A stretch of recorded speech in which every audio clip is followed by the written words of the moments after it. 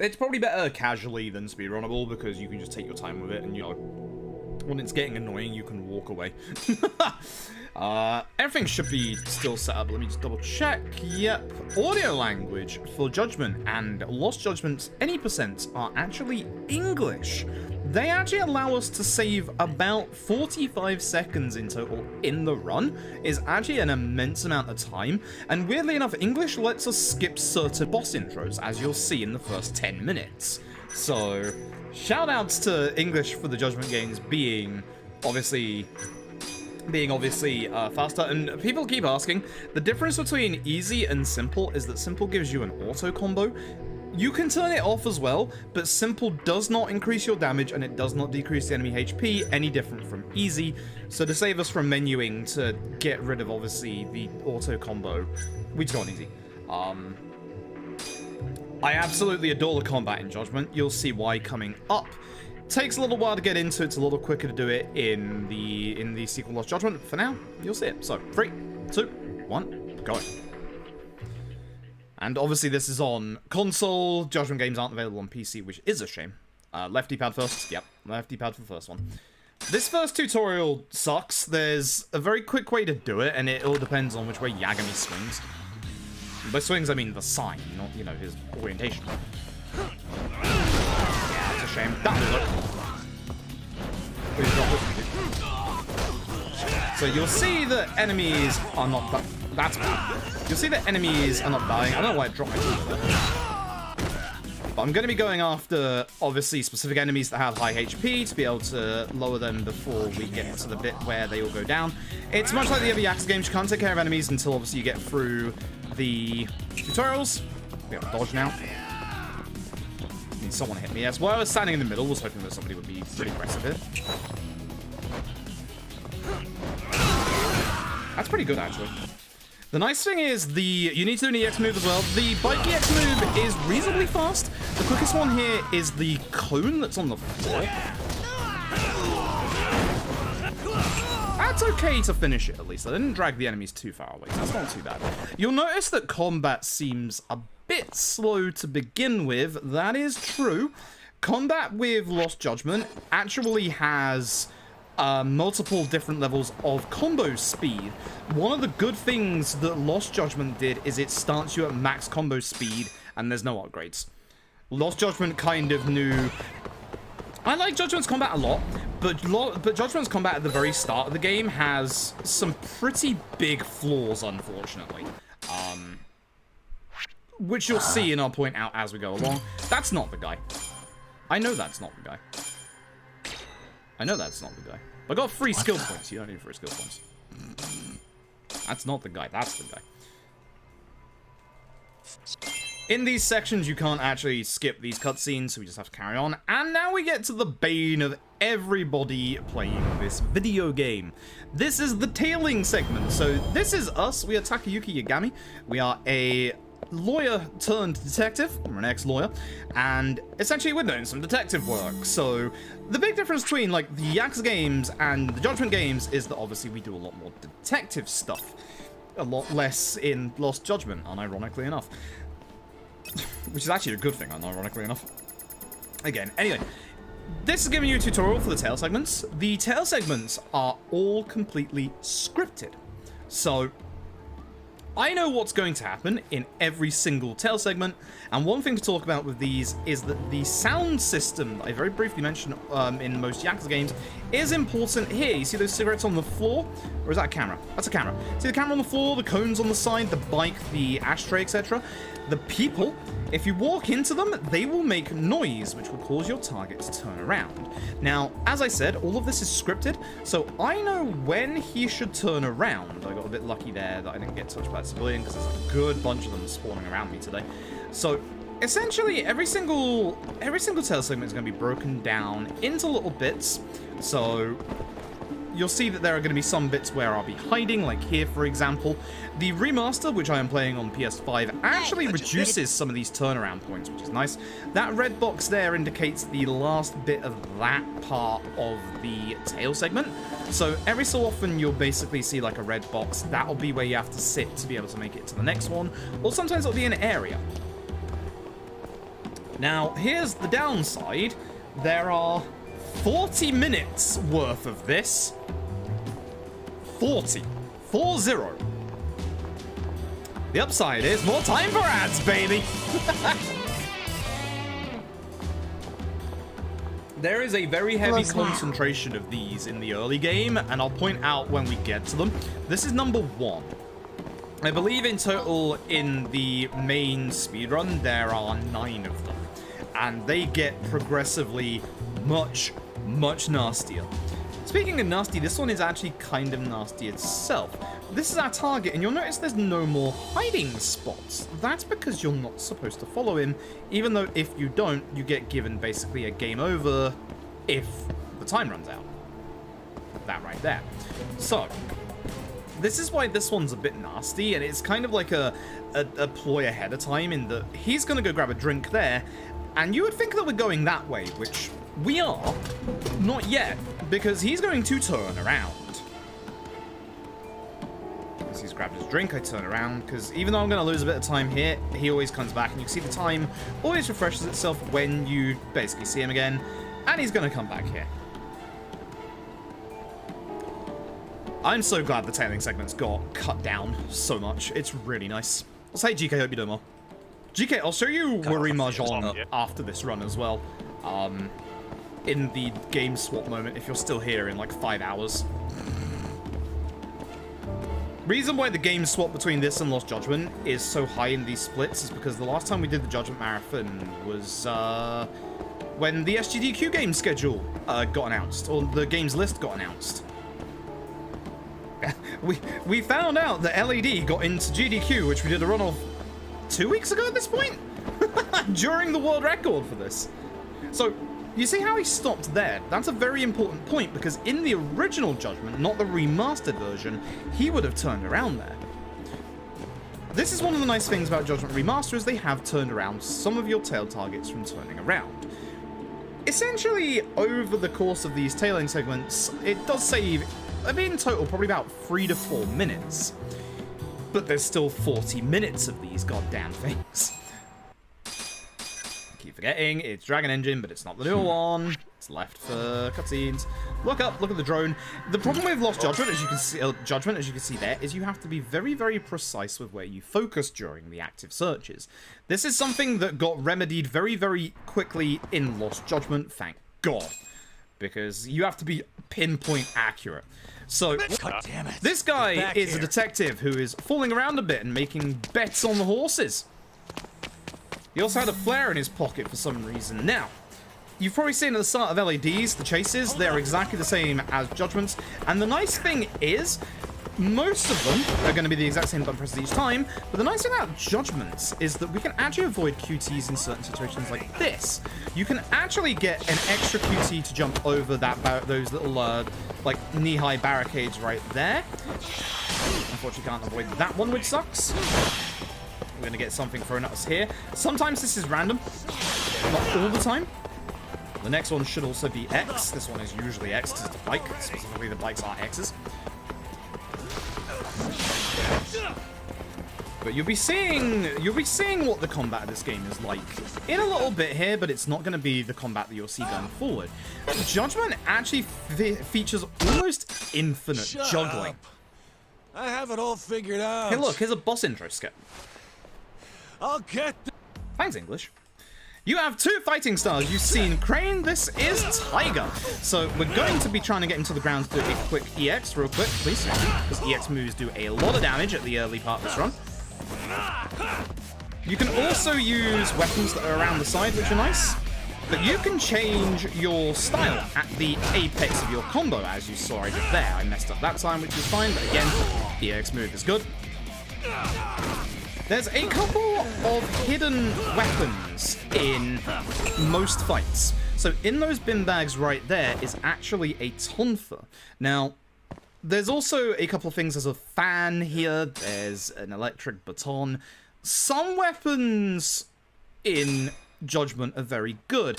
Again, the whole two-handed weapons are your absolute amazing best damage ever is true, that's Kaito.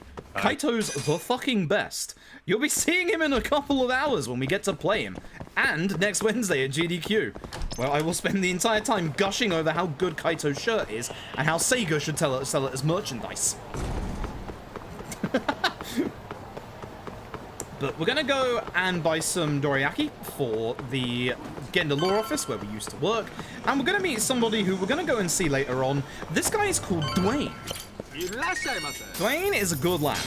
Dwayne is gonna help us a lot in this speedrun. What was that, So, smartass? something Yagami can do that Kiryu definitely can't is run up walls. Damn, I didn't get it in time. Oh wait, I'm using the wrong one. That's why. So, you get wall running with abilities, or wall attacks with abilities. These are actually really, really useful. As you can see, they do a good amount of damage. Ideally, I would have had these guys a bit closer to one another, but they're not. This guy wouldn't have gone down in that hit, so I wanted to make sure I did this. Not the best fight. It's still fine. First getting injuries holding X to run. Incorrect. That, most people think was Yakuza 0, which is also incorrect. It is the Japan-only Ryugogotoku Ishin, which came before 0. Ishin came between 5 and 0, and Ishin was the one to introduce dashing. Now, you might be wondering why that's a bad fight spawn I'm going to get rid of. So, Judgment features some very, very nasty fight spawns that aggro onto you from half the map away. Judgment's fight spawns are very nasty. I do not believe this is an area trigger, so this is going to be a problem. Hoping they de-aggro from me by running this far. Unfortunately, it looks like they're not going to. As you can see, yeah, it's not an area trigger. They're just standing there, so I'm hoping they're gonna stop, or at least get close enough to hit him with this bike. Come here, you.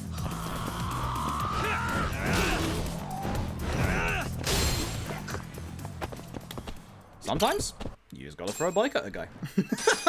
So, Judgment's fight spawns are exceptionally aggressive, as you'll see going forward, which really sucks. Really, really sucks. We are going to get a way to deal with fight spawns, but we're not going to get it for like another 20 minutes. It's a massive, massive shame, because we could do with it right now. But we're going to head to a local bar that goes by the name of Bartender. Bartender? Tender? Bartender? Fight spawn. So, you'll actually see how Judgment's fight spawns work and why they're so aggressive coming up in a bit. Left and right for our options. So, one thing that you can see that Judgment does is there are multiple choice conversations. These multiple choice conversations, if done correctly, give you extra skill points. The skill point tree that we have, or the skills that we go for at the start of Judgment, are exceptionally tight skill point wise. So we need to not make any mistakes in any conversation. Even though they only give us like free points every single option, trust me, we cannot mess it up. It is that tight of an upgrade route. Never, in this chapter, ever ask about the police response. You'll have it in about 3 to 4 conversations. Never ask about it. That's the trick to remembering the conversations in Chapter 1. So, essentially, the person that we went to see at Kamuro PD is a Yakuza by the name of Captain Hamura, who is a Yakuza for the Matsugane family of the Tojo clan. Never heard of those fuckers in my life. So, supposedly, according to Hamura, he did not do the murder. He was at a sauna that night. So we're going to go and find out if that was true or not by, you know, interrogating the locals. That was a text skip and this start skip. I keep forgetting the order of that one. These are text skips. This one is a start skip. So, fun fact, we'll actually be going back to that alley in about 30 minutes' time. Judgment's combat, I've mentioned a couple of like features of Judgment's combat as well, like the juggling and stuff, but there's a feature of Judgment's combat that I have not gotten into yet that was removed in Lost Judgment, but I actually think that it's absolutely fascinating in this game, and I'm stunned that RGG had the balls to implement a system like that. So here comes the worst mechanic in the video game. You have to rest in your office where the hitbox of your sofa is smaller than any hitbox in this entire office. Thankfully, RGG fixed that in Lost Judgment. They broke it in Lost Judgment. You can actually access your couch here outside of the office. I'm not complaining. It's very, very, very useful. Loses you a bit of time if you mess it up, but it's very useful if you get it right. So over to Cafe Mure, which is up here. So very, as you can probably tell. Oh, by the way, in the speedrun, the speedrun is about 4 hours, 50 minutes, and the first chapter is 50 minutes long. The first chapter of this video game, no joke, is a fifth of the speedrun. This is unfortunate, because I've got to get past these three, and they are very much in the way. And we can't use vending machines, and they will aggro onto me, so here's what I'm going to do. As I said, Dwayne's going to help us out a bunch in this run. Dwayne, you are my absolute favorite. That is a quicker way to run than the other way, but the other way is a little safer. Find the camera. It's not hard to find, it's just behind us. Memorize routes, both. I have notes for all the conversation points in this game, because the conversations I do forget, but the actual route itself is all in my head. Level up route, where I have to actually go, it's all in my head. And I have done that for every single Yakuza game except for the 2 PSP ones. Doesn't mean that I'm good at every single Yakuza game. I do need to do work on a lot of the Yakuza games. In fact, all of them but this, Lost Judgment, LAD, Ishin. I have Kenzan's route. I'm just bad at Kenzan. That's a fight spawn. Please get around the corner quick enough. Because I had a fight spawn here in my PB, so this will save a bunch of time if I can get up here. Very good. Working escalators in Judgment, by the way. First game to feature on. Thank you, RGG. Please speak to Tsukumo. This is our friend Tsukumo. I'm busting so, into the... Can't skip this conversation, unfortunately. I forgot you can't skip the last bit either. So we have to find a... We're finding that Captain Hammerer supposedly dragged a man into a nightclub at the scene of the crime where the Yakuza from the Kyurei clan was murdered. So we're going to go over to find the owner of the club we were just in, Club Amor, who should be over here on Tenkaichi. Or, well, he's not here on Tenkaichi, but somebody who's seen him is here on Tenkaichi. This guy in front of Stardust. So we're going to speak to this guy. And I'm going to skip, and we now need to go find the owner, who is at Sushi Zanmai. We have to run across Kamurocho a bit. Again, this is kind of nasty because of potential fight spawns like this one. I'm actually going to go through the longer route so that I don't get into that fight. This is not... Actually, this might be an area trigger. Actually, I might be wrong. I can't remember because I know this happened in my PB. But going through this little alleyway here actually de-aggroes any set of enemies. So those enemies right there aren't actually aggroed right now. They would be now, but beforehand they wouldn't be. For this guy, we show him the second picture because he is in that picture. Surprise. And once again, we're going to be asked a couple of options, and one of them is going to be the police response, which, as you know, don't ask about the police response. Well, there we go. Now we leave. You can leave either way, but we're going back to our office, so the quicker way is obviously this way because we have to go through the alley. We get a lovely FaceTime from Kaito. We love Kaito. Kaito is the best. As you will see coming up in both LJ and especially Kaito files. I'm getting very nasty fight spawns today. This is probably a fight. I'm stunned that wasn't a fight. I got very lucky. Especially after bouncing off that civilian. Anyway, back to the office. So what you might be wondering as well is, unlike Lost Judgment and LAD, I'm not fast traveling.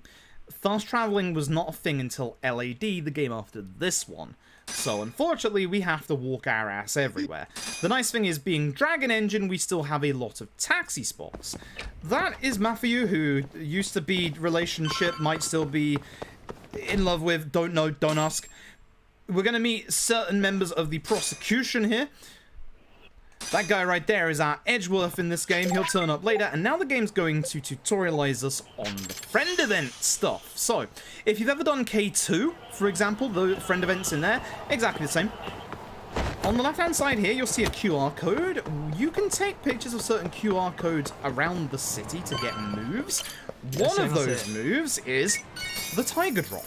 You might be thinking the Tiger Drop is probably pretty good for the speedrun, not for the any percent. Wait, no, I should be taxing here because I have the extra money, I remember. Not for the any percent. But for the any percent legend, it's invaluable. Nice no fight spawn here. Usually do. That's fun. Theater Avenue. As alley works as well. Either one is fine. Alley would probably be a bit faster here, but it's fine. Now we're going to go over to see Tsukumo, who's over here. This man's popcorn just exploded in front of him. Folks, don't get the popcorn.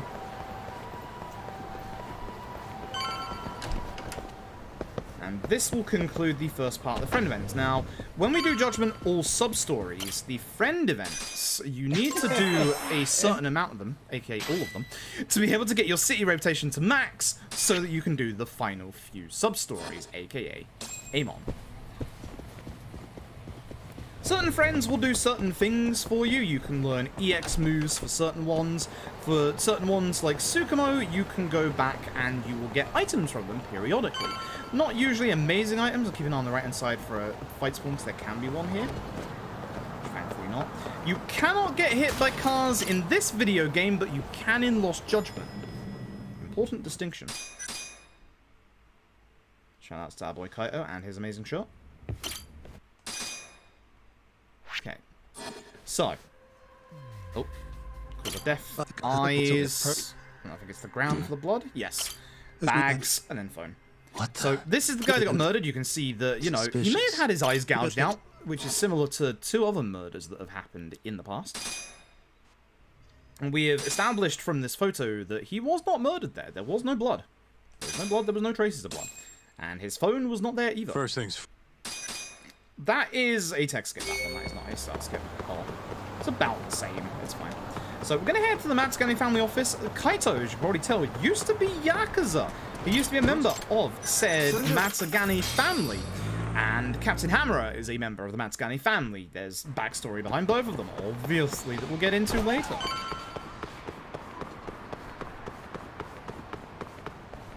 Oh, that blood on him is nice. But essentially, the head of the Matsugane family, Patriarch Matsugane, is essentially like a father figure to Yagami. It's a long story that gets brought up in this video game. We're gonna head to a place called KJR. The nice way to get there is to just taxi to Pink Street. So as you can see, like most of our places that we go to in Judgment all have taxi spots, which is really nice. Like being Dragon Engine, there's a lot of taxi spots, but for the most part, we don't get the fast travel, which is a shame. If we had the fast travel, it would probably make the game down to like 430. But the worst thing is the tail segments. I went down that alleyway for a specific reason, and that's to try and get less fight spawns. Fight spawns are nasty in this video game. What's up? My tea's cold. KJR yet? Looks like it. Where are you? I'm on the opposite roof. Look up. Rat. Awful. Hate cold tea. Anyway. Look up. You can't miss him. There's Kaito. So, one thing that we should mention as well, you probably just heard it in that search section. There are cats in Judgment. There is a trophy for getting all of the cats in every search segment. Now, we are only going to be getting 1 cat in the search segments in the speedrun, and it's going to be the next one. Sure, you ass. I'm sorry, Kaito. We don't have the time. So, this is the drone. This is Murasei. We gotta go find Murasei. So, Murasei, when we first find him, is going to go on a very specific timer. So we're gonna go and find Murasei right here. Suspicious. Hold up. That's him. That is indeed him. Goodbye. So he's gonna walk back to his office in real time. In that time, we're gonna get a couple of bits of skill points. We're going to look at this guy in here, which very specifically makes him drop that book he's reading. That book he's reading is actually a move called Double Quick Step. If you don't get it here, you can buy it from an NPC later for a lot more, and there's our 1 cap for the run. But you can see that's a bunch of like extra SP, which really helps. Goodbye. You can't keep drinking that, that's awful. Yeah. Suspicious. So, once we locate Murasei, we have to figure out a way to get into KJR. This is going to be our first big set piece. I'm going to put on a disguise. There are 2 ways to go to this roof, the ladder and the stairs. As you could probably imagine, the ladder is faster. So, we're going to go to the back. And this is going to be another tutorial for something specific in Judgment. Lockpicking. And now, there is a couple of upgrades you can get for the lockpicking in your skill tree that lets you see where each of these points are for the lockpicking. The nice thing about Lost Judgment is it comes automatically. You don't have to waste skill points on it. So, at this point, we now have access to the drone, and you're going to notice at certain parts while I'm running along, I'm going to be getting the drone out like that. Reason being is that that despawns enemies. Look in front of us. Notice a big gaggle of people that was right here have disappeared. That was a fight spawn that got respawned very close to me because I used the drone to potentially get rid of a fight spawn around the first corner. Fight spawns in Judgment are very aggressive and they will spawn as close as they can to you where you don't have vision. That is how fight spawns in Lost Judgment, or in Judgment work and Lost Judgment. They are very aggressive and they are very nasty. Not to mention, obviously, Judgment's fights start with you half the goddamn map away. Like that. Look how close they were already. The nice thing is, Lost Judgment fixed that. Lost Judgment fixed a lot of that. It is unfortunately the same on both OG Judgment and the remaster. I was hoping the remaster would have fixed the aggressive fight spawns, but unfortunately not. They are exceptionally aggressive, and it's not good. Where's that boy Kaito? I'm ready. So, now we get tutorialized on disguises. I don't know what happened to Kaito's neck there. Kaito, you okay, bud? So we have to wear the work clothes for this one. If you do sub-stories in the game, there's a bunch more disguises that you can get as well. We'll only be getting a couple, obviously, in here. And in Lost Judgment, we only get, like, 2. One of which is mandatory in the actual run. How's it going here? Speak to the receptionist, otherwise the game will drag us back. Turn on the lights. You have to be reasonably close, so just be careful. We need to find the quotation marks blueprints, which is the map. You have to read this note. Despite the fact the safe key never changes, it's 5038. Oh, shit. Didn't do my D-pad. Not good. We get 2 items out of that. We get the key that will allow us to carry on. That was a text skip, not a start skip. And it also gave us a med kit, which is a healing item that was brand new, obviously, to Judgment. Hope this goes quick. It's very special because it has very special properties to it, and it's a very special heal that we'll get into in a little bit. For this bit, make sure we do the QT. If you fail the QT, you just have to redo it. Obviously, we kind of did this. Hey, what's up? Good thing that worked. Now, interestingly enough, we have a set of dialogue options coming up here, and if we pick the correct one, which is up D-pad, that skips an entire fight, which is nice. So, we obviously have a bunch of keys. Got it. The same key will always unlock the same doors in every single set piece. There is an upgrade where you can obviously like get the game to tell you which keys they were, but Nice. as long as you have good memory. Simple as that. Very important for speed tech, look at this door. That is speed tech. This should be 8919, I believe.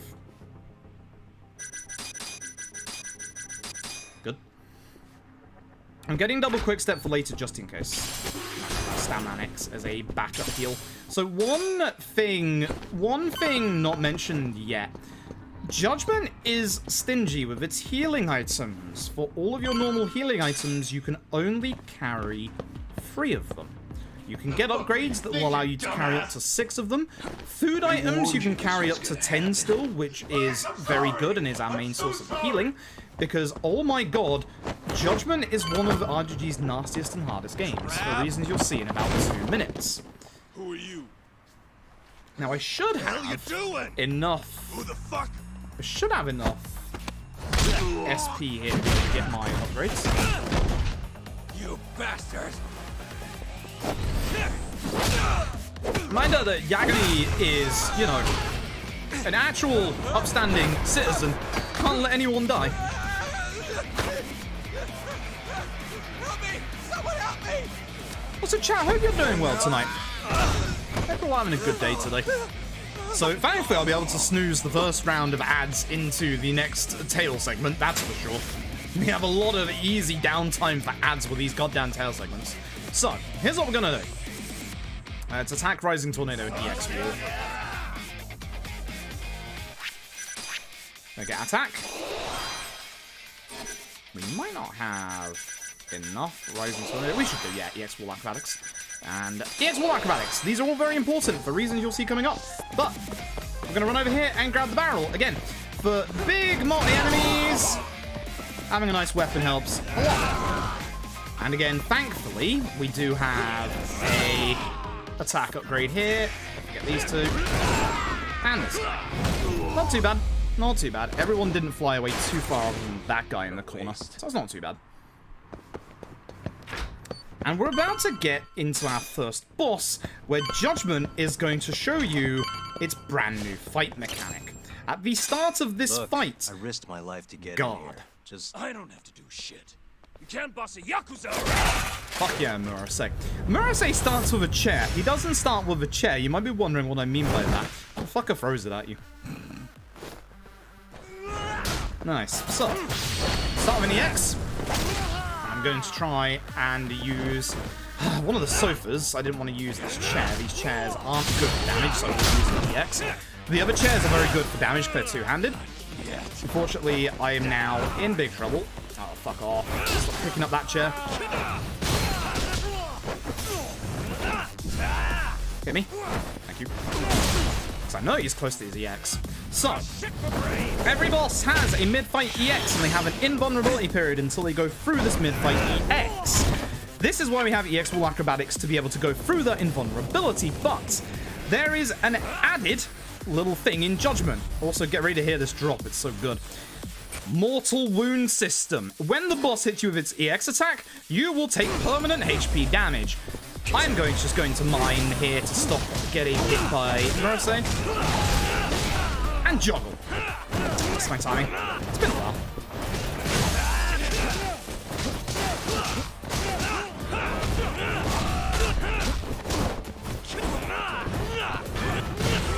Try it again.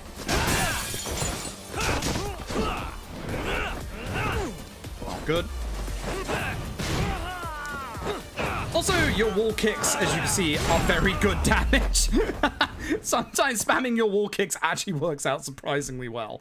I unfortunately missed my timing on my juggle, but as you can see, certain moves that we have launchers. Those launchers are going to be very important coming up in the run. We'll be able to get our hands on more of them later on. You'll see. So, the easiest way to do your juggling combos at the start of the game is in your EX mode. The reason being is that by going into EX mode, the game gives you max combo speed. Or at least it ups your combo speed a fair amount. Obviously, when we go through the game, we'll be getting those combo speed upgrades as early as the next chapter. Reason being is that there is also a move locked behind combo speed 1 and 2, which is triple finisher, which, as you could probably guess, gives you more finishing moves, and as you could probably guess, gives us access to more launchers. You know, Steam wasn't enough. We also want Origin and Epic Games, and we even want Uplay. I hate this hitbox with a fucking passion. Excuse my language.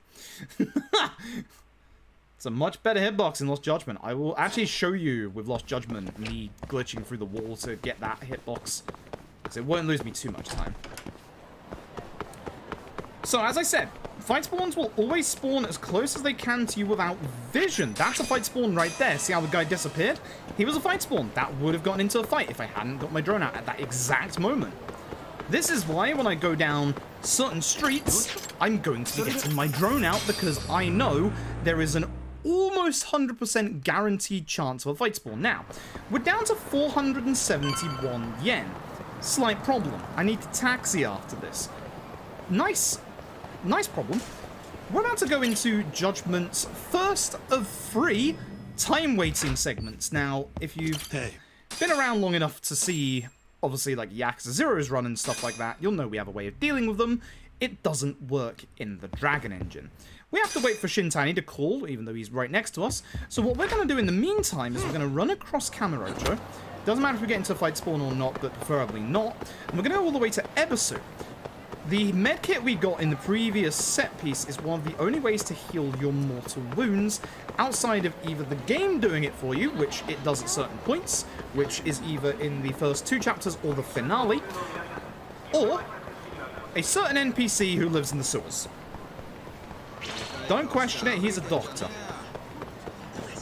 Didn't want to bounce off him because I was worried I'd get into that fight. Again, it follows the usual Yakuza rule of thumb in that if you have one fight aggro on you, you will not get another fight aggro on you. But this is a 3-minute waiting segment. 180 seconds real time. So what we're going to do, as I said, here to sell.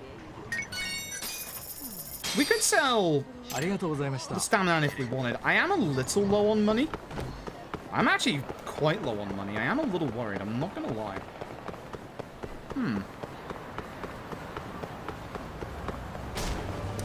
Anyway, speed tech time. We need to buy ourselves 4 things in particular. We need to buy ourselves, where are we? 3 Jack Daniels and a Wilkinson soda. The Jack Daniels is to get drunk. Obviously. The water is to get undrunk. Now, as you can see there, the more important thing is that we get 500 skill points just for shopping there. So, there are 4 shops in town. All 4 of them, obviously, give you 500 skill points. Those skill points will enable us to get a couple of upgrades, such as Leapfrog, Leapfrog Rush, Leapfrog Finisher. So, basically here, we're going to wait, because the next thing we need to do is taxi, so we're just going to keep an eye out for any potential fight spawns, because again, they will spawn where we can't see them. They're either going to spawn down there, or most likely down that little alleyway there. So we just have to be careful that no fight spawns actually turn up, and we'll be good.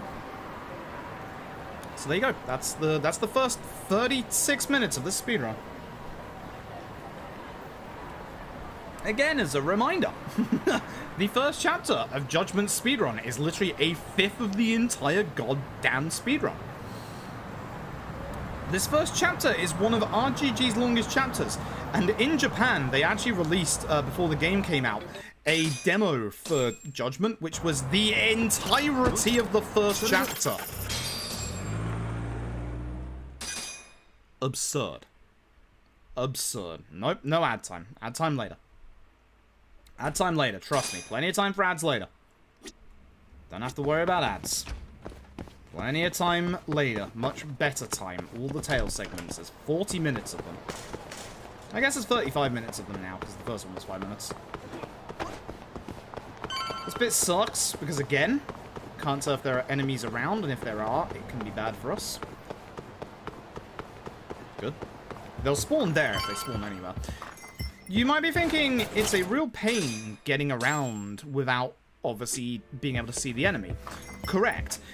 Not only is our skill point route really tight, but so is our money route. If we do everything correctly near the start of the run, we should be able to get or collate enough money at a certain point to be able to go to the casino and get a specific book from gambling that allows us to see enemies on our mini-map, which is a literal safety net in this speedrun, due to how absolutely aggressive fight spawns are.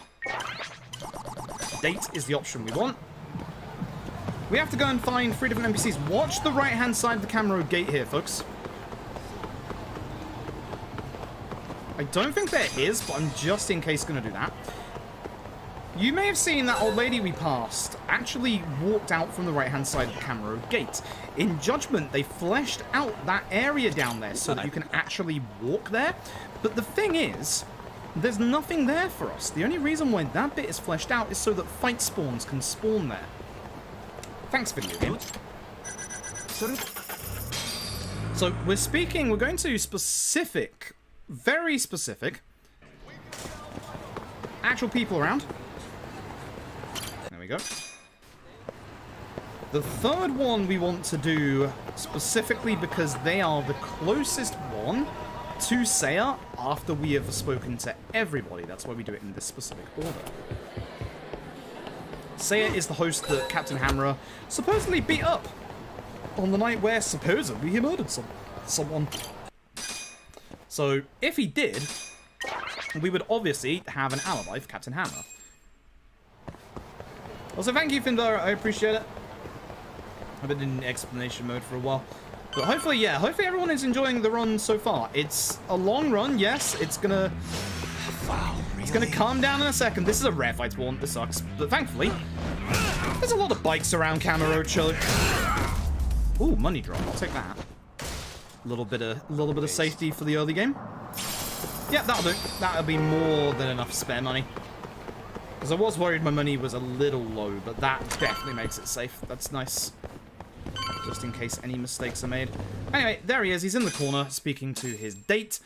He basically gets angry when we ask about Captain Hammer and goes, go check and see if there's a security camera yourself. I was eating at Kyushu, which if you remember earlier I said we'd be coming back to right now. And this is where things get fun. The game's already fun, but this is where things get really fun. I get to explain EX wall acrobatics. Now, is there a camera here? Actually, yes, you can see it. It's right there. Suspicious. There you go. Easiest search one in the entire game. Remember last time Murasei had a wooden sword? Yeah, this one's real. Now, thankfully, we have a Kaito. So, we're hoping that Kaito helps us out a bunch here and takes care of some of the enemies, but we can also do something about that ourselves. We're going to change to Crane. Crane as a fighting style is very good for multiple enemies, but the EX in Crane hits multiple enemies as well. So again, we're going to be trying to take care of as many enemies as possible. I like doing the EX into, obviously, the grabbing the bike. That guy is alive, it's fine, because I will just take care of everybody else. And make Murasei go away for a second, because Murasei can really mess you up. And again, if you can, an EX is good because the EX moves you get to start the game are really strong, as you can see. We're not actually going to be getting any of the actual EX upgrades in terms of damage for our EX moves. Remember I said you can juggle in this video game? Juggling at combo speed 1 is exceptionally precise. Listen to this drop, by the way. This boss theme is only shared by 2 bosses in this entire game. The first being Murasei, and the second being the man that I want to cream my pants over. Is that it? You'll understand. So, I wanted to move away so that he wouldn't have actually hit me there. These EX wall acrobatics, you'll see me use them at specific points later on, because they will actually help me break through these enemy invulnerability phases.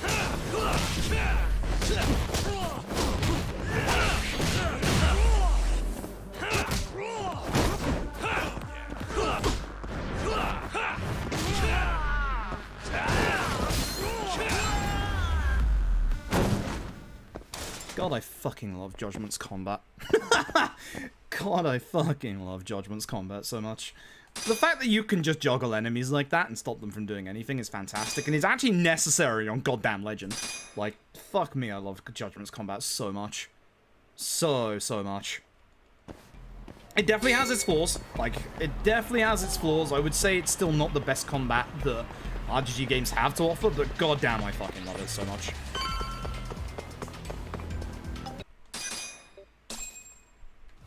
It is actually genuinely really cool.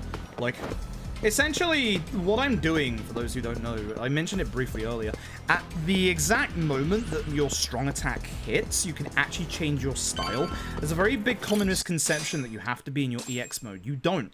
It is literally timing. It's a very tight timing window, but the timing is good enough that you can just do it. So, back to lockpicking the door. Almost there. Got it. Now, there's going to be another type of lockpick right here. Grab this on the way through. This is the thumb turn bypass. Fun fact, this is the only time you do this in the main story. You do this way more if you obviously do the lockpicking side stuff. This is the only time the main story asks you to do this. Perfect. That's it. Now, there's actually some speed tech in here that will literally save you like 2 minutes. We've already started it. You may be wondering what that is. You'll see. Now, Who the hell are you? You're not This getting fight. out of here alive. very important. You want to pick up the medkit that's on the floor because we don't have many and we're going to need a lot of them. There's only 4 in the actual story. And there is actually one weapon here. The nunchucks. These are the only one-handed weapon that you want to deal with. Very good damage, breaks enemies' guards and immediately hits them. Nunchucks in this game are fantastic, and it's a shame we can only get them in like 3 fights.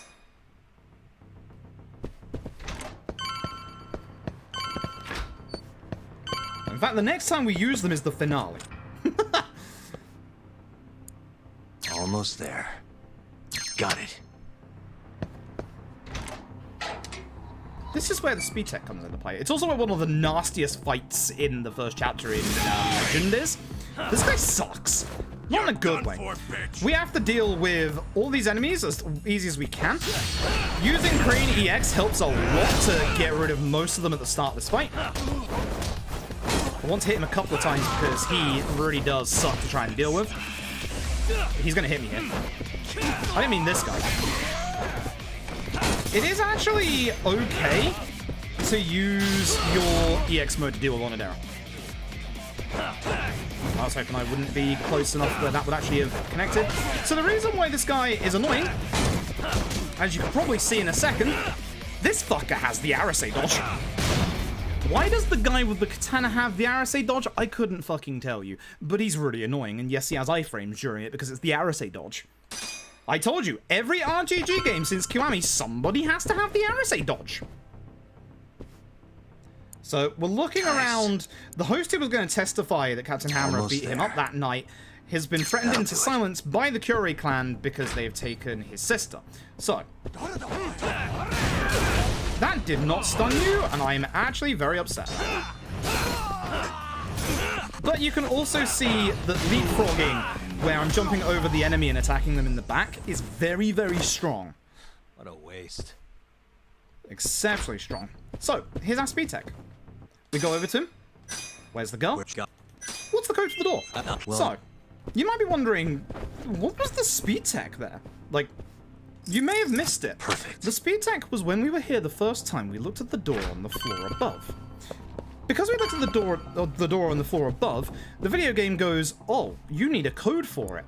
If you didn't look at this door the first time around, you have to go up here, look at the door, go back down, and fight the guy with the sword again. There should be 1370, if I remember rightly. Very nice menu, so satisfying. So very satisfying. Come on. Let's make sure this asshole never talks again. This room sucks. It's really small, lots of furniture, you'll get it kicked at you, so ideally we can get a very quick EX Wall Acrobatics Crane, take care of some of the ads, and then start kicking.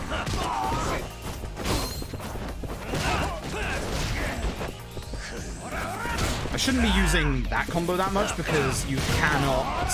I was hoping to not get hit by that. This is also why we get Rising Tornado, is because if you get knocked down to the ground in Judgment, you are down for a long time.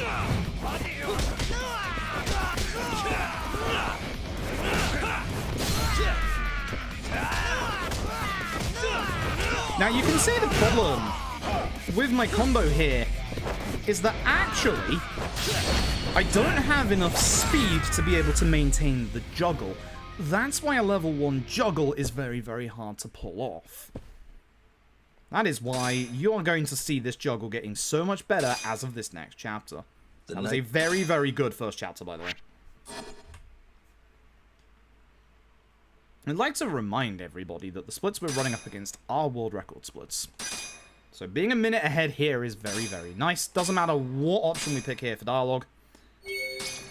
So, essentially, we got Captain Hammer off the hook. We found him not guilty of the murder of the Curé Yakuza, but we still want to investigate who's been killing off Yakuza and gouging out all their eyes. So we're going to go to the second crime scene. The one we were dealing with in the first chapter was the third. Oops. So we've done it as far as Yak series? Yes. I would say the story for this game is one of RGG's best. It's actually really, really good. As a warning, you will see spoilers. So, I want to move to the right a little bit because we need to see this screw. Now, this screw is actually not part of what we're doing here, but we do need to go and have a look. And then, as soon as we're out of that, we can position ourselves to get into this next chase section. This bit's hard. Okay, did it right. Skipped 2 QTEs by doing that very specific angle. Skip that QTE by going right early. This one you can't skip. Always triangle. I believe this is the left-hand side. Yep. Circle for this one. It doesn't matter if you mess a couple of these up because you don't lose too much time. So you actually, as you can see, get very, very close to a suspicious masked individual. Cars are always square to jump over.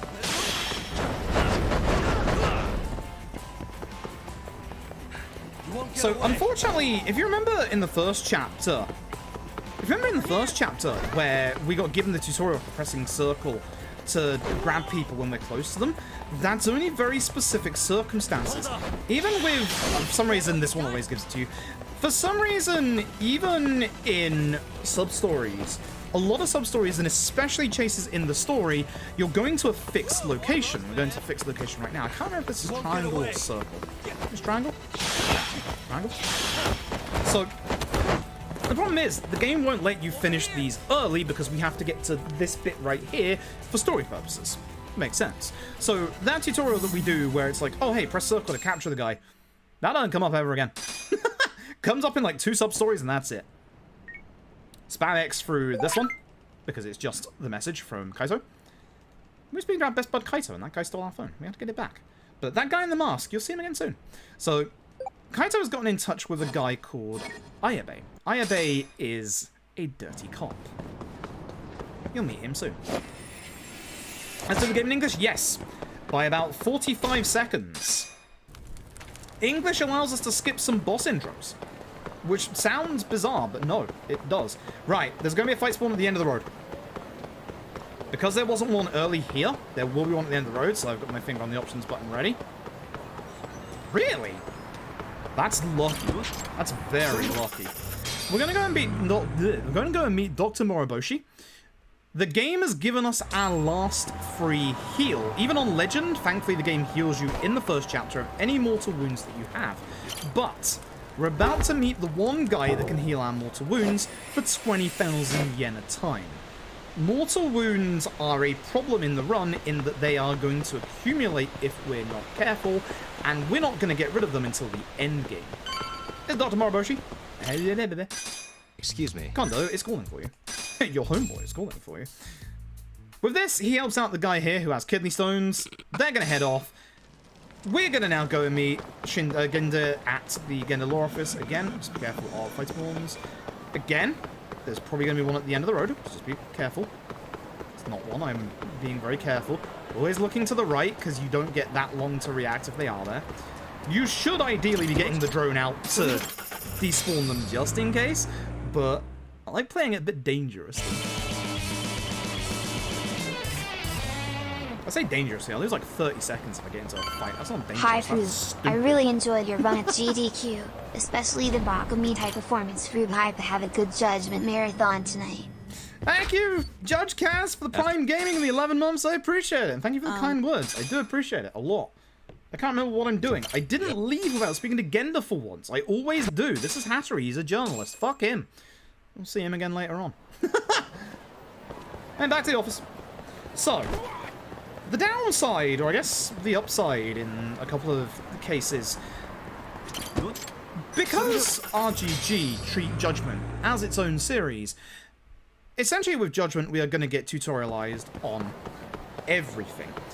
This is our introduction. Yet remember that 1 hour of gameplay we've done so far, there were no sub-stories. In Judgment they're called side cases, and this is your first. This is a lady who works at a coffee shop nearby. She has suspicions that her husband is committing acts of adultery. We'll go bust that guy. Don't cheat on your spouse, folks. Oh, fuck. That's a really bad fight spawn because that drags me out of the way of where I wanted to go. That really fucks me up skill point wise. Do I get another chance? I don't think I do. I'm going to have to take a slight detour. I do get another chance, but it's in a couple of chapters. I'm going to have to take a slight detour here. We're going to go make friends with Dwayne. So remember what I said about our healing items? You can't carry that many healing items, but you can food items. So we are going to get 7 luxury yakiniku bento, which is also important. Notice our money is getting very low. It's also important because these bentos right here, we need one of those to be able to progress the game later on. That's where I would have gone and seen Dwayne later, but I need those skill points for this chapter. It's kind of important at this point, unfortunately. Tail segment number 2, and I missed the fact that the ad started 10 minutes ago. That sucks. Because this would have been a fucking great place for them. OG Judgment, hide immediately. Judgment Remaster.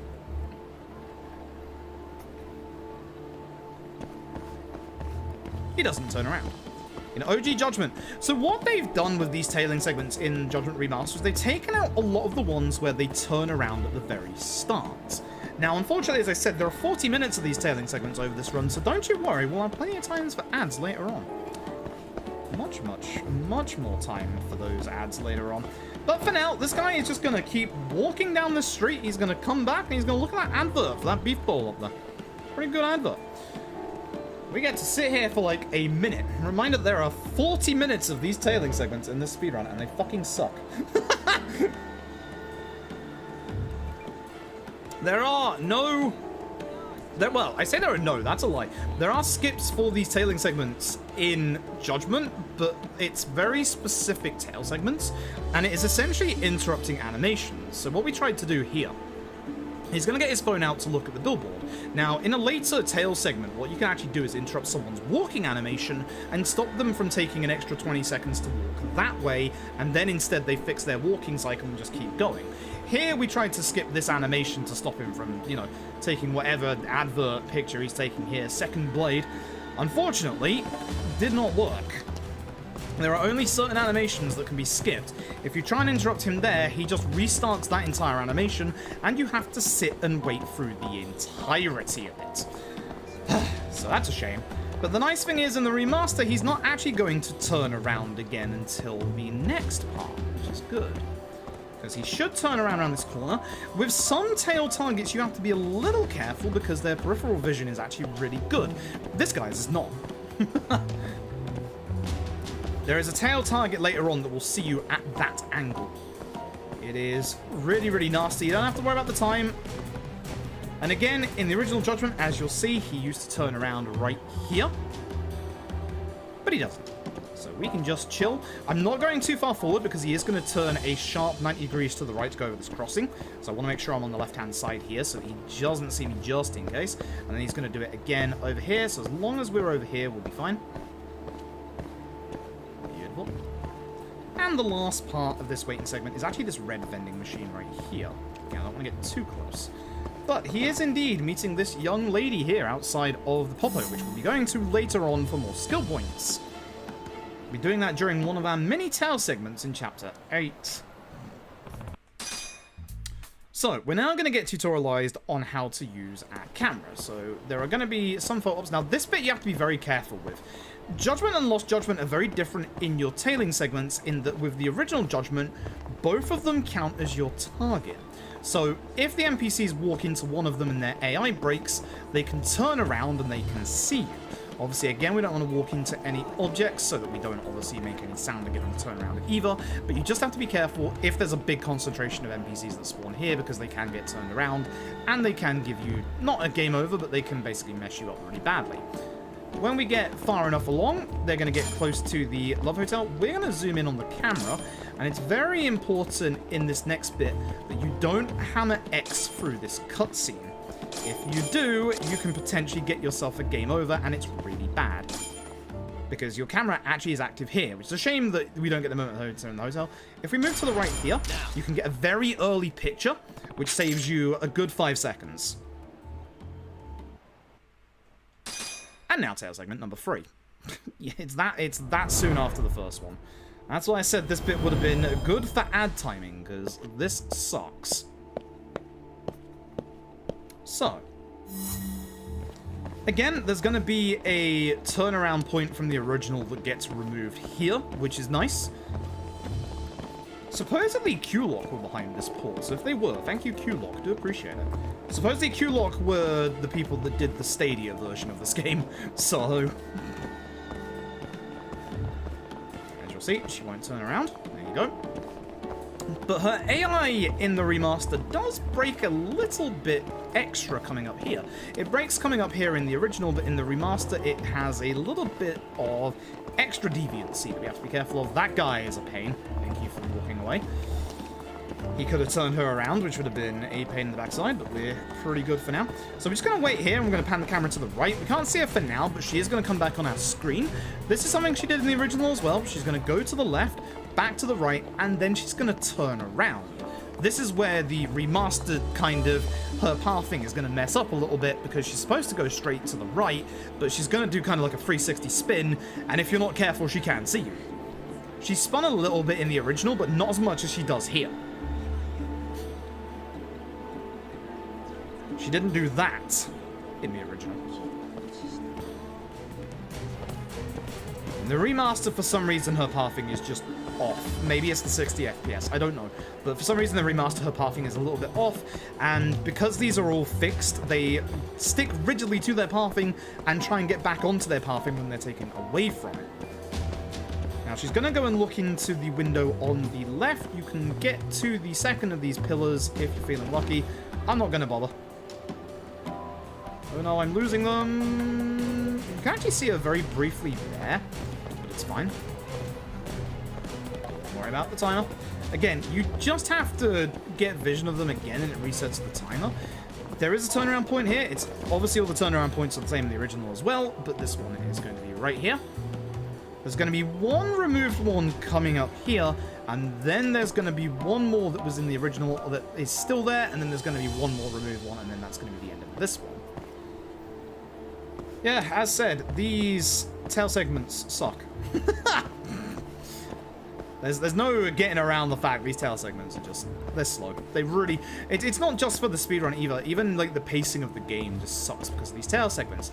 The nice thing about Lost Judgment is there is only a singular tail segment, and it is literally the first thing you do in that game. It's a brave choice. I might be a bit late here, so I'm going to take a safety jump behind this 13 sign. fruit You wine. should be able to get behind the car, and I should probably be able to, but I'm not going to risk it. Sanada, thank you very much for the 13 months, I appreciate it. And that should be the last turnaround she does. She used to, in the original, turn around this corner, but in the remaster, she doesn't anymore, which is really nice, actually.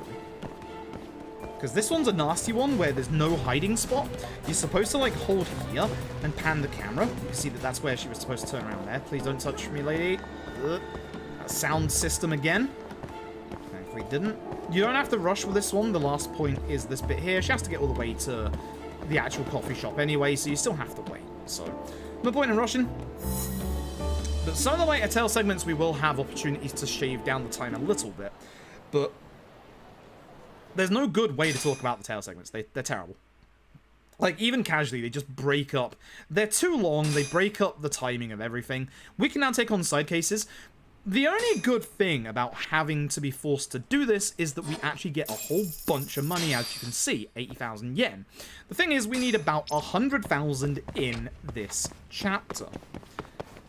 And here's the other unfortunate thing. This is an aspect that is unique to Judgment. Really are, Mr. Know-It-All. This is Kasai. Hello, Kasai.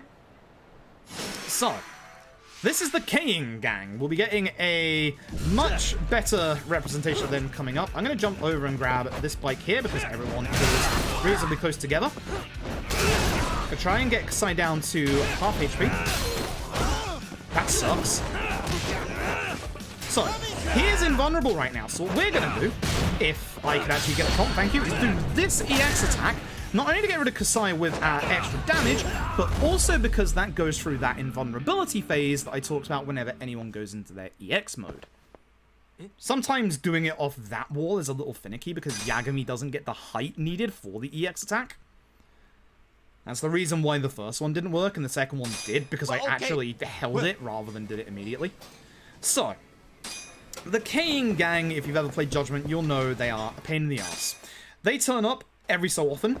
From speedrunning this game, I actually know the conditions of them turning up. They are on a timer. They are actually on a timer. That's the main factor. But there are things that you can do, willingly or unwillingly, to lower said timer. Those are fights. Any fight spawn you get into will lower the timer for the Kaying Gang to turn back, and there are special fights with the Kaying Gang members that will lower that timer even quicker. Thankfully no fight spawn here, because there can be, that's why I go that way. You can't get the drone out when you're underneath the awning of the Millennium Tower there, so you have to be careful. And we're meeting Kaito here at Koi Bride. This fight can suck if you're unlucky. So, we need to go for a good bit of RNG here, in that none of the enemies are going to go for a swim. Because you can fight them in that pond. There's a really good heat attack with that pond where it uses a snapping turtle on the enemy. It's absolutely hilarious, but it takes like 45 seconds. Bench is good. Try and keep everybody away from the pond, as we said. Kaito just doing work. Please drop your guard. How? What? I am very...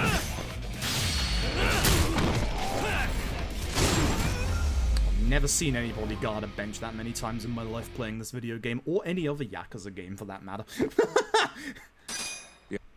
This man did not want to get hit with a bench, which, to be fair, understandable. Very understandable.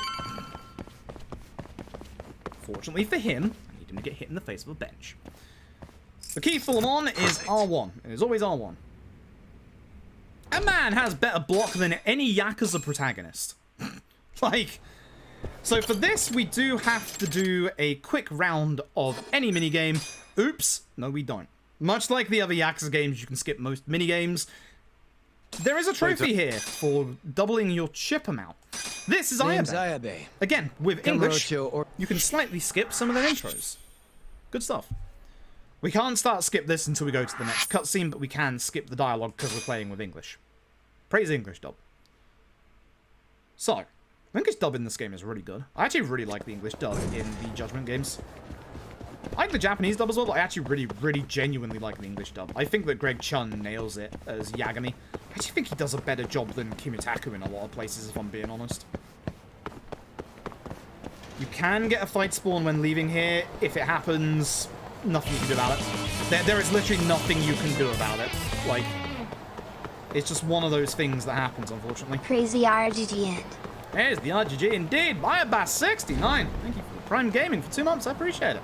Any Prime Gamers in chat?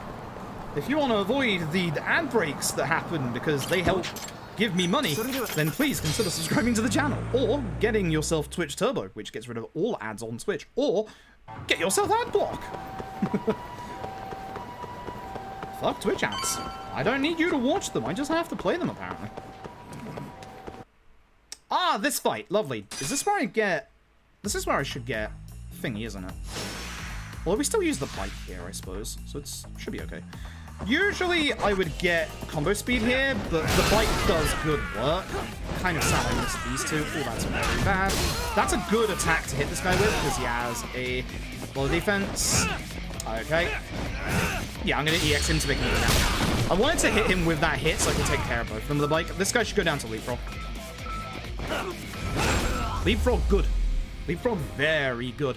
It gets you past enemy defenses as well, but the downside to that is that Leapfrog can have you thrown back, especially by stronger enemies, especially bosses. Bosses do not like being leapfrogged. It still works, they just really do not like it. And if you get the wrong timing, they will throw you back, which sucks. Okay, so this is what we needed the money for. Was the intel from Ayabe. We'll be paying him in a little bit. But we're going to go and see somebody who Captain Hammer had dealings with, supposedly. Again, when I get to certain street corners, I will be getting my drone out because there is a very high chance of a fight spawn right here to our right. Again, I'm not going to risk it because I'm actually on very good time right now. And as you can see, the vending machines in this game are not confirmation boxes. There's a fight spawn right there, so thankfully they were going the other way. The confirmation boxes in this game, or oops, daisy, you want to pick the smallest option here. The only difference between the options is if you pay more money, you get a better healing item out of this. We don't need a healing item. We don't need a healing item, so it's not worth it. But we do need all of that money specifically for the actual story. So don't pick the more expensive items there. It is not worth it in the slightest. The item for, I think it might be wrong, but I think it's a Stamina Royale for the most expensive one, which actually is pretty decent. But again, it's a time waste. It's a big time waste. And again, we'd lose up all the money that we need for the run. Thankfully, that extra money we got earlier was good. That was supposed to be a text skip, not a start skip. You know better than that, my dude.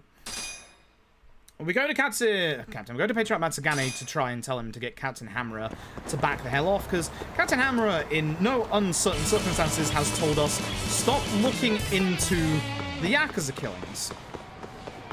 No. No. Hey Trace, thank you for the tier 1 for 8 months, I appreciate it. Also, I'll turn on the crystal tree lights when I can next. That'll probably be during the next tail segment, which is at the start of the next chapter. I unfortunately do not have the time to do that right now. Nice. Cafe Alps. Cool. I need to level my combo speed. See if I can do this quick. You can do this fight very, very quickly. 4 bars of EX is good. Should be enough.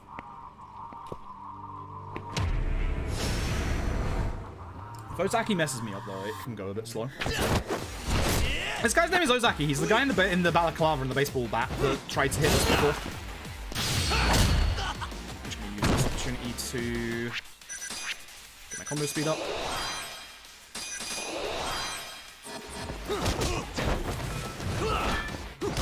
That's a shame.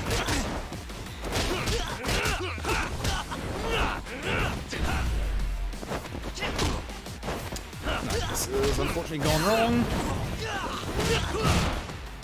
Nice using your hyper armor there, Kendo. I should have done the EX attack. It would have gotten him into the next phase, but I want to save my EX for the next phase now.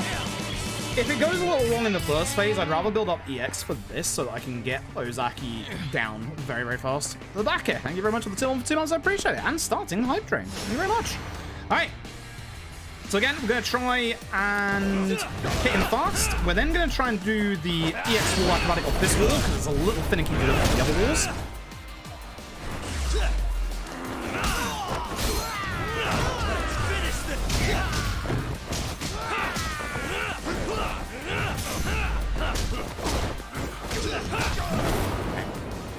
I want to get into phase 2 whilst I'm still in EX. That's why I built up my EX. That way I can do this fight a little quicker. This should get me some more EX back, quite a bit actually. And now, unfortunately I won't be able to juggle him because of his EX move, but I will be able to do damage to him.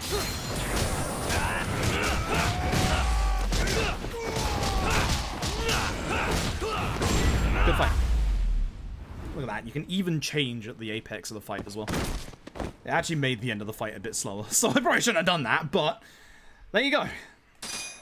There you go. That's how you do that fight if you mess up the first part. Again, at the start of this chase, if you can get the right angle here, you can avoid 2 different QTEs. It's kind of hard to do. It's like right here. Nice. So we're not chasing after the masked man. Again, there's another one coming around this corner. This one's really hard. It's a little bit of a bigger hitbox to do it on, which is nice, but it's hard because you can't see where it is. So you kind of just have to angle yourself with the road.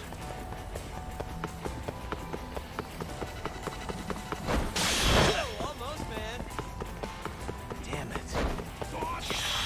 Yeah, that one's really hard to do. And now a long unskippable cutscene.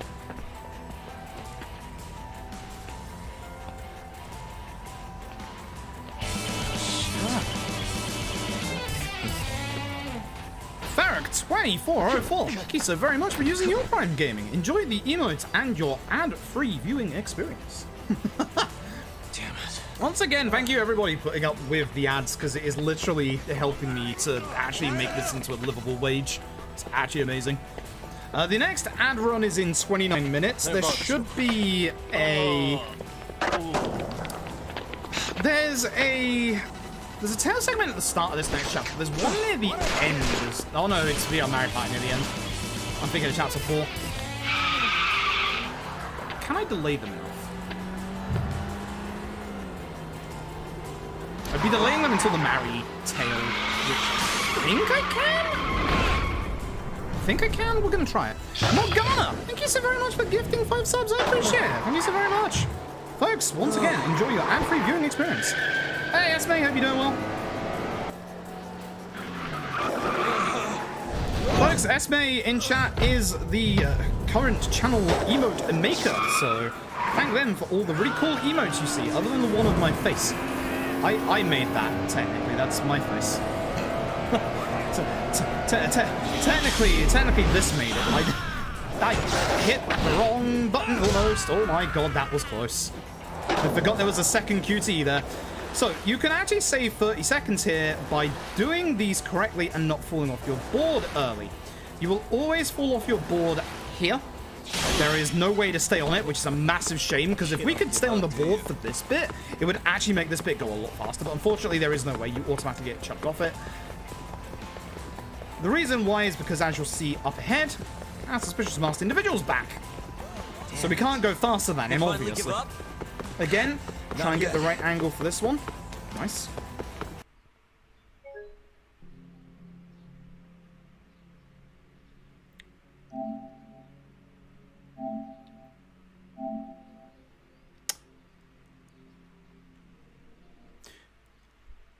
Well, that's just lost us about 3 or 4 minutes. Well then. Video games. Video games. That's not good, because that puts us back before the fight.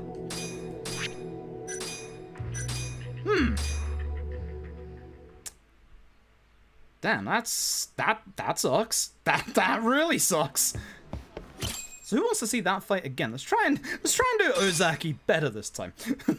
Video game was like, hey, you want another shot at this fight? Not really. I'm being honest, no. Judgment does kind of crash on PS5 a couple of times, which sucks. Man, look at that time loss. Already. Shame. Shame. I think I would have lost time in that chapter anyway, but we weren't looking too bad. Hey, note to self, combo speed. Gotta relearn combo speed. Unfortunate. Very unfortunate.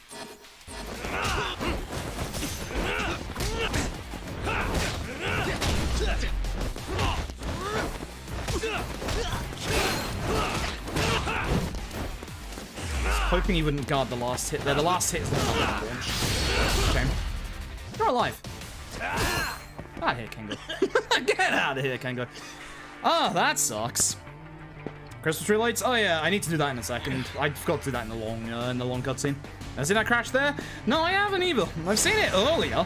I haven't seen it there specifically.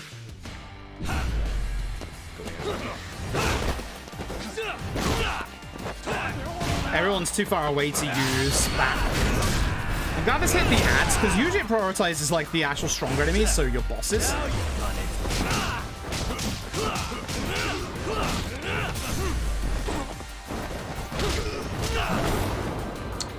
A lot less EX than I would like. This will get me back 2 bars, which is fine. But I am definitely still a lot less than I would like, because I'm quite close to his HP bar. his HP limit, so I kind of need to hit him with the EX move, which is fine.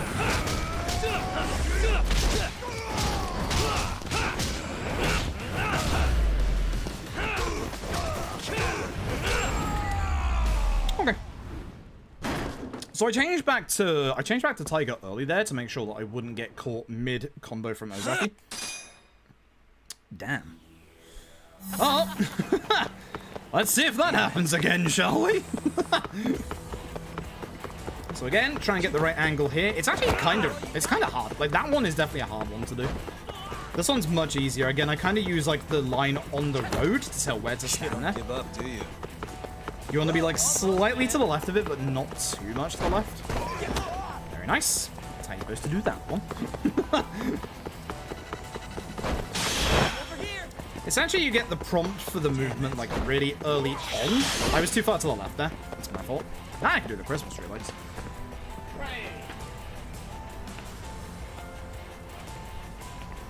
Listen, it's okay. We have 30 minutes of time save between Judgment and Lost Judgment. the actual swap we did in between Judgment and Lost Judgment last time was like 30 minutes. So we have plenty of time save later on. Damn it. It's just a shame because that chapter 1 was actually really good. Like, really, really good. I brought this one. But it's a real shame. Like, I've kind of been lucky that in any time I've gotten Judgment into a marathon, it's never crashed here. Because you can see how much time I'm losing. Like, this is a good 5-minute time loss. Like,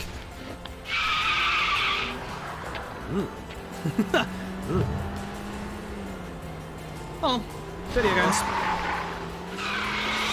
If you're wondering why I'm probably not a bit more angrier than I should be about this, OG Judgment, not Remaster, OG Judgment has a nastier crash. So, although it doesn't take as long to get through this, so I guess it's not actually as nasty, but OG Judgment has a very, very nasty crash right in the finale, where you can get an infinite load in the middle of a fight. I don't know why I sent the crash report. It's not like... It's not gonna get patched again, you know? It's not. Why did I get 2 QTEs there earlier? I just realized I had 2 there already when there only should have been 1. Huh. That's bizarre. Not very bizarre. Alright, let's see if this happens again. Hopefully not. Really, hopefully not. If it does, I'm not playing Judgment tonight. We'll go straight on to Lost Judgment. Damn it. Did finally give up? I think my PS5 gave up.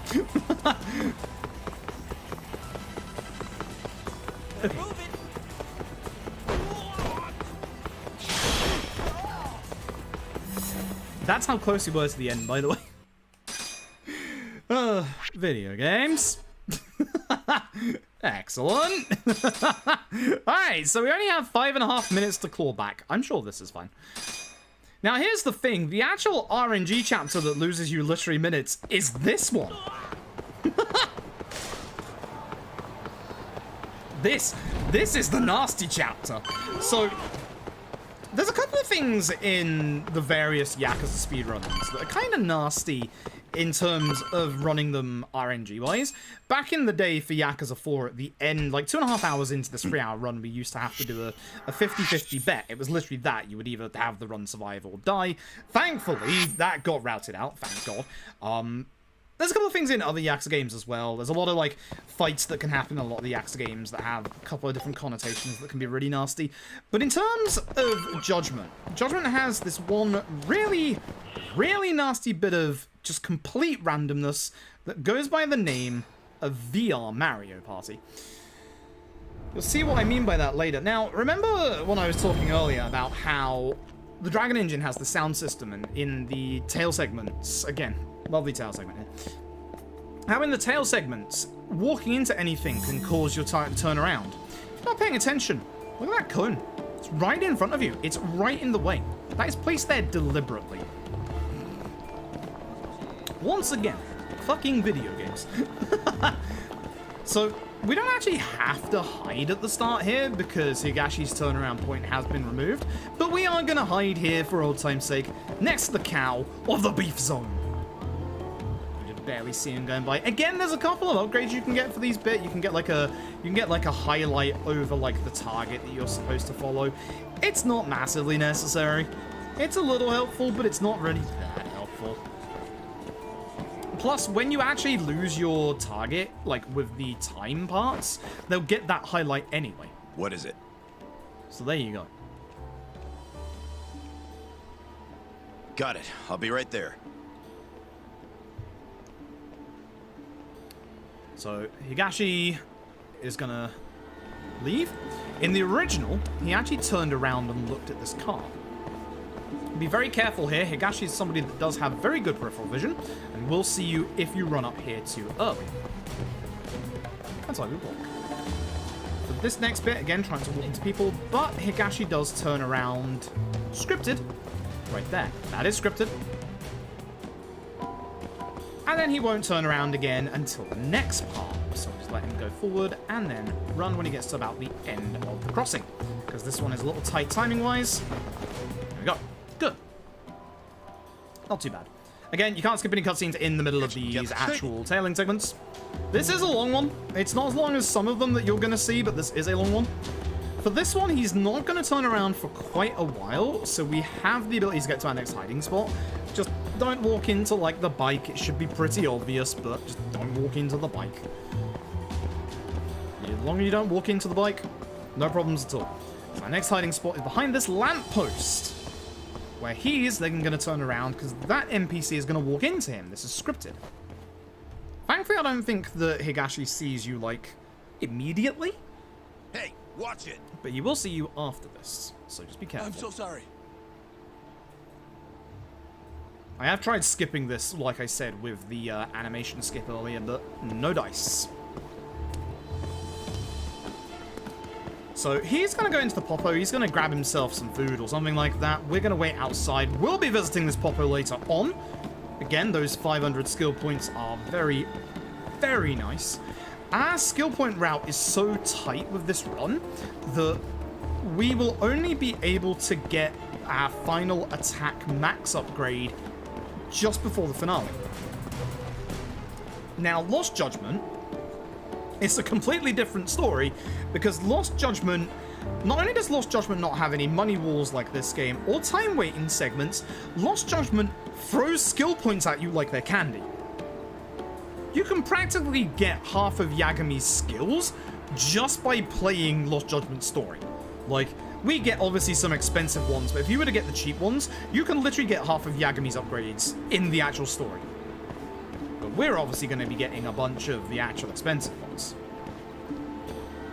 Now, he is going to turn around at one point. These NPCs you really don't want to walk into, so I had kind of bad luck with their spawns, but again, I don't have to go too fast here, so I'm just going to take it nice and slow. You can get to the next hiding point, which is that vending machine there, but there's no real reason to push it, because as you'll see, the timing on it is a little tight, or you won't see, because there's actually NPCs in the way. The timing on it is a little bit tighter. It's okay, you can actually get there, but honestly, there's no real point, because we're going to have to wait for him to turn around the next corner and keep walking anyway, so there's no real reason to push it faster. But yeah, unfortunately, there's like 40 minutes of this over the entire run. These bits suck. And yeah, they don't get checkpoints in the middle, so if my game decides to crash again, whoopee-doo, we're doing it all over again. That's happened in a run before, actually. I have had a crash in a tail segment, but it happened right at the start, which is nice. We have to put disguise on. We're going to do work clothes again, because I'm going to have to do some work to get this run to PB. I'm not even sure if it's possible. It should still be possible, but I'm going to have to get perfect VR Mario Party, which... Imagine going to Speedrun and saying, hey, just get perfect RNG. This is the Charles employee. Very easy fight. We're going to run at him and kick him. Fortunately, I'm not on Tiger. Which means that I will need one more kick here. If I was on Tiger, I would only need one kick to take care of him there, so that was my fault for changing to Crane at the end of the last chapter, because I completely forgot about it, because usually you're obviously always going to be on Tiger because of obviously the Ozaki Kengo fight. Not Hammer. The Ozaki Hammer fights later on. That's a good fight. It's a very good fight. It's a fun fight. It's also a fight where you can lose a minute in the middle of it because you accidentally do the QTE with Kaito. Anyway, here's a wig. I need one of those. Thank you very much. We're not going to go and chase after that wig. How do I get my menu confused here? It's always up by 1 to get back to the actual apartment.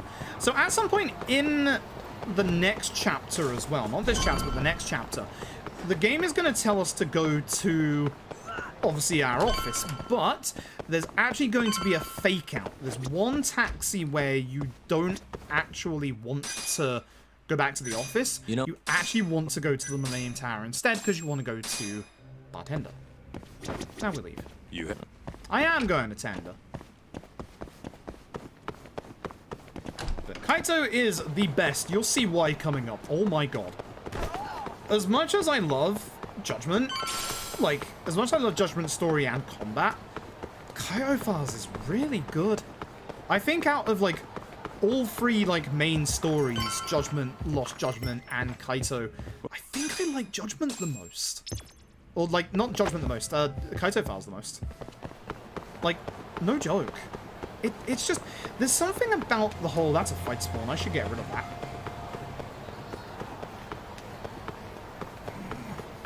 I should get rid of that, but I'm trying to save time, so I'm not going to. But yeah, in terms of the stories and stuff, Kaito Files is really good because it condenses what would be a usual story for an RGG game into just 4 chapters, which sounds like, oh, they're condensing it, so it must be, the story must be, skipped over in a lot of places, but actually no. If you think about your typical, Yakuza game plot, most of the important stuff only happens over, 6-7 chapters. There's a lot of, little excuses for, little bits of, plot stuff to get you to set pieces and stuff, but most of the main plot stuff doesn't actually happen in, too many chapters. So, I don't know. Kaito Files cuts out all the fluff in the middle. All the school stuff from Lost Judgment, basically. Even though that's actually surprisingly important in terms of the broader, plot of that game. So, I don't know. I like Kaito Files a lot. I like Kaito Files a hell of a lot. But I do love Judgment's plot. I do still think that Judgment is probably one of RGG's best stories. The actual twists that happen in this game are fantastic. Which, reminder, by the way, this game is on sale on PSN. Do not let that crash deter you, because the game has autosave. Please play Judgment. Please play the Yakuza games. They are on sale on PSN. They are very, very good. Please have no fight spawns. Thank you. Samurai Pink Street.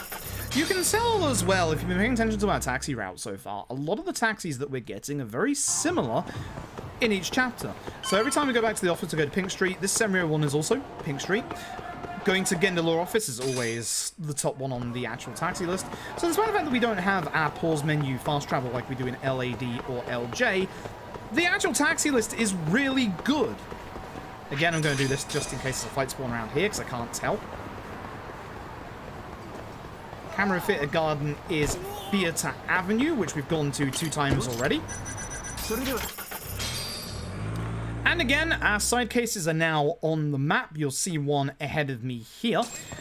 That is actually the first of your girlfriends that you can get in this game. Yes, Yagami, being an actual famous actor in Japan, he is actually a bit of a player, it seems. You can have 4 girlfriends at one point. Damn, Yagami. What the fuck? That's not cool. As I said earlier, stop the adultery. That's not the right floor. I want to go to B1. Yeah, it's a longer marathon tonight, but it's not too bad. There was a 30-minute break between Judgment and Lost Judgment the last time we did this. I'm gonna cut down on that break very much this time around to try and rectify that time loss we just had. There is a good bathroom breakpoint in Judgment for the run. Just over halfway, which is a bit of a shame. It'd be nicer if it was a little bit earlier, to be honest. Like, Yakuza Zero's breakpoint is perfectly placed. Like, genuinely perfectly placed. Nice double. Happens very, very rarely. Nice kick of that crowbar. That doesn't happen very often. What are you...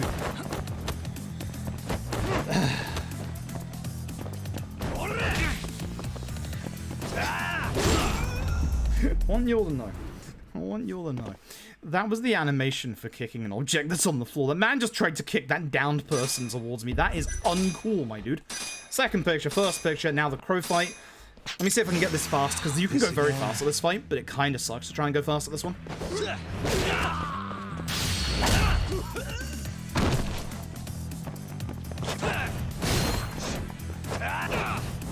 Yeah, I pushed him too far away. But as you can see, he just interrupts your combo, which sucks. I should have just done it. Yeah. That's the enemy throwing you away from leapfrog. So, again, as I said, stronger enemies can throw you away from leapfrog, which does suck. I was too late on my timing for my attack, which is why he threw me away. Sometimes the boss will just throw you away anyway. We now accept requests at Bartender. We do get a little bit of money for Ayabe. We now have 125,000. If you remember earlier, I said we need 100,000. So, again, money is very tight. That's our first money wall in the run. We have another one coming up later, which thankfully the game is going to give us another bunch of money beforehand. Thank God. Anyway, we're coming up to the moment that everybody in this speedrun loves. It's VR Mario Party time, folks. I'm getting hiccups. Fear has begun. Fear has very begun. But yeah, don't worry about the timer being like 9 hours. It should be about 8.5 on a good day. Which, considering my game just crashed, perfect. I'm not sure if you can call today a good day. It would have crashed at one of the... The only place that would have been worse to crash is the finale set piece stuff. Because there's a longer period there where a crash would cause me to lose like 8 to 9 minutes if it happened at the very end. There goes our 100k. And down to 25. Again, money is tight. We're going to be spending about 300k in the next 4 or 5 chapters. So, we need money. And we need money fast. Thankfully, the forced side stuff the game is going to make us do gives us a bunch of it. Now, we can get a bunch of money from what's coming up next. We don't want to. We don't need the money from this in any percent easy. Any percent legend, yes, because it actually gives you a bunch of healing items, which, oh my god. Healing items in legend are very, very necessary. I need to shoot you for this one. We're looking for a very specific NPC. You can see there's a couple of markers on my mini-map right now. We are looking for a guy that tells us about Red Nose. It is this guy. Well, this guy isn't Red Nose. Red Nose is dead. But this guy will tell us where we need to go. He will only tell us what we want if we do him a favor. And that favor is VR Mario Party. The absolute bane of anybody who speedruns Judgment. Because this shit is RNG, and I hate it. Theater Alley for this one. That Theater Alley marker is one more up in Lost Judgment because of the Taxi to Isazaki Intro. That's going to throw me off when we get to that run later. This is the unfortunately named Naisu Daisu. Yep, no. Poor girl. Yeah. Poor girl.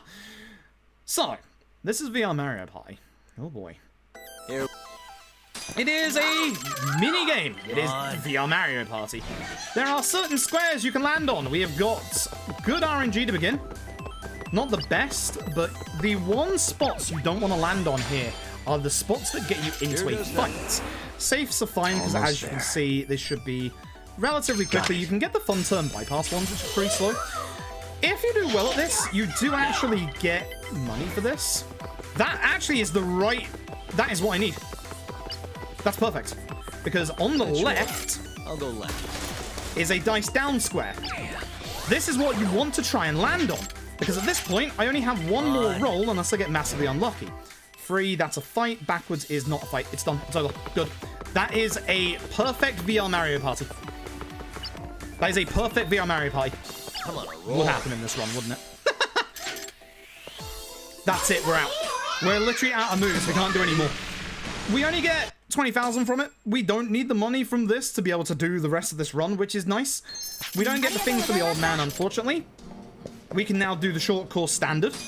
With all due respect, fuck off. And now we have to be careful of that fight spawn. There is usually a fight spawn when you leave good old VR Mario Party. As long as you're aware that these fight spawns can be there, you can be on the ball and ready for them. We will be getting the upgrade that allows us to see where enemies are in 2 chapters' time. We are close to it. We have to return to this man right here.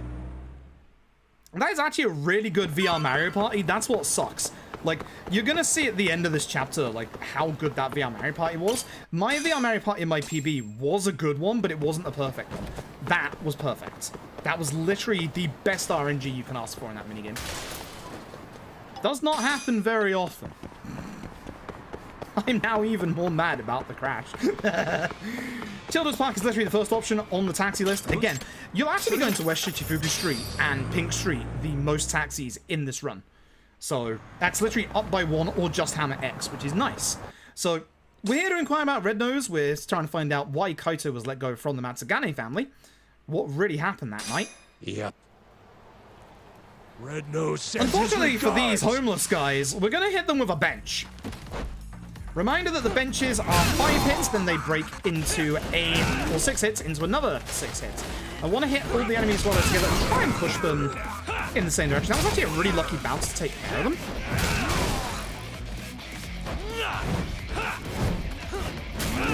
I would like to ask, what the shit was that? Remember when I praised these games' hitboxes? I'd like to rescind that. God damn it. Anyway, we have found out that Higashi knows the truth. We're going to go and see Higashi. And at this point, I want to do one last upgrade for this chapter. I should have way more than enough skill points for it now, which is good because it is a very good upgrade. I mentioned it a little bit earlier. It is triple finisher. I don't need it for the first part of this fight, but I do need it for the second part. There's a lot of ads here. Again, EX Crane, Acrobatics, very good here, so I'm going to try and go over to that whilst I get triple finisher, which is right here. Nice. One thing you can actually do at the start of this fight is go into your EX.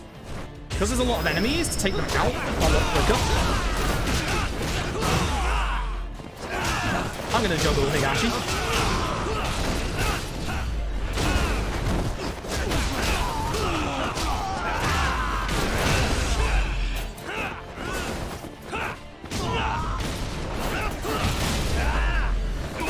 EX so I can get my EX charged. Higashi can be nasty. Kaito's going to drop kick him.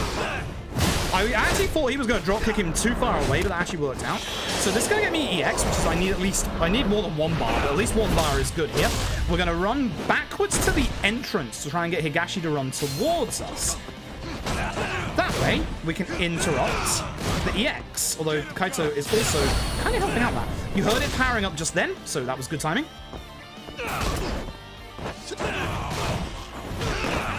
Kaito is helping out a bunch right now. EX to cancel through that and just take him out. Video game? The game made me lock onto the corner. Thanks. But yeah, there you go. That's a decent Higashi fight. That can go better. The second part was okay. The ending wasn't that great. The first part was good. The first half of that was good. But as you can see, a perfect VR Mario Party is going to save me a bunch of time, and it really hurts that I could have been about 2 to 3 minutes ahead of my PB at this point. Really, really hurts. We get a bit of backstory on Yagami here, where he came home one day and found his parents dead, which is why he wanted to become a lawyer. Damn, that's a good gold. That's a very good gold. Shame about that crash. Massive shame about that crash. Alright, so we're not going to be doing any level ups for a hot minute. Ads are in 1 minute, by the way, folks. I'm going to try and snooze them if I can, because there is a tail segment coming up in a little bit that would be a very good time to be able to run those. So reach over real quick. have hit snooze. Congratulations, folks. I managed it. So, the ads are snooze for only 5 minutes. That's not long enough.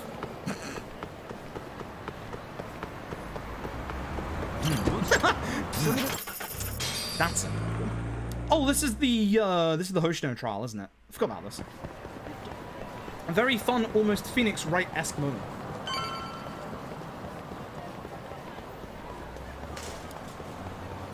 It's a shame. I'm gonna have to do another Judgment speedrun at some point then to try and do as well as I did here. What is Hoshino being suspected of? Eating cake. Matthew is here because she was here. So, here's what we do. Look at the bin. There is no cake wrapper in the bin, which means that the cake wasn't eaten here. Yeah. Go into the kitchen. Bunch of empty milk cartons in the sink and search the fridge. There is no cake. No. Trash can, milk carton, power supply.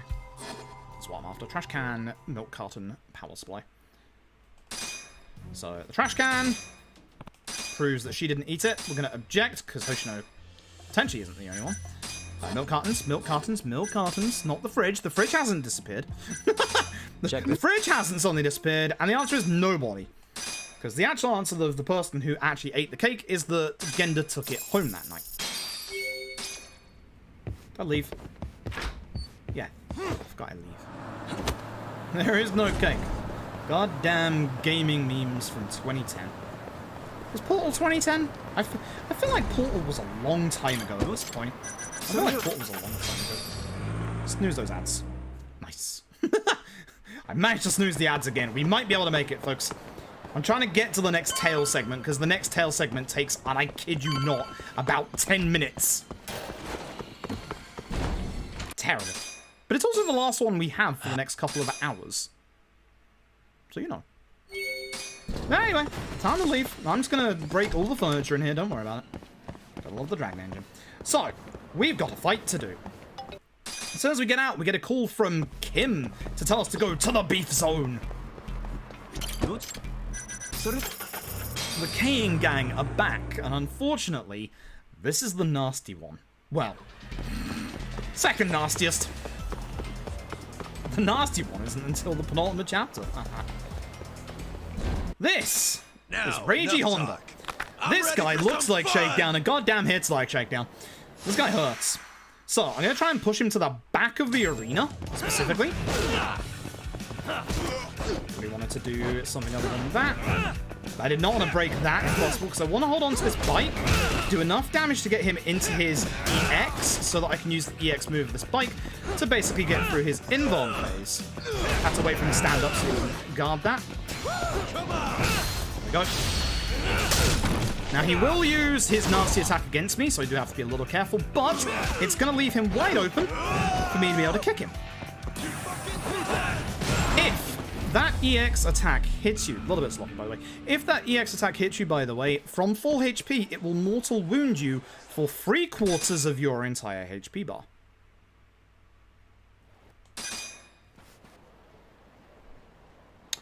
The Kane gang, remember when I said about how the Kane gang activates earlier? They are now on said timer. This guy on the floor to the left, he is a very specific friend event that we actually need to do as part of the story later on. But we don't want to do him now, specifically because of the Kane gang. I'll explain why in like an hour. Portal 1 was 2007. Good lord. Good lord. I feel old now. I feel old now. Anyway. The Kane gang is 100% going to turn up at some point in this run. You know how well you're doing via, basically, when they turn up and if, big if, they disappear. If you do well enough, you don't get into any fights, and you go fast enough, the Kane gang will appear in a couple of hours. The Kane gang will appear in a couple of hours, probably like in an hour or so, and they will not disappear until the finale. And if you're quick enough, they won't disappear at all. You'll get to the finale and the Kane gang will have like 2% left on them. We need to find her daughter because she just left her on her own on Nakamichi Street in Kamurocho of all places.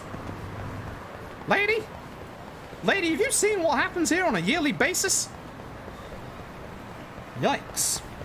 Watch out for fight spawns. There is one ahead of me that has to go. It's right in front of me because, unfortunately, the little girl we're looking for is right there. Hello there, Karen.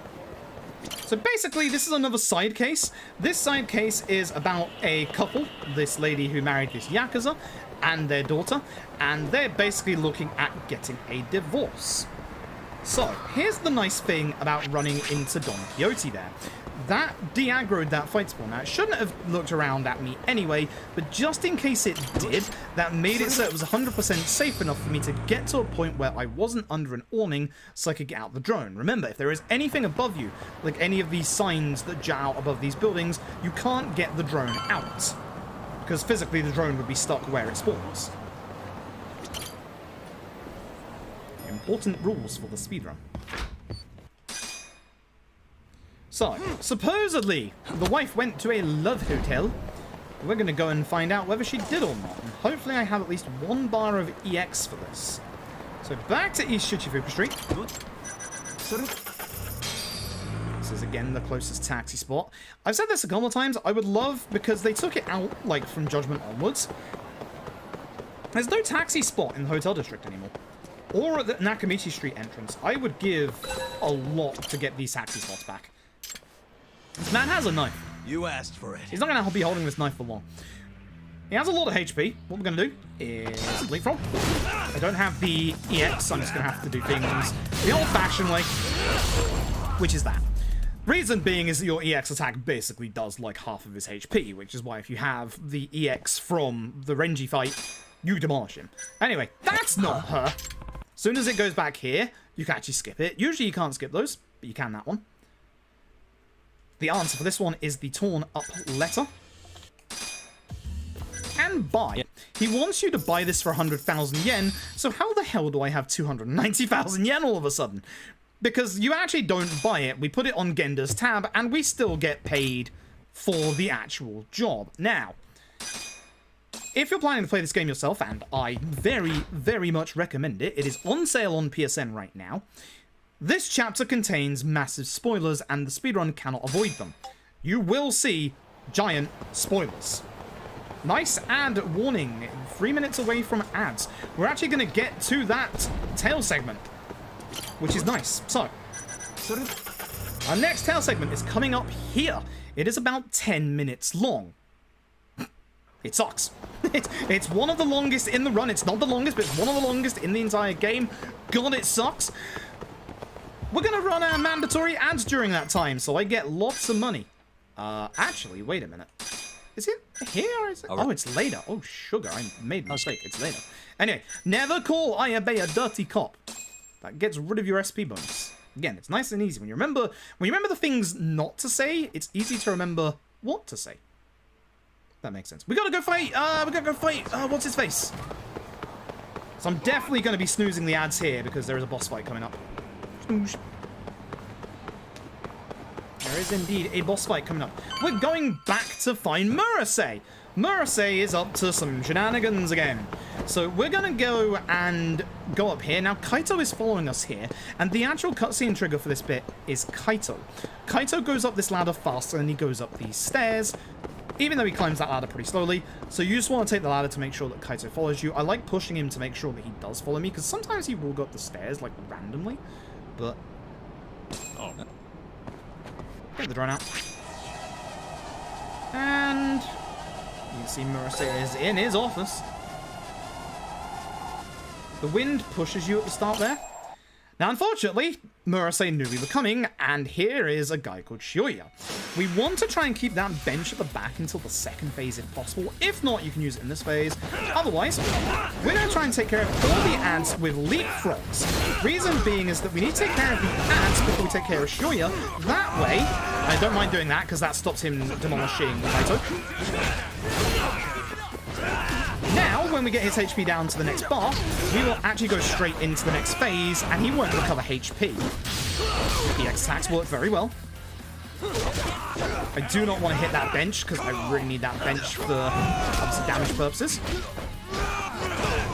Kaito, you are amazing until you hit me there, but that's actually not too bad. Your Rising Tornado actually does a lot of damage. Take him out, boys. So here's what we're gonna do. We're gonna go into that EX so that I don't get absolutely exploded by Shioya here. And I'm gonna hit everybody with this bench. Specifically trying to get the ads, but also Shioya is very good because Shioya, as you can probably tell, really demolishing. Sugiura holding part of the broken bench? No way. Anyway, this is a good fight. It's a very good fight. The nice thing is, the boss's mortal wounds... Your AI partners are fucking amazing in this game, by the way. I haven't mentioned that yet. Now I feel the need to. Your boss's mortal attacks can hit your allies instead, which basically, the amount of times this good-looking lad has taken a mortal wound in that fight for me has been numerous, but that was a very good fight. Your ally AI in Judgment is set to hyper goddamn aggressive the entire time. This is where we go to the Millennium Tower. Even though it says back to the office, if we don't get the phone call, this is Bartender. We should get the phone call, but sometimes you don't, which I haven't. So make sure you go to the Millennium Tower. As we get out, it will give us the phone call. There it is. Because we have to go and do a very dumb side section. That was a special Kane Gang fight. That would have really reduced the Kane Gang timer. So, you have to join it. This looks like you have a choice. I'm sorry you don't. This is Mari. We have to figure out what Mari's occupation is. This bit is rigged. See her hair, see her jewellery, and her clothes, not her boobs. And her ring finger, specifically. Oh, you have to do the rest before. I did not realise. There we go. And there we go. It will give you 3 options to pick between. Surprise, all of the above are a lie. So, everybody here is like, hey, you're a detective, go stalk her. What the fuck? And now here comes a 10-minute tail segment. Well, not 10 minutes, but about 8 minutes. I hate this bit. Now, again, in the remaster, Mari is supposed to turn around at the start, but she carries on. Thank goodness. Again, the remaster has taken out a lot of the early turnaround points. That helps a bunch. That still doesn't mean this is fast. Blood Orange. Bloody good. Professional reviews by Farouk. So, folks, as you know, we are currently on Twitch's ad incentive program, ! Ads in the chat for the full transparency on how much I am earning from it. It is a 3-minute ad break. I promise you, you are missing goddamn nothing by me playing these ads right here, because I'm going to be following Mari here for another 5 goddamn minutes at the bare minimum. When you come back, I will be in different clothes. Don't worry about it. There's a reason I'm not moving here. Don't like this bit. I'm going to run those ads right now because this is going to be the last good time for about 2 hours or so that we'll be able to run these. So, thank you very much. If you decide to watch them, I appreciate it. If you get yourself Twitch Turbo so that you don't see ads anywhere on Twitch, you can do that. If you have a free Prime subscription, you can sub to the channel and avoid all the ads for the rest of the month. Or, if you want to go away, grab a cup of tea. I'm still going to be in this goddamn tail segment when you get back. See you in 3 minutes, folks. The reason why I'm not running here. Actually, no, that turnaround point did get taken out. I forgot. It's the next one that hasn't. God, I'm in a really bad place because you don't want to run here because your running does create noise. And unfortunately, that NPC was in the way, so I had to run past them. I'm gonna dress up like a hobo again. So she says she has a thing going on at the beauty salon. That's a lie. Even though this is where she just saw us, we're actually just going to change into a disguise right here, which for some reason is going to work somehow.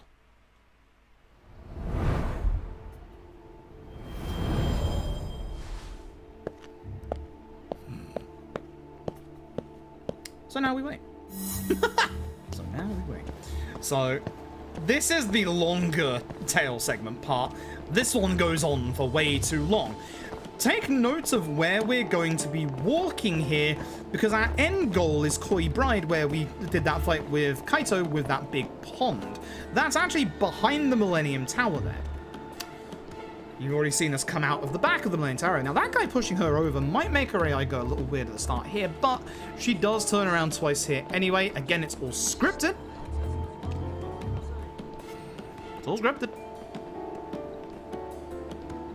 It's all scripted. This place is the place of the devil. This is a mahjong parlor. GK, I don't know if you are still here, but fucking video games. That mahjong parlor is mahjong but random, and mahjong is already random. That is the place that gives me the greatest fear for when we do all sub-stories for Judgment. Hopefully this month. I still don't know what the schedule is looking like for this week. However, what I can confirm is coming up definitely this week, maybe tomorrow, because I'm probably not getting that much sleep tomorrow. Actually, I'll tell about this when the ads are done. We've got a minute left on the ads. Again, if you did get hit by ads, please tell me how long the ads you got were and like how many you had, because I am collecting essentially the information on these ads to see like how people are getting ads and like obviously how much of your time is being like wasted by these ads. Because we've had some people that have only had ads for like 15 seconds, and then the next time they've had a minute and a half. And even though there's supposed to be 3 minutes of ads, some people have literally only had like an 8-second ad. Ideally, you would all just have an 8-second ad, but unfortunately, I don't have control over that. Who just broke something? I heard that. Mary turns around, it's fine. You got a minute? Yeah, you got a minute. Add one ad, 3 ads, roughly 30 seconds. See, that seems to be the average, and that's still... This place is exploding. That still kind of sucks. Like, it's not too bad because that's half of the ads that Twitch should be serving you, but at the same time, it's still rather... Oh, wait, I forgot to turn around there. I'd still rather you only had, like, 15 seconds of ads, you know? Is there ads of ad block in Europe? Fuck yeah, folks. Can I get a round of the channel point redemption get ad block in chat? Thank you very much. We are literally memeing it up, by the way. Literally memeing it up. Because again, with Twitch's ad incentive, yes, I get money for you watching ads, but I'm already getting a set payment from Twitch for just the amount of hours that I run the ads, not the amount of hours that you watch the ads. Therefore, for your viewing experience, I'd rather you get ad block, and that way you don't have to sit through the ads, because I know what I'm getting from Twitch for these ads. Anything else is obviously a bonus, which is something that I was not expecting. She can actually see you from there. Her peripheral vision is actually really good, so I'm going to hold off for a second. She also turns around up here, which is really bad. Free Axe, thank you for the half a year of support. I appreciate it. That's good ad block. Good shit, good shit. Again, don't just go to everyone's channel and say, you know, oh, fuck your ads, I'm using ad block. I'm happy for you to do that here, because full disclosure, I'm not happy with Twitch's ads. But again, full transparency, I'm getting fucking paid. My income, we thought my income was doubling from these Twitch ads. It's not, it's tripling. We are talking that from, as a full-time streamer, I'm going from just scraping by to, if this keeps up for the entire year, which I'm not naive enough to think that it will, if it keeps up for as long as it does, it will turn into a proper livable wage. Like, actual proper 5-figure sum. So, that's the reason why we are doing those ads this month, because obviously, as an experiment, my god, I am getting a lot of money this month. Like, fully. And again, full transparency, because beforehand, I never ran ads. But obviously now, I literally said, if Twitch wants me to run ads, because I was lucky enough in my partner contract not to have anything about ads, my partner contract rolls over in September, so you know that with all contracts at the moment, they are adding ad things, like running certain ads in everyone's contract. You know that's going to happen to me in September. So I literally said, if Twitch wants me to run ads, they'll put up and shut up and actually pay me, because a normal stream would only give me $1 of ad revenue. Then Twitch said they'd pay me $830 for running ads for a month.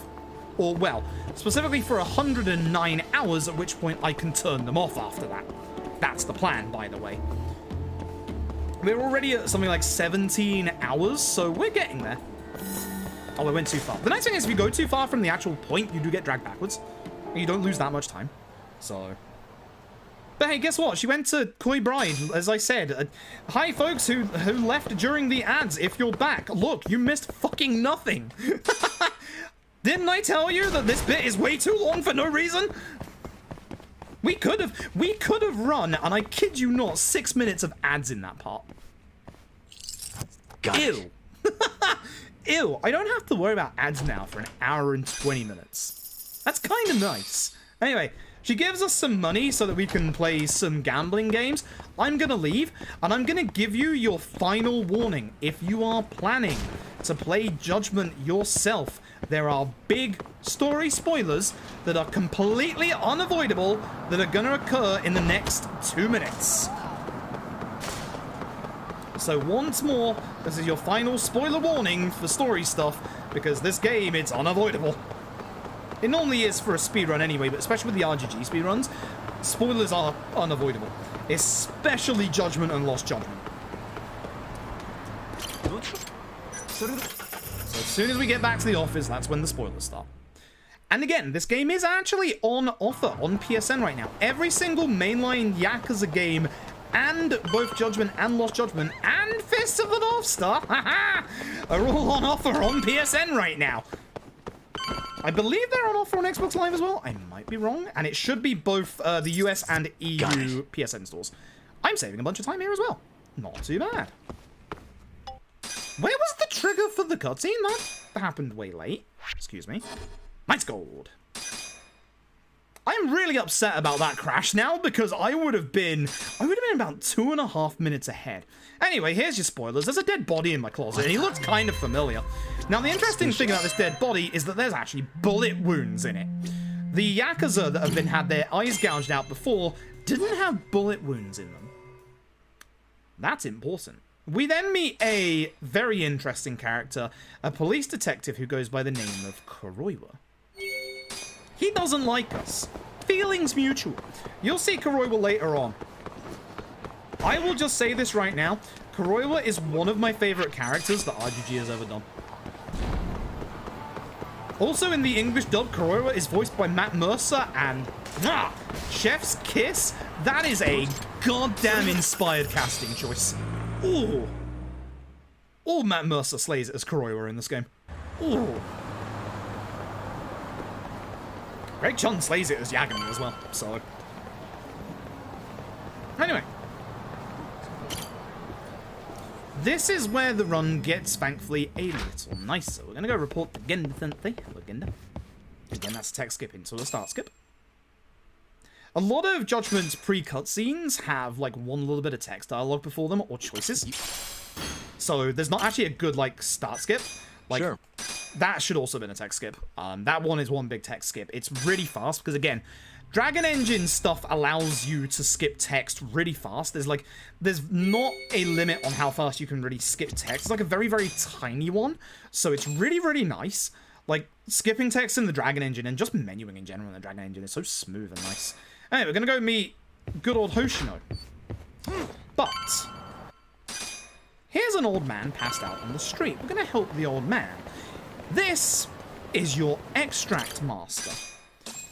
Extracts are very, very strong, but the downside is they need a lot of items to be able to get the strong ones. Now, this is a tutorial fight. It is rigged. We cannot beat this fight in the first phase, but all the damage we do does take over to the next phase. So we're going to hit these enemies as much as we possibly can now and get them to no HP. The guy with the 2 HP bar is the one we want to hit the most, obviously.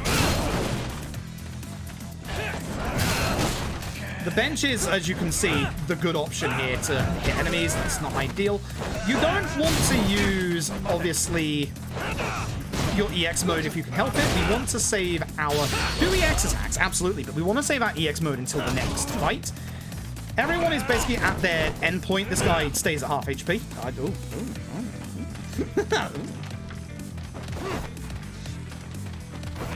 Do you mind? Please go to the next phase. It's a timed bit. So, everyone's at the same HP value. The bench is back, thumbs up. And we get tutorialized on our extracts. Now, we do have to take the Thunder Strike extract to be able to carry on with this fight. This is something that basically enables you to break through people's guards. We're going to be saving it because we're going to get 2 of them. We're going to be saving the second one until the final boss. I really wish you wouldn't be flying out here and the other guy was blocking all my bench attacks again. God, I hate the fact that I'm doing this, but it keeps him on the ground long enough sometimes to be able to EX again. Obviously, he's going to do that. I'm just going to EX to get rid of him at this point. It's taking way too long. The other guy is still in the park, which is really bad. Really, really bad, and I would like to end on Tiger. Is a bit that tells you a bad food tutorial. Terrible. Big the Dave. Thank you very much for the Prime Game 3 months. I appreciate it.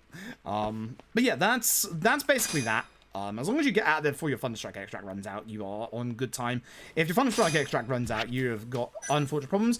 We're going to get tutorials on how to make that's a shame, on how to make the extracts. You have a very rare chance there to actually make a second one. Now, I want to go down to the 3rd floor. Very specifically the 3rd floor.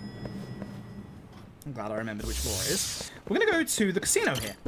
We're going to buy wooden tags, specifically, not you, 150,000 yens worth of them. We're going to speak to the guy again, in exchange for prizes. Crisis Preparedness, which gives us the skill Danger Display. Danger Display lets us see enemies on the minimap.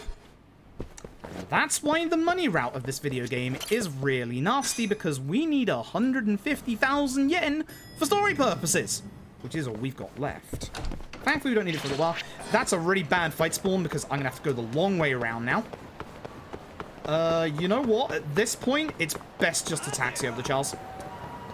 Usually, you'd run over there. At this point, with them there, it'd be better to taxi. I'm going to have to run all this way to not get into a fight, so at this point, going to this taxi, which is a little further away, unfortunately, is the best option I've got. You do have to react on the fly if some fight spawns are outside of buildings when you come out of them. It's unfortunate. Again, Judgment spawns from as close as it can do, where you can't see, so it can spawn them outside of buildings. Like that.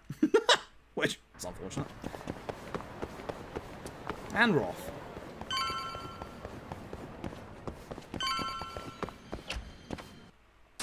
Nah. I'm Shintani, a lawyer. I am calling about dementia drugs. Thank you very much. That saves you on a dialogue option. And now we have to head to a place called the ADDC. Alright, it's time to enable our... That's a bad fight spawn. I'm stunned that didn't see me somehow. That fight spawn was a little glitched out. Nice. Time to set our Instagram filters, folks. We're going back in the past, you can tell, because Yagami suddenly knows how to style his hair. Speak to the unfortunate receptionist. We're going to be bugging her many times. And now it's back to the past. You can tell because of the sepia filter, and again, the fact that Shintani is alive, and the fact that we know how to comb our hair. This is lawyer mode. You can push Emmy here to save a little bit of time when she gets to about here. If you push her against the wall there, and then push her forward, that saves you a bit of time. But for now, I'm not going to do it because I messed it up in my PB. Therefore, just following her is going to save me a bunch of time. Now we have to do a little bit of an active search here. This is a court case that Yagami did pre-events of the main game. Check the bed. Check the window, which we can both do from this angle. Suspicious. Check the door, and we want to walk towards the door. Remember that it's a very, very sensitive, very sensitive focus. You want to be walking into the door so that we can leave. So, Be the case. Again, text skipping in the Dragon Engine is beautiful. And now we're going to be walking into Emi Tawasawa. Because she doesn't divert from her path that much. But we do want to make sure... I don't actually want to run, I just remembered. We want to make sure that we push her because our walking speed is, as you can see, faster than hers. And by doing this, it actually pushes her along a little bit faster. Now, we don't want to do it all the way because, as you can see, we're pushing her slightly to the left, which is going to make her AI deviate from the path she's supposed to take, which is going to make her turn around in a very big loop. It's a pain in the ass. Hey, Demonic, hope you're doing well. Folks, go follow Demonic. Demonic did an amazing run of Control at SGDQ. And has very good taste in games as well. So I'm going to stop pushing her here. Because she gets very confused on corners. When we get here, push again. So we're going to push her into the actual cutscene trigger. She gets very confused on that corner. Shintani. Back to Emmy. Now, Judgment does something here that I actually really respect. And I actually really like. So this is about 2, 3 years earlier. Yeah. or text skip. Again, text skipping is very fast in the Dragon Engine. It is a wonderful blessing. The Dragon Engine speedruns are really nice for little things like that. And then you get the time waiting segments, of which it's not wonderful for. So, not Gender first, run back then Gender. You keep forgetting this, my dude. Hello, Gender. We're being spied on. In this whole conversation, someone is spying on us. That's not right. That's right, the door. Got the door is here as well. So, let's chase the mysterious person who definitely isn't Emi Tarasawa. Get away! You can't avoid this one, unfortunately. You should be able to avoid this one. Yep, by doing that early enough. Again, you can just avoid a bunch of these QTEs by staying to the side at the right time. This one is a very awkward angle. Very good. That is actually very tight, that angle. A lot tighter than it looks. Slight deviancy will cause you to do either of the other ones. To the right-hand side. We have to be a bit careful here. I went too far to the right there. I went way too far to the right there. You won't get away. This one is very hard to avoid, so usually I don't. But the nice thing is, by doing the QTE there, it also interrupts any stagger animation. Square for car. And you can actually, being very careful here, skip this last bit by being able to cut this corner. It's actually like 2 seconds. You have to be a little careful because you can get stuck there, which is stupid. Now, the thing that I like about this bit is because this is 2 years earlier, the game removes all of your upgrades on Yagami. You son of a bitch! All of them. So, instead, go grab this bike. You know the drill. If it's a two-handed weapon, it's really good. I walked past the first guy a little bit to try and hit more people. Unfortunately, I missed him this time around.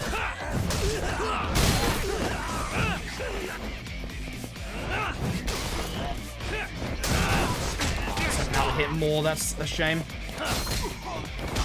So remember, you do not have leapfrog. That's a nice last hit there. You'll recognize that combo. Yes, that combo is Kiryu's base light strong from behind, which you can do in pretty much most of the Dragon Engine games, especially K2, because we do it in K2 speedrun. Alright, what's my options here? I think it's left. Part of right? our This is Shono. Heck on Shono. the I day can of the skip half his crime, dialogue. I Heck was this guy. making my usual rounds through the ward. They're making another disaster report? I had no idea they were doing that. Yo. Good stuff. Shono's got decent eyebrow there. So, hallway. Shono's testimony was a lie. That's the option you want here. Well, I'm actually losing a bunch of time. That's interesting. I'm not quite sure how I'm losing this time. Because I thought my fights in this chapter were quite good. Alright. Fair enough. Fair enough. Sure, why not? Sure, why not? Whatever you say, video game. That's Kuroiwa, by the way. You'll get to see him real soon. Told you would. So, we're going to go bother the receptionist again. Then we're going to bother this unfortunate scientist. Oh, wait. The map first. The map first. Hey. So we need to check the research wing security and the research wing. There we go. So this... I really appreciate this. This lovely scientist is going to let us in a couple of times. Again, we're going to try and push her to the left, because you can accidentally push her to the right, which is what I'm doing, and it's not good, because her AI does break here. And the quicker you can do this, the quicker she can get to the cutscene part. She is the cutscene trigger here, not you. This place is really highly detailed to just be used in this single bit, huh? This is Ichinose. He is built like somebody you would punch in these games, but unironically enough, you don't fight this guy. In a proper fight. In a proper fight. Doesn't really matter which one of those you pick, but always pick you're scared of the director. When I was talking to Ayabe is the correct option. It will not let you progress until you do it. And now we leave. There is a big level up in this chapter, if I remember rightly. This part sucks on the OG version, because we have to wait for Sugihara to get in touch, and you're supposed to run forward and get that little sub thing to actually be able to start the next part of the story. But unfortunately not. Rosa, can you do me a favor and ban that person? Thank you. They've literally just posted something racist in chat, so if you could get rid of them, I'd appreciate it. Thank you. Do it myself, but I can't right now. Gotta go check up on Kaito. who's found an old friend called Adachi. Video game Adachis are never good people. LADs aside. LADs aside. Eee, that's a fight one. I can see it on my mini-map. This is why danger display is a real big help, because you can just see them coming down the road. Also, I don't know why, but ever since GDQ, we've had a bunch of really, like, weird people just come in and try and say inflammatory stuff, like racist statements and stuff. I was like, wait, what? Just say it in your head, and you'll hear exactly what it is. Don't say it out loud, for fuck's sake. So the intel on Adachi Estates is actually bar survive. I don't know, we've gotten a bunch of really, like, really stupid people come in, like, since GDQ, which is really weird, because the past few GDQs, we haven't had, everybody that's come in from the past few GDQs has actually been really cool, and a lot of people that have come in from GDQ have been really cool, but just this GDQ has had a whole bunch more, like, people trying to stir shit up for no reason. Like, see that fight spawn on the minimap? See how it was really late? That's the reason. That's the reason why danger display is really good, because you can see when I got too close. Not getting involved yet. Not getting involved yet. Not yet. Nope. We'll get involved in that later. It did actually despawn the fight spawn that was down here, so that's not too bad. Kanrai is East Shichifuku Street, as you know. Yeah, now you get it. Yeah, now you get it. But it's kind of funny because, like, people think that just because I run RGG games that, you know, I'm a... The problem is... So, I'm gonna name drop a place. It's Reddit Yakuza Games. That place used to be really good a couple of years ago, and then became very, very bad very quickly. It's basically... Like, Atlas Sega used to host there. They don't anymore because of the fact that people there are just openly, like, openly homophobic, openly transphobic. It's not for the sake of memes either. They literally are just hateful people now. That place actually used to be good, but now they just use slurs all the time. They just use slurs all the time. So, yeah, that's why it's not a good place. There's good people there, but the majority just use, like, a bunch of slurs and stuff. Kaito is cutting everything. This sucks. Am I not supposed to get an attack level up here? I think I am, aren't I? Yes. Yeah, this is attacker. Wait, do I have enough? Oh, no. Do I have the... No, I'm off by 100. That's why I said our skill point list is really tight in this run. Clean up a little more. I haven't been there in a while, to be fair. So, you know, maybe it's a little unfair of me to say stuff like that without actually, like, going and checking again. But, yeah, the last time I was there, it was not good. Also, yes, Kaito has Kiryu's fighting style. Thankfully, Kaito also gets stun locked here. That's not good. I do not want to get hit by this. I also want to keep my EX for the next fight. Thanks for punching out of that, because now you should be somewhat in a better position. But yeah, last time I went there a couple of years back, it wasn't good. But most people think, you know, I have that kind of Yakuza Games Chad Bro energy because I run these games. Absolutely not. If you want to come in here being a hateful piece of shit, you're going to get kicked out immediately. Once again, you know the drill. Crane EX take care of a couple of enemies.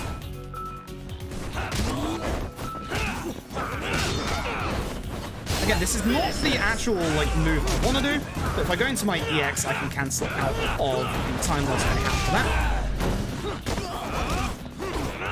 I want to hit this guy whilst he's still up. That's a very bad... He actually knocked me out of the really long cooldown there, which is nice. I was really hoping Kaito would have, like, actually got him to stagger a bit. That was a bad fight. That was a terrible fight. That's a very terrible fight. But yeah, people are getting a lot more weirdos at the minute, so I would like to thank Rosa for doing a lot of work, because Bryce at the moment is having internet problems. I don't know if Bryce lives in Canada and has had to fight a guy called Roger, because as far as, from what I've heard, Canadians, correct me if I'm wrong, some guy called Roger stole your telephone and internet. I don't know why Roger would do that. He doesn't need that much internet. For those who haven't heard, in Canada, for the past, like, for 22 hours, a bunch of Canadians, like half Canadians, because they don't have, like, they only have, like, 2 big ISPs there. Rogers, they operate, like, a lot of the telecoms and stuff, and their services went down for a good day. Yeah, Twitch is very, very good at doing bans quickly, which I should mention for those who don't know, because people do joke about this on Twitch, and for God's sake, do not joke about this on Twitch, because Twitch really do bring the ban hammer down on you very fast for this. Don't put your age in chat. Specifically, do not joke that you are underage. Twitch has an obligation due to the fact that Twitch is a 13 plus website to ban you if you joke about that kind of thing. Do not under any circumstances joke about your age. You will get banned. And we are talking a very harsh and very quick ban. Like, do not joke about it. Do not. Now I can get Charging Tiger, which would help a lot here, actually. That should have been a tech skip. But I am going to get Charging Tiger real quick. That's going to help out a bunch. Oh, and quick step cancel, actually, for the next... Yeah, for the next set piece. Forgot about that. You heard me, asshole. Now step the fuck back, or else! Yeah, you heard me, chap. Step the fuck back or else. Or else I'll keep speedrunning video games. You don't want that.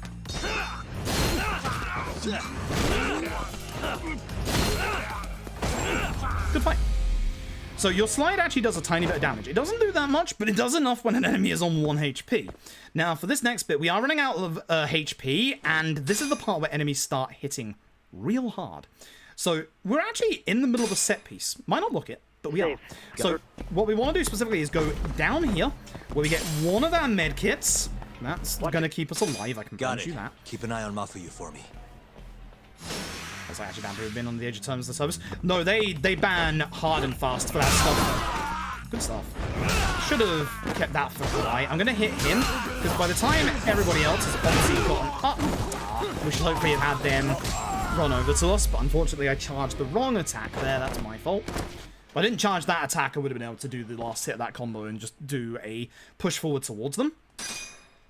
This fight is kind of hard, actually. This fight kind of sucks. So I'm going to have to be very careful. We've got the Honmaruin. It's Honmaruin coming up, isn't it? Yes. Which, remember the SP item. The SP item would probably be better to use here, honestly. Like, before we get into this bit.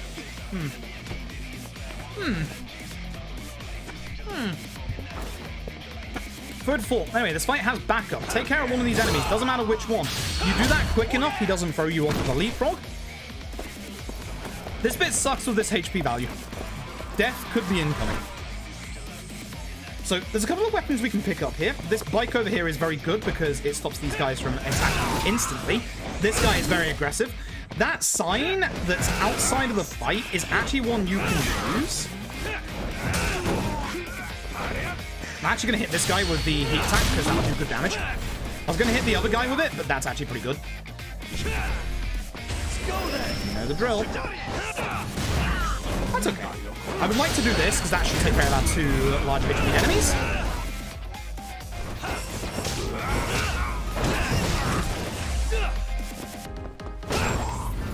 Okay, that's not too bad. I can do better than that. I can do better than that in that fight. That's fine. That's fine.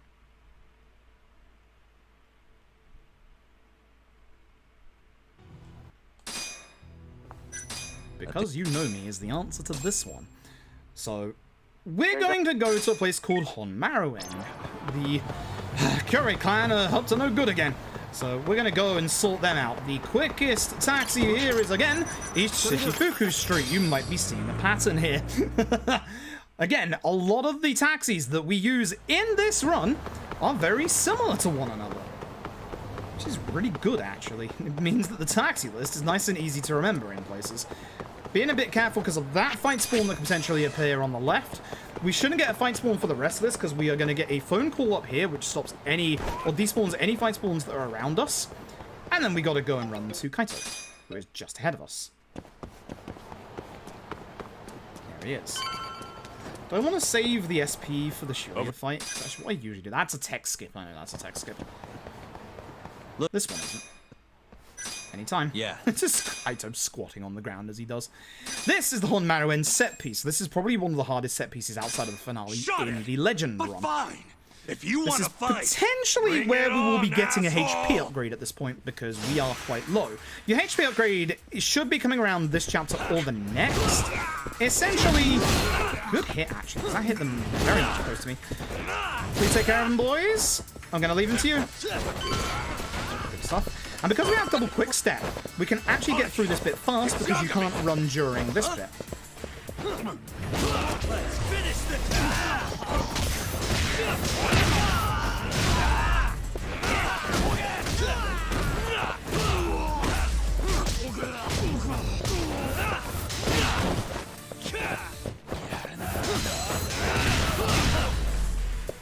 As I said, extra launches with the finisher. Charge! Oh, Kaito pushed me! Charge is really, really good here. Sugiura is not in the room right now. It's bad. I am probably getting HP upgraded, if I'm being honest. Good stuff.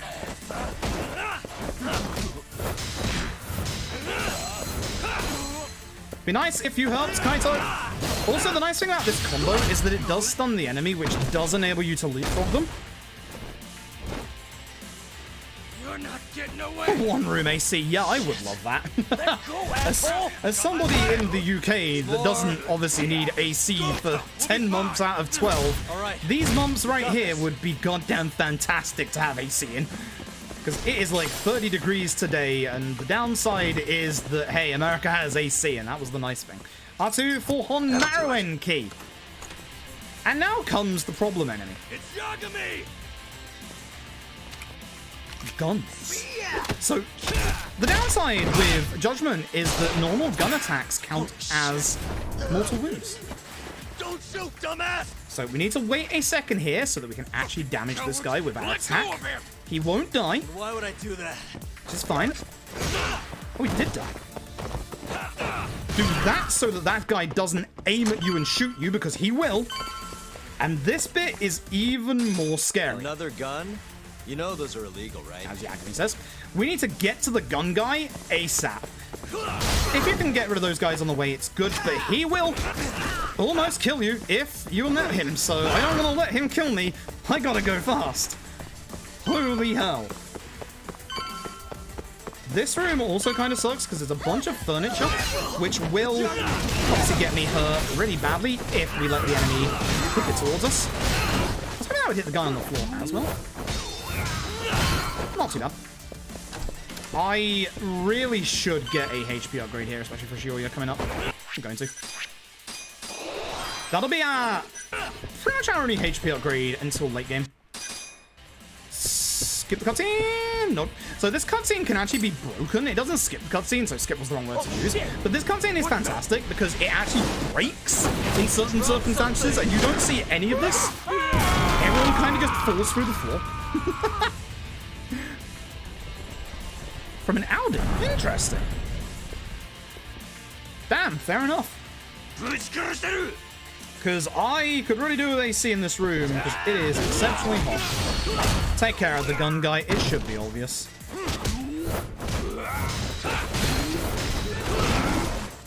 So what I'm going to do is I'm going to use growth. And now I'm on a time limit. I have to kill all the enemies here. And the enemies in this bit as fast as possible so that I get extra SP from finishing that fight and this fight. This Shioya fight sucks. This fight on Legend is nasty. What we want to do is grab some of the two-handed weapons. I did actually want that part. And spin.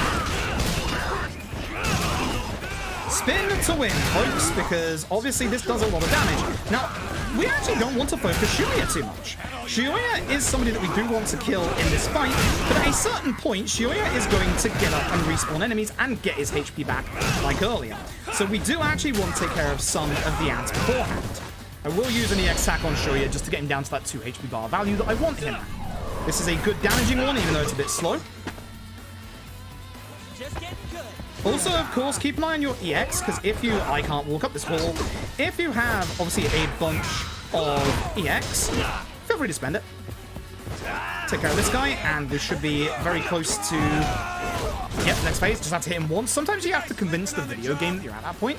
Now, Shioya is about to go to the last phase of this fight. We're going to try and get it early by going into EX. And and taking it straight there with the combo that you'll be seeing a lot of in Lost Judgment. This QT will now give me my EX back, at which point we are hoping to demolish Shoya in the 6 EX bars. Which is a lot easier said than done. You can get him in a loop if you're lucky. He will sometimes guard against that loop, which just sucks.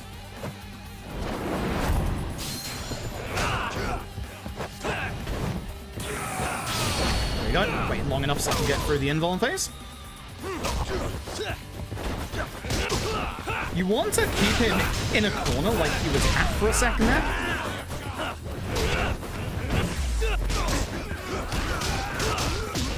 My objective with this combo is to try and launch him because I know that he's going to break out of it there.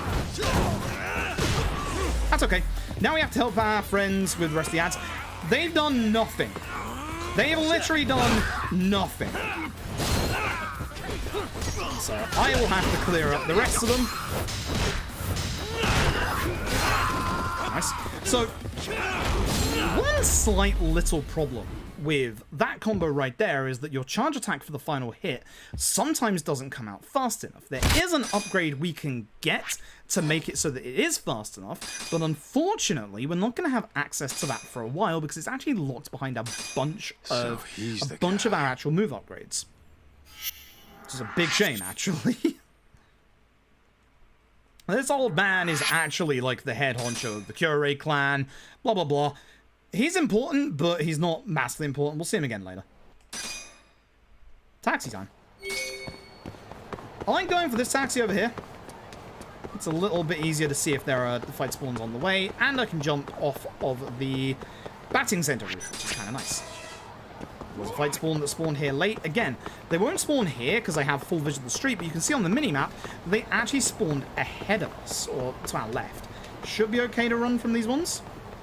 I'm very surprised they didn't actually see me, because they really should have at that range. Happens sometimes.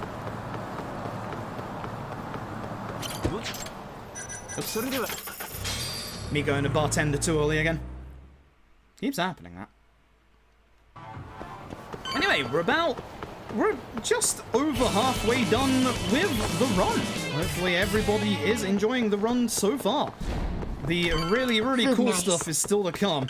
There's some really good fights coming up later on. Thank you, Stavros. Thank you very much for the 6 months, the half year. I appreciate it. Hey, Kyo. Yeah, I'm doing well. Hope you're doing well tonight. Hope everyone's doing well tonight. Again, hope you're keeping... hope you're keeping well hydrated, especially if you're in the middle of a heat wave like we are at the moment. There.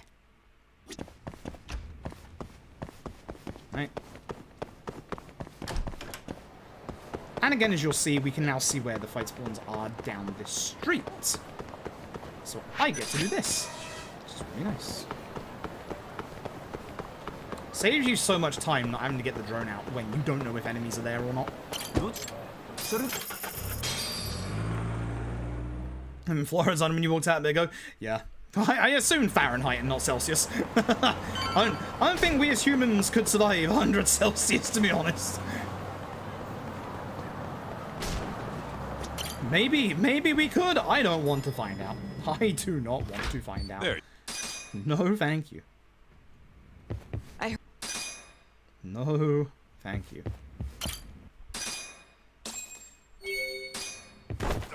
Just the bit where we go to Amon, yes. There's a fight here. I keep forgetting this bit's here. I keep forgetting it's in like 2 chapters. Doesn't look like they want to talk. Bunch of enemies. There's no real good way to take care of most of them, but as you probably just saw, here's a bike. Here's a bike. As you can see, the enemies have had a bit of an upgrade here too, so their HP values are much higher. The downside to the start of this fight is that all the enemies are kind of like away from one another, so it's really hard to get them together to be able to like actually utilize this bike well. Yep. Okay, not so to get both of them there. Yeah, that was never going to reach, unfortunately. This was Lost Judgment. That might have reached, but not Judgment. And stay down. Okay, fight. Not too bad. Let's roll. Not like the worst fight I've ever had, but okay, fight. I'll take it. If I spawn to the right, it's fine as long as I stick to the middle of the road. And actually, it's preferred because that means there isn't a fight spawn ahead of us, which is really nice. Fight spawns in this game, reminder, are pure evil. Not quite as pure evil as Yakuza 5s, but they are still pure evil. It's like a half-eaten apple and a moldy orange. You don't want to eat either of them. They're both not good. Perfect. So.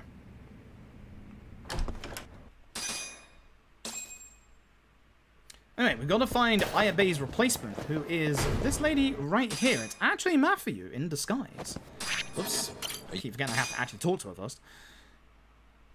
So she's going to give us a bunch of info that we need, which we're going to go over with Kaito right now. From the previous murders. The previous murders of the previous Yakuza victims. At which point we're going to collate the info and go back to the office. Oh, actually the crime scene. Alright, crime scene into Sayori bit. Right. That's this chapter. Right. I remember now. So the Hashiki murder scene is actually the first one, which we haven't seen it just yet, but we have bypassed it a couple of times already. It's actually in the alleyway off of Pink Street where Kiryu gets his tattoo done. 38 to 40, see next week, not looking forward to that. I'm dying in 30-degree heat.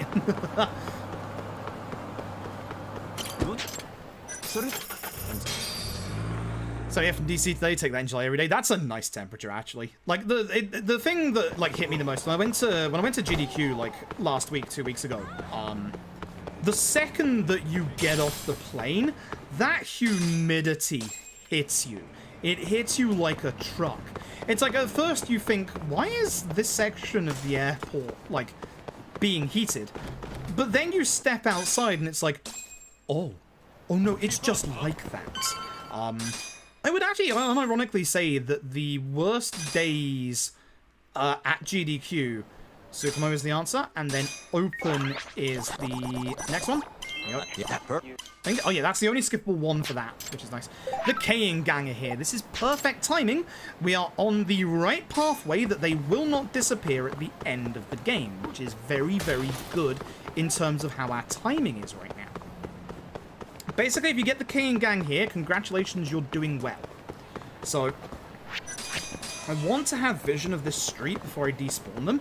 That way, the next group, yep, should spawn ahead of us to the right. Which is where we have to go, but we can just despawn them again, and it saves us having to despawn 2 sets of enemies. This is not an area trigger, so I do have to make sure I go to these guys. It is an area trigger, but you don't you need to not be in a fight. This is usually a quite quick fight if done correctly. Kyoto fucks how things work around here. Kyoto fucks. You already know exactly what we're gonna do. We have full EX. We have full EX. I wanted to do my EX mode. Thank you very much again. There is a little bit of a delay before you can use your next EX attack. That's why you wait a tiny second there. Very easy fight, that one, thankfully. No real discrepancy on that one. Too slow to go and get a bike and then to use against them because they'll walk away from each other, or you just won't get them together.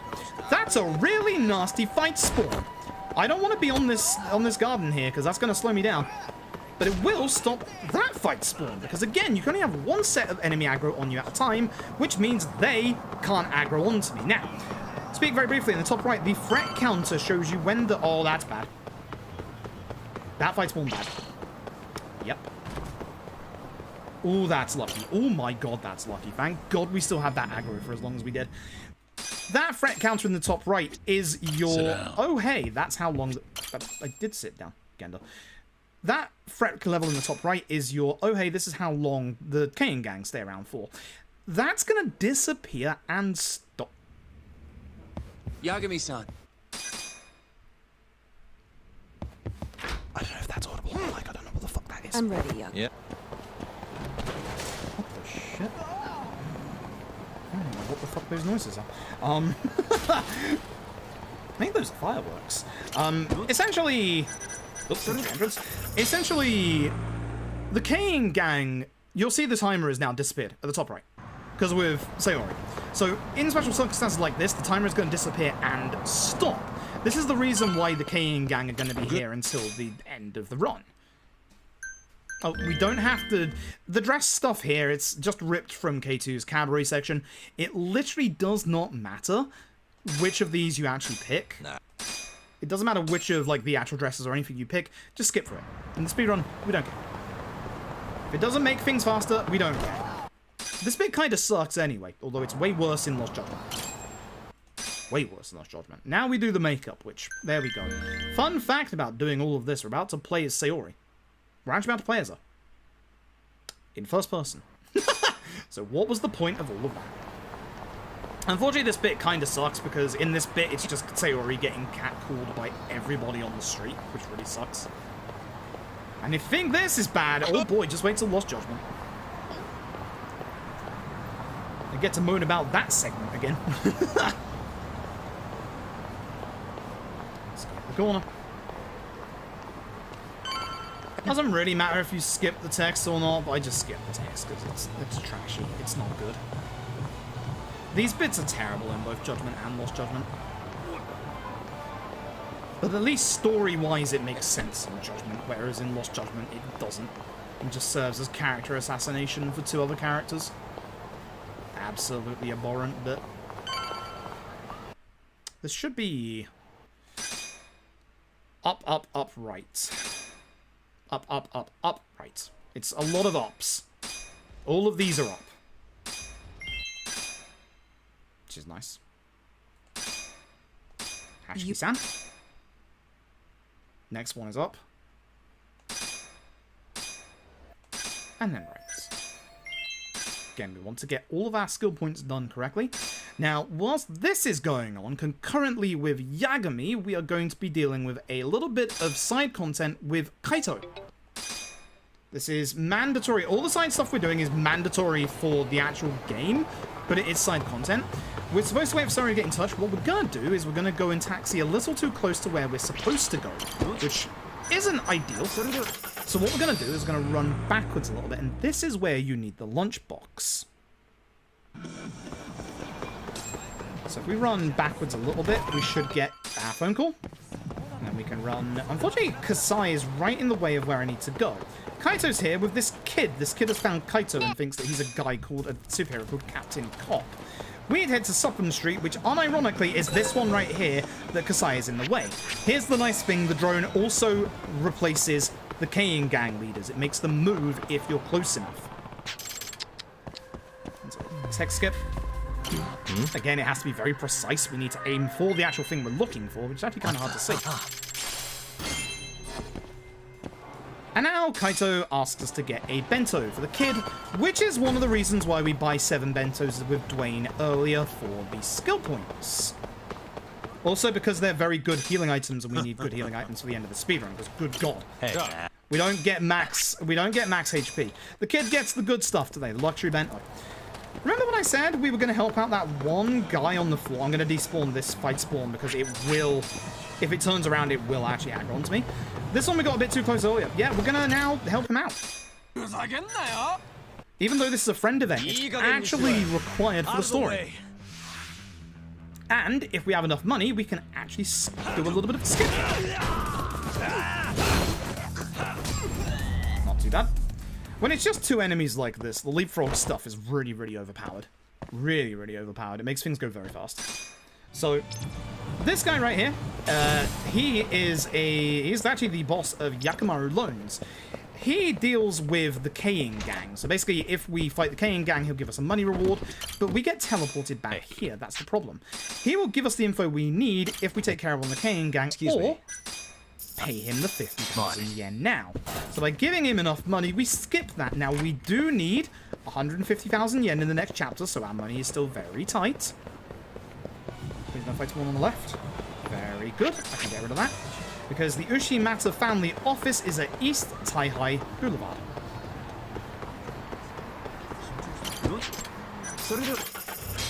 So, the kid that Kaito was looking after decided to play hide and seek with his old man. This is his old man, and yes, the kid chose a goddamn Yakuza office. So, in this next fight, gotta be a bit careful.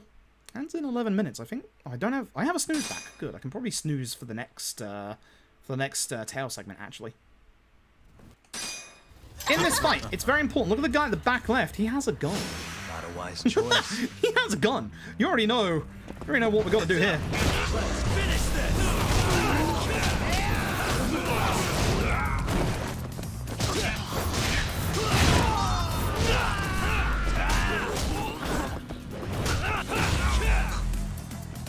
EX this guy. Or not. That's a shame. I didn't want to use all of that EX, because if I'm right, the next fight is the boss fight, isn't it? Which, that's bad. Going into that fight with no EX, it's not the worst thing in the world, but it's not ideal. Because I'm not going to be able to fast clear at the start of the fight. Oh no, it's this fight first. That's even worse. I could do with some EX for this next fight. So, we need to get to Theater Square. Now, one thing I didn't mention, if the enemy sees you, you can't get the drone out, by the way. That's the reason why I'm getting the drone out early in certain situations, when I see, like, Reiji Honda ahead of me here. Do that so we don't get a fight spawn here, even though the trigger is right there. This is the third of the K-ing gang. This is Sakakiba. Try and guess his character archetype. You'll never guess what it is. Bunch of large light enemies here. I don't have my EX here, which is bad, because I would like to do, obviously, one of these. And then we'll use the bikes. Because by softening them up a bit, we can just do this. And take care of the majority of them. I'm going to leave Sakakiba, so I'd rather take care of the abs right now. If I get Sakakiba like that, I'm not going to complain. Whee! Look at this thing. I would have liked to have saved my EX a bit longer in this fight, because Sakakiba's second phase is nasty.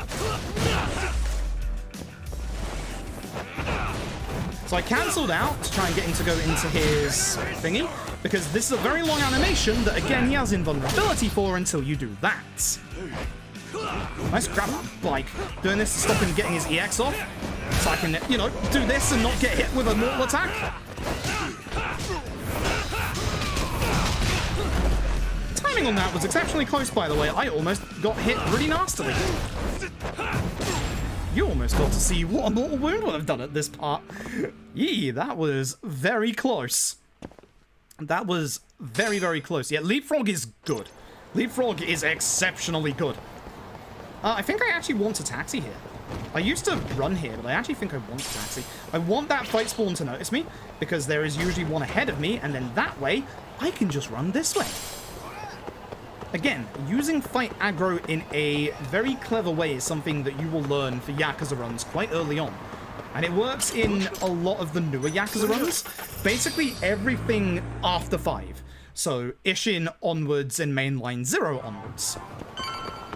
It's very, very good tech to be able to go, hey, there's an enemy on the road ahead of me. I don't want to deal with that, so I'm going to aggro that enemy behind me and just run forward. It's very nice.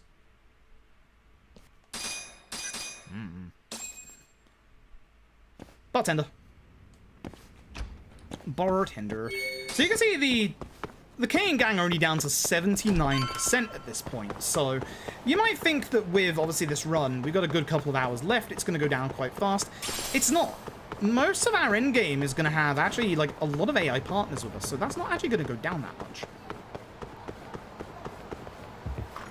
You see it's already gone down 2% running here, so... Took you long. Hey. I did take a while to get here, not wrong. It's left and down for this conversation. How would... Because you just have to ask how Shono was, and that's it. Now we go back to the Gendo Law office. You already know we're going to the taxi at the right-hand side of the map.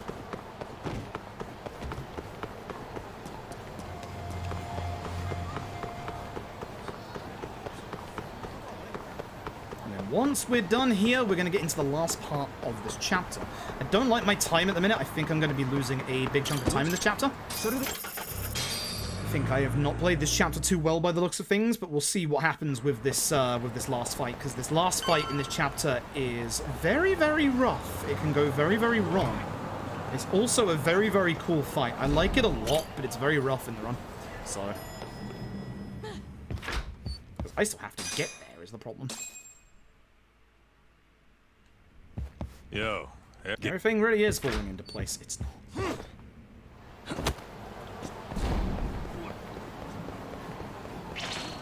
I don't know what Kaito's on about.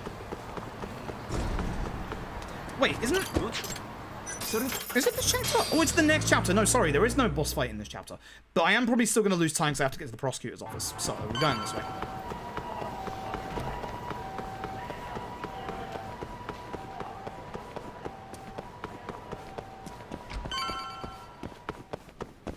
end of the next chapter that has the really cool boss fight. We've got 5 minutes till ads, and if I remember rightly, there's the time wait segments coming up.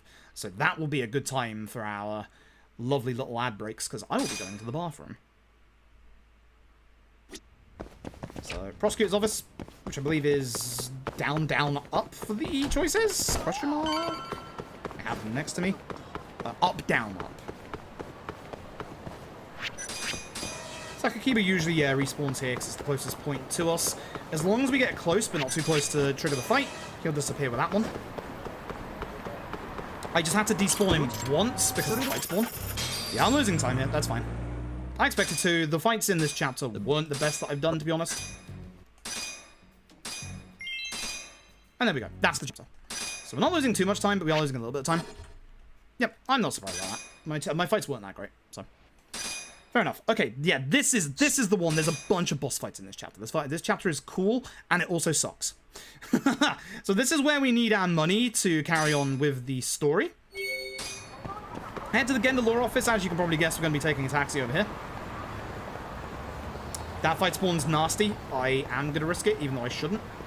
The reason being is that we are quite far behind, and I would like to lower my time as dramatically as possible. Also, the thing I like about Judgment, that guy right there is speaking about some bum wants him to drink at the Champion District. Fun fact, that's actually a friend event, and it's also a hint towards a future boss fight. The drink battle is unfortunately not the boss fight. Come on, Hoshino. Let's go. I do really like this run, but this run does have a lot of downtime, unfortunately. It's a massive shame. Speaking of massive downtime, there are 6 minutes of downtime in this chapter coming up. So as we said earlier, it's time for ads. Find a way to meet Matsugane. We're going to go over to Charles. We're going to go find Higashi. He's going to let us get over there. And then we're going to get into our first 3-minute long time waiting segment. In that time waiting segment, I'm going to go down to the Popo that's just below us to buy more bentos. And in that 3-minute time waiting segment, I am going to run said ads. Because now is the perfect time. It's literally a 3-minute break. So I will be using the restroom as well, because now we're in that time waiting segment. I need to go down here. I'll go and do my shopping. And yeah. Oh my god, I'm below the thing. As I said, you must not be below a sign or anything to get the drone out. So chat, I'm going to go and use the bathroom, run these ads while this 3-minute time wait is up. If you're here supporting, thank you very much. I appreciate it. The ads will be over very, very soon, I promise. Or, do yourself hot solid, get ad block. That's one too many. My money is still very tight here. My money is still very tight here. I have to be very careful. But thank you all very much for watching today. I'll see you in hopefully less than 3 minutes. That's a bad fight spot. Let's gotta go. So the reason why I bring my mini-map out as well is so that I can see like where the enemy are. Now the nice thing here is when I go to take my break, if you sit in this space at the back, you don't get seen by any of the enemies. I do despawn that one just in case, but you shouldn't get seen by any enemy. I'll see you in a couple of minutes.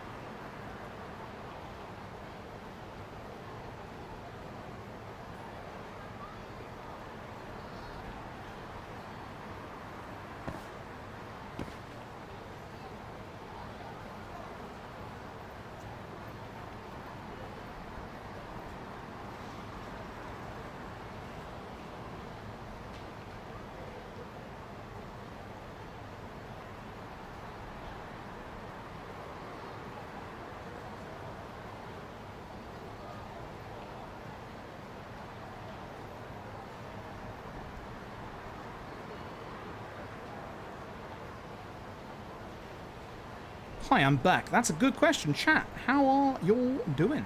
How are y'all doing, actually? How are y'all doing? Hope you are all doing well tonight. I messed up my Messed up my layout. Messed up my layout. Bad. Very bad. COVID boost yesterday. Yo, good stuff. Good stuff. Hopefully yours doesn't hit you as hard as mine did. Mine took me out of action for a week.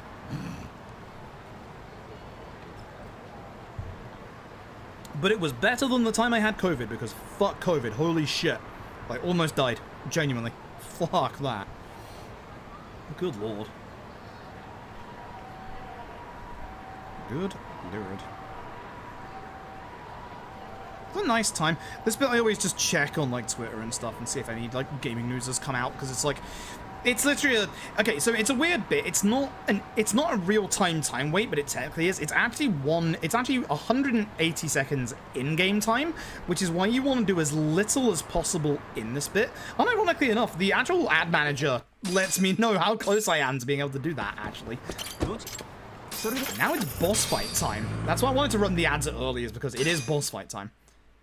2:15, 1:30. That's not too bad. That's not too bad. Doing good, nice. Playing LED and eating dinner. Good, good. Both good, both good. Both good, both good. This is a cool fight. This is one of only a few fights in this game that has no furniture. So we're gonna have to get a little creative with how we deal with this fight. It's also very hard to find any walls to run up. So, less EX moves here, but more EX usage.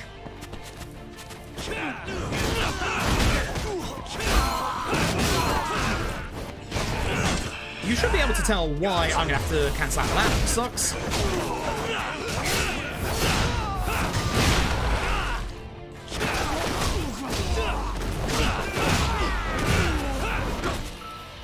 The downside to that was that the killing of the enemy messed up my timing for changing my fighting style. Ideally, you don't knock Higashi into the water, because this is where things get a little unfortunate. The nice thing is, he does have a mid-phase QTE that will reset his position, so I am trying to push to that point right now. Good. This will get me some EX back, because he's about to go into CX mode, of which I've got very little ways of dealing with outside of, obviously, my EX mode. There's a golf club on the floor.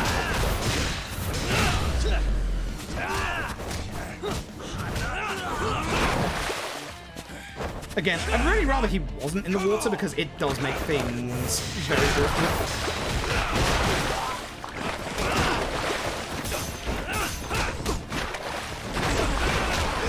I really need to build up my EX in case he does his EX attack.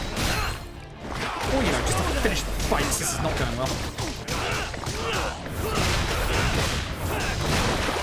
The nice thing about this and being a lower elevation is that my charge attack should always hit. Well, it's not there because obviously that went a bit wrong.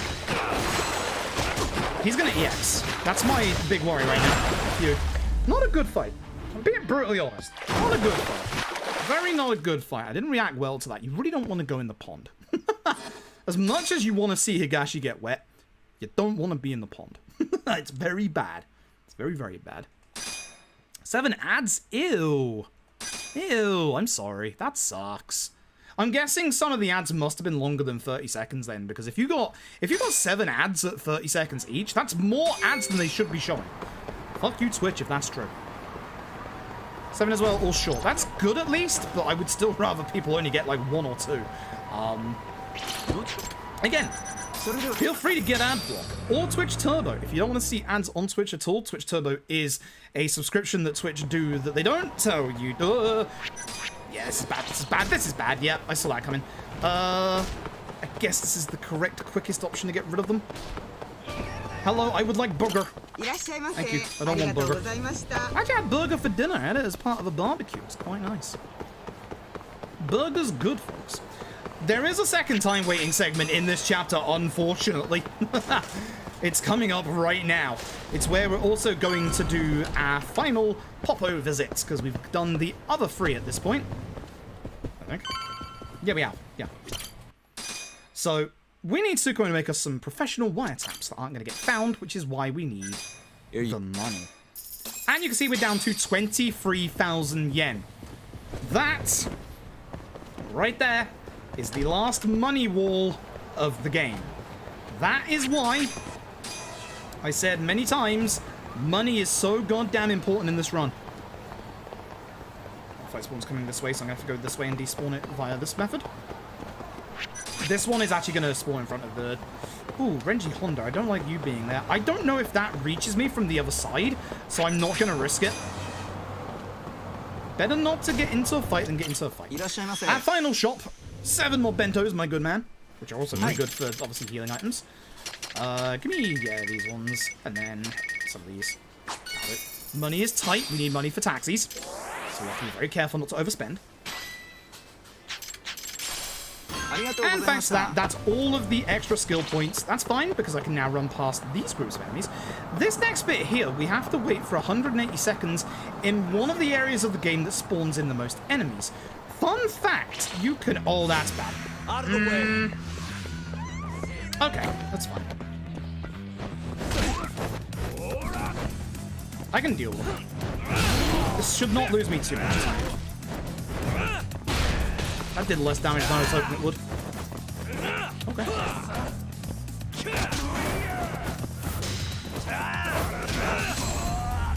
There's actually a spot right here that allows us to despawn all the enemies by walking around. So, let me see if I can hit it.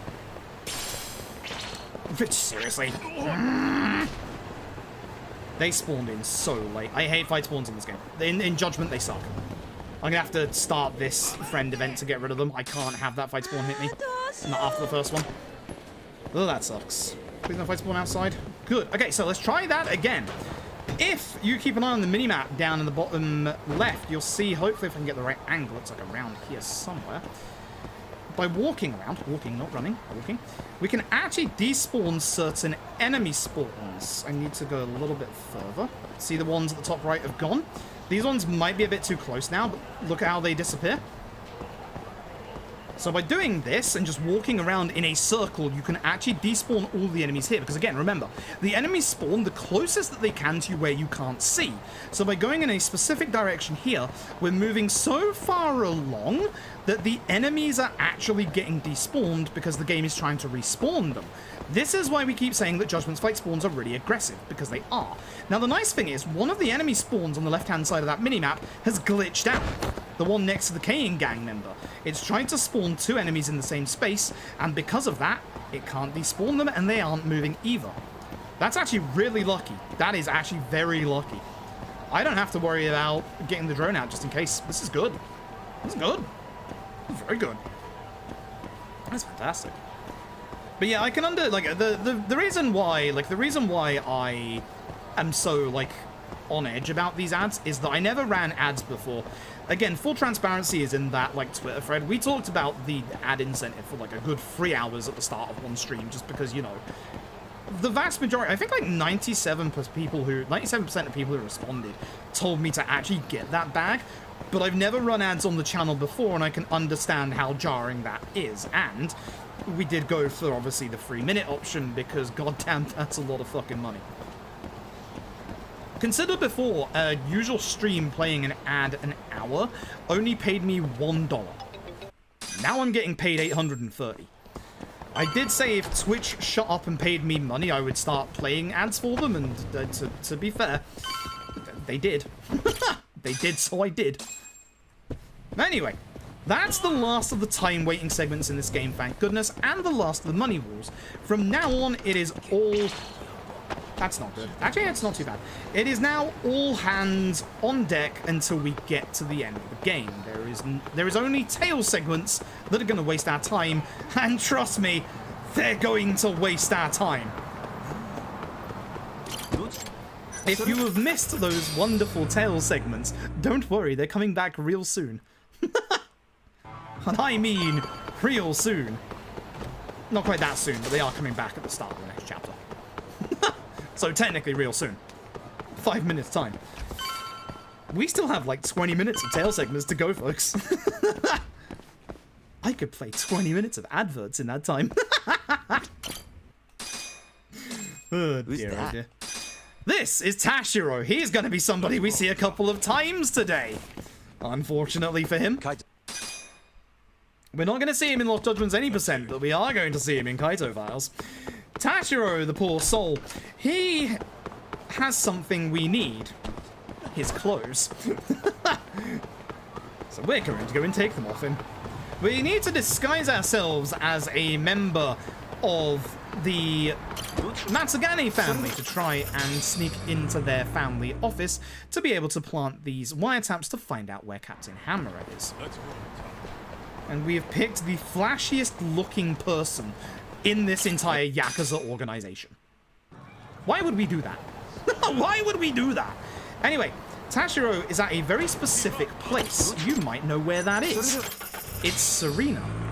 And because we have Kaito with us, that despawns the Keiing gang that's with us, which means that Kasai can't be here blocking us. This fight, if done correctly, goes very fast.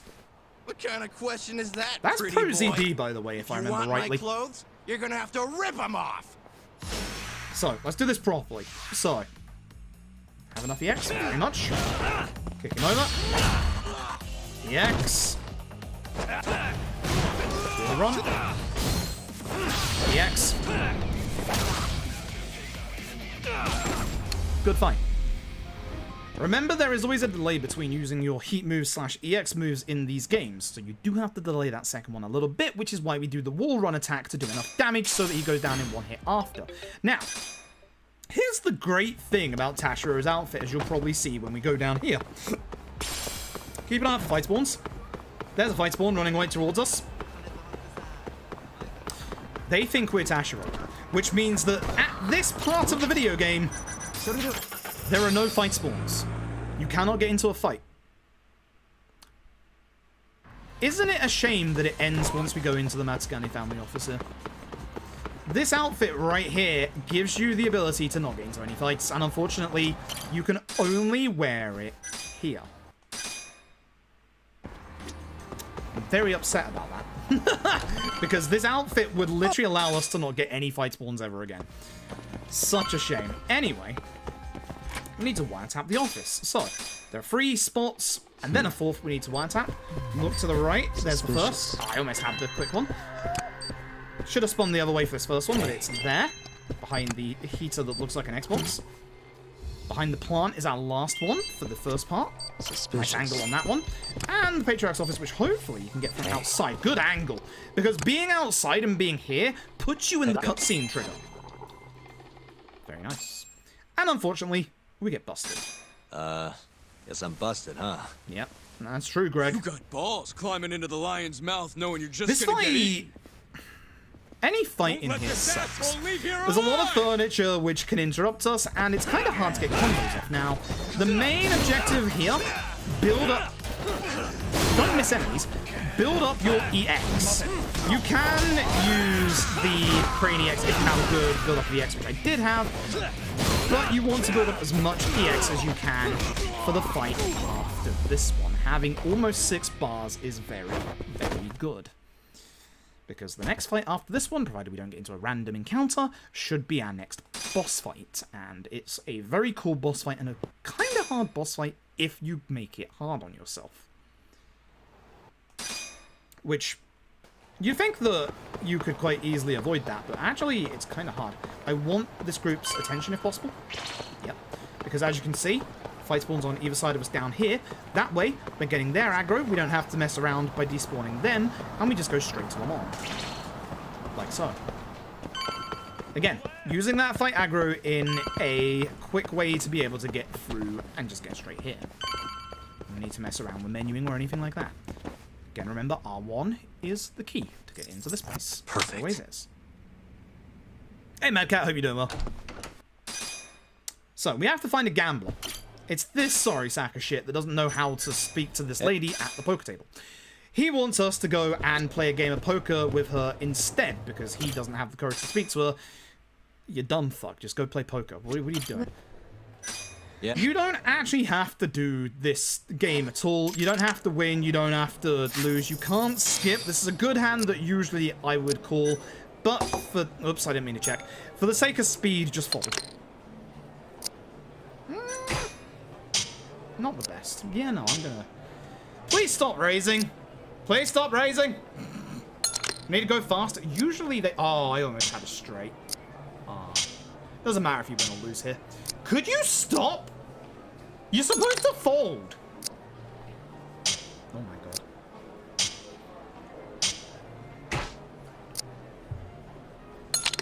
Oh, you got me. I understand why he didn't fold now. I don't know what the guy on the right was doing. I think he was trying to bluff. Dear oh dear. That was slow. That was very slow. Unlike the other minigames, you can't actually skip that one, which is weird because it's exactly the same as the others. We now have the password to get into the other gambling hall, the super secret gambling hall, which is supposedly... That's a fight spawn! That was going to happen.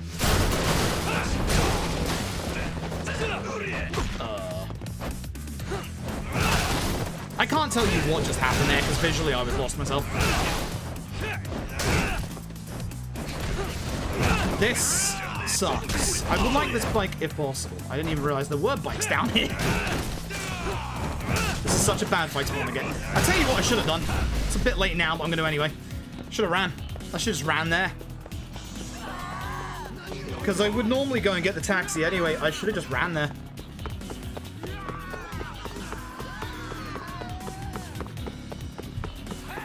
This is what would have happened with Tachibana after the events of me, Tiger for the next fight, please. After the events of Yakuza 0. If the events of Yakuza 0 didn't happen. Because I needed to get here anyway, so it's like, you know. I need that fight spawn to stop now, because I'm right where I need to be, and I'm still in a fight. Okay. Oops. Right, up, down. 3 times. Can I talk to Moon? Chateaubriand Blue. That's our password. Alright. Cool fight. Cool fight. I'm definitely losing time because of that, looking at my splits. It is time for Hamura and Ozaki. Here's the bad part. Both of them have an EX. Focus on one of them to begin with. Doesn't matter which one. Hamura is a good one to start with, but do not use EX attacks. It will prioritize your EX move with Kaito over anything else.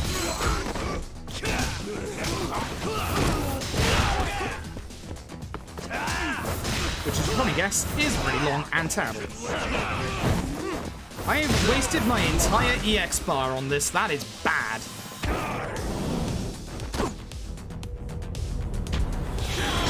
Fuck yeah, music. Can't jam in the chat if you please. Hammerer is now in his EX. I'm going to drag him back here a little bit so I can have a wall to run off and interrupt him with. I wasn't expecting to leapfrog off. I do not want to go after Ozaki right now.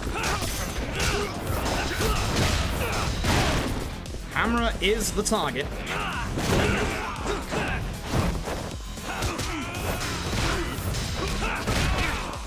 Nice, he knocked me out of it. Good stuff.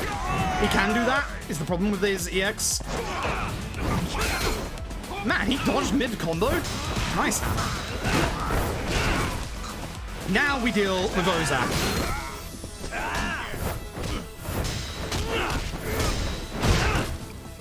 This shouldn't prioritize Kaito. Well, if he stands up. I'm trying to juggle him. This isn't going well. Really? Nice gun.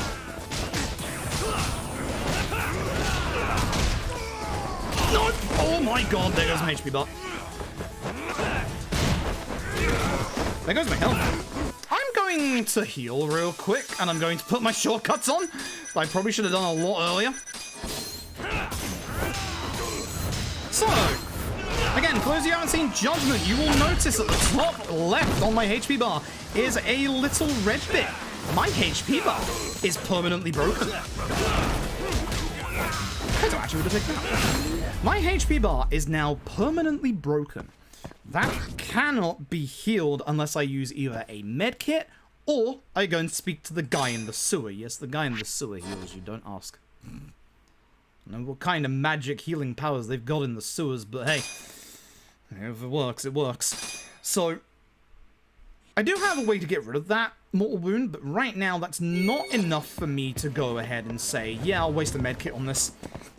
So we're carrying on. I mistimed, so what I needed to do in that fight, I needed to use the charge attack on my combo for the second attack as well as the third. By doing that, it would have allowed me... This is bad, because this is going to get into a fight with me. Good. They managed to despawn before I got this close. I needed to charge the second attack, because that would have delayed my third charge long enough so that I would have hyper-armored still in EX through the Mortal Wound, and I wouldn't have had any problems with getting Mortal Wound. This is Hattori, the journalist who we met earlier. He writes dirty rag pieces, but actually he's kind of... No, this is fine, this is fine. It's a bit risky, I should have got rid of it, but it's fine. Kind of know that if I'm fast enough, I can get past that fight spawn. He writes dirty rag pieces, but he does actually give us some good information this time. He actually kind of wants to see us win. This is where you get about 30 minutes of plot dump. This is the part where you have to basically sum up the plot for everybody and come up with the theories for what's going on. Mind if... Continue. Sure. That was a text skip. It's only a single text box. So in these conversations, the nice thing is for these conversations for the correct answers, it's only up D-pad. So Kaito has contact with the Yakuza and probably had contact with them 6 months ago when Hashiki died. No. Remember what I said about these hitboxes? Yeah, the Kane gang are disappearing before the end of this run, I think, because of that one fight. By the looks of things, 36% is low here. That sucks. Sakakiba did not respawn here. Good. Very good. Don't have to get my drone out again. Every little helps in terms of this right now.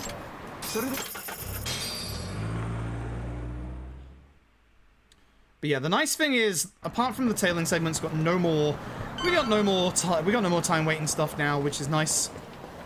Now I do need to get... That's a bad fight one. Hi. Wise choice. I should have despawned it. I should have despawned it. That's my fault. That is absolutely my fault. Nice hit on that guy. I kind of knew that was going to happen, and I still, like, toyed with it anyway, which was a bad idea. Don't hit as many enemies together, so I was trying to drag that guy and the other guy together, but obviously that did not work. I do love doing that. The slide kill, it doesn't do any damage, but it is cool. And stay down. Okay. However, this chapter has one of my favorite boss fights over the entire series. Those who know me for doing these runs know how much I fucking love the boss that's coming up in this chapter. God damn. God damn. You get a little too excited over this lad. He's a good lad. Over here. He's also a drunkard. He's the one... He's literally the one that got mentioned by that one dude walking around. Hey, this is Okubo. Remember that case from a couple of years ago that we flash back to? That case was one where Yagami got Okubo off the hook for committing murder. It's very, very rare that ever happens in Japan. So, essentially... It's a bad fight spawn. I should have taxied. Actually, taxiing here is probably faster anyway with the PS5's load times. You know, I think it is. Yeah, I think it is, actually. I need to start implementing a taxi here in the future. Anyway, I'm about to gush fucking forever about this goddamn piece of work. This man's called Cane Man. He has a sword. It was a cane, trust me. So, Cane Man here is a literal assassin sent to kill Yagami. He has the same fight theme as Murasei, which makes him fucking amazing. But there's a reason that I really love this fight. Thematically, this fight is fantastic because Cane Man here, he is here to kill Yagami, and he just tries to kill you from the very start of the fight.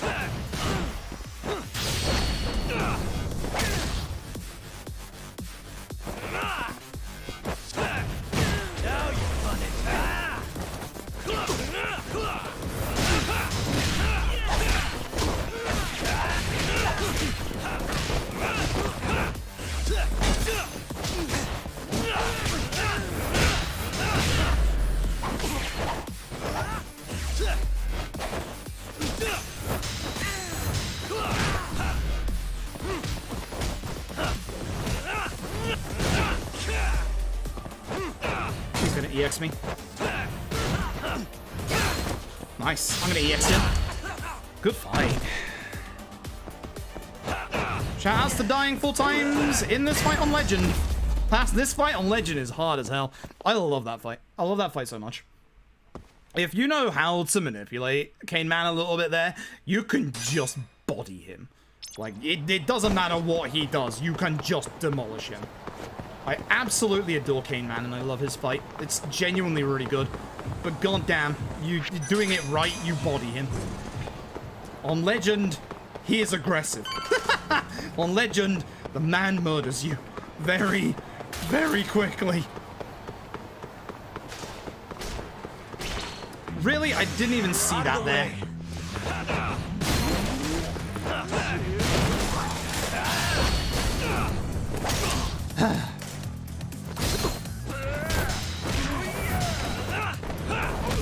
Nah, how did that miss? Dragon Engine. Bad fight, Dragon Engine. Ugh. What a waste. I didn't see the fight spawn on my minimap because it was underneath the minimap prompt for this place. Alright, so thankfully with KJR, every single door is now open, so the quickest way up is here. Outside.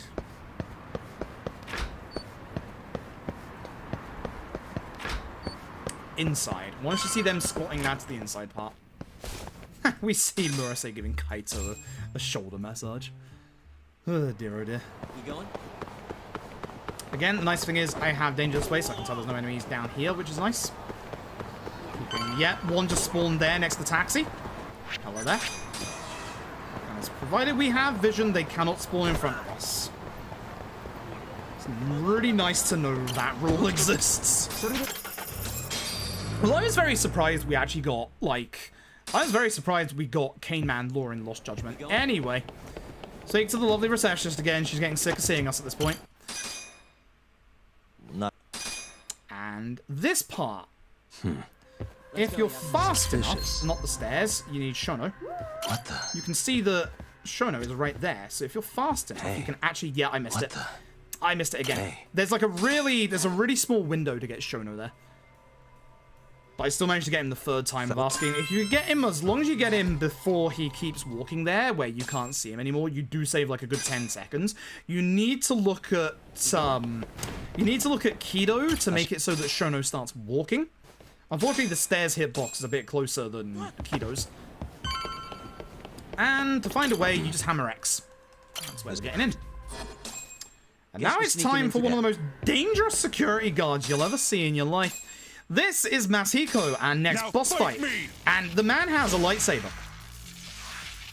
I'm fairly certain that's not legal. So I'm gonna kick some people, then I'm gonna grab a bike. Please grab a bike and I wasted all of them. I wasted all of them.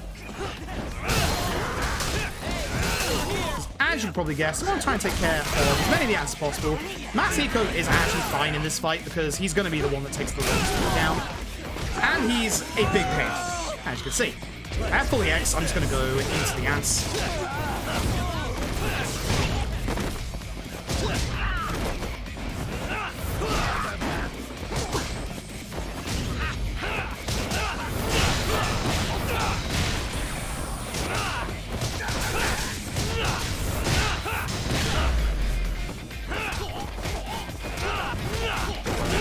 A little too early. You do not, under any circumstances, want to get hit by many of Masahiko's attacks. His basic attack, he has a counter that basically keeps you on the ground for a very long time. A very, very long time. I did that combo specifically so that he would fall backwards like that so I could get a free hit in. I wasn't actually certain that would do the damage that I needed, but it did. Let's go, Yagami-san. But yeah, Masahiko has some of the nastiest attacks in terms of the speedrun because of the fact that he just keeps you down on the ground for like 15 seconds. It sucks. And we're going to get into the infiltration part, where unfortunately we're going to get spotted. Unfortunately for these poor scientists, they're going to have to deal with us. Now, you're going to recognize a couple of animations here if you have played the video game Yakuza 0.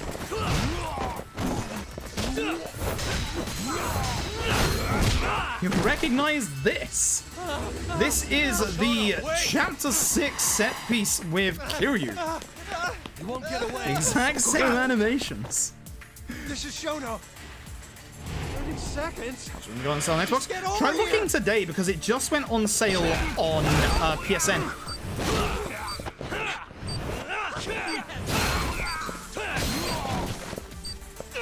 That was a bad fight.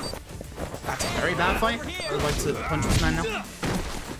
But yeah, try looking on Xbox because it did just go on sale. The entire series just went on sale on PSN. So there's a chance it did on Xbox as well. 'Cause they usually collate their sale times. But yeah, we're losing time again. My end game in my PB was very, very good. My end game tonight has not been very good. Hit Masako. The other two don't matter. I'm gonna focus on Masako a lot. If you hit the other two, it's still good. I would like to wall run, but sometimes the game doesn't want you to wall run. That would hit.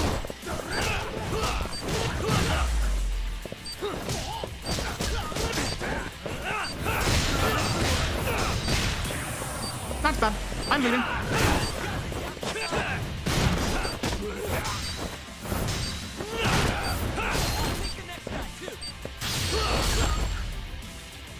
That's for using a bunch of EX moves. Huzzah! Please take care of him, Sugiura. Also, as you can tell, AI allies don't have that much HP, but how do I do this?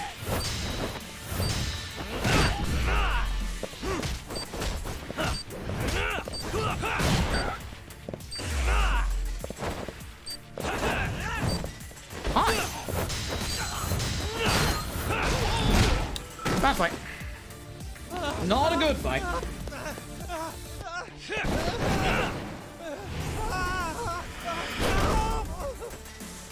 Not a good fight, sadly. That wasn't a good chapter. That's a shame. It's a massive shame. Oh well. Emi Tarasawa is the option you want here. We are finding out that Shono is actually a piece of shit. Present day. Present day. Somehow that wasn't the present day. Now it is. Folks.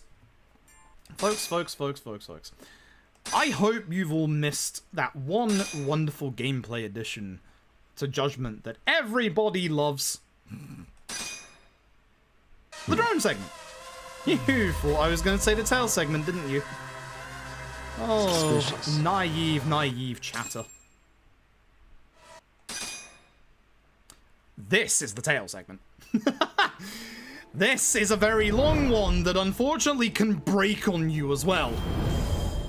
Oh, the amount of times I've game over to this. Goodness gracious. So, thankfully, even though Kaito is with us, the game doesn't require Kaito to be hidden for him not to be seen, although Kaito will try and hide at points, which is nice. However, as we said, in Judgment, every one of the enemies counts as seeing you, so they're going to turn around every so often, and we have to be careful. Too early, but it works.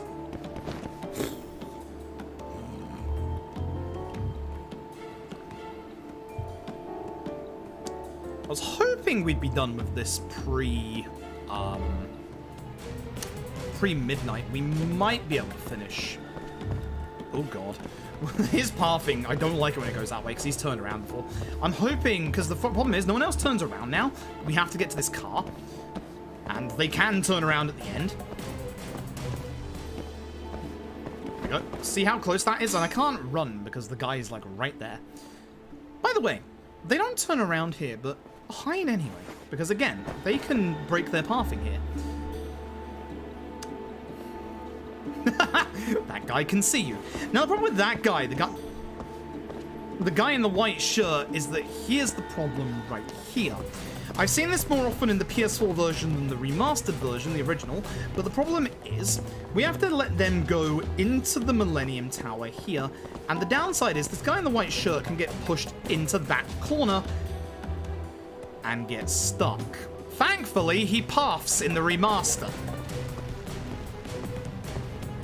Now, I've tried a lot of times to get this bit to go faster, and unfortunately I haven't found a way. So we're gonna sit here for like a minute whilst the other two ads patrol the entire area, because you have to come back this far to be able to get them to start patrolling around the room. That's the trigger for Higashi to get off his phone in like 45 seconds. So by not getting seen there, it somehow saves us time. Don't ask. It's stupid. Our next ad is in 25 minutes, which... There's only one more tail segment after this. That's the problem. There's only one more tail segment after this, so... Also, as long as you're in a hiding spot, even if somebody who's supposed to be seeing you comes next to you, they won't see you, because the game technically thinks that you're hiding. Video games. Fucking video games.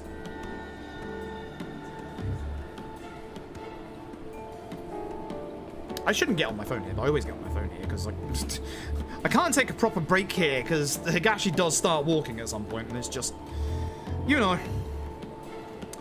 You know.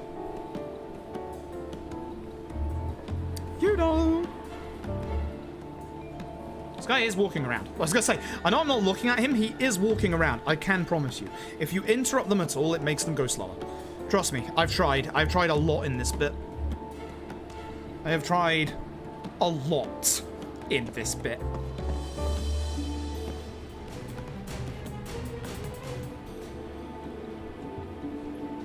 Also, I'm upset, but I shouldn't be surprised. I own a Quest 2, one of the Facebook/Meta VR devices, and I was really looking forward because they said that in the future you wouldn't need a Facebook account to log in to obviously the Oculus. Well, they announced that you need a Meta account instead, which is linked to either Instagram or Facebook or some shit. So it's like, God damn it, that's not the point. God damn it. God damn it. Alright, for this bit. This is the easiest part of any tail segment ever. We're gonna walk over to this plant. I'll put the feet up and I'm gonna go get a cup of tea. That is all you do. Hey, look. What are you up to? What are you up to, bud? Out you go. Go on. Shoot, shoot, shoot. There you go. There was a moth. I managed to get him outside. It's the only problem. I fear moths, but I have to have my windows open because, good God, is it so bloody hot. I never switched for kind, but it's true. Yeah, I should have been that naive. But hey, I could make a dummy Instagram account and then I can deactivate my Facebook again. Or better yet, delete the fucking thing. I've not used Facebook in 8 years and my quality of life went way up. Fucking Facebook. So this bit kind of sucks because there's no good hiding place here. We have to watch Higashi, but the guy in the white shirt is going to stop next to them. So the best hiding spot is actually right here. We have to keep an eye on our boy, who's going to go back for that guy. Higashi's going to move, then that guy's going to move, and then they're going to be out of sync. Yeah, no, we should be moving at some point in the next few months, and it's like, if I install AC here, it's going to cost like 300-400 quid. There's no point. I'm going to get like a month's use out of it, and then I'm going to move. I am considering one of the portable AC units that you can get. The one that, you know, you slap on the window and it pumps the air in and out. I'm tempted for one of those. That would actually be a good idea because I could take that with me when we move. This bit kind of sucks. I think you can make the next sign, but it's really, really tight timing, so I always use this car first. Because there's no danger to using this car. See, that sign on the right you can get to, but as you'll see, the white shirt guy will, in a second, turn around. So you can get there, but it's really tight timing-wise. Also, one of them turns around before the end, but you can actually push into the final trigger here. Be very careful not to make too much noise. Just before you turn around. Good. Very good. Nope. Prime Day? I forgot that was a thing. I forgot that was a thing. So maybe that is a good time to go and check for one of those, I guess. There will probably be a... Oh, I bounced, that's a shame. There'll probably be a bunch of them on offer as well. This is one of the shortest chase segments in the entire game. This one isn't very long at all. The button presses here are randomized, which sucks. That's why we have to wait a little bit. Thankfully, thrown objects in Lost Judgment aren't randomized button presses. Thanks, Lost Judgment. This is an X with the bike. I don't remember which side the pedestrians were on. Oh, I bounced again. Keep bouncing and getting extra QTs. Not good. I agree, Higashi. I agree. This one, I think it's impossible to get past both of these, so just go for that one. Which I think it might not be. I think you can go to the left just before that, and you'll be able to avoid both. Anyway, it's time for speed tech. The speed tech for Lost Judgment is as follows. Get drunk. So we've got all the Matsugani family out. So what we're going to do is we're going to go to Theatre Avenue because we're supposed to go to a theatre square over here. Get drunk. Because one of the requirements... Now, Jack Daniels will fill your drunk meter instantly to full, so I am going to... This is not me running left and right. This is the video game. First person does help a little bit, but you can see we're still moving around. After a little bit of time around here, the first story beat will go on. Come on, baby. Shouldn't be because I'm in first person. Come on, baby. Where are we? There it is. Now, because we're drunk, we're actually going to skip ahead to the next story beat. We're supposed to run around, and then Kaito says we're supposed to, you know, seem a bit vulnerable while walking around, which is code for go get drunk from, obviously, the Gendako here. But because we have a Jack Daniels with us, and we're already drunk, we can just go straight to the next story segment, because when we get the phone call when we get near to Bar Survive, we will actually have the game just go ahead for us. This fight spawn is a little worrying. There we go. And now that it's done, go into our items, use the walking soda, which gets our drunk level down by 1, and that enables us to walk normally again. That's why we bought the alcohol back in Chapter 1. That's the exact reason why. Suspicious. More shit with Mary. Thankfully, that's it. Anyway, over to Tenkaichi. We're going to go and bust up some of the Matsugani family clubs. Thank God that's it. Thank God that's it. And that's one thing I also haven't mentioned. Plot-wise, this game does a very good job of, like, actually, like, objectifying why the Kane gang are going after you and why also the Matsugani family are going after you and why they alternate, like, between chapters or, like, every other chapter. It's really good, actually. This game does a very good job of that. I'll slaughter. It's like, God, they may complete outside the exhaust. Yeah, I can imagine. I'm definitely, before I buy one, going to have a look at the options and get some, like, actual expert opinion. Can I leapfrog at the guy? I probably should just use the sign here, to be honest, because there's 3 of them rather than 2. But too late now. So, essentially, we're looking for Captain Hammerer still. He's gone back into hiding again after we beat him down in the previous chapter. We have to hit up 3 of the Matsugani family clubs. We're going to do this in a very specific order, much like earlier when we had to find the people in Chapter 1. We're going to start with Theatre Avenue. Nope, this is the wrong one. It should be close enough. Actually, this might be closer. Yeah, actually, that's closer. Never mind, that is actually closer. That's why I had it in my head, because I started doing this as of last time. Want to go here? Here's our first group. You little. That is actually closer. Who That's do you think actually you're pretty good. talking to? Would you be surprised there's 6 bikes in this fight arena and we're going to use one of them? Right here. Oh, yes. Unfortunately, going for this bike usually lets you grab this guy, which does such. Try and push them all into this corner. That's nice.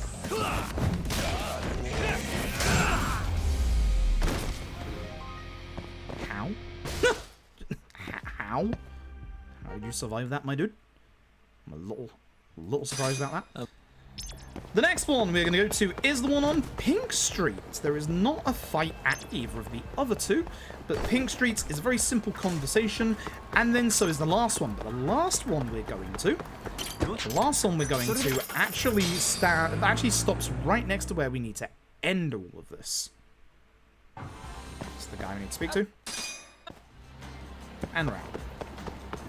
That is quicker to start skip. He has quite a bit of dialogue to skip through. You'll also notice the Kane gang aren't on the map right now. Neither are sub-stories. We are into a locked... Whoa, almost went to the place. We're into a locked story segment right now. That's why the Kane gang aren't around. That's the other nice thing about the Kane gang indicator is you can kind of tell when, you know, oh, this is story time. So after this, we need to go to the Champion District. After getting a phone call from Kaito, which is that one. And as you can see, we're right next to where we need to go. We just have to get to the middle of the Champion District, so we just go here. And now we get into a fight. I would like to get through these as quick as possible to keep my drunk level. I should have used my EX move on this guy, but it's fine.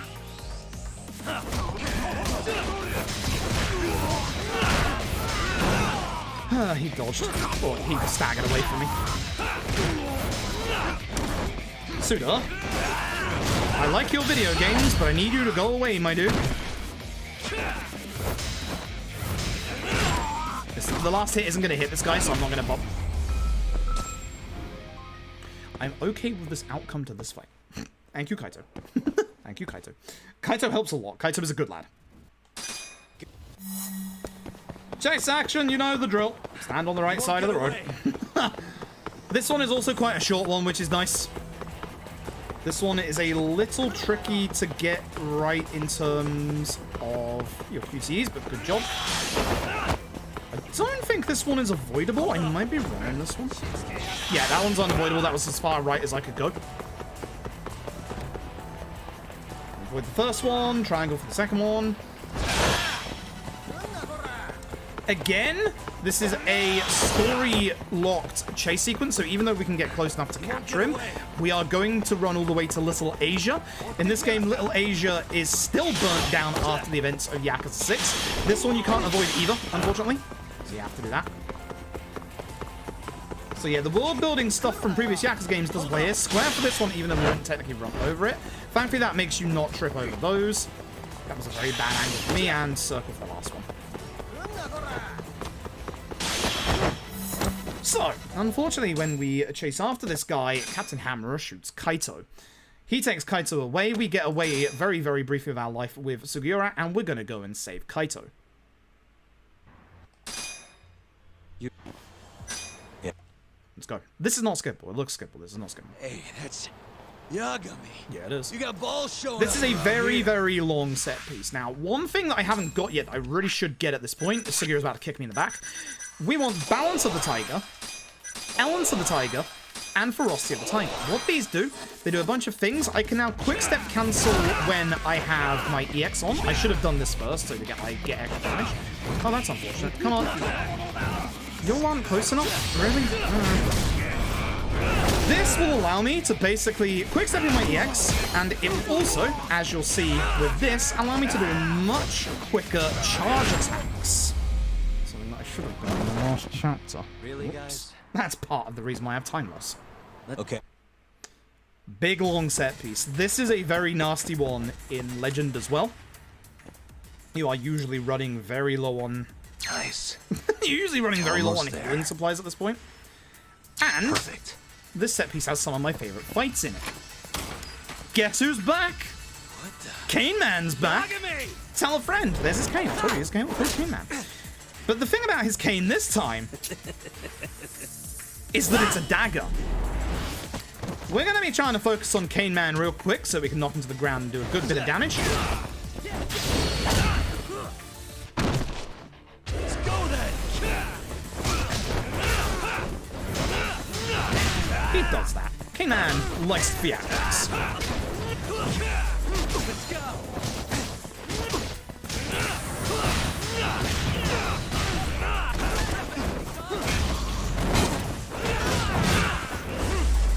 Ah, I should have let the combo go through.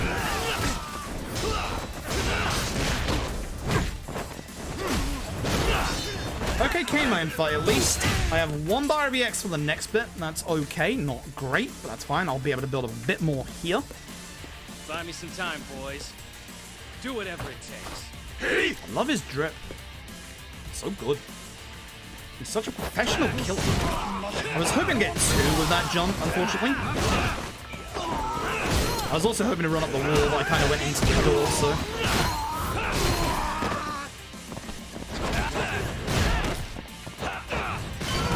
Not too bad. Wall kicking is very good in this bit. Almost full EX for this fight is going to be nice, because this time... I've been waiting.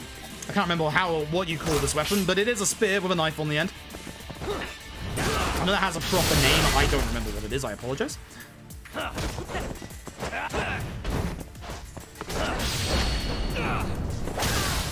He's going to go invulnerable in a second here. It's a nice delay. Invulnerability phase destroyed. And now it's EX.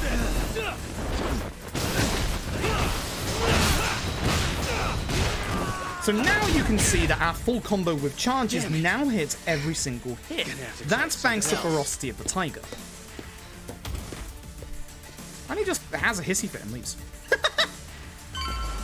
We want to cancel out of that EX as fast as possible, because we do want to start building it up again. Now for this mechanic. Where's the light switch? I can't tell where it is. Oh, it's right there. Thanks. Try and grab the healing items on the way through if possible, because again, healing items are very useful in this run.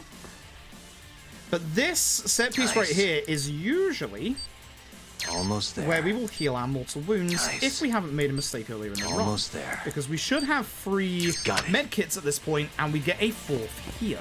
And we can only hold 3. Once again, you can see down the end of the corridor, there's a man with a gun.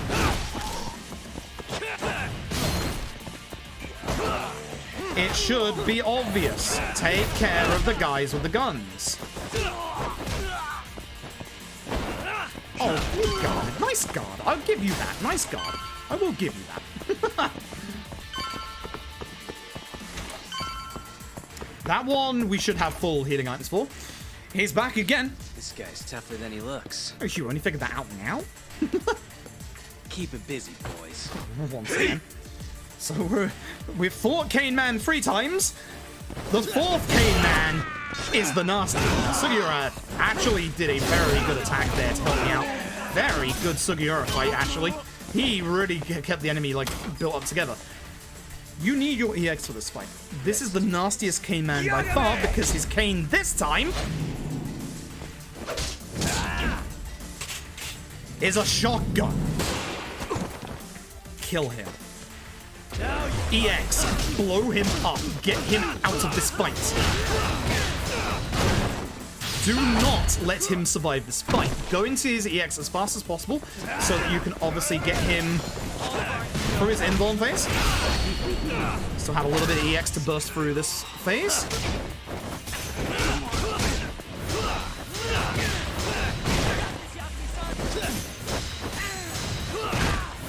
Having him not attack at all is a brilliant and beautiful fight.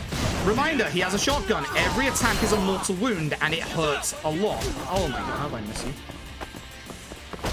Get. Well, Sugiura said, sweet, 4, but sure, alright. Damn it. Stupid gun.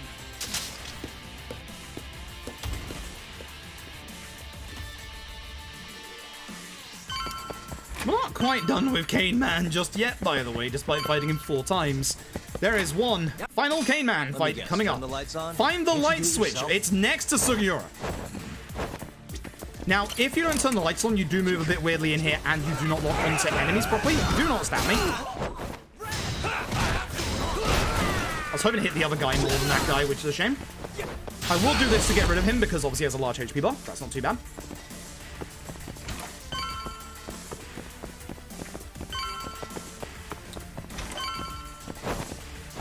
Again, thankfully the light switch is right here. This is also where we have double quick step, so that we can go faster through these dark sections where we can't actually move properly. Your quick stepping overwrites how slow you go, so you can just basically double quick step through the areas until you turn the lights on.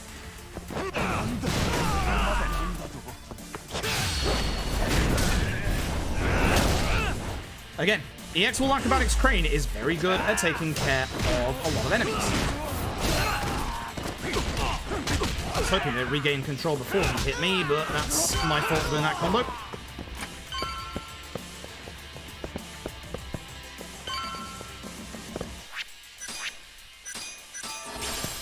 And now I got rid of the Mortal Wound, and I have full HP for the last 3 fights in. This guy won't give up.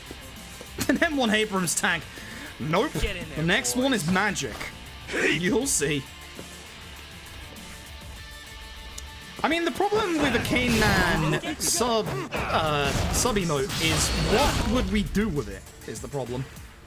I'm all for... I mean, again, I have 9 emotes. Really? I have 9 emote slots. Speaking of Ninomiya, his name reminds me. Apparently, Kaguya-sama is the highest rated anime on Mal now? I still haven't watched season 2 yet, let alone season 3. How the hell did that happen? That must have been really satisfying for that to happen. I'm going to snooze real quick because the next ad plays in 5 minutes and we have boss fights coming. So. Finally. I was getting bored of waiting. Actually, 10 minutes is bad as well. We have a big set piece coming in the next chapter. Don't worry about me. Just go find Kaito-san. You think I'd let you do that?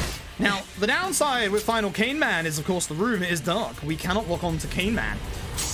And he has double canes. The nice thing is, even though he starts by trying to murder us, we just turn around and turn the lights on. That actually gives us iframes. I wish I was kidding. That actually gives you... I did that too early.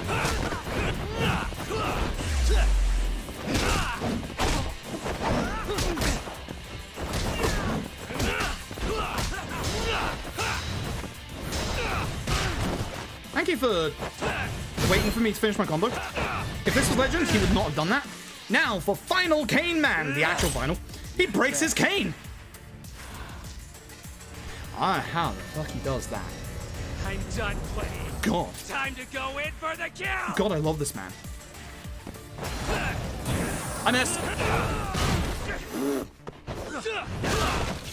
Damn, he actually let me do the leapfrog? That's rare. Far away enough that's gonna connect. Ow! My dude. Let's finish this. I kind of wanted to build my EX up for the next fight, but I've decided to sponge it here, which is not smart, honestly. You let me do it again? I wasn't cooking twice in a fight.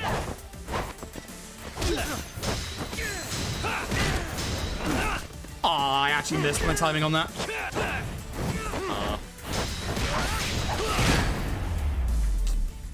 I might still be able to do this with a leapfrog. I should get my EX back for this fight. This is a very fun fight if done right.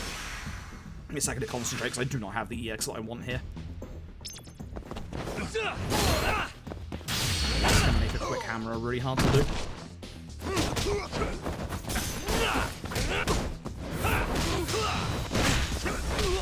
Yeah, he knocked me out of my combo. Phase 2. Not the quickest, but it's fine. I need to hit him once. Also, the mid-fight choreography at this point is phenomenal. This is peak RGG showing off.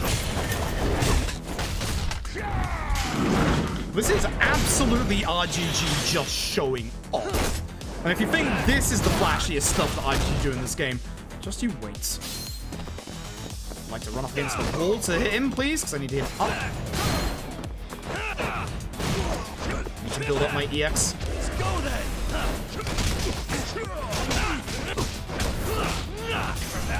Damn.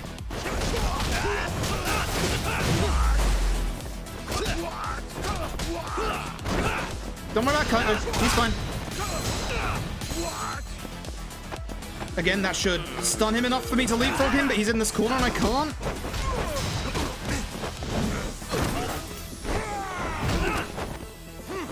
Bad fight.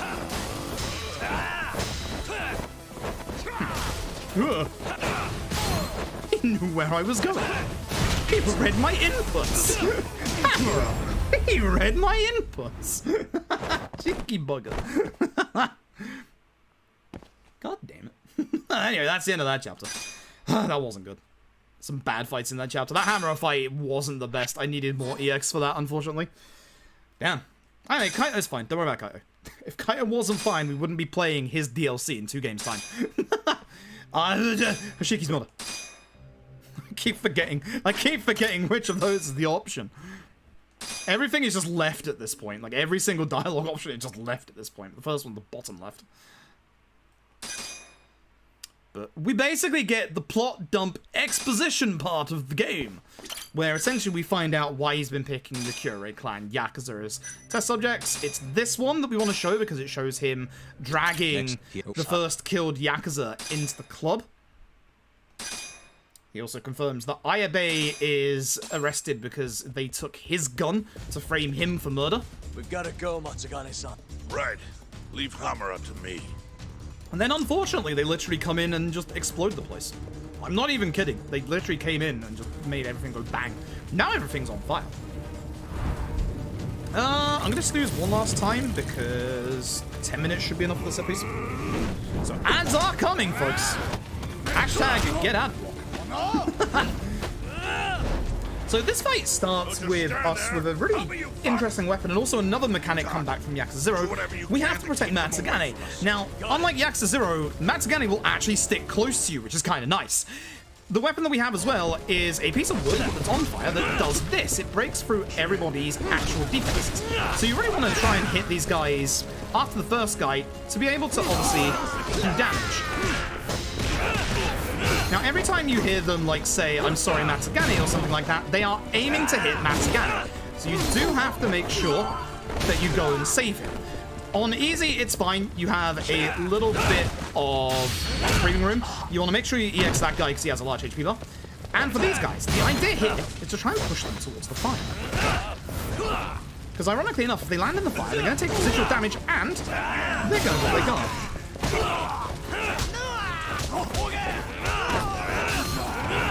Oh, nice dodge. Nice dodge.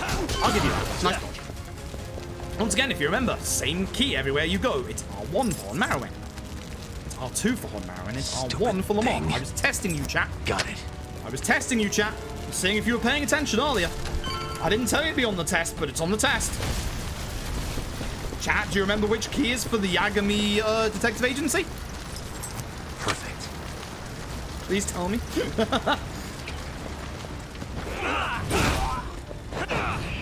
I didn't want to aim for him.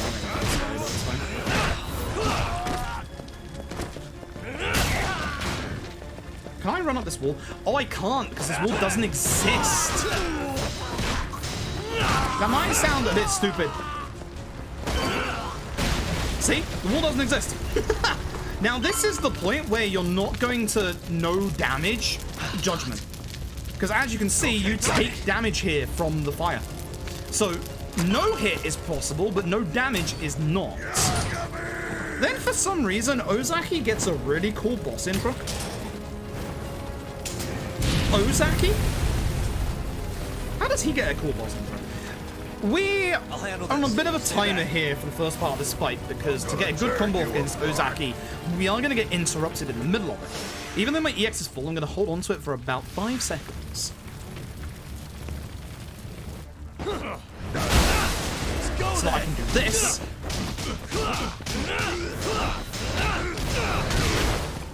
Into that. Ah, that was unfortunate. I was hoping to get a bit more on this before that happened. Okay, I have a little bit of EX for phase 2, which is fine. As you know, we'll start with his EX. What I really like about Ozaki is that he actually uses his weight in these fights. It's actually pretty good. Like, he's actually, like, the actual choreography of Ozaki using his weight is actually really, really good. But I'm in a little bit of bother in terms of my EX right here. But I do want to build up my EX before the end of this fight, and it's very important that I do, because Ozaki is not the last boss of this chapter. I'm probably going to do a combo here to bust through this.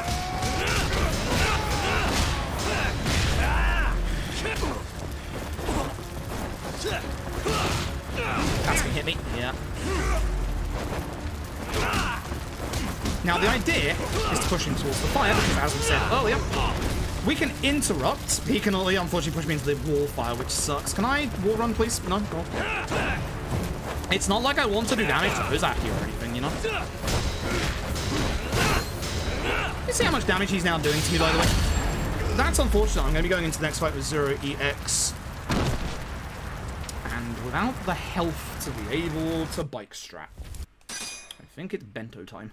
I think it's bento time. Anyway, what precedes that set piece, again, big spoilers, is one of the best cutscenes that RGG have ever done, where the mole turns up, the guy who's been killing all of the Yakuza.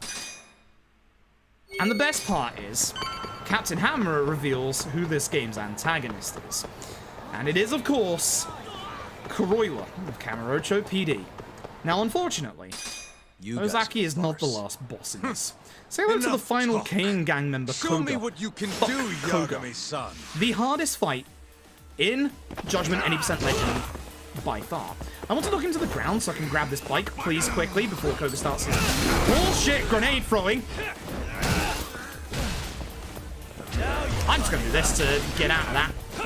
Unfortunately, I am stunned, so I can't actually aim properly right now.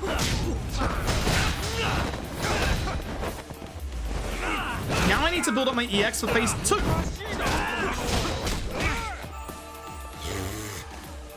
So, yeah, now you understand. Oh, that's going to be good. Let's go phase 2, right now. You really did that to me when I was trying to do that to you.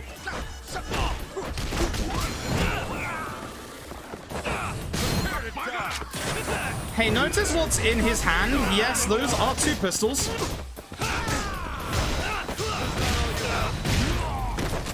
Hey, remember earlier on the guy with the sword had the RSA dodge? He's not the only one! He just tried to RSA dodge shoot me! Get out of here, Koga! God, I hate that fight with a passion. That fight sucks. That fight sucks. There is no way around it. That fight sucks. You get hit with his guns, he can break your entire HP bar. In this speedrun, he kills you instantly. Be it on easy, be it on legend. That man kills you. That fight is scary. That fight is genuinely terrifying. Thank God it's over. And that's the end of the Kane gang as well. Hitboxes. Hitboxes.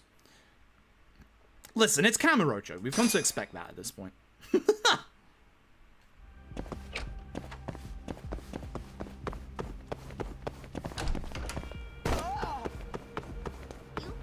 It's Kamurocho. We've come to expect, you know. I should have despawned them. That was a risk. That is 2 fight spawns together, walking in the same direction. Damn, that's nasty. Damn, that's actually really nasty. My money should be good for the rest of the run. We only have 2 chapters left, folks. How long until ads? 2 minutes. I don't have a snooze, so I can't... I won't be able to get the ads until the final tail segment, but thankfully you're not going to miss anything at the start of this chapter. So, ads are going to get played real soon. Yes, that's Tojo Clan HQ. Wow, surprise. That's in this game as well. You don't get to go there, but it's in the video game. Technically, Daigo's there. You don't see him, but Daigo's there. So once again, like the Axe games, if you're wondering, where the hell is Daigo Dojima? There. That's a bad fight spawn. I should have gone to the right. Ugh. It's fine. That's fine. That's fine. Anyway, we don't have to deal with the Kane gang ever again. They're gonna disappear before the finale, which is a shame. That means that we've not done very well, unfortunately. We going to... And we're gonna go to Kikunoya. Let's roll, talk. Once again, we are looking for Captain Hammerer, who has gone missing after the beatdown we gave him in the events of Honmaruen. Because the mole tried to kill Hammerer, because obviously Hammerer knows who the mole is and obviously told us. The mole also knows that we know that we know that he knows that we know about him. Yes. Yes. I think that's right. I think that's reasonably accurate. But I will say that the final boss of this game is possibly my favorite final boss in any RGG game. God, it's good. It's scary in the speedrun, but God, it's good. So we gotta recruit Sayori again to go and adulterous somebody else, which this time it's Kaito. Because Kaito is a stupid, lecherous old man who will spill his literal secrets to anybody with a pulse, apparently. Go away, Sakakiba, I'm not fighting you. This is also a good point where if you need new healing items, you can go to the Popo right there. It is gross. Unfortunately, it's Kaito's MO in a nutshell. Kaito sucks. Hey, look, he's Tashiro. Not the final time you'll see him tonight. Actually, the next time you see him, we'll be beating him up again. Poor Tashiro. Text skip the first part. Yeah. Thank you. Yeah. Potion out. Put it back in your pants, my dude. Unbelievable. Here we... Once again, you have to do the makeup. Once again, it literally doesn't do jack shit. So don't bother doing anything. The ads have attacked. Yes, I'm afraid so. If you can hear me, I'm afraid the ads did attack. I swear they had 6 minutes left.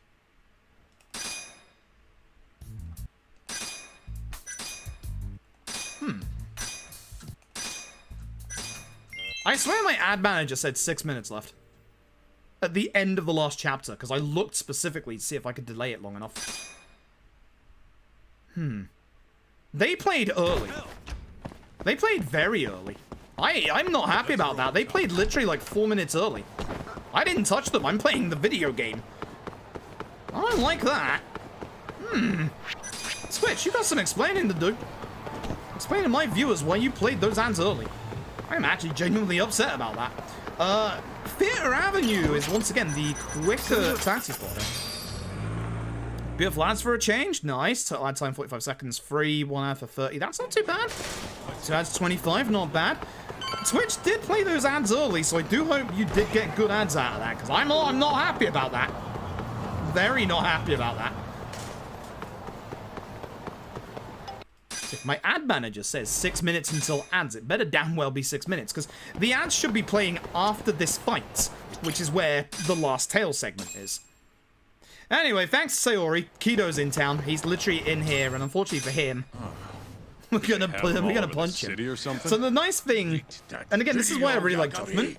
Look at Kaito's HP bar. He's literally not a fighter. Now, here's the downside to this room. If you're playing on base PS4, even on PS5, these UFO catchers break your FPS. On PS4, it goes down to a single-digit FPS. Now, in this place, ideally, you have to use strong attack so you don't lose the bench. We do not want to knock anybody outside. That's bad. So far, not too bad, actually. I broke the Actually, that's really good. Sugiura down that end actually did really well. For some reason as well, the end screens in Judgment Remaster added chromatic aberration. I don't know why. They got rid of some of the style of the original version and just said, hey, let's add a bunch of chromatic aberration. Sure, that'll fucking do. Hey, here's Kaito in his underwear. It's the Yakuza tactic to, you know, get information out of people. I've forgotten the dialogue options! The game at this point knows you've been sitting in a cutscene for like 20 minutes, so it's like, hey, if you want to go for a break, go do stuff now. We're gonna go downstairs and talk to the man in his underwear again. People going back from ads are probably wondering why Kaito is here in his underwear. I apologize. I can't explain it. I can't explain it. I'm not going to. Please use your own imagination. Thank you. Kaito was up to no good. As we said. Ichinose. Ichinose. Ichinose. That's the one. That's the one. The allied characters in this game are massively, massively aggressive, which makes the fact that your allied characters in Lost Judgment are the most passive allied characters in any Yakuza game massively disappointing. You'll see.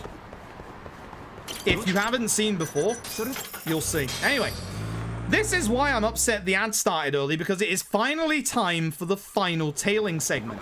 This one lasts for about 10 minutes. And it's also, on top of that, the hardest tail segment in the entire game. Yeah. It's very hard, actually.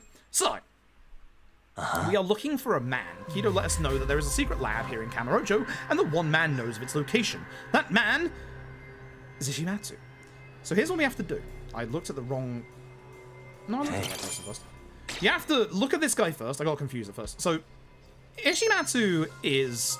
Nah, he's kind of on a set schedule, but you have to trigger the right prompts first to be able to get him down. He's actually up there right now. Like, he's hiding up there. We can't see him. You need to look at specific individuals. That first NPC spawns these NPCs. This NPC makes Ishimatsu start moving, which you can see right there. You unfortunately can't get him early. God, it'd be good if you could, because... Yep, that's definitely him, all right. Yep. Yep, I agree, Greg. I'm glad you agree. That's him, all right. Yup. Yup. Yeah, I'm fairly certain that's definitely the guy. So unfortunately, you do have to wait until he gets to this point before the game says, hey, you can do this. And there we go, the final tail segment of the game. And as I said, this one is nasty. Ishimatsu has the best hearing out of any of your tail targets. He has the best peripheral vision. And that doesn't get into the point that this guy is a fuck. You'll see exactly what I mean in about 30 seconds time. I could put that more elegantly, but trust me, you'll understand. Hide immediately because he can see you from here. No joke. He doesn't stop. You can actually see me here as well. That was a bit early, but we're fine as long as I wait. So again, only a couple of his turnaround segments have been removed in the remaster. The downside is what comes next. Fairly certain he's going to turn around here. Yep, that's scripted. Again, these are all scripted, so I know when these are going to happen. But the downside is I know when these are going to happen. The tail segment skip that we can use in OG, but is much harder in the remaster, actually happens in this tail segment. It saves you a good 15 seconds, but in the remaster, because of the higher FPS, it's a lot harder to pull off. Now, hide behind this and wait. This should sum up why Ishimatsu's tail segment is so nasty. He turned around. And that's not the only time. He's a little jumpy, Ishimatsu, because he knows of a secret human testing lab here in Kamurocho. And funnily enough, I found the place on the map. You can't go into it and you can't tell what it is early. Also, he can see you through this little gap here. But when I first started playing Judgment, I actually ran around the map and noticed a point of the map had gotten destroyed since the last time we were in Kamurocho. And as it turns out, it's actually important. Be careful here. The glass of the smoking area is see-through, which means that he can see you. So just go slowly. You don't have to go fast. It's right there. He does do a fake-out turnaround here, which is why he goes slow. Hands up! All of you who got a game over or got caught at this bit right here. Because this is genuinely nasty. It looks like he's off and you've got to chase him, right? Wrong. That is actually pure evil. When I first played this casually, I ran right after him. That is actually genuinely nasty. Genuinely, horrifically nasty. And that's not the last time either. Straight to your first time? Yep. Like, I'm happy to admit, I ran into him as well. It's the reason why I'm not running. He's turned around. Now, he's gonna stop up ahead. He's not gonna turn around unless, of course, I walk into one of these objects on the side of the street. He's gonna stop here. He's gonna give him a little bit of space, so I don't get too close. He's not gonna turn. And we're gonna now stand outside of one of the food places that has been in the series the longest that we have never been able to enter. New York style hot dog and coffee! one of these RGG games... Oh, he's being pushed by an NPC. How dare you? One of these RGG games will be able to eat in here. No, I'm in a hurry. New York style hot dog. Again, I don't think that's a New York style hot dog. It's just a hot dog with ketchup on it. I'm fairly certain if you showed that to someone from New York, they would actually find that offensive. I'm supposed to hide here. I'm fairly certain, yeah. I'm saying, you certainly show that hot dog to someone from New York and say this is a New York hot dog, they would find that very offensive.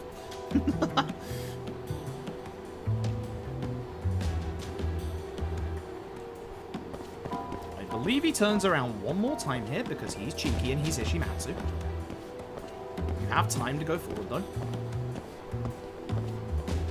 Yep. Funnily enough, even though he, like, his model looks around there, it doesn't count in his peripheral vision for some reason, only when, like, his entire model turns there. It's really weird. It's kind of as if his, like, actual model isn't, like, applied to that bit there.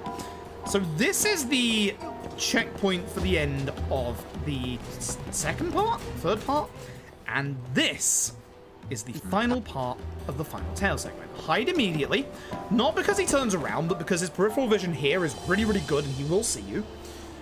This bit is very, very long. Very, very long, and it's very easy to mess up. We're going to let him go. We're not going to run forward because we don't want to run into those. And also, he is going to turn around. Actually, no, they took out his turnaround last time. I need to get a little bit closer because he's supposed to turn around there, and he doesn't. That's one of the last few turnarounds that they took out, bar I think one near the end. This is quite far away, but you don't want to walk further than this. He's going to go all the way down to the middle bit there where there are the stairs. You might think to yourself, oh, he's going to go out of view, and the game is certainly going to tell us that, but we can still see him. And he is going to survey everything that he saw before him. Yes, he will see you here. There's no good hiding spaces.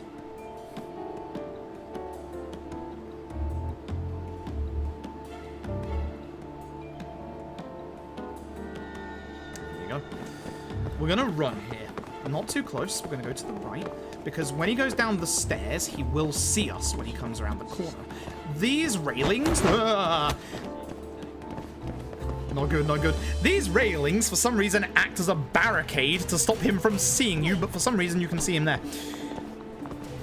Just don't want to jump up. You jump up automatically. Not good. Very not good. Now, there's a reason I'm not going too far forward here. You probably already know why. Yeah, Ishimatsu. There you go. Good old Ishimatsu. We do want to be a bit careful because he is going to stay around here a tiny bit. Welcome back, Bryce. I'm glad you have defeated the evil known as Roger. I assume Roger stole your telecom and internet like they did half of Canada. Again, Canada, do not let Roger steal your internet. Who is Roger? How dare he? How dare he? Now, there is a turnaround point that has been removed here. This is where the time, or the time save, the skip is coming from. Well, tail segment, we're not even done yet. Note that we are looping on ourselves at this point. Oh, Comcast? Oh, I'm so sorry. I think Comcast is also run by Roger. So, Ishimatsu is going to start walking across the road. If you're fast enough, and hopefully get the right angle, you can stop him before he goes over the road and he doesn't go over there. It's a lot harder to do in the remaster than it is in the original. We didn't get it, so I'm just going to play it safe. So, essentially what you can do is you can interrupt this entire bit here where he goes across the road and looks behind the electrical box to the right. If I let go of this hide right now, he will see me, but he is actually parallel with me right now and can't see me because technically I'm hiding. Now, this is where the Ishimatsu tail gets very nasty. Keep an eye on Ishimatsu. He's gonna casually walk to the end of the road. Keep an eye on him. Keep an eye on him. He's gonna get to the end of the road and taken out tail turn around. He's going to start running. We're back to where we began. And he is literally leaving. He's not going to go up the top, but he is going to follow the same route he did before. Now, he's going to turn around when we get to the crane here, which is really, really bad because it's a very, very open spot where he can see us. Don't have to worry about going too fast because he's right there. Turn around one more time. Lady, I need to stand here, thank you. Go to the left-hand side here so he doesn't see you. Don't want to get too close, though. So if he sees you here, you're in trouble. You can get to the next one. Then wait. Be patient with this one. This one's nasty. Now, the last one is kind of awkward because he will turn around one more time. But if we're quick enough, we can get to about here, and it's all good. And look at this new building over here that wasn't actually broken in previous Yakuza games. This is where the hidden lab is. That is the final tail segment, and if we've done everything correctly up until this point, we have just enough SP to get our final boost attack. And this is our penultimate... This is our set piece, the final set piece in the penultimate chapter. The finale is almost as long as the first chapter, by the way. Although we actually like broke it down quite a lot, which is nice. I'm gonna go grab the barrel that's over here because again, the barrel is really good for multi-enemy attacks. Just one person ran over to me. I'm doing light attacks first to keep everybody together. Unfortunately. At this point, I don't want to do Craniacs because it's not going to do enough damage. It's fine. And this is the other reason, the other bit why we've got double quick step, as you'll see going forward, because again, we're going to get into a place that is actually kind of horror-like. I actually really like the aesthetic of this place. Skip this. And because it's dark, we can't actually like walk properly, so as long as we're holding the target button, we can do our double quick steps. Take out Harada with an EX attack. Again, you have a little bit of time before the next one, so just knock Araki to the floor and sneak attack. We need to grab an item in here, and it's in this bathroom. There is one outside, but you start right next to this one, so you might as well just grab that one. We are going to throw this massage machine into this water and short circuit the door. You hear me? Keep a double it quick down, step. Sukira. You're gonna give me a heart attack. Fans of Yakuza 6. Sorry. An old friend is about to return. I loved it when this guy turned back up. Look who it is. Last spotted in the depths of Shangri-La. Sugura? Hangman This is isn't back. funny, man. Where are you? God, I love Hangman so much. Yeah, I was hoping to beat this before midnight, but I don't think we're beating Judgment before midnight. So we're going to have to go fast with Lost Judgment. So again, double quick step your way up the stairs. It's quicker than, obviously, just walking.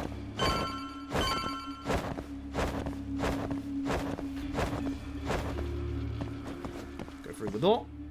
It is locked. Nice. Almost there. Nice. Some of these are Almost actually there. really nasty. Again, Lost Judgment starts you by telling you where the pins are, which is nice. It's an upgrade in this game, which I don't care. 3 minutes, and he's just another body. Alright. So we're going to try and take care of both these guys as quick as possible, obviously. This guy on the ground, hopefully, so I can EX, or just, you know, do the EX move. If I could run up this wall. It does count as a wall. It is a wall, video game. Nice jump on that. Usually I'm actually at the other end of the actual room. No, stop that. Not a good fight. Not a good fight. You can get a trophy here for waiting until the last, like, 10 seconds to finish this. We need to grab the... Not the candle. Candles are nice, though. We need to grab the special police baton. That's the one that the first enemy dropped. Quick step again, because guess who's back? Now you see him in all his glory. There he is. Well, again, Hangman. But the best part is Hangman standing in a puddle. That didn't really work out well for you, did it there, bud? We're gonna head up here. I'm gonna go and fight this rather well-built lad. He has no, like, story purpose. He's just here. Leave it as Hangman. He's just here as well. So I'd like to keep as much of my EX as possible because there's a boss fight coming.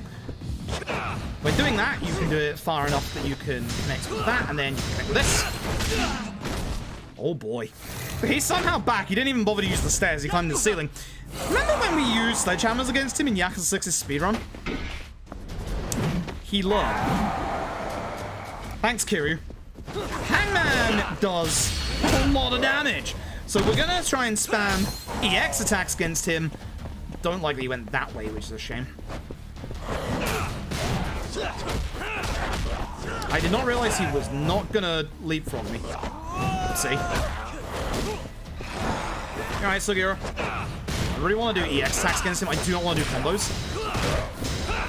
Combos are bad. Hangman will murder.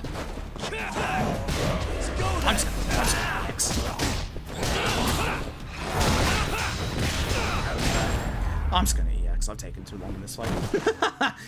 Hangman is the boss of that, and that is the end of that set piece and the end of the penultimate chapter. Now things are going to start to get real because the finale has like 4 set pieces. I'm not even kidding. The finale is a lot of set pieces, and by God are they hard. The first time I did the any % legend run of this game, I actually managed a completely deathless finale, which was very, very nasty to run up against. Especially when you consider the final boss can literally just murder you in like half a second. Which I'd say you might see. Hopefully you don't. Anyway, it is time for our first set piece.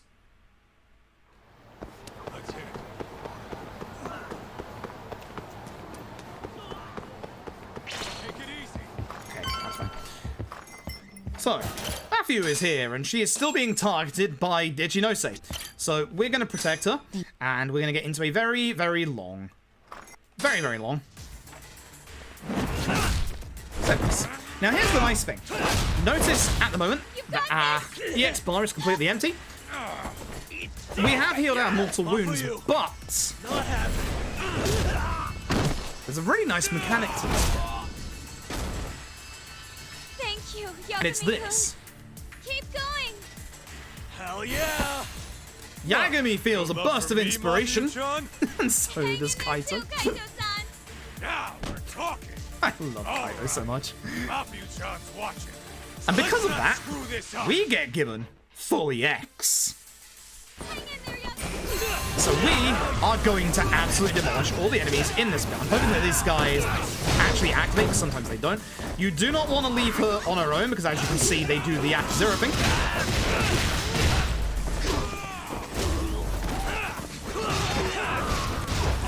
Kaito's doing good work over there. Even though we get our EX like full out, I was hoping he would hit that. We get our EX refilled for the next fight, so we don't actually have to worry about, you know, using any EX. But for this fight, we are going to start with this fight. There's a lot of enemies together. Kaito does a good job of not spreading them too far apart.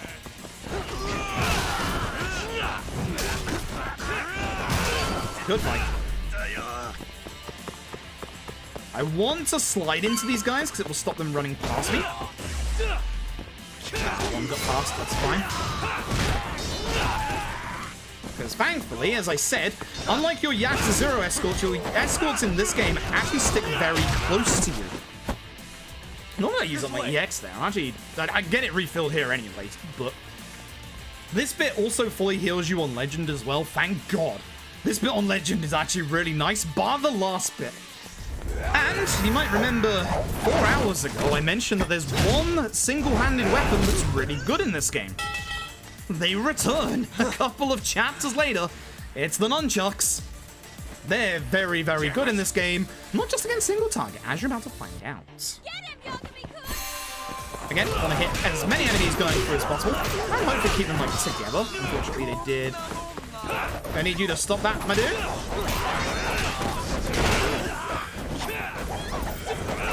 Okay, so you can help.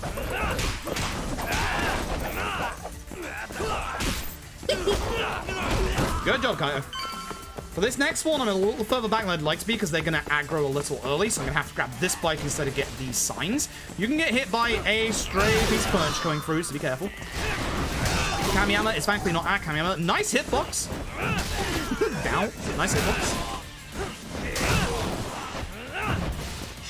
No. I'm flying. Kaito's not helping, which... not good. I'm gonna need Kaito's help for this last bit. This last bit sucks. This bit is by far and away a very, very hard bit in Legend difficulty, because we have two large lads here that both have 2 bars of HP, and by god they have massive high frames and hyper armor. Hit them with a bike. Just hit them with a bike. Kaito, pray Kaito deals with everybody else. Kill these guys. They're terrible. On Legend, you can't do this because Matthew doesn't take more than 1 attack. Here, though, I can let her at least get hit once. Let's go then.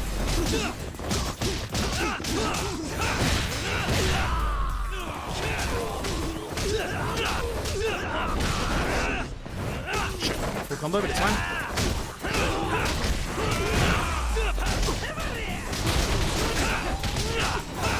You can probably tell what my strategy is in this fight, considering the enemies that I am aiming for. Really, my dude? Thanks, Kaito. Love you. Oh, Kaito, you doubled the other one as well. Kaito, my babe. Ooh, I love you. As I said, Kaito's the goddamn best. This is... Yeah. So we are here to meet an informant on... Oh, hey, look. This guy should look familiar from 4 hours ago. It is the same horseplayer detective that we dealt with in the prologue of the video game. That very same detective is the one that's coming to our aid at the end of the video game. Yeah, two-handed weapons are very good in the in certain situations in this game. Shall we? Now, Matthew, you do have to jump out of the window. It's a legal requirement of anyone who actually comes with me in the speedrun. The very big downside to Lost Judgment is that every single segment that you're in the Genda Law Office, bar one at the very start of the game, you need to fast travel to your, obviously, where you need to go. So unfortunately, we do not jump out of the window as much in Lost Judgment as we do here. We only do it once. So I hope you enjoy, obviously, our window jumping moments in this run, because you're not going to get to see them for much longer, I'm afraid. No, not that one. Cafe Muri. Physic. Tell her to obey Marita. So at this point, we're going to get our Miles Edgeworth on our side. I think his name is Akabane. I might be wrong. I think I am wrong, actually. Akabane is someone completely different. These are nasty fight spawns. Hey, thanks for aggroing. That way, in case one of these comes my way, I can get rid of them. So, we have one last thing to do in the finale, or a couple of last things to do in the finale. Please rest. The next day, we're going to have to do 3 different things. You can tackle these in any order, but we're going to do the nasty one first. This is actually the fight I found hardest in my casual playthrough. The rest of the Matsugane family, you know, Ozaki, Kengo, and all that jazz, they're kind of vying for control of the Matsugane family, and they are completely in disarray without either Hamura being around and obviously the death of Matsugane. So, we are going to head over to, you know, have a nice chat with them. You all know what have a nice chat with them in RGG terms means. And fun fact, in the original on PS4, you get here about 5.5 hours in, because of how long it takes to do loads on the OG PS4 version. This next fight coming up on the original PS4 version has a chance to softlock. I kid you not. So, actually, it's not even a soft lock, it's a hard lock. If you notice when you're running on the original PS4 version, the loading icon in the bottom right-hand corner, do not under any circumstances use a heat move. You will go into an infinite load and you will never recover. Kengo goes into his EX. I really want to hit him and not Ozaki! This fight sucks on Legend. My god. I mean, it sucks on easy as well, but it really sucks on Legend. Do not hit Ozaki. He has his EX as well. Deal with Kengo first, please! Oh god, he's gonna go into the axe! Move! Do not get hit by that, man. Thank you for being Kengo. I actually really appreciate that. I didn't realize you could do that. Now, thankfully, we have hyper armor and iframes on our wall jump abilities, which, you know, use those. Let's go then.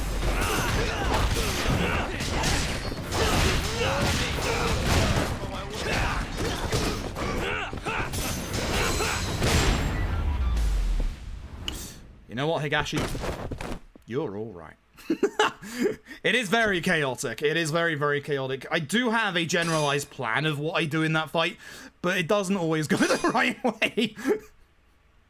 So essentially, you aim for Kengo. You do not get Oza. I don't think that hits me from out here, but if... Fine. If you're wondering, that Kane gang member who is literally stood right there, it should be obvious. It's Koga. No. Ga. Thank you. That doesn't even make any sense. Anyway, going back to the office, so, you know, this is the quickest one to go to. And for the next two, we're going to be put back at the entrance of Nakamichi, which is right here as well, which is kind of nice. But we have 2 stops left to go. We might actually keep the Kane gang around, which is actually pretty good considering how badly we messed up in this run. Yep. Text skip for the boy Hoshino. We're going to go and see Okubo in jail, and we're finally going to tell him, hey, it's alright, I believe you, we're going to get you off the hook again. Because we know that it was actually Shono who killed Emi Terusawa and not Okubo. I'm going to go and kick Shono's ass as well. Oh wait, no, ADDC first, this is Kaito. So here's the thing about Kaito. Kaito plays for the winning team. This you have to text skip, there are no start skips until you get to this bit. So Kaito plays fully for the winning team. We kind of figured that out when, you know, we had him down in his underwear. At this point, Kaito is on our side. Kaito agrees to testify in court against Shono. And of course, Ichinose. One more stop. We're actually not doing too bad for the timing here. This is actually pretty good. If I can get to it fast enough. Yeah, that is a skip, this one, because it is a bit of dialogue. Yeah. Now we're going to go see Okubo. I'm going to say that we believe him. If I can go fast enough, I might just be able to get there without the Kane gang messing me up, which would be good. It's going to be tight, but it's going to be very tight. And again, yeah, I was going to say Sakakiba can turn up because the Kane gang are around, so get as close as possible. By getting as close as possible, they can't spawn. The reason why it doesn't respawn him next to me is because the enemies can't spawn in a certain radius around you, not even the actual Kane gang themselves. So that's the reason why you have to get as close as possible without actually getting the fight. Now, yep, we're going to get there without the Kane gang leaving, which is good. So, as soon as we speak to Sugiura here, the game gives us the point of no return. Hey, man. Let's finish off the video. Yeah. Here we go. We're locked into the finale at this point. We're locked into the finale, and it's time that we go and do some of the hardest boss fights in this game, and some of the hardest boss fights RGG have put out. This entire finale sequence of events is so good. So goddamn good. And again, features potentially my favorite final boss of any RGG game, and also one of the best final boss themes out of any RGG game as well, and yet somehow Lost Judgment tops it. Somehow. So, we here, the police have found Lamon, thanks to, or because they interrogated, what's his face? The guy in jail. The dirty cop. Ayabe. That's the one. So we're going to head to Lamon right now. And we're going to go and find our protagonist. Well, we are going to find our protagonist. That's us. We're going to go find our antagonist.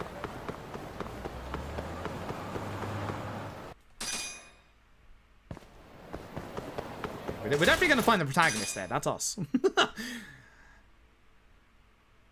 This. Oh, God, I love this fight so much. Ladies and gentlemen, give it up for Penumbra. Cat Jam in the chat. This is called Goddamn Matt Mercer.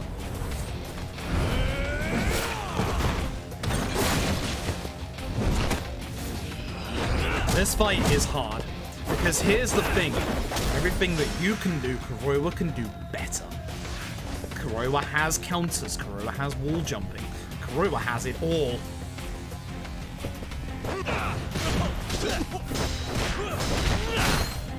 I missed my timing on that, so I'm not going to bother. This fight, you need the Tiger Drop in any % Legend. You want to juggle him as long as possible. He will counter on Wake Up if you don't get that full combo off. I really want to do my EX move. Hey, now! This should push him to the next phase. Or close enough. Nice dodge.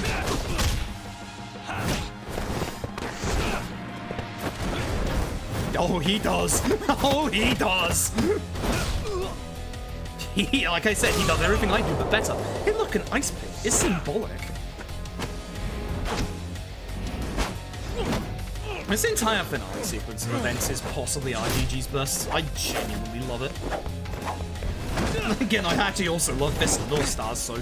I don't know what that says about me. So here's the thing about Kuroiwa at the start of the second phase. Don't you dare go near him. He is going to counter you the second you get close. So here's what we're gonna do. Grab... Okay, the chair's gone, that's fine. Again, he's got his invuln phase. Ideally, you don't break the sofa before this phase, so you pick up the sofa and throw it at him, so you get rid of his counter. There's that counter.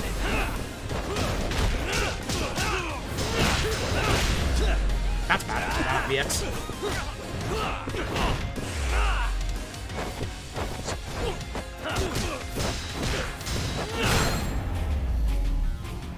That was lucky. I got very punishable moves there, which is nice. That fight... God, I love that fight so much. We're not done with him just yet, either. Oh, we are not done with him yet, either. That was a good fight.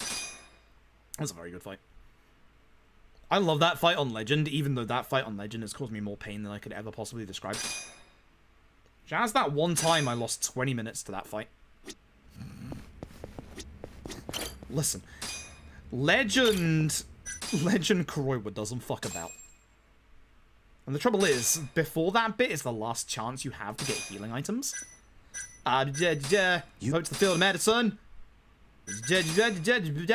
Phone log. Zone correction to color count murders.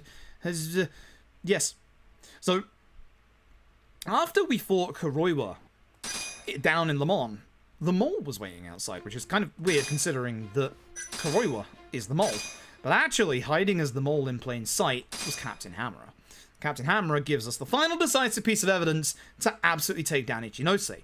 But unfortunately, Ichinose gives out the order to Ishimatsu to order the hit on Kuroiwa.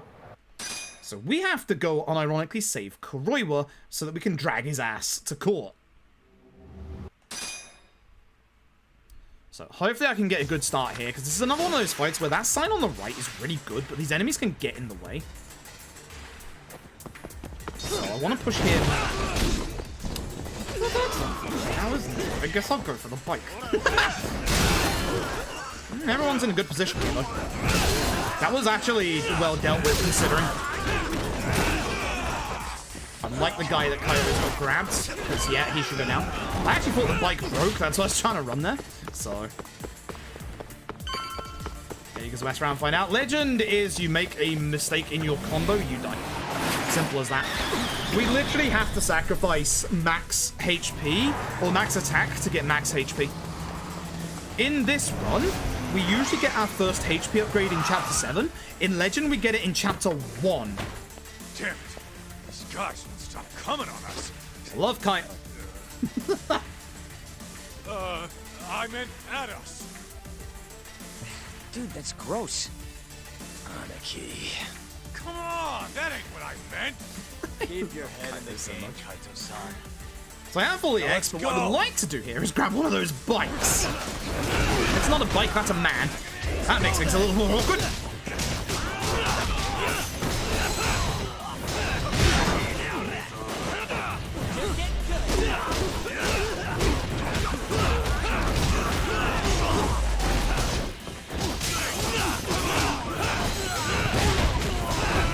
The nice thing is, the game is stopping us from entering the Wild Jackson. I don't want to do this combo because this combo is actually slow. It's good for building damage, and it's a good AoE on the end, but it's very slow. We used to do that combo a lot, but it's slow. But you can tell that I was going after... Ooh, yeah. Okay, shout outs to the boys for demolishing everybody else. You can tell I was going after the large HP enemies there because they have mass hyper armor. They suck. So we get here and we find that the assassins sent after Kuroiwa are already dead. Because, again, Kuroiwa is a goddamn narcissistic serial killer, essentially. He's not exactly a serial killer, but goddamn it, is he ever a fucking serial killer.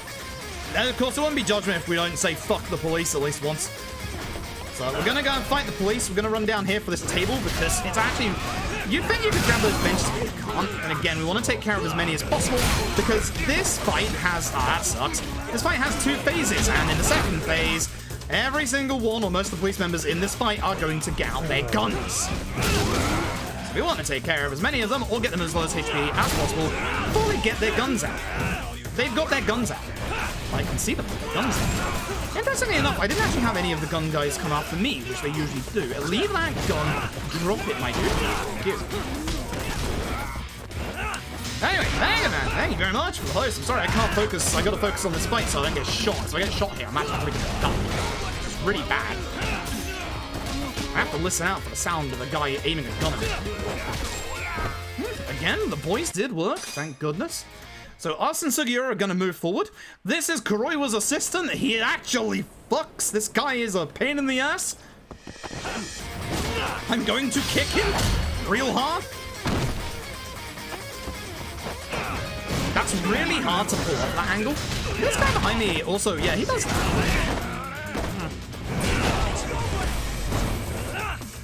I wanted to do the X move. Somebody didn't let me. I'm going after the ants. You might be surprised to find out that they get guns. Oh, hey, put that down. Oh, no, the ant at the end is alive and he has a gun, and I don't like that because I can't do anything about him. Sugiura! Thank you. I thought he'd take care of Sakuraba quite early, so this is not great. You ideally don't want to change fighting styles when you kill an enemy because it makes it really slow.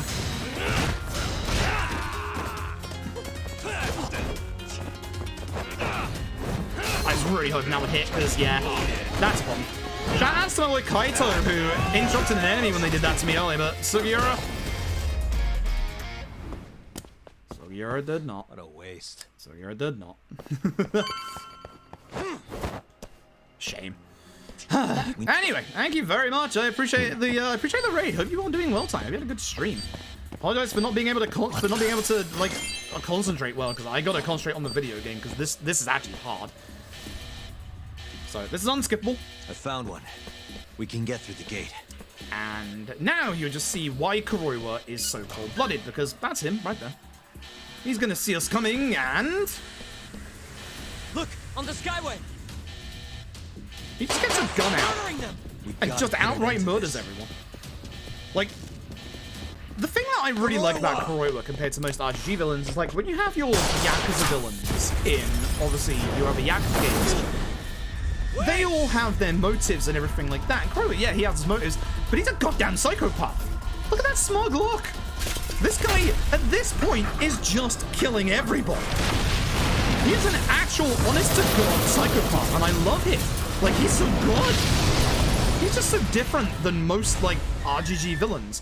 And yet, somehow, RGG made an even more interesting villain in Lost Judgment. How the hell?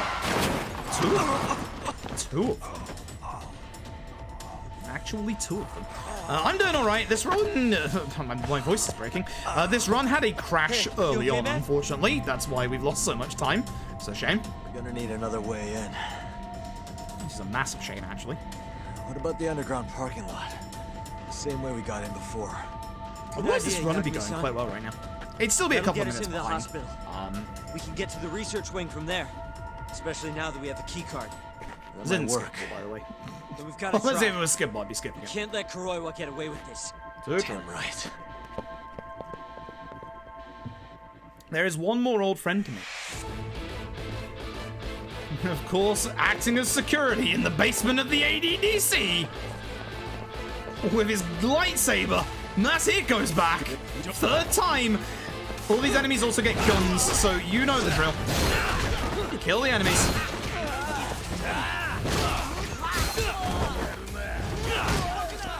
No. Come on, try to shoot.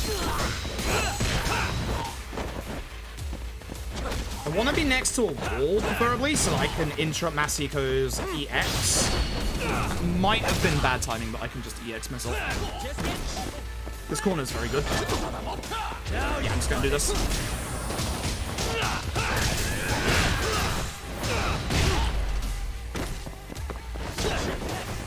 You can tell the Pistol and All-Star sound director did this theme for this fight.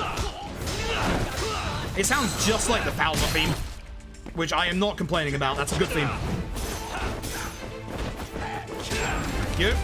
I know that combo, Warriors. So it's okay fight, other than the end.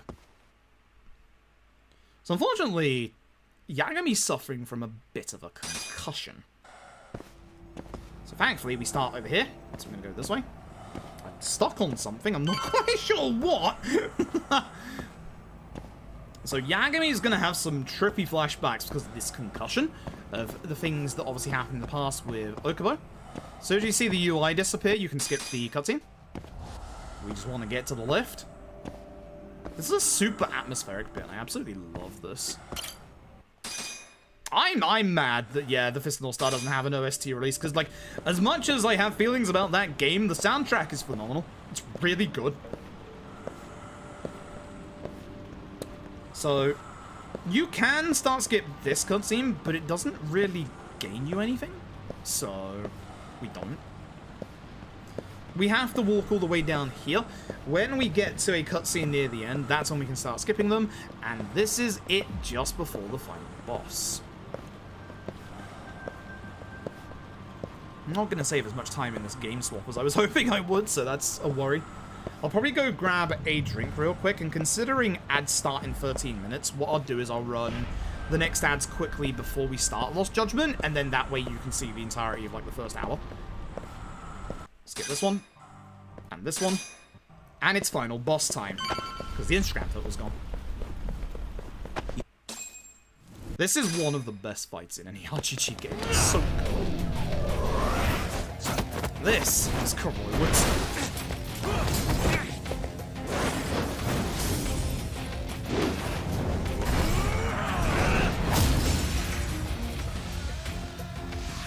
Concentrate to make sure I do this right, because this fight actually is kind of hard at first. I do not have as much EX as I would like. I was hoping that would connect. It's a shame. If I didn't hit him there, he would have countered to get up. I'm very lucky that he didn't throw me off there, and I actually got kind of, like, surprised by that. See how much damage he does now?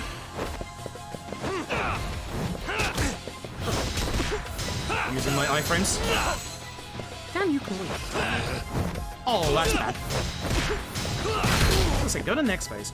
Remember in the Hammerer fight earlier on when I said that RGG and their choreography was at their absolute peak at this point, and they hadn't even done their best in this game? This is a 1 minute long, mid-fight, movie, complete choreography with no QTEs. Just enjoy. Just enjoy.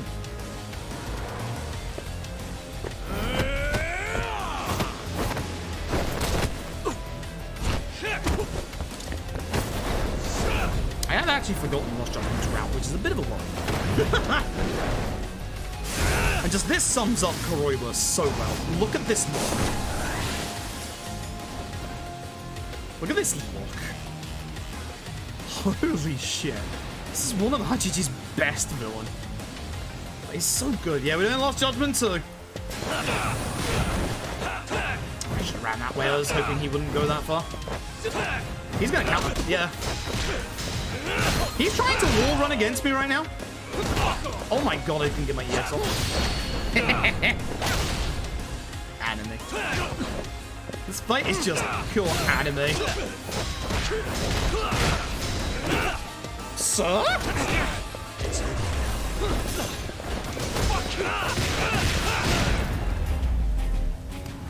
It's their death in the face. Imagine that damage on Legend.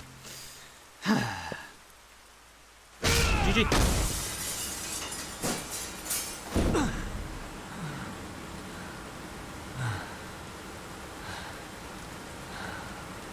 Good video game. Notice I haven't split yet.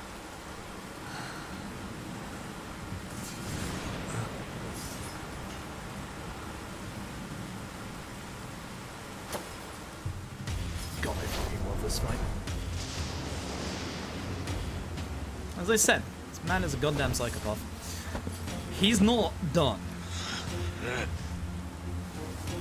That's an adrenaline pen.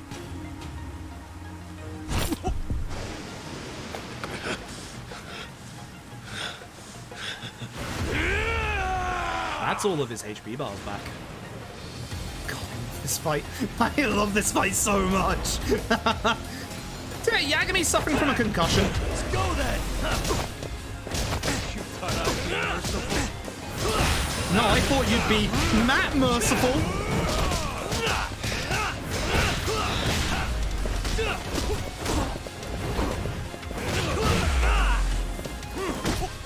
Uh-oh, I didn't get the juggle.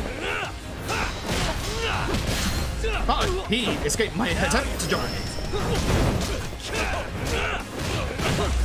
You're getting juggled, Corolla. Uh-oh, he's not getting juggled.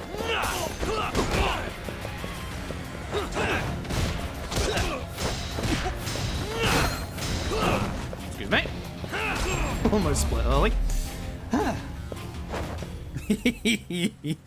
Listen, that was a bad pun. It's fine. There you go. There you go.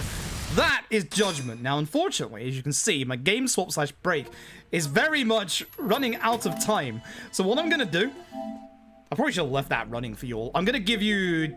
Actually, I don't know what I'm going to give you. I'm going to fire up Lost Judgment. I'm going to run those 3 minutes of ads so you don't see them in 9 minutes time and miss the amazing intro of Lost Judgment. It's a tailing segment. I'm going to go and grab a quick drink while the 3 minutes of ads are running. Stay tight, folks. Stay tight. Stick tight, folks. We are going to be doing Lost Judgment next and then Kaito Files. This is a 2.5 hour run. I don't remember what to do in this speedrun. I'm going to leave you as I go and fill up my water bottle with the picture of the cat. It's important. I'll be back in 3 minutes.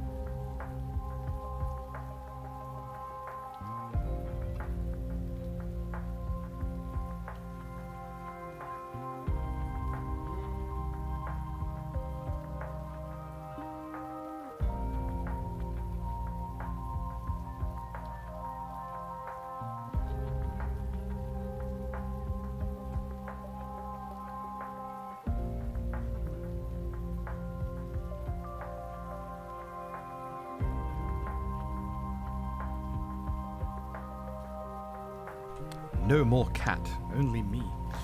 Only me, I am afraid. Hello, I am back. We're gonna wait until the ads are done, by the way. We got a minute left. I don't want anyone missing the start of Lost Judgment. I do need to get my notes as well. Where are we?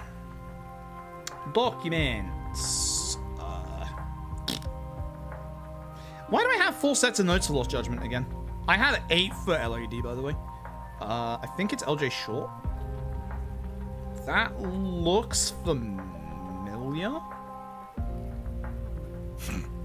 I like how I've put taxi here. Yes, taxi. Yeah, that's right. That's definitely taxi. That's not a taxi. It says equip a shirt. How is that a taxi?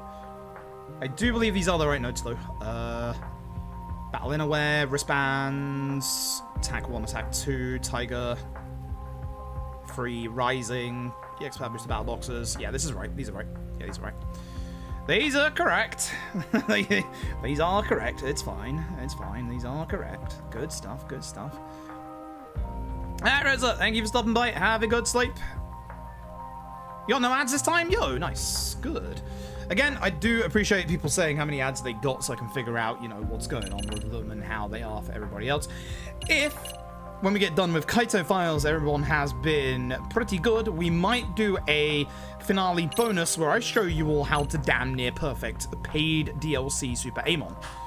That fight is actually very easy. You'll be surprised. Can't have a name. I don't remember, actually. I don't remember. I don't think this one does. It's just a cat. It's just a cat that's showing you. Anyway, ads are over in 10 seconds. Hell yeah.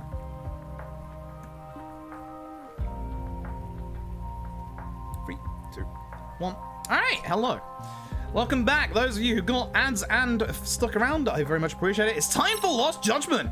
We're going to start the game normally. Again, easy and simple are exactly the same. Turn autosave. Here we go. 3, 2, 1, go. I have forgotten how to do this speedrun. I've actually forgotten how to do this speedrun. So we're going to find out. Now the cutscene skip is on up or down D-pad instead of left or right. That's going to mess me up. But this is Lost Judgment. This is the direct sequel.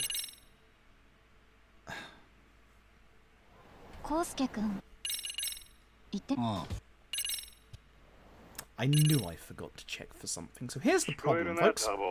Here's the problem, folks. The English dub is faster for the any percent. The Japanese dub is faster for Kaito files, which is why I'm currently locked into Japanese. I forgot to check.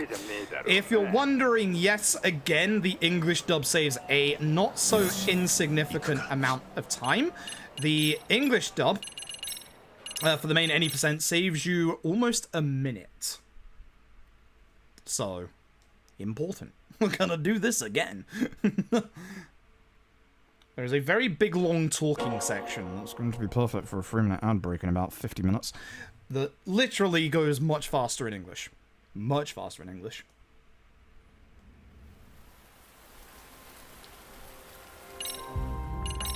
Let's try this again, shall we, folks? 3, 2, 1, video games. Alright, still golden, folks. Still golden, let's go. Alright, so...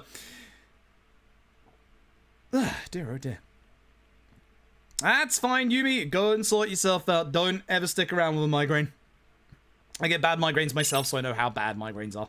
So, we are going to start the game with one of those ever so wonderful tail segments.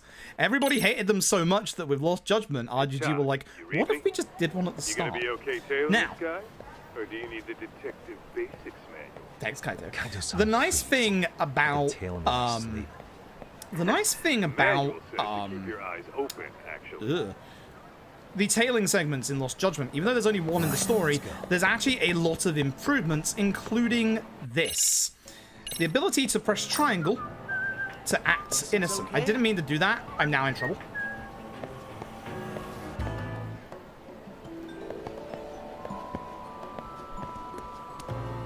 That works?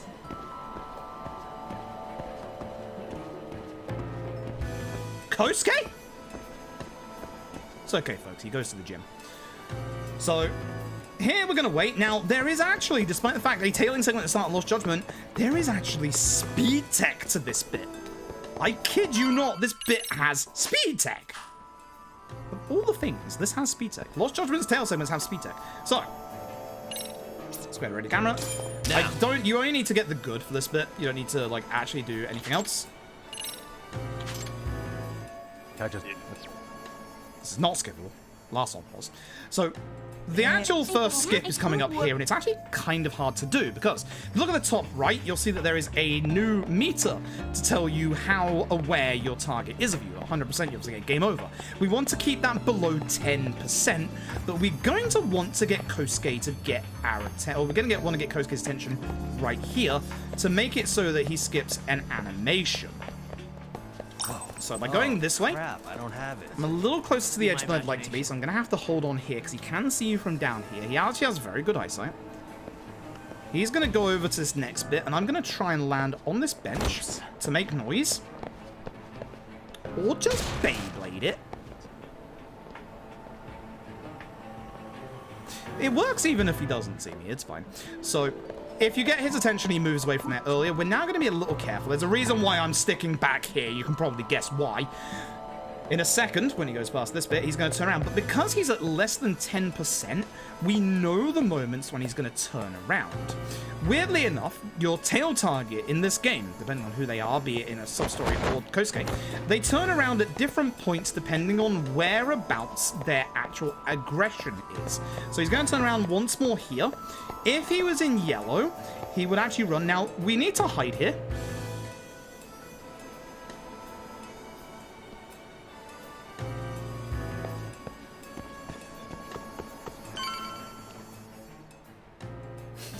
Kosuke, it's fine. He goes to the gym. Here comes our tutorial now.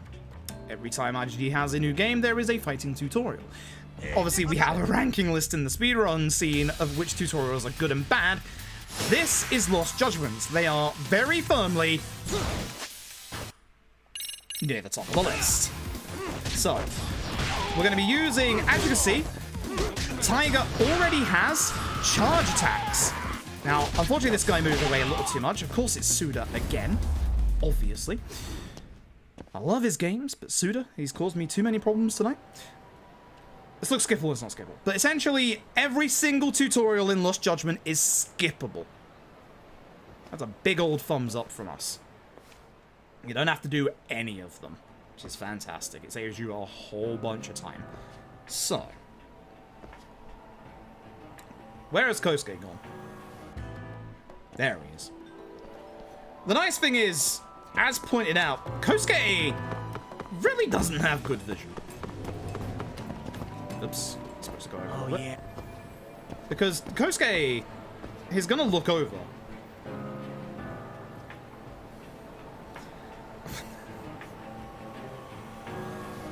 You know?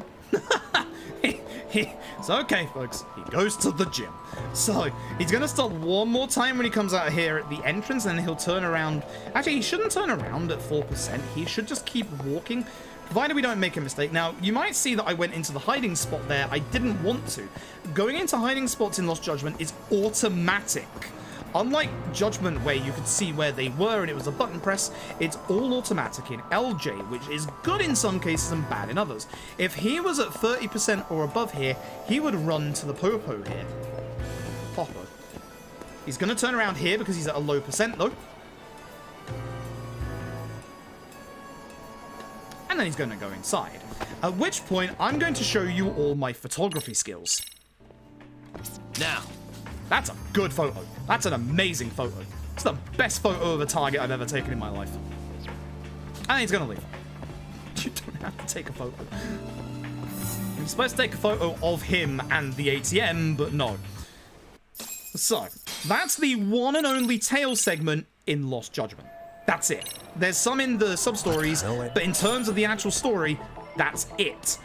So, we're going to move around in the active search, and we're going to get to a new bit, which is kind of neat, but also the bane of any Lost Judgment speedrunner's entire existence. The parkour section. You probably think, you know, oh, the parkour sections are really cool. Kinda. They are, I'm not going to deny that they aren't, but good God, these parkour sections suck in the speedrun, because they're very finicky. If they make a Judgment free and they bring these back, which I genuinely hope that they do,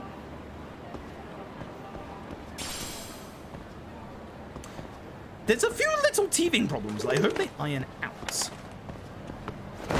So what we're going to do here is we're going to drop down early about hit a wall here. By doing that, we actually skip a tutorial window. Look, that silver plate, all of the items in these parts are set drops, so you always know what is going to be in these parts, and that's kind of nice because there's going to be a specific item we want in one of these coming up. Time for the Tiger tutorial, or as we like to say, the absolute Tiger demolishing, because this is very nice and easy. This is what you do.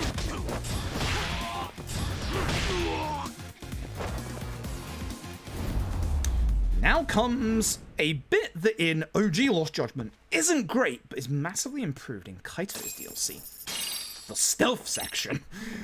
Better be careful here. So, we gotta look at this guy. Look at this guy.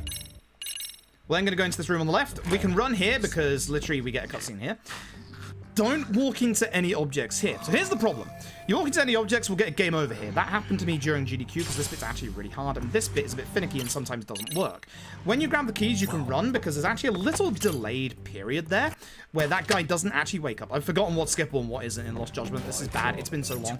But thankfully, we can just leave. We want to grab this item here if possible because we need a little bit of EX later on just to survive. And you might remember me saying during Judgment that they improved the lockpicking section.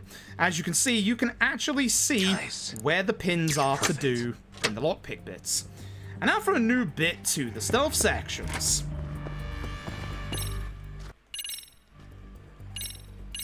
Toss a coin to your Witcher. I see now. And then you can choke out the enemy. Thankfully, this guy doesn't have very good peripheral vision, so you can just run away straight away. The downside to these stealth sections, if Yagami is caught, it's an instant game over. And there is actually speed tech to these bits coming up later on. Alright. Not too bad. So, time to hope for a little bit of luck coming up here. It's time to fight Kosuke. He's gone to the gym, you know. Don't say I didn't warn you. By attacking straight away, we go through his invulnerability, and hopefully we don't push him too far away because that just ends the fight. Now comes the majority of Lost Judgment's combat, unfortunately. Lost Judgment's combat is not as in-depth as Judgment's. This is what we do. We're going to run behind them, use EX to go into our EX mode and get some EX, and we're going to hold Triangular Punch. This is, unfortunately, Lost Judgment's combat. So we have to get, hopefully, a bit lucky with where we knock our enemies and stuff, but that is the majority of the combat, unfortunately. It is a shame, because the combat in Judgment OG is really good, and the combat in this game, really casually, is very, very good. It's a lot easier to do infinites. Oh yeah, every single tail segment in this video game, you're going to see a lot of differences coming up right here. For example, if I'm on the right-hand side of where we would usually skip these, it doesn't skip them anymore. Because if you look at the top, you'll see we have a HP bar. So we have to make sure, the game has to make sure you refill your HP bar by doing successful actions. But the nice thing is, even though they're now all mandatory, you can pre-jack your inputs, as you can see. Careful with these ones, the cones. So, the nice thing, every single tail segment is exactly the same. The downside is that there are... We're going to call them... We'll get into a bigger discussion about them later. But there is a very easy way to mess up pretty much every single chase segment in the game. Now, whenever you see your opponent running forward like that, that is a guarantee they're going to throw an item at you. So there is actually easier tells to what's coming in these. There are going to be chase split paths. The majority of the rule about these split paths is that the chase will always go back on itself. And now this time we actually get much more use of the capture button. But you'll see. We'll discuss the chase sections in length in about 20 minutes when they actually become more important.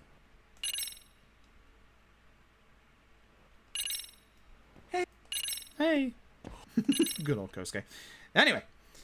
Kosuke has basically stolen this lady's money because he's in the shit with the Yakuza, as you can probably guess. You get a little bit of control here, so you want to go this way. And yes, there is a drone in this one. Also, you can stay for a little while, and I will warn you when the actual spoilers happen. So again, the War Office at the moment are taking on a separate case. There is a disgraced policeman who got arrested for groping a lady on a train, and that case is going to intersect with our case later on. Ladies and gentlemen, I hope you enjoy this. This is the one time you jump out the window. The only time in Lost Judgment. Hey. Let's go do this. So, again, for this fight, we're going to try and build up a little bit of EX to begin with this guy. Hoping to do a bit more damage there, but I didn't get my charge off. I'm hoping he'll stand up and we'll be able to deal with him. But you can see that our EX move now charges up. This guy takes 2 hits, which is why I don't like after him. Oh, and I missed, which is bad. But as you can see, there's also a bit of an AoE on it, which is pretty nice, actually. Your EX triangle heavy attack, as you can see in Lost Judgment, compared to OG Judgment, is massively, massively, massively disgustingly overpowered. And if you played Judgment casually and thought that Tiger was massively overpowered and would get a nerf into Lost Judgment, they buffed it. Trust me. They really buffed it. Also, the taxi is in a different position in this game than any other Yakuza game. I'm gonna forget that a lot. We're gonna go buy some gear from Ebisu real quick. I'm gonna not PB in this run because I haven't done an LJ run in like 4 months. So, this is more a D-Rust as well. We're buying... Oh yeah. We're buying the Battle Innerwear. That gives you a little bit of attack. I've accidentally gone down my notes a little bit. I do have short form notes for the early game. And we get back to the Yakuza Detective Agency. Yeah. Speak to Kaito. Yes. And that's the end of the prologue. I don't have a prologue split in my marathon because I found it annoying in the thing. So, I want Kaito's shirt as an actual shirt as well. But no. Sega are like, no. Sega don't like money. What the heck? What the heck, Sega? Anyway. We're now in Izazaki Jincho. You might recognize this place from LAD. This is the main hub for this game as well. Now, there are fight spawns along the way here. It's okay if they get into a fight with us, because the next part is an area trigger. Now, I'm gonna have to... I remember what to do in this fight, but this next fight is kind of tricky to pull off right. We want to keep our EX from this fight as well. So what we're gonna do... Here's a bunch of kids, a bunch of bullies. This is where you get Lost Judgment's brand new style, Snake style. You'll never see me use it. Again, the problem is... Tiger is too good. Shame that I didn't get this guy as well, because that's what you kind of want to do.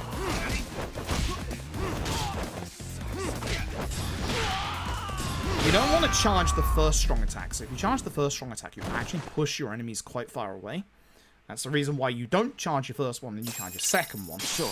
We get wristbands off this guy. They're not that great. They're basically, as you can see, gear is back for Lost Judgment. Wristbands aren't great. They're only like a 3% attack buff. I think 3% defense buff. But for the early game, that slight little percentage buff helps out quite a bit in certain fights. This is Yokohama 99. This is the detective agency that Tsukumo and Sugiura have set up here in Izazaki Jincho. So, they need help with a case of bullying. That's why there's a picture of cavemen. Don't ask. So, we're going to help them with their case. So, we're going to go and meet, obviously, the headmaster of the school.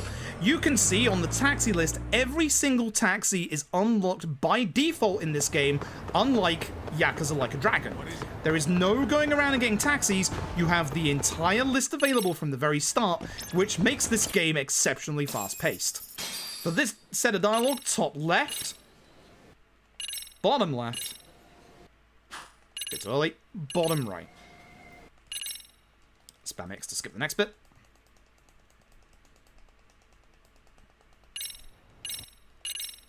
And now it's time to become Tony Hawk. As we leave, Sugiura has accidentally been shipped 2 skateboards. He doesn't want to get rid of the other one, so he gives it to us. Yes, there is skateboarding in Lost Judgment, and it's actually fast. There is actually a whole minigame dedicated to skateboarding in this video game, and it's actually really good. It's one of those things that RGG do kind of well, and that it's not like the most like fleshed out thing you'll ever see, but by God, is it actually surprisingly good. Now, I mentioned this earlier. Much like LAD, you can get hit by traffic. Do not get hit by traffic. Down at Ebisu. Ah! This bit sucks because you can't see around the corner. Ooh, I'm getting good traffic spots. So, as long as you're on the road, you don't go off your skateboard. If you're on the pavement, you do. So what we're going to do at certain points is we're going to try and ollie over. I probably shouldn't charge that. There we go. 209's fine. You want a 210. This is Nasty Man. Follow what I do. Light, not charge strong. Charge strong, EX. We got the fast one. Good. There's 2 ground EXs you can do. That's the fast one. The other one is the one where you kick him in the face. It's actually slow, because it's multiple camera angles. Speaking of Deadly Premonition 2, I will be speedrunning Deadly Premonition 1 and 2 this month. Now I'm going to sleep on the couch. Kaito, you don't have to move if you don't want to, but I would like to sleep there. Is this the... This should be the school taxi, I believe? So... Oh, not skippable yet. I keep forgetting about this one. So this is where I need to do a bit of a menu real quick, which should be the shirt, wristbands, and attack level 1. Wait till Tsukumo turns up here. Disguise time, again, it's teaching us about disguises. You know the drill. You saw it in Judgment. Our work clothes are back. It's literally the exact same set. We like reusing assets here. Our camera didn't bug out this time, thankfully. So, battle innerwear, wristbands, attack level 1. You can see that there is a bunch more upgrades in this game. And yes, boost attack goes up to level 6. That might have looked like it was a lot of skill points. Trust me, Lost Judgment throws skill points at you like it's goddamn candy. We're going to have way too many skill points at the end of this run. So, the cutscene trigger here is Kaito. We want to open the door ahead of time for Kaito, and specifically, we want to be on this side of Kaito. That way, we can start walking that way when we're done. Oh, yeah. Sure. All right, Follow Kaito's lead. Remember, with Dragon Engine games, double doors, take them from the middle. It is quicker. Now, right here, we aren't able to run in this bit, but there is actually move tech here. The move tech... Watch my speed. If I actually press the right button. Notice you go upstairs faster in first person. Now, ignore the legality of a detective installing hidden cameras around a school. Essentially, the principal has heard that there might be a slight case of bullying here. You can skip this once the camera changes. Oop. Observation mode. There's a very quick way to do this. Look at the waterhole. This one is quicker. You just have to pay him the money. 1,000 yen is nothing. It's fine. So the cameras. Meet back up with Kaito, so go first person to go down the stairs a bit faster as well. Using the minimap for visual reference as well.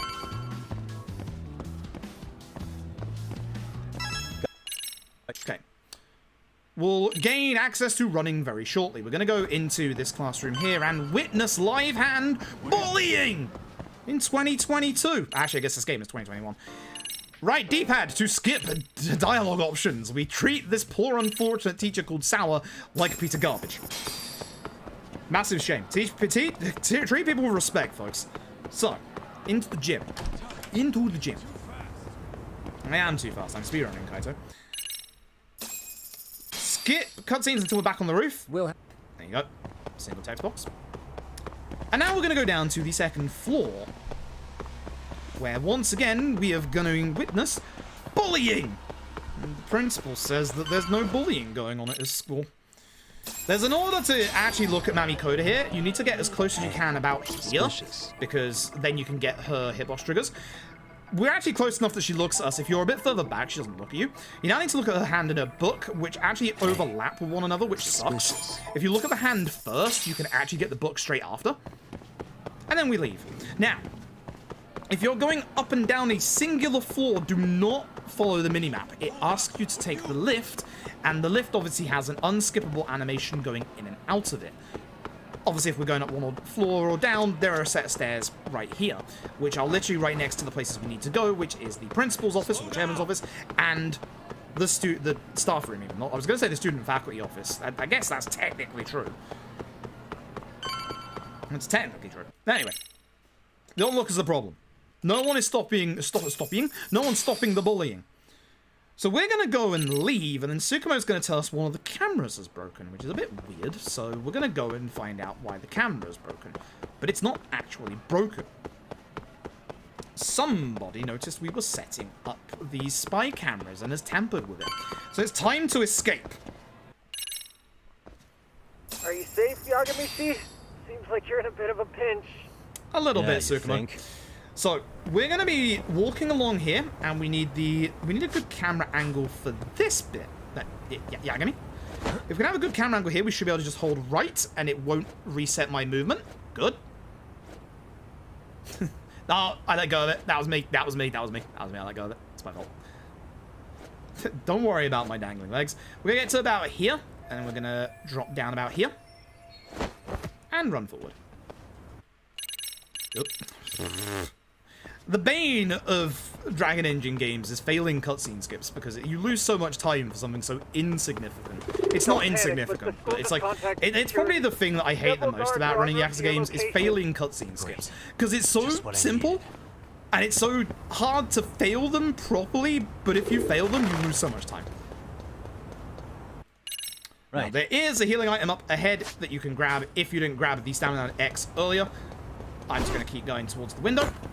And this is where LJ's first big giant bit of RNG comes into play, unfortunately. Yep. We can skip all of these. It's time for a stealth section. So, this is how you be stealthy. The school security and the police are around the school. We've got to get down to the floor below us. Unfortunately, as you can see, they're blocking the way. We have to go via the roof, at which point we're going to get tutorialized on smoke bombs. These smoke balls are our piece of speed tech. So, we're going to be grabbing a spare one in this set. As soon as the dialogue starts, you can go. Now, we are at the whim of RNG as to when the security guards turn around. We need them to turn around, ideally now, because if they see us, it's an instant game over. This guy turned around earlier, so we should be good, and the last one turned around. This is okay RNG. We do not know whether these are based on in-game time or whether they're just random or not, but that is actually good RNG there. For this bit, we're going to run down and we're going to grab our first spare smoke bomb. Then, for this next bit, we're going to intentionally throw a coin. Oh, that's bad. That's really bad. I'm going to have to take the last bit slower later. Because instead, you're supposed to use your smoke bomb on this guy. You can't use your coin on him because you have to wait until you walk past him to here and then run. So it's a massive time loss. So for later on, I'm just going to have to... I know I'm going to use my coin. But that sucks. That's going to be a big time loss when we get to the later parts. Anyway, we're now going to bug the classroom again, but this time we're going to use speakers. And unfortunately, the bullies are back. The ones we beat up earlier. And they brought the rugby club, which those look like Yakuza to me. Holy shit! You can't tell me those are not Yakuza. Don't let him go! You can't tell me these are not Yakuza. They are using the Yakuza models. You do get to hear a bit of Snake's amazing fight theme, though.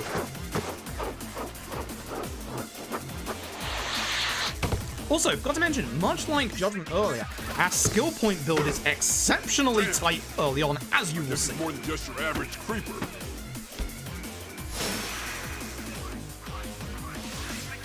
That guy in the middle is the pain in the ass in this fight. We want to take him down whilst hopefully keeping everybody else together. We're going to build up our EX in, obviously, Tiger. One way out then. So ideally I can get a good combo against him to begin with. And then hopefully start aiming for everybody else. So again, we're going to hit the bullies with the single because as you see it throws them away. But if they're close enough, we can just do a full charge because that's not going to mess it up too much. What do you think? Okay, he's gonna die. So now we're just gonna take care of this guy. This is new to Lost Judgment. These are your counters, your mortal reversals. Instead of having a mortal wound system, you instead gain access to a massive damage counter attack. So no longer will our HP bar break in this game, unlike the original. We instead get a massive damage attack. Which, honestly, I wish it had both. Because I really liked the Mortal Wound system, even though it's very sadistic. I went to the wrong taxi spot. It's up by 3, up by 3. It's the same as LAD, my dude. You know this. Thankfully... Oh, no, it's not. Ooh, I'm forgetting my taxi list. Ooh, good. Ooh, good. Wait, isn't... Oh, up by 3 is,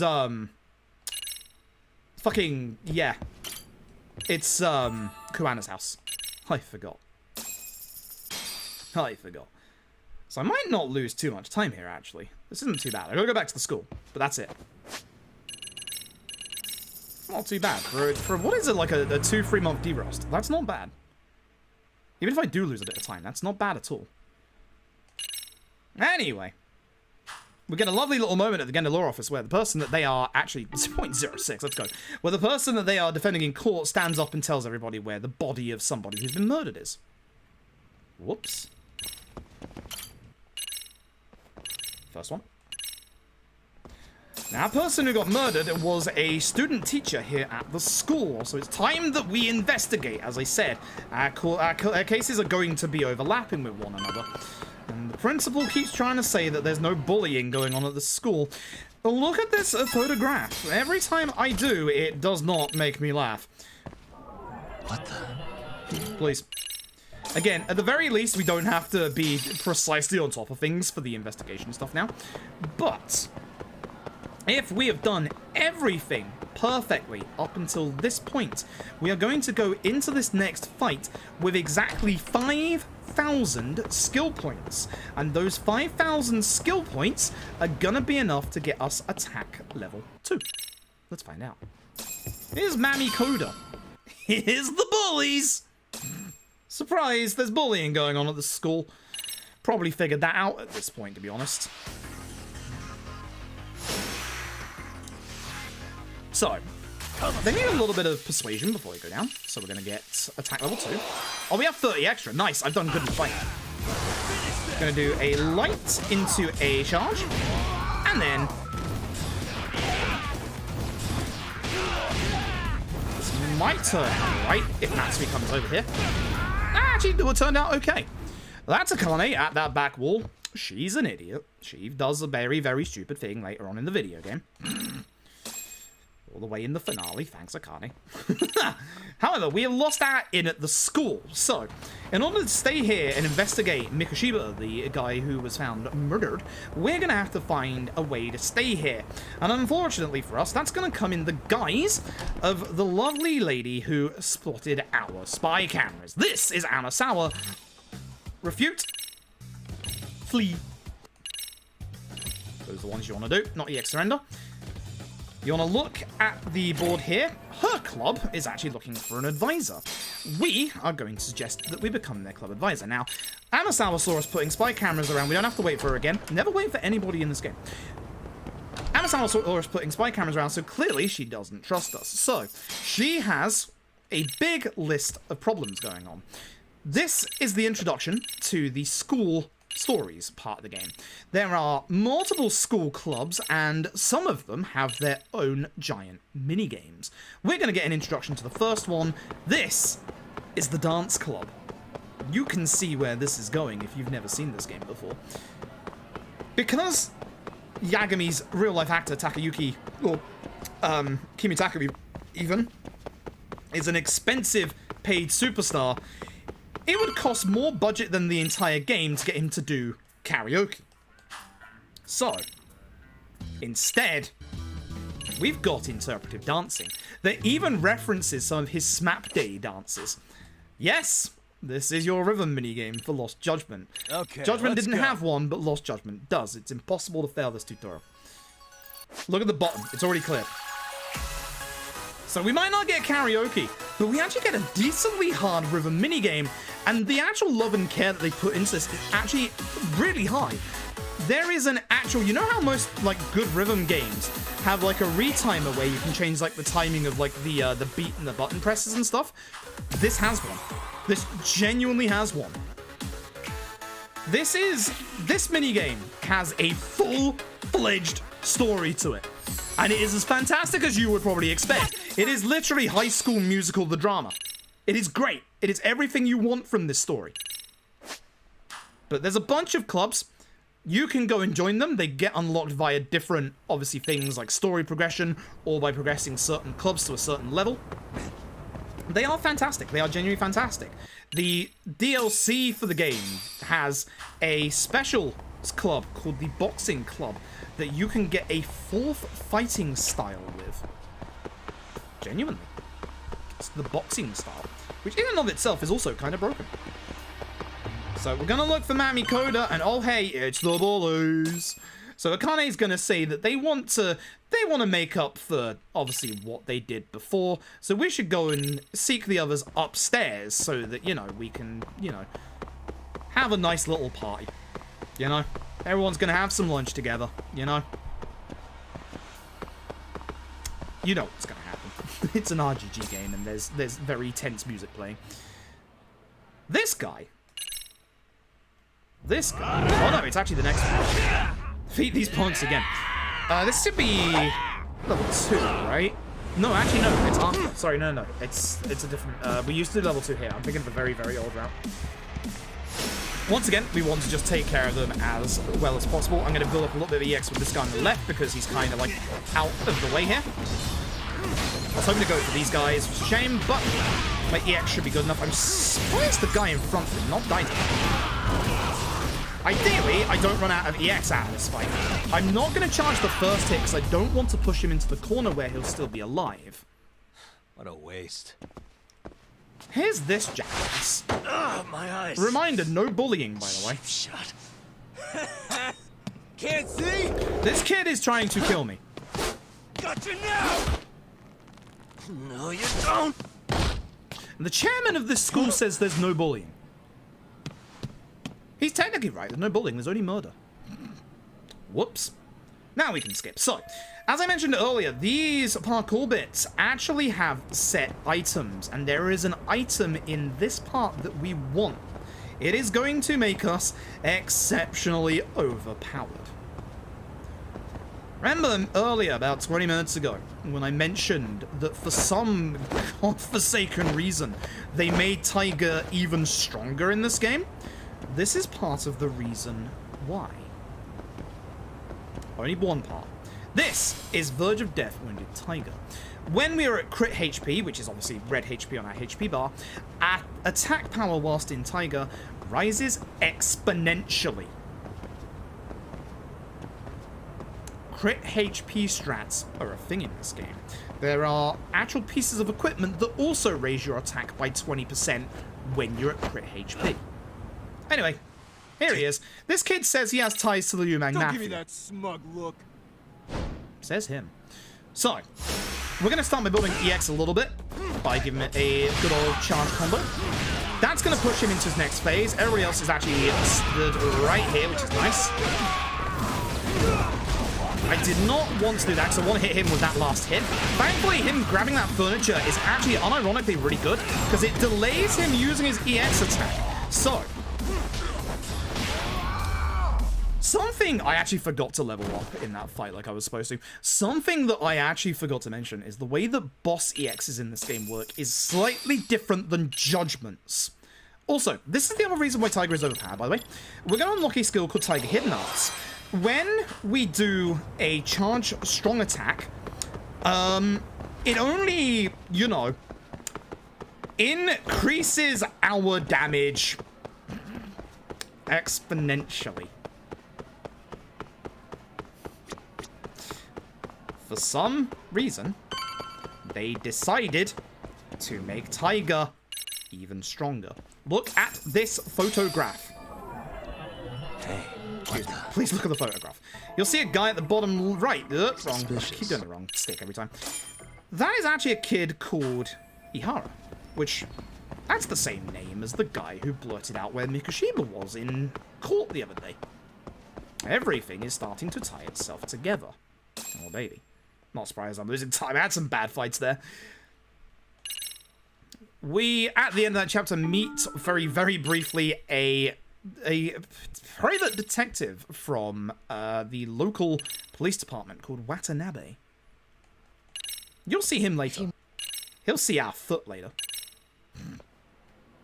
Oh, leave. That's right, leave. This is not the go and talk to her part. That's later. So, we need to leave the school at this point. We're going to be coming back in a little bit. We're done with the school for now. We actually spend a lot of time in the school for most of the game, up until like about 2/3 of the way through the game. We've not yet found the antagonist of the game yet, by the way. But we will soon, or at least one of them.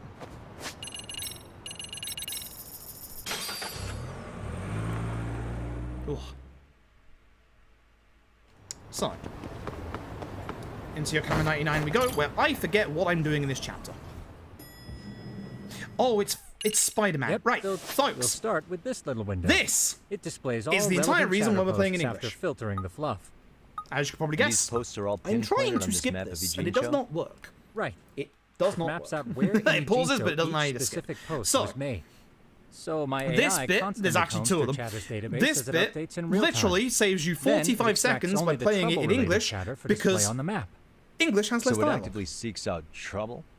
It's wild that you can program her on such a So you get to hear the wonderful vocal tonings of Greg Chung. The AI isn't You have to exactly skip the genius dialogue material there yet, to so make sure you can it still skip the pings some cutscene false here. positives. Legally distinct Arachnid Man. So this is a good spot for having a bit of a break. How am I supposed to know where to go? I am actually going to run those 3-minute ads right now so you don't miss the boss fight coming up. Thumbs up. See you in 3 minutes. This won't do it all. Because those ads are about to run. We So narrow down if I the run them keywords. now, you won't In other miss the words, good stuff simplify our coming up search. any second now. Yeah, by manually filtering keywords, we can decrease false positives, thereby locating there's some the good right stuff spot coming more accurately. How do we do that? Does the AI do it for us? No, Folks, not please entirely. spam get ad block. I What the appreciate it. AI I actually does do is pick appreciate up on it. any It's- keywords it It deems looks important. really stupid, but Emphasis here on the memeing word about in. it actually makes me Meaning feel a it'll little turn better. out I'm not duds gonna every lie, and now I and hope then. that people like it. Yeah, This is that's still Arachnid pretty Man. busy. For those of you who And do have therein ad lies block, the predicament. this is Arachnid Man. Narrow these Definitely not results down any Spider-Man. further. Legally You must depend on distinct instinct, superhero man. experience, and even Supposedly inspiration. there is a man So you're climbing saying buildings human like a intuition. spider. Precisely. Even in this day and age, Well, we human can't use intuition Spider-Man will now, trump can we? every So we are Arachnid Man. We're gonna go and until we find all the become Arachnid silent. Man. But that's getting ahead of Spoilers, myself. he's up As to it no stands, good. Yagamishi, you've got the best intuition out of all of us.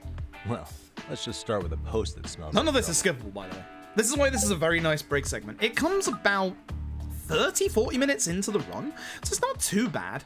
But it is our only break this segment in the run. I can smell the trouble brewing already. But it is a long Oh, one. interesting.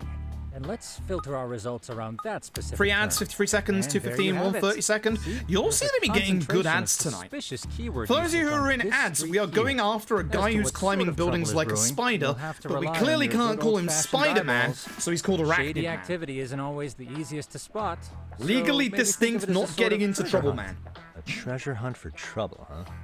That sounds Also, right with up the my English alley. dub, we have to skip one text box coming up here. See you out there, helping people in need until it all pays off.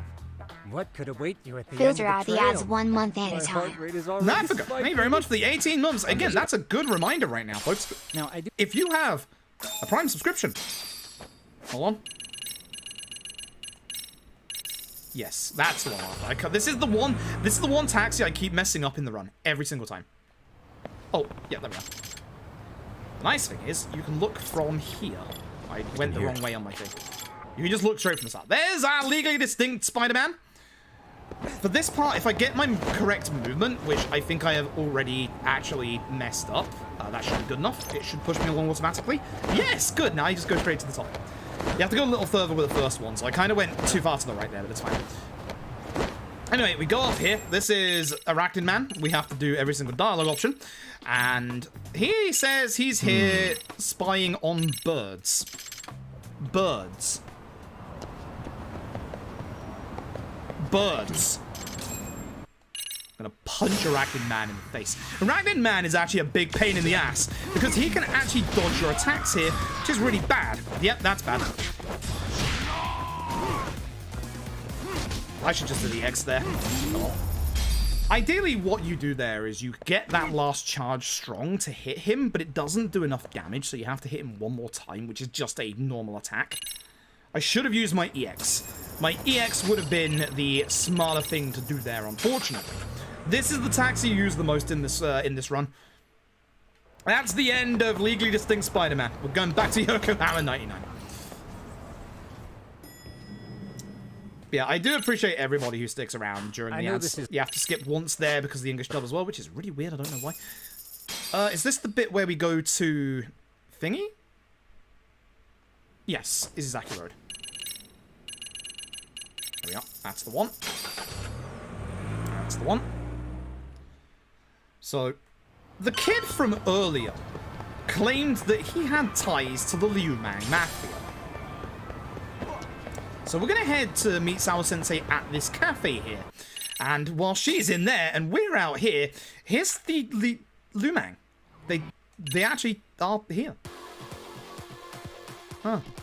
So I'm going to get a level up here. We're going to get two things specifically. Attack level 3. And a move called Rising Blow. Rising Blow, you should probably guess, is our get up off the ground move. We're going to build up our damage by doing that. And take care of everybody else. I probably should have just done this to get the move, honestly. You have the most HP left, so I'm going to go for you. I'm going to cancel out my EX here because I just need to take care of this guy. But I want to build up my EX for the next fight, because we're about to do a very interesting boss fight. This is where the game actually starts to bump up the difficulty a little bit. We're going to find that Sama got given a photograph. It's Mikoshiba just before he actually died. What the? So we're going to have a look at this photograph. Hey. Once again, it does not make me laugh. And then we're going to fight one of the most fascinating characters that RGG have ever created. This Don't is let me Jim. down now. I'm going to hope that this fucker doesn't dodge. Fuck you. Every time. But here's the thing about Kawan. Now that's fancy. He learns. How's this? He learns our moves from watching us. Hey, what else you got? Not much, my dude, to be honest. But nicely, that move just goes straight to that. Now, the downside about doing this is that he is actually down with his EX. We can't, obviously, damage him because invuln phase.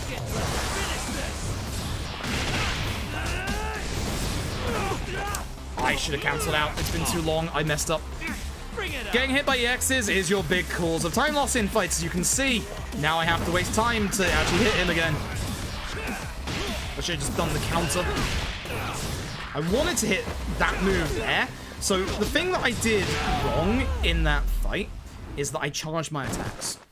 With that Kuwana fight, you do not charge any of your first 3 attacks, you only charge the last. Fun fact, Sugiura and Tsukumo no Kuwana. Don't skip that, it keeps looping the cutscene. But speaking of familiar friends, it's the extract guy from Judgment. Here's the thing. He's just given us, literally, a superpower. This is the Warrior's Onslaught extract. We get 2 of them. Watch this damage.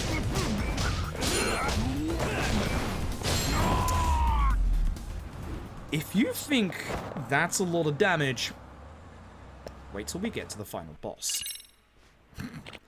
The extracts in Lost Judgment are very overpowered. If they're good in Judgment, they are exceptionally overpowered. Look at these ingredients. All of those are to make the extract we just did. I forgot this is not skippable. Unfortunately, we don't get a chance to make extra here. We only get the 1. Otherwise, that would be interesting. And now we can make extracts wherever. We are never, ever... Okay, taxi here. I keep forgetting that. We are never, ever getting the ingredients to ever make an extract in this game. They take a lot, but again, they are amazingly overpowered.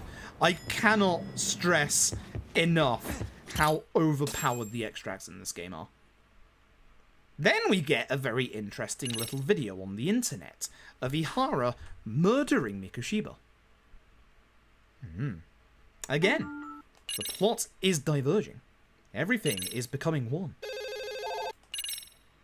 And now everybody knows that Mikoshiba is dead and the school's getting inundated with phone calls, blah, blah, blah, blah, blah. Let's go to the school.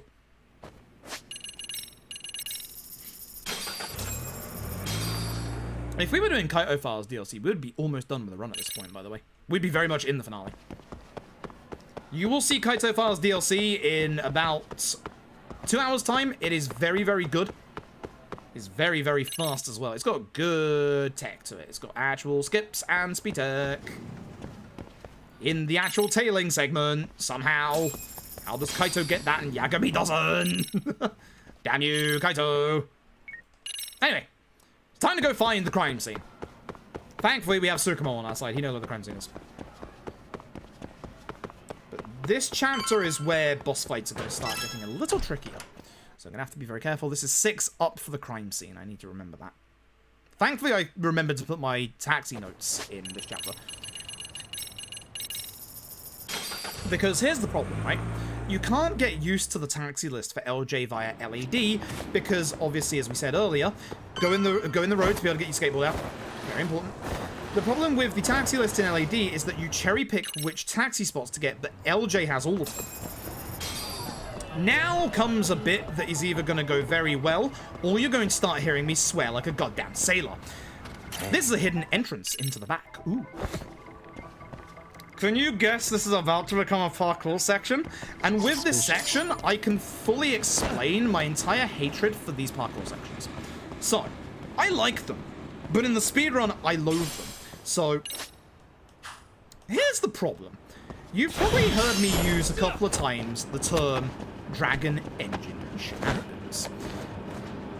This is a very physics-based bit, and you probably already know what the Dragon Engine does with physics. Hands up in chat, those of you who have been flung from a rooftop while doing these parkour sections. This platform right here, if you go anywhere slightly near that edge, Yagami gets yeeted to the ground, and you have to make this entire climb again. The problem with these parkour sections isn't the parkour sections themselves. This is going to show what the problem is. Look how little room you have at the end of the pipe. That can throw you all the way down to the bottom. I've had it happen casually, thank God not in a speedrun yet. Whee! Investigate the Arrow of Flares and Mikoshiba's Blood. This is a very dark game, by the way. This is Watanabe. We show him this picture to show that, hey, we're willing to cooperate with the police because we are a detective. What you said. We need to ask about everything here apart from the building owner.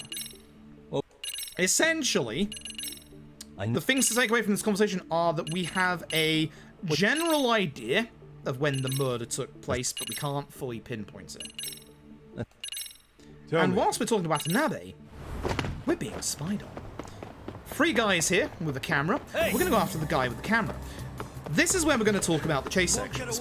Every single chase section can be boiled down to laps. So essentially, you know what a lap is. With a race, you go around a lap, blah, blah, blah. We want to see only 1 lap for every single tail segment. Now, some tail segments, you cannot make a single mistake, and some of them can. So, as I said, these sections are actually really cool in LJ. They give you a bunch more to do. They're always the same every single run, which is nice. So, Yagami was a professional soccer player, tutored by David Beckham himself. We're going to kick a couple of objects towards the guy. You don't have to get healing out if you don't want to. I believe it's right and then left for this bit. Yep. It's the one I always don't remember.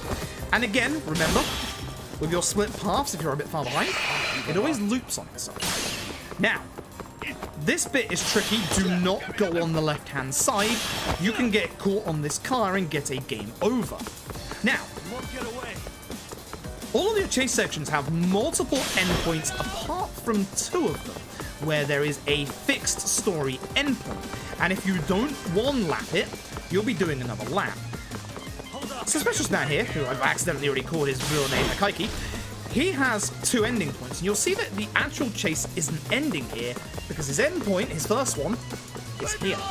The second one is on the bridge ahead, and this is right at the beginning of where the tail segment is, aka 1 lap. Every single chase, if done perfectly, can be 1-lapped. If. Some of them are nasty. Anyway, back to the office. It's back to the office for filler. So, as we get back, we are going to be met with a rumor about wiretapping. Tsukumo has gone out to, quotation marks, help. So we have to use the browser researcher. Search by keyword listing device. I don't want to hit X too many times because you can put a GPS on the map, which is really annoying. This is the same as the LED taxi, so I don't know why I'm messing this one up. I always do. So, we're going to go over here, and to show that we are trustworthy, we're going to give them our lawyer badge. Not our disguise. Tsukumo is going to give us a bug detector. So this is another one of our detected devices, unique to LJ, that we're going to get. And as we go around, this is one of our big skateboard sections, which is nice. You're going to notice, I'm going to point out how much money we're about to get. As I said, there are no money segments in LJ. It's always this car. There we go. I was a bit far away. Look at the money we get. cool like 50k. And then 80k. So let's go shopping. Let's go shopping right now. We're going to specifically jump with the skateboard here so that we don't get knocked off. Going over. Don't you dare! Ah! I'm fine.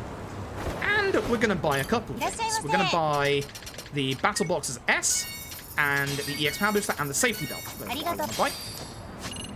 I had to remember real quick what I actually needed to buy there. All of those will boost our attack either exponentially, 20% while in EX mode, or by 15% with the battle boxes, or the safety belt is a 5%, which is obviously better than the 3% we have with the wristbands right now.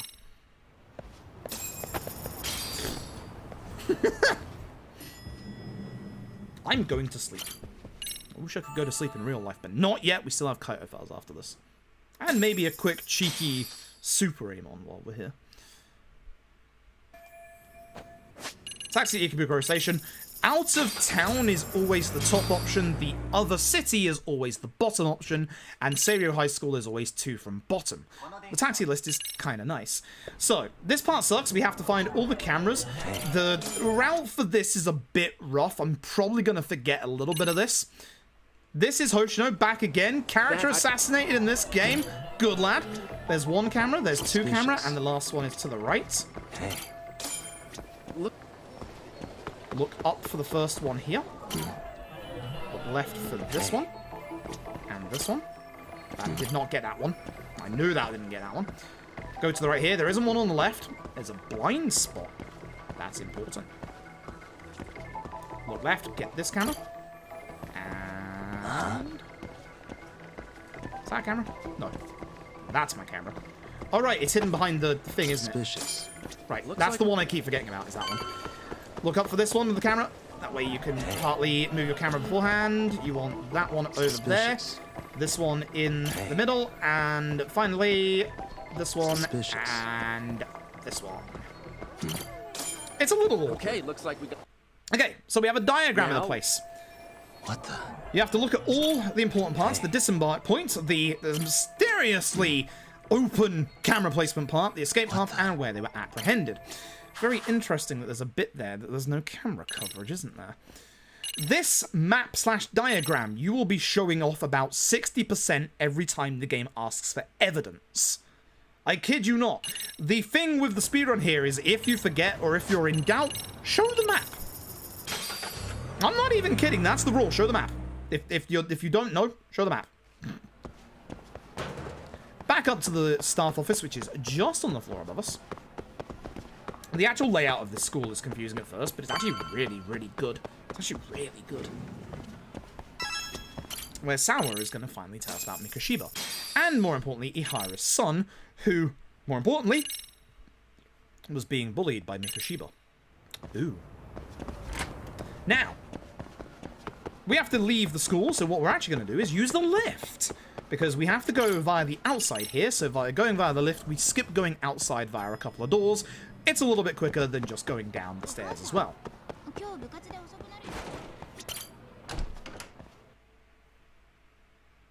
You couldn't get back, that sucks.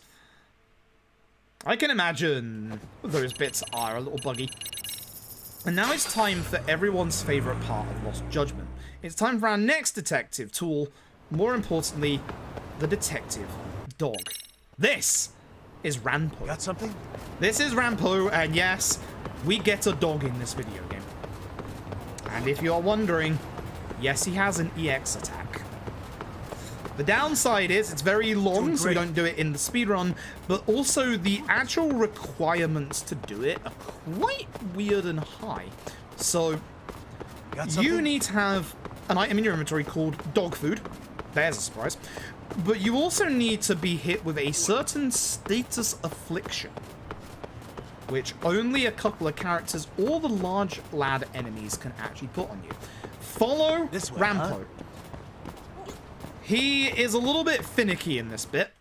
Follow him. Just follow him. He knows what he's doing. You can sometimes cut this corner, but sometimes Rampo just gets a bit stuck. There we go. Good lad. Doing great.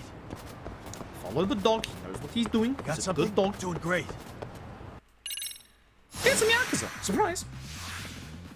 Remember, this is set after LAD, so LAD's whole plot shtick of, you know, no more Yakuza is in effect.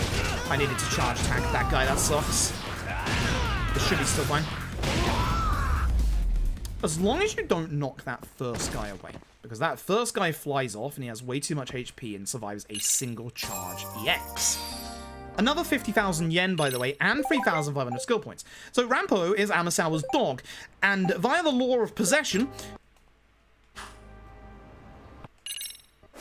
he's now my dog. That's how this works. He sits outside my office. He decided, not me. That's how this works. Yep, takes place after the events of LAD. So all the plot stuff from LAD. Lost Judgment spoils LAD's major plot twist multiple times. No kidding. Genuinely no kidding. Anyway, speaking of Lumang Mafia, they're back. Again. This, we're going to chase down a guy in a white mask whose name is Tesso. If you're from the UK, no, not Tesco. That's the supermarket. Yes, I know their meal deals are good, but this is Tesso, not Tesco. Tesso used to be like a petrol station or something.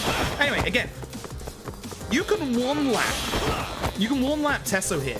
The nice thing, also voiced by Pros D, by the way, you can one lap Tesso. The nice thing is you actually have a nice little buff up here. You don't have to kick every object at him. You can actually not kick one of them at him, which is really nice, actually.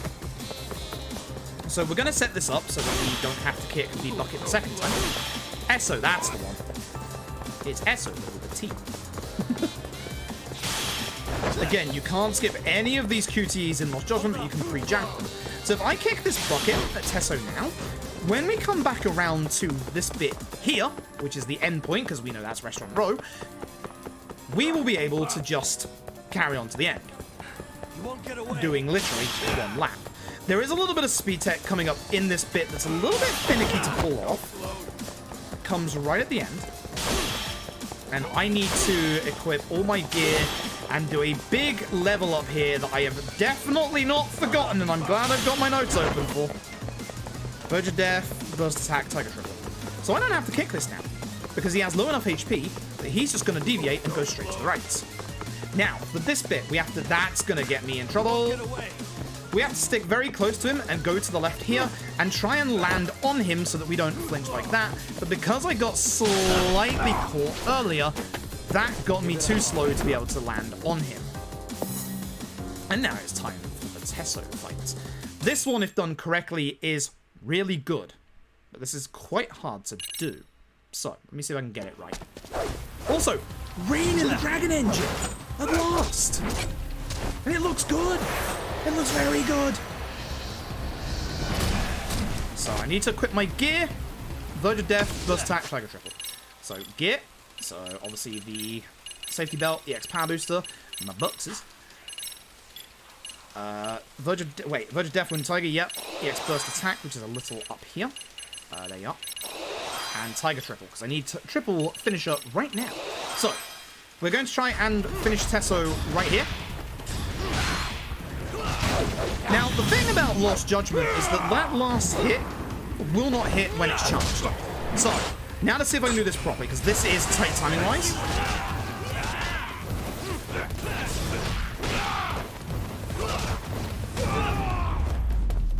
That's unfortunate.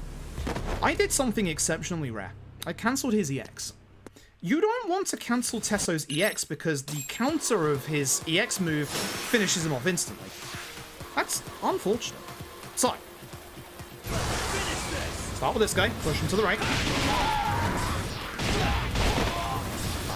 Unfortunately, push the enemy the wrong way.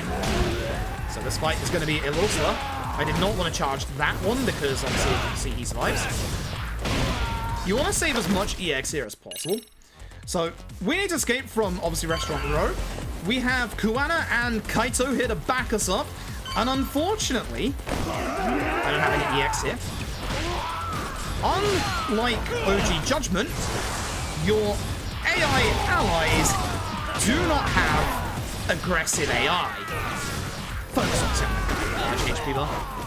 So, sometimes they will attack like that, But here's the thing, if you ever played this game, and especially if you're on a harder difficulty level, you've probably noticed that your AI partners will not finish a fight. We don't have leapfrog, by the way.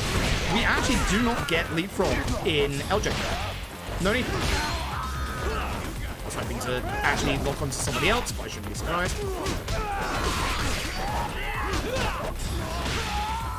So I'm bleeding right now. There are status debuffs in Lost Judgment. Some of them are nasty, as you'll see in Kaito files. So I still, because I'm glowing white, have my extra attack buff on from, obviously, Tiger Hidden. So I'm doing way more damage than I should be. And the nice thing is, later on, our EX attacks will also apply that attack buff. And even better than that, once again, Tiger being stupidly overpowered, we can transfer this extra damage, which is like 20% extra damage or something, to all of our other styles. For some reason, RGG said, let's make Tiger stronger. Oh, what is it? No one knows why. Everyone said that Tiger was too strong in Judgment, and it was the only style they used, and RGG just said, alright, we're going to make you use it for Lost Judgment as well. Which is a shame, because Crane got a mass amount of upgrades in this game that make it really good. And Snake isn't bad. But the problem with Snake... Oops. That was a text skip. The problem with Snake is that both Tiger and Crane do everything Snake does, but better. Boxing is cool, but requires a giant commitment. Both in terms of the minigame and money. Although boxing has its own infinite juggle, which is kind of hilarious, not gonna lie. Anyway, there's a bunch of thugs. They're not Yakuza, but after the events of LED, there are now just a bunch of thugs going around Kamurocho.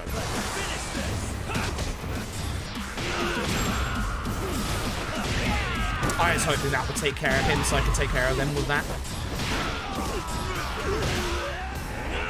Not too bad other than Kaito getting rid of this guy over here. Yeah, apart from Kaito knocking that guy away, not too bad. Not too bad at all. That time I had a better fight. I had good fights for a while. That was a good fight. I'm happy with that one. So, this is a group called RK. We meet a guy from RK called Akutsu. He's one of the higher ranking members of RK. Now, when you're with NPC allies, like we're with Kaito here, you can't get on the skateboard. Very important, so remember that. So, don't run into the road to try and get your skateboard out, because you can't. I'm tempted to do a kind of meme boxer style, you know, run at some point. I think it'd be good fun. Well... I don't remember... Oh, right. I couldn't remember what I'm doing. I know I show the picture here, that's for sure. It's always the picture with these people. Because we show this picture of Mikashiba being alive. That's how we know there's something funky going on. That should be the end of the chapter. Once I get back to the office.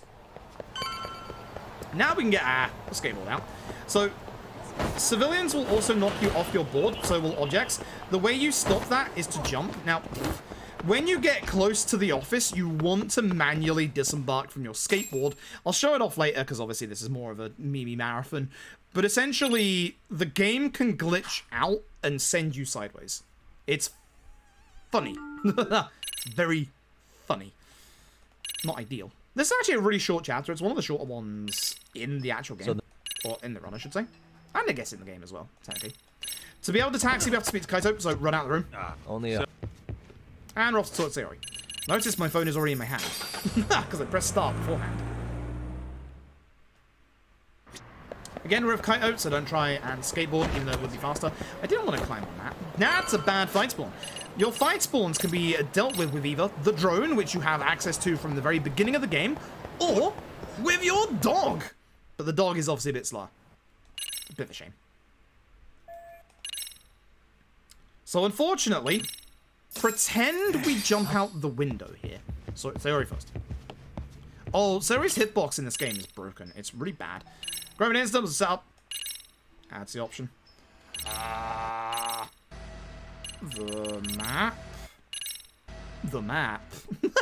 When in doubt, it's the map. Pretend we jump out the window here because the cutscene trigger is like right here. Just we jumped out. Like, we didn't fast travel. We clearly jumped out. Did that fight spawn ahead of me? No, good. I was like, that shouldn't be there. This should be the next attack level up. If we've done everything right, I should have 20k at this point. Let me... Should. Yes. This guy is a pain, so I'm going to hit him twice first. Yes, I do have enough. Why wouldn't it let me buy it? Okay. Weird. I guess I was, like, targeting the wrong thing. So I'm going this side to try and obviously keep all of these guys together. Oh, this is very nice. So now we hit one more than that. Kaito doing work back here. But notice that Kaito is not finishing off the enemy. That's the problem with your AI in Lost Judgment. Because of the way the EXP works, your ally AI will exceptionally rarely finish off the fight. Because that would stop you getting the EXP. Be very careful here. There are fight spawns that are in set places, like this one next to us, so we're not allowed to mess up our movement, otherwise we get into an extra fight. And that lady that spawned in as an NPC was really in the way. Run forward here before this starts, so you get a little bit of distance. Stealth section. Your stealth sections in Lost Judgment are actually not too bad. So, we're going to go in here.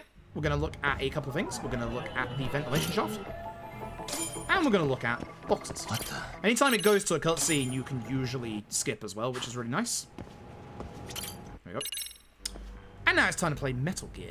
So, I'm going to hold up on my D-pad. You can see we're down to only one item shortcut, which is a bit more painful than Judgment. But by holding the D-pad direction, you can quickly skip cutscenes. I'm holding it still. That's nice, something different. Yeah, doesn't it? We're going to be stealing this Barkeep's clothes. Yeah, we still got an hour before ads again. That's really nice. Which will put us around about the penultimate chapter. The unfortunate thing about Lost Judgment is there's no good place to put ads other than maybe here. And obviously the explanation. But the explanation, alright, skip later. Once you've knocked him to the ground. We take his Barkeep outfit. We leave. We do a little spin first to make sure, you know, we look good. And then we go become the world's most convincing bartender to the guy that has the weakest alcohol constitution you'll ever see in your life. Try not to go too far to the right because you will activate an extra set of text. And this is a cutscene that starts.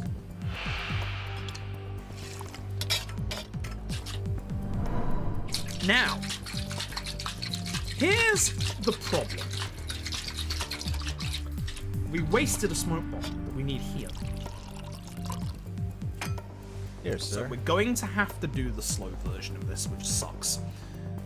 This is the best place to do it because I need to come out of here with one spare smoke bomb and I currently have 0 when I should have 1. Alright, not skippable. He's already drunk, by the way. And asleep. Damn. Even me, after 8 years of not having alcohol, had better constitution than that at SGDQ. So, for this bit, we're going to throw coins. This guy on the left is the only person to watch out for. He shouldn't game over us here, but he can do. Oh god, it's scary. So usually you would smoke bomb this guy because it's obviously a lot faster, but unfortunately, we can't do that because we don't have one. He will see us on the way past, that's why we smoke bomb him. It's a big time save. Gotta be careful with this guy. Here's our smoke bomb. Make sure you throw the coin and not the smoke bomb because we need to keep the smoke bomb. His AI is broken. Good. Not good, but good.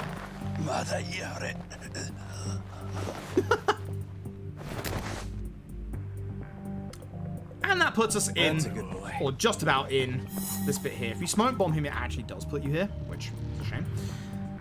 Now time to introduce you to a Kutsu. We won't be fighting him, but you'll get to meet him at least. We are once again going to fight this guy, Canada. Almost like Canada. Is this guy Roger? Build up a little bit of EX. Go into our EX, and hopefully this lasts for all 3 of phases of this fight.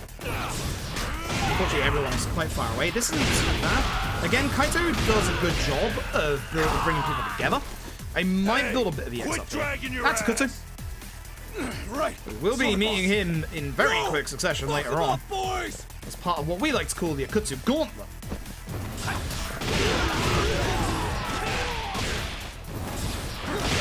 Unfortunately, this guy has fallen off the barricade. Yeah, I'm gonna get a little bit of EX back here. Thankfully, I still have my damage. Dumbass, you down Really already? want to start this final phase in EX because this is going to be Kaito's EX himself. Do this. And there's a lot of enemies here that have high HP bars.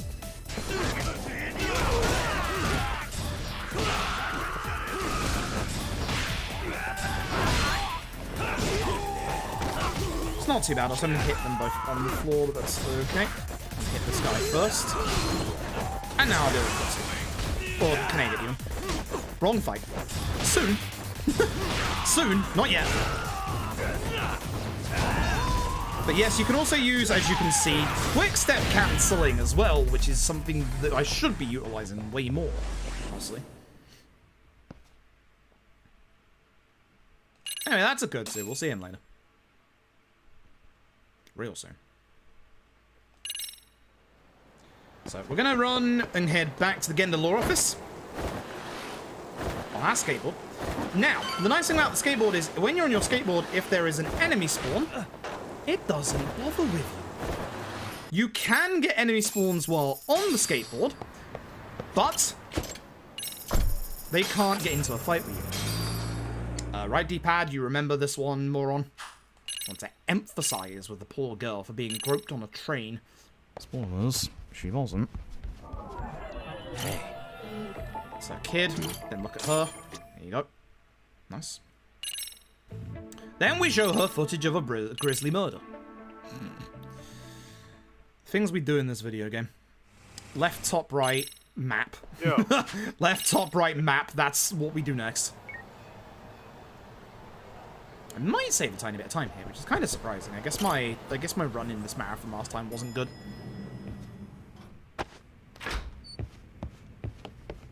But we do finally meet in the previous set piece one of the main antagonists of this video game. Hara's Accomplished has posted it. The map. The dotted line. Suspicious, we say. Yui Mamiya was actually colluding with Ihara, and someone spying on me went to the school that they went to, which was Akaiki, the guy with the camera earlier that we chased. I saved a second. I'm happy. Alright. Chapter 7. Also, thankfully, very, very short.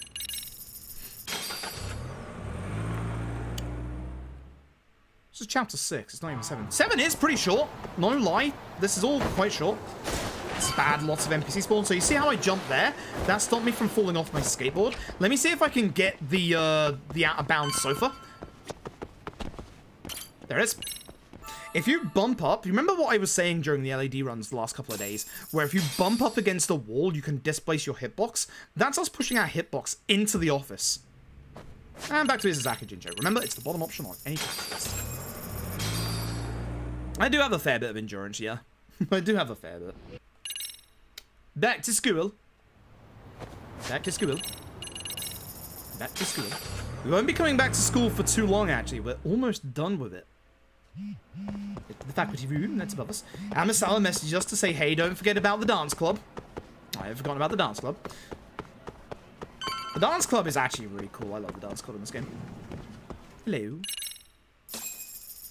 So, Sawa Sensei is going to head to a staff meeting. We're going to wait for her to come out of that staff meeting. And in the meantime, we're going to get a second playable character. It is a playable character that we have already played as in this series before. It is, of course, Sayori. Unfortunately, it's an exact repeat of what we did in the first game. So, we're looking for a man named Shinya Kawai. We want to find, basically we want to find what Arcade are doing, and they're looking for him. So Sayori is going to go undercover and try and get the answer out of them.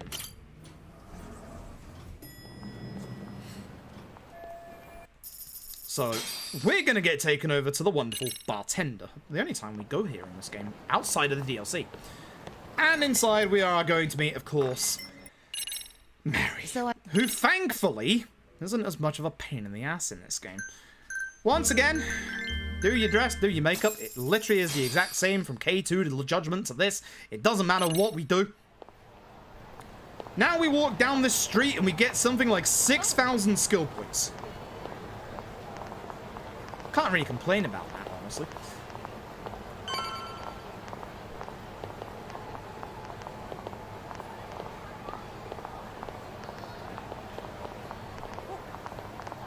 How's everyone doing tonight?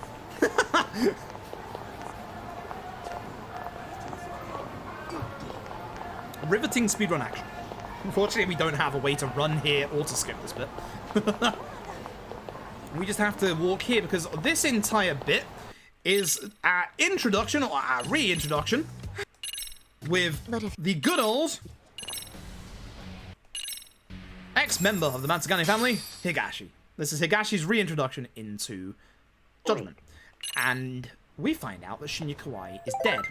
And I find out that Amasawa texts me way too much. Kill some time.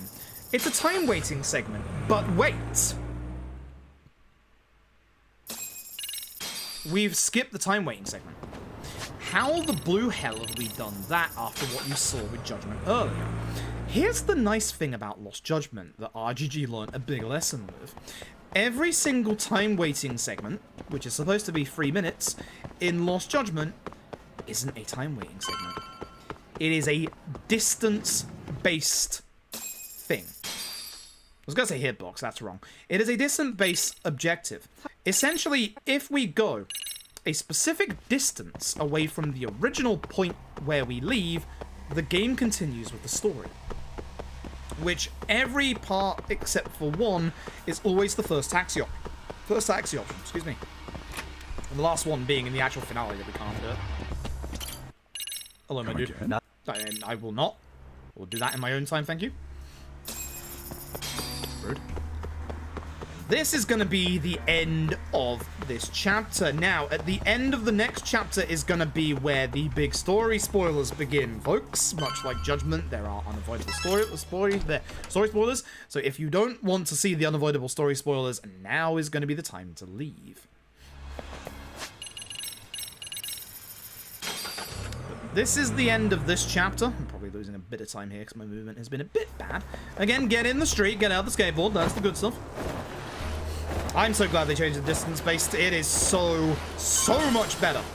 I cannot stress how much better it is. Nice jump. I went a bit too far. We're going to get to Sawa Sensei's apartment because we fear that RK are here for her because of her connections to Shinya Kawai. And who turns up other than Jin Kawano? And also RK. Going after Jin Kawano. Whoops. It is time for what we like to call the Akutsu Gauntlet. So this is where we change up our route a little bit from the olden days. We're going to go to our skills. We're going to go to Tiger and get Secret of the Tiger, which allows us to put Tiger's extra damage onto our other styles. So because of that, I can now go to Crane as EX and get an extra like 20% attack with this. Cancel out with a quick step so I can keep attacking with this. And obviously go back to using good old Tiger Strong. This way, we can keep going in this fight. Please go to your next phase, because I need you to actually do that. Oh, he guarded that hit. That sucks, because I wanted to change to Akutsu here, so I can do this.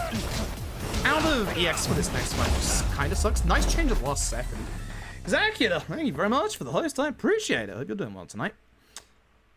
Ladies and gentlemen, I asked this a couple of times per game. Once we're done with this fight, if you would like to spam the message in chat, Cat Jam, I would appreciate it. Ideally, I would have had EX for this guy for round 2, but this works. This is not the move that I want you to do, Yagami. That's the move I want you to do.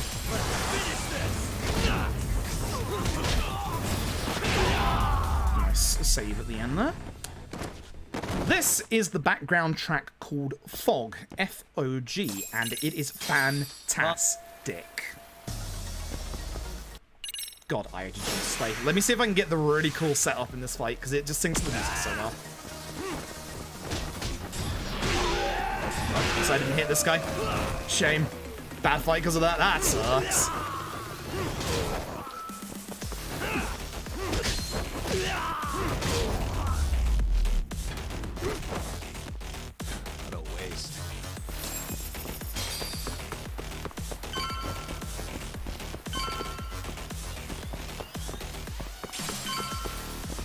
mean, I know the cutscene trigger's here. Hello? I guess it's sure on the left-hand side. Interesting. God, that's good. Oh, you interrupted me. That sucks. That would have been a very good combo. I should just EX move this guy. It would have been faster. Unfortunately, that's all you're going to get to hear of the song. Oops, that was a bit early. That's unfortunately you're going to get to hear of the song, because for some reason it is criminally wasted in this video game, and this is the only time you hear it. We're going to push Akutsu into second phase very quickly here. At which point, Kuana's going to do this. Stay down, would you? Not happening. Good luck, Yagami-kun. He just goes away. Time to EX and hit as many of these enemies as we possibly can. Try going this way because these two might hang out here. He's doing his EX, so I don't want to be next to it because, again, anytime you get hit by an EX, you do lose a bunch of time.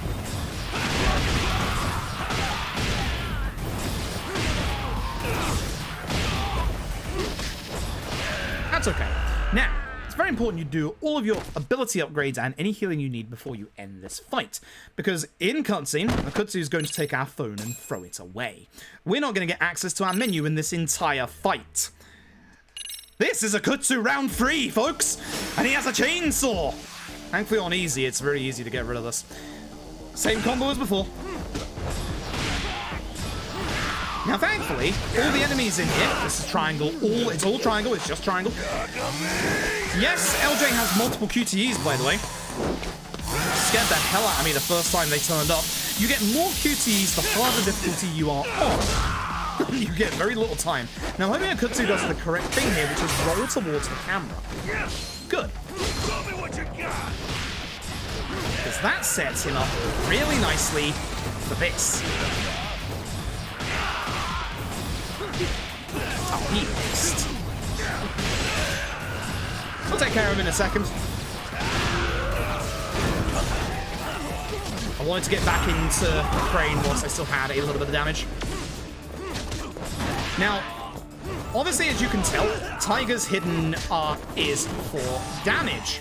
Crane's is for speed, well, I guess. We'll be getting that a bit later on, because the game, again, as we said earlier, is going to funnel us in skill points. Now, you can tell what difficulty somebody is actually running on by the drops of health here. The harder difficulty, the less drops there are. Spike is going a little slow. Yeah, not great. Bad fight at the end there. The amount of drops you get depends on the difficulty. The lower you are, the more drops you get. On easy, you pretty much get drops from every single enemy, because you can't go into your menu to heal. On legend, you practically get 0.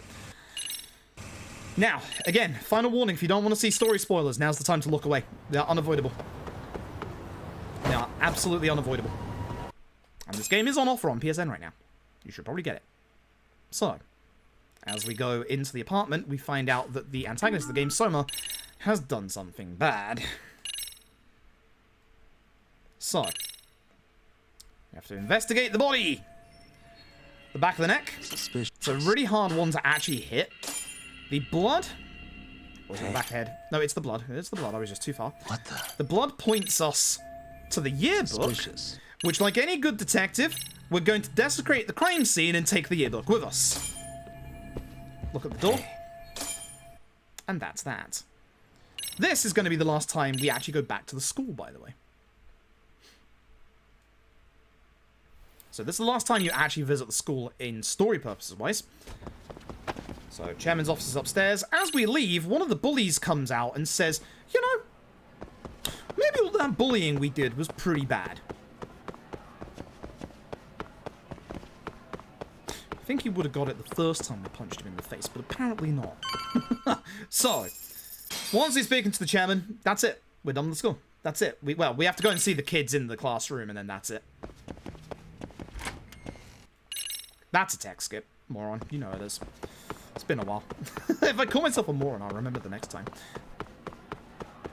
So we're going to go check up on the class with the bullies. That's what we do.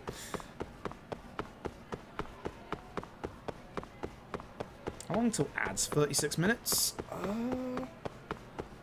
Man, there's really no good time to play them. I can't play them in this chapter, because in this chapter, you're going to get full-on the actual... Oh, wait, they're on the floor below. I'm stupid. I forgot to go down an extra floor. I thought I was on floor 3. Damn it. Maybe floor 2. But in this chapter, you are going to be seeing the actual antagonist of this video game. Now, we do have to leave the school, and this is the final time. You do actually want to use the lift here, even though it's only 1 floor, because to get to the actual front door, we have to go through 2 different doors, which slows us down quite a bit.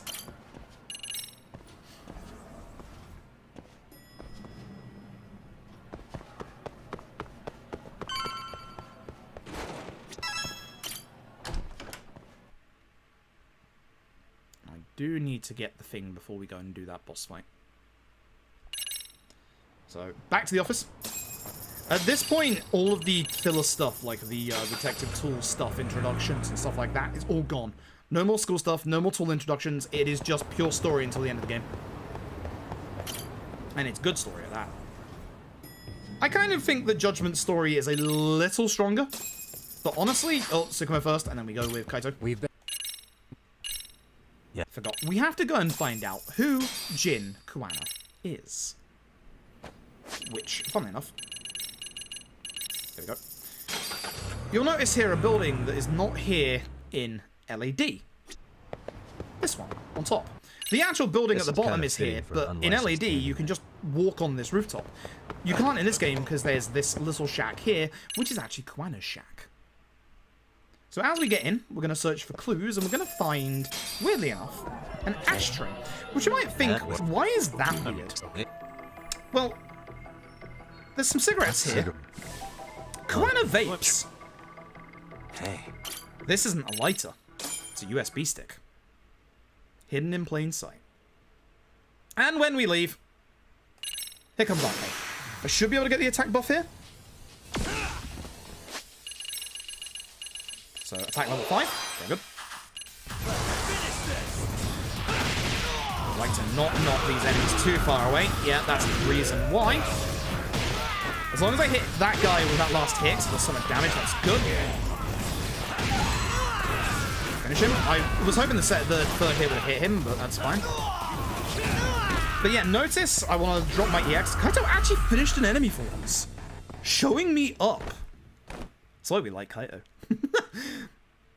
It's time to go over to Chinatown, where we're going to meet one of the central antagonists of this video game, which has possibly the best boss theme that RGG has ever made. Let's hit it. God, this boss theme, for lack of better terminology right now, fucks hard. God, it's good. This, on the official OST, is the aptly named Viper. And this is Soma. If you've watched Way of the House Husband, yes, same guy. Forgotten his actor's name. I like that you still can't play pool in this in the Dragon Engine, yet they toy with you. This fight is fantastic when done normally. Soma is the opposite of you. He is the opposite of your snake. He has counters galore. I, however, am going to be doing this and hopefully burning his HP down as fast as possible. Build it up a bit again. You actually have a long time to do with this one.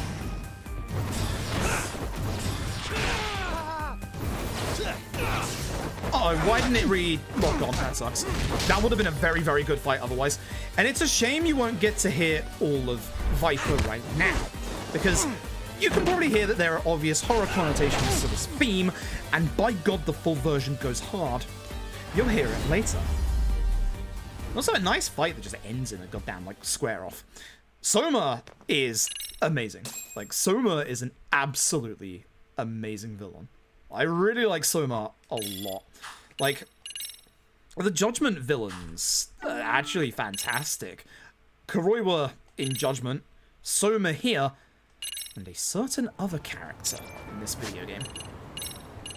Oh yeah, Bar Survive. Bar Survive is down by 4 in LED Speedrun. In this one, it is down by 7. That's the difference in how LED's taxi list keeps messing me up. But the nice thing about Bar Survive in this game, it's part of the map. You can just run straight here. Yes, the bartender's still here. Hello, bartender. We now know that Jin Koana's real name is Kitakata, and because it's on the map, we can actually taxi away from here. So, we're going to go and watch that USB stick. There is a video on it. Oh my god, Nouveau Rich. But first, hey. Tesco's back. Tesso back. Tesso, not Tesco. So we want to hit Tesso. That's a shame that you know that. As much as we can, because he is going to summon backup. This is X. So is X.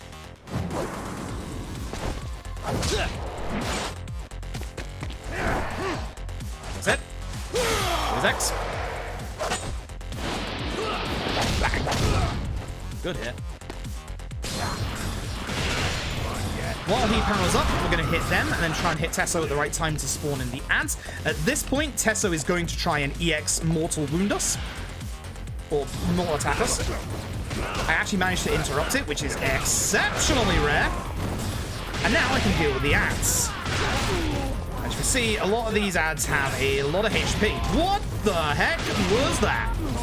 Yagami has some extra moves in Lost Judgment, folks.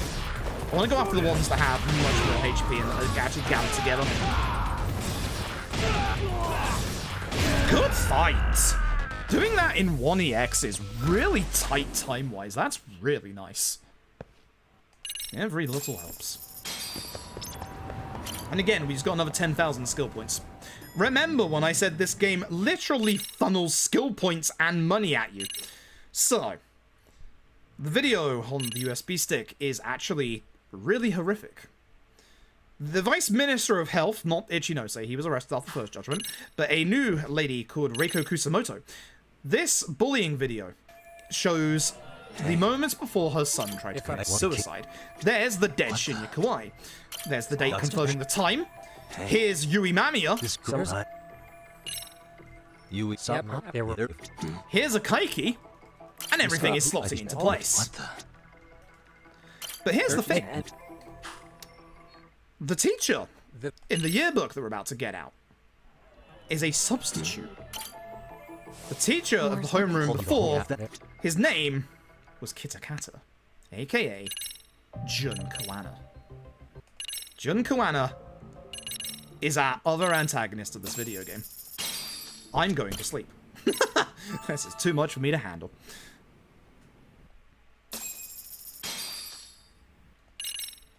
Okay. This should be the Mamiya fight, I believe. Mamiya fight? It's not a fight, but we're going to her apartment and there is a fight. We don't fight Yui Mamiya. We do fight someone very familiar. Hopefully, actually no, I don't. Hopefully we would have had 1 bar of EX to be able to do this next fight in, but I don't. So we're gonna have to get a little bit experimental. This one isn't too bad if you don't have the EX full. So, Yui Mamiya. Everything was orchestrated, right? And then we show her the bullying video, at which point her personality does a complete 180. And here comes some dudes with baseball bats. So I don't have any EX, but the nice thing is they don't have any HP. That guy, Maskman A, should look familiar. How did I miss this guy? That shirt combo should be familiar because it's actually a Kaiki. They were the ones that tried to assault Tsukumo earlier in the game. We take Yui Mamiya to the only hideout we know of, Charles. Sorry, Higashi. You are now firmly stuck in this. So, we get a phone call from Jun Koana who says he's actually at our office, and it's not easy to plot summarize what happens in this conversation, because essentially you get Jun Koana's entire backstory and also reasoning and methodology as to why he's killing bullies. About how the justice system has failed all of the parents and the kids themselves. The police... I keep making the wrong button press. He's a completely opposite character to Yagami, but also has his own sense of justice. This is the hardest chase in the entire game, and you must not mess it up. This is our lap point. We must not miss any of our kickable objects, and we have to make sure we don't fall too far behind Lana. This is actually a lot harder than it sounds. So you must not make any mistakes. This job's so cursed serious. It really is. Every single time. Once again, we bend it like Beckham. That's impressive. You can't lie. That's very impressive. I couldn't do that. I'm British. I'm supposed to be good at football. I was actually okay at football when I was a kid. I thought that was the triangle one, the next one's triangle. Yeah, this guy. He's asking me, don't I have anything better to do? My dude, I'm streaming video games on the internet. What do you think? This is my job, my dude. Thank you for saying look at me. It's working quite well for me right now. Surprisingly. Cut this corner and then make sure you hit this bucket. If you don't, you'll be doing another lap, and that is an extra 45 seconds. Because you have to go all the way around here again. But because his HP is very, very low, he goes to the right. That confirms that you have one lap this. Because we have to get all the way to the end of this road here. And take a note here about how the animation usually stops here. But it's not. Yagami is a bit of a rookie at this bit. Like, surely you should have seen that. Oh, damn it. Surely you should have seen that coming. Anyway, hopefully, after the last fight, I should have some EX, which will make this fight go easier. Guess who's back? Because I have EX, I can actually just hopefully burst everybody down with our EX. You gotta be careful because Akaiki, as you can see, is the one. This is bad movement on my part. Akaiki is the one that actually, as you can see, survives. Nice last hit. Usually that misses. That's quite nice, actually. If that one not while playing casually. Yep, that one's a hard one. That one's genuinely a hard one. As far as the chases go in the speedrun as well, that's probably the hardest one. Like, genuinely. It's the one that requires a tiny bit of practice before you get it. Well, so, Yui Mamiya. We've got to show some stuff to... Oh, wait. Time skip first. Again, just taxi wherever. I actually need my notes at this point, unfortunately. So by skipping these conversations, we can actually get teleported back to the other side of town. If there are fight spawns here, we can just skateboard past them. I didn't want to jump there because it made me go way off target. I should have just got off my skateboard. We have to show Yui Mamiya a couple of things to get what has really happened down. The murder video. Trace inspection report. It may show X's, but these are correct. And the trick. Anything else? So, we had a theory early on that the point on the map that we've been showing off to literally everybody that has a blind spot on it. Yes, there was a body swap there. It was Ihara and Kuwana. Ihara wants to make an absolute mockery of the judicial system. We obviously want to stop him because we used to be a lawyer, you know. Also, in this game, unlike Judgment, we never lock our door. You would think after the first game when there was a murder in our apartment that we would probably lock our door at some point. No. Once again, we are going to show somebody the grisly murder footage. He should know, he was there. Sawa Sensei told him what happened with his son, hence how he knew to go after Mikoshiba. Sure thing. Sure thing. Into the office. We should listen to Sayori-san. Make sure you listen to Sayori-san! I heard him. Do not pick any other option. So, come on. This ain't skippable. Looks skippable, not skippable, I remember.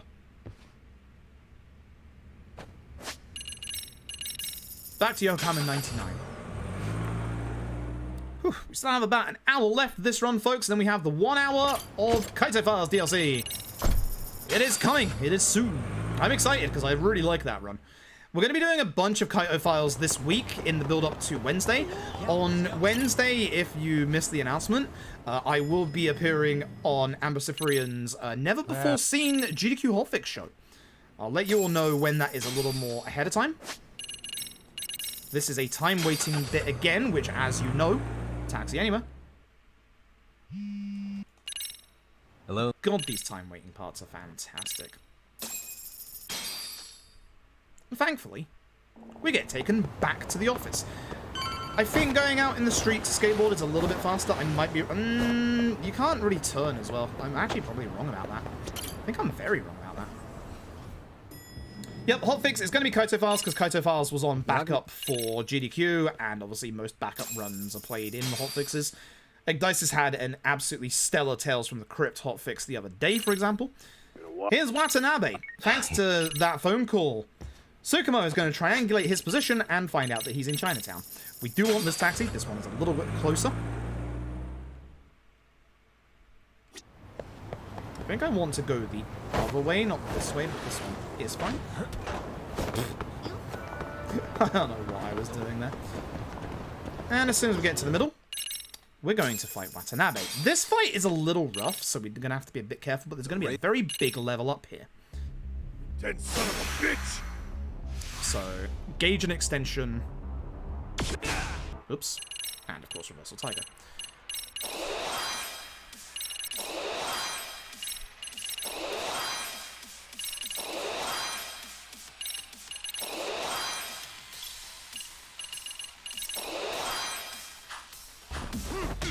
Please, no counter.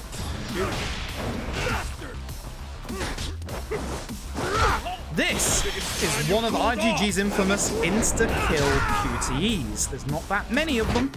Yagami can't swim. Now this is the tricky bit. I must not mess up my timing here. Yeah, we're good. Do not miss that hit. It's a lot. That's the easiest one out of all the X reversals. Because of the thing that we got, you saw how much damage we did to that reversal. That's a really nasty part. This should be down by 6. No, 7. 8. No, wait. Ugh. Yeah, I don't remember this taxi.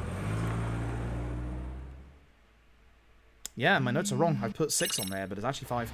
This taxi right here, it's in a slightly different place than LAD. If you'll remember, in LAD, it's only up by 2, because obviously those are the taxis we get. This one here, it's actually in the middle of the taxi list. It's time to go back to Komi-Jewel, folks. Speaking of LED. So, Kuana is supposedly hiding out in Komi-Jewel. We pick up this gold plate, but again, we don't really need it. We don't need money in this run. We have a lot of money at this point. So, as long as we go fast here, you can actually go really aggressive. That guy wasn't turned around for once? That's lucky. I could have just ran. You want to make sure that you do throw these coins so that these policemen don't fully see you, otherwise it will be a game over. Excuse me? Yagami? Thank you. Alright, not skipple here, then skipple in a minute. Throw coins, don't throw bombs. We need to keep the smoke bomb for the end game. Give him a second before you run so that he doesn't see you. Look at the drone. Skip that. Run forward. Good stuff. Protagonist! Thank you very much for the tier 1 5 months. I appreciate it. Skip this, don't skip this, can't skip. And here, you'll recognize where we are if you played Yaks Like a Dragon. Place is still boarded up after the events of LAD. And the police are obviously here trying to lock down Jun Kuana. Here's Sugiura. Quick speed tech here. Run forward, because we're about to go into a forced walking section. At which point we go first person, because we have stairs again. If you remember our stair tech earlier. That's what we do there. So, Arkea here.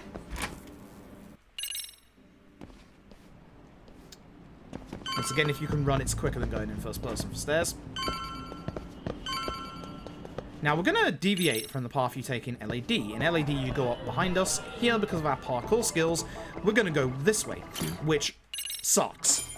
This is the worst parkour section in the speedrun. If you mess this up, you go back to that point there and you lose a minute. And it's very easy to mess up because it's not actually down to you. It's down to the video game. I'm going to go here to make sure that the game doesn't throw me off this rooftop. But speaking of throwing you off rooftops, this bit sucks and is systematic of the problems that I have with these parkour sections. I don't want the pebble, but I will get the pebble. We need to jump from this rooftop to that rooftop. Now, it looks like you have plenty of room, right? Incorrect. Also, if you hit that pipe, if I landed any bit further forward, it would have sent me back to the very beginning. These bits suck because you have to basically do a full run off this roof and you don't have the room to do it. This is the problem that I have with these sections. If you bring them back for Judgment Free, please make the platforms longer or make this a dedicated QTE. Because this just sucks. Like, and this happened casually a lot as well. This just sucks. You can't get the speed that you need, and you can't do that because you just get sent down. So this is the problem that I have with these bits in Lost Judgment. It sucks.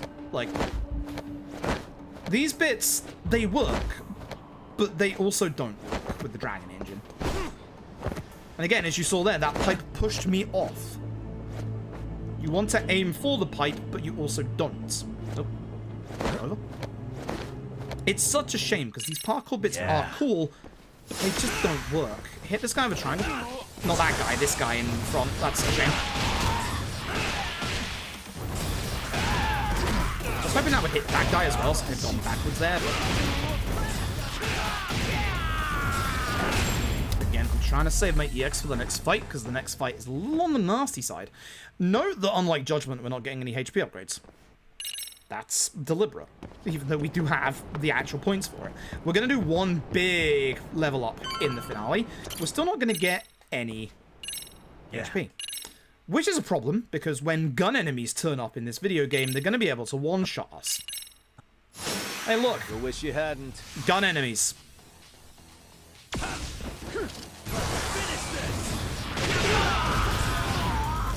Decent first hit. I do need to kill this guy. This is the guy I want to focus on. There is another gun enemy, which Sugiura should be dealing with. This guy sometimes is a pain like that, which sucks.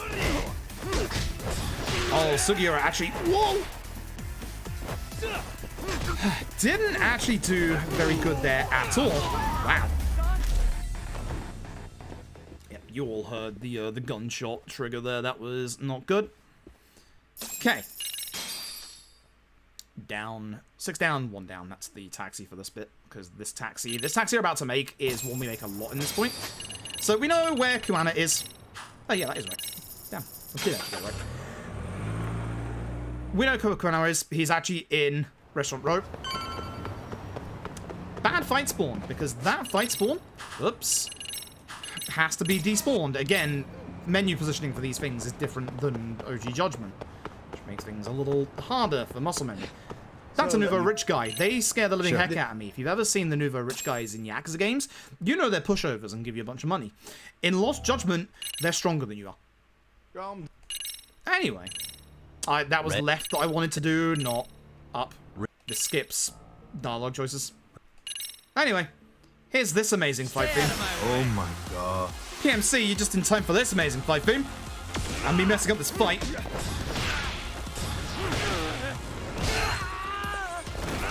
Oh, come on.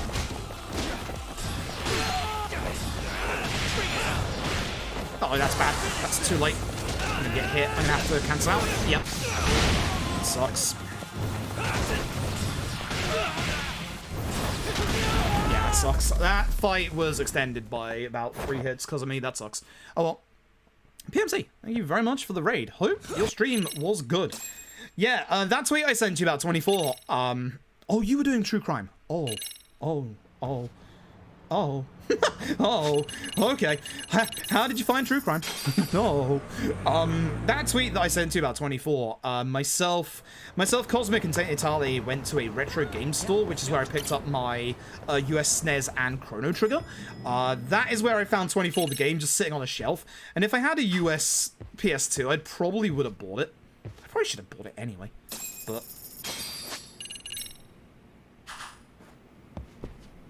Oh, right. Construction site. been a while since I've done this speedrun. I kind of forgot I gotta go to the top of the map. It's the one time. And it's also the same menu as, thankfully, LED. Here we want to please get out the skateboard and come Tony Hawk. Thank you. It's a lot faster than, you know, not. It's also faster than going through the building. You wouldn't think it would be, but it is. Skateboard fast. We got 50 kilometers an hour, supposedly. That doesn't look like 50 to me. Anyway, we have a grand idea to tape 2 phones together and hang them off a drone to get RK to find us. Come on. It worked. Surprise. We're going to go and work with the Vice Minister of Health, which is very, very different than OG Judgment. Right, where you're at, because you've all moved quite badly. I need to take care of you. Charge for you, and then charge for you. How are you? Man's a Beyblade. Oh my god. I made him spin. Oh my god. Oh my god. If you're wondering as well why the marathon is kind of 8 minutes behind right now, I was 2 minutes ahead of world record pace in OG Judgment, and it died in a 5-minute segment. Right at the end. Thanks, Judgment. I've had Judgment crash before, but that was nasty. No. That was very nasty, sadly. Anyway, it's time for 30 minutes of plot dump explanation that we can skip in literally 20 seconds. Jin Kuana good? Question mark? Vice Minister of Health helping? Question mark? Fuck public security? Exclamation mark. That's about it. That's actually a good summation, actually. Someone came along in half the time? Damn. That's actually really cool. That is actually genuinely really cool. Right, get on my skateboard. We don't get many opportunities to get our skateboard out, but I'm getting my skateboard out. Unfortunately, Kaito in his DLC does not get a skateboard. He doesn't get a cool vehicle, unfortunately, but it's fine, because most of his DLC actually takes place in Kamurocho. And you'll be seeing that in about 30 minutes, 45 minutes, actually, I guess I should say, because this run isn't going very well. This is actually like a 3-month D-Rust, to be fair. So... But for those just joining from PMCs, we are doing the Judgment Marathon because 1, I need to get my hours up for Twitch to be happy with me for the ad campaign, and 2, next Wednesday, this Wednesday coming up, I will be doing the Lost Judgment DLC Kaito files over on GDQ Hotfix, specifically Amber Cyprian's never before seen. Yes, Lost Judgment was seen at a GDQ. Don't. It's a different category. Promise, it's a different category. Makes sense, promise. What am I doing here? Oh yeah, the guilty verdict was wrong, and when in doubt, it's always the map.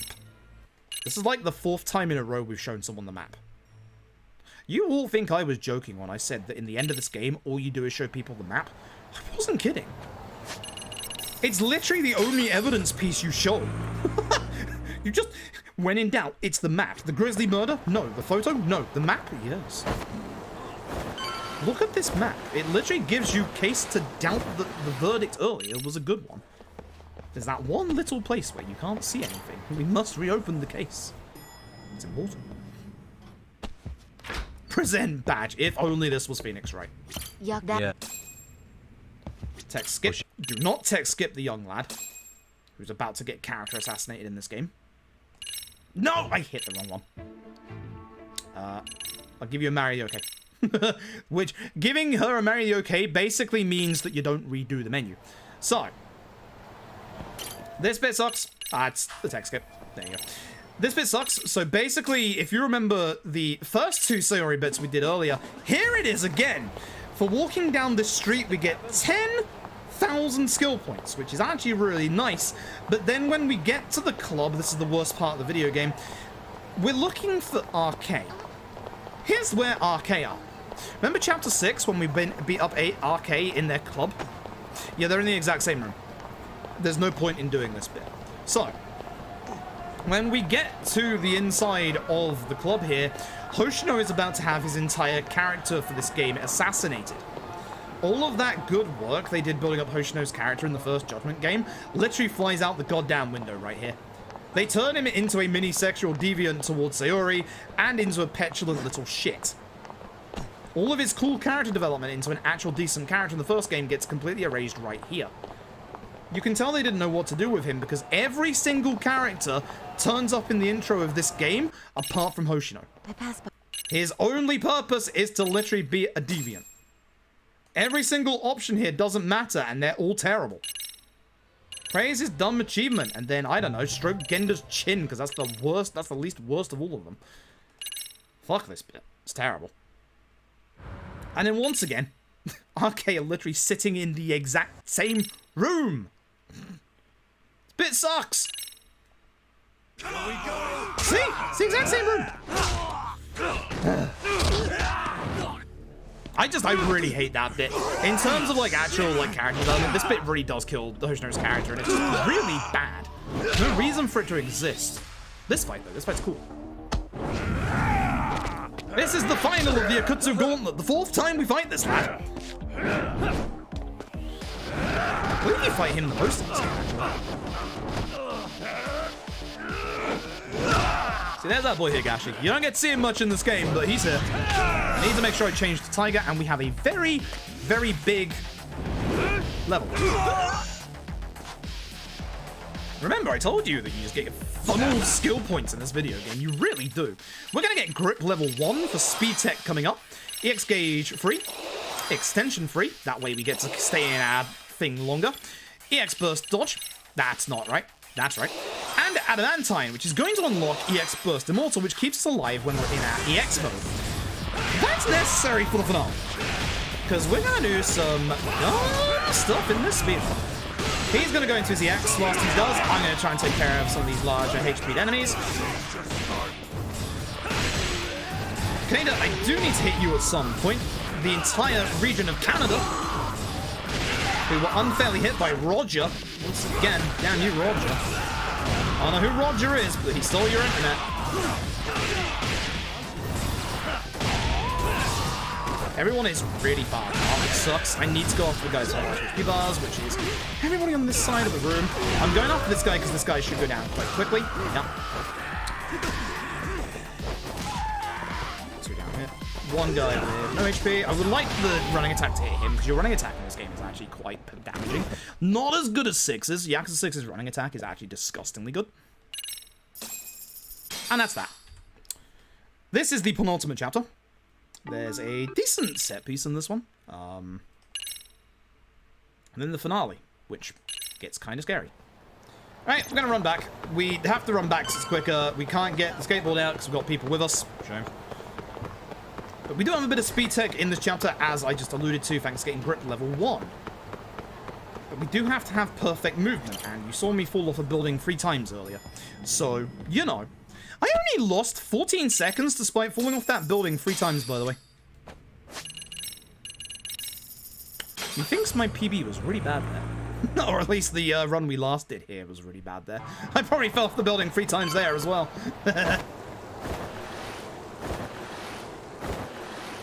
Let me show you this, by the way.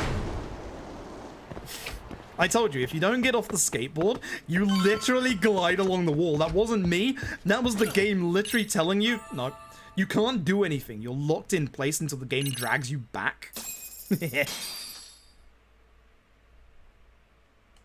Charles.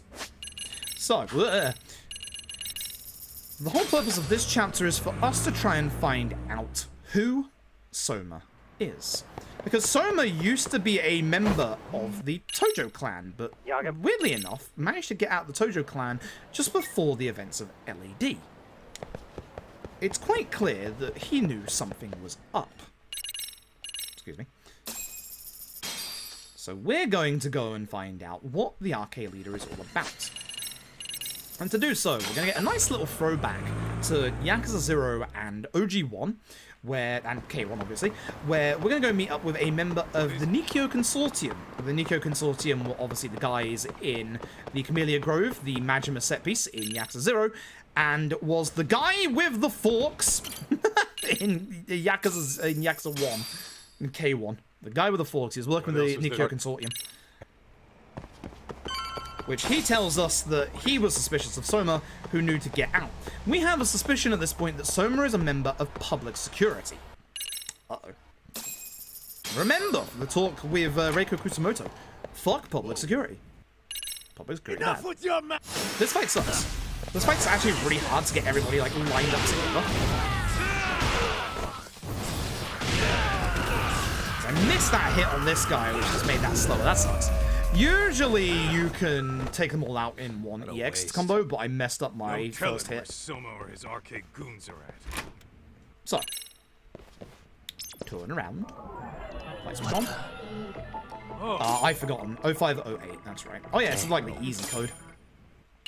So, much like OG Judgment, if you know the code ahead of time, I wanted to use it, not open the door, my dude. No, Kaito. You want to hit the door? Go ahead. For real. We're playing Persona 5 Royal again, folks. Let's roll then. Why do I keep accidentally fat fingering that? Go ahead. As soon as you're outside, you can skip this. For some reason, you have to skip one line of dialogue with Kaito. And this bit, not this bit right now, but coming up in this big old climbing section, is the reason why we upgraded our grip gauge, because we are going to have a little bit of time save coming up. Unfortunately, even though we know to go up here, we do have to go through this window. Yes, I'm not planning to speedrun this game. And by this game, I mean Persona 5 Royal. Yes, definitely not.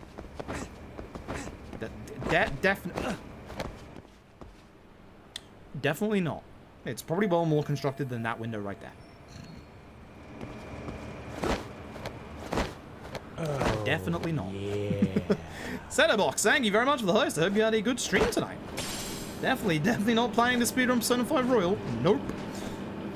Not this year, at least. P5R speedrun is likely coming in 2023, folks. I might wait for the PC version, or, you know, it's a 15-hour run. It's going to take a long time to learn. Actually, most of the learning in P5R is probably just, alright, not skippable. There's a tutorial here, by the way. Xenoblade Chronicles 2. There you go. It's Pipe Descent, which is literally just you run towards it and you fall down. Oh no, ads in progress. I missed it again. Well, I guess this is a good bit for ads to run, I suppose. So, I saw that Morgana burger on social media. It scared the shit out of me. I couldn't eat that. I couldn't eat that. Sorry for the ads, folks. If you have ad block, hey, thumbs up. I didn't see that they were coming, although this is actually a very good time for them to run. This is like the only downtime in this bit. Well, I wanted to snooze them, so we could have just done an ad block before Kaito, and then just, there's Kaito. So. Oh yeah, people speedrun P5R. It's a 14-hour run. It has out-of-bounds tricks and skips. It's kind of cool, not gonna lie.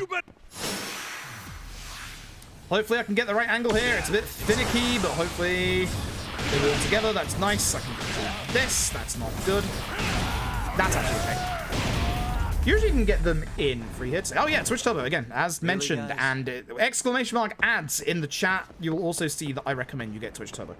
Or sub to the channel. If you sub to the channel, I also get money, which is nice. Money good. Okay. This looks like a cutscene. It's not. You get to see Kaito waving. We can skip this when you start hearing Kaito breathing in a second. 4 ads, 5, 15, 10, 6. Good on the 6-second ad. So that's 45. That's not too bad. They are doing the black burger buns with it, yes. There is speed tech to this stealth section. And thank God we have that spare smoke bomb. Jump over the fence. Jump over this bit. Be careful this guy's not looking at you. My God, I almost just messed that up. You can smoke bomb this guy, and I probably should have done. Actually, should I have? No. No, it's important I don't, actually. I need those smoke bombs. Because we need... No, actually, no. You can... Yeah, you can just coin the next guy. Well, not the next guy, the guy after. Smoke bomb will make it safe, at least. Actually, it might mess up because he'll be turned towards us. Ooh, I don't know what's about to happen. Oh, yeah, this is skippable only when you go to this screen. The cutscenes have rules on skipping and stuff like that. Iceman F1, thank you very much for the 5 gifted subs. Problem with this stealth section is you start in cover. So I can't move. I can't do anything.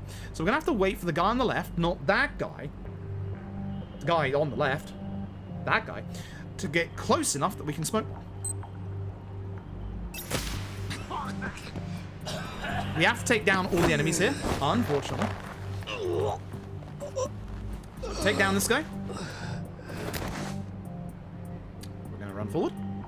That's a good boy. Now, usually, yeah, you'd coin here. He wouldn't turn around, so you could do something dumb and just run towards him and do this. You have very little time to do that, because by the time we grabbed him there, his alert radius was already at half. You have very little time to do that, and you need him to be facing that way at the beginning, otherwise it doesn't work. The timing on that is actually exceptionally tight, like a lot tighter than you would probably expect. Right, down we go. Let's roll then. You might remember this place from earlier. It's the tatami room where we found Ready? Kosuke. Guess who's still here? That intro of the Yakuza. Love that first hit, baby. You want to focus on this guy first, because then he'll go into his EX, at which point we take care of this guy. And then we take care of this guy. Nice fight. I didn't expect the counter, because I couldn't see what he was doing. What a waste. What a good fight. That was a very good fight. That was clean. That was very clean. Anyway, here's Bando of Public Security. He's going to get banned from the speedrun. That was an exceptionally clean fight. Anyway, ads are over. Welcome back, everybody from ads. I'm sorry, I didn't realize that it was ad time. I wanted to snooze it, because I want to run my last ads pre-Kaito, because that way, you know, you won't get any more ads during, like, tonight. Because there's no good place to run ads for Kaito, is the problem. There really is not. Yagami, for God's sake, lock your office. Yo. Yeah. And again, the nice thing about taxiing back to Izaki Jincho is it's going to put us next to the office. Thanks. I wish the game did that more often. What is it? Really wish it would do that more often.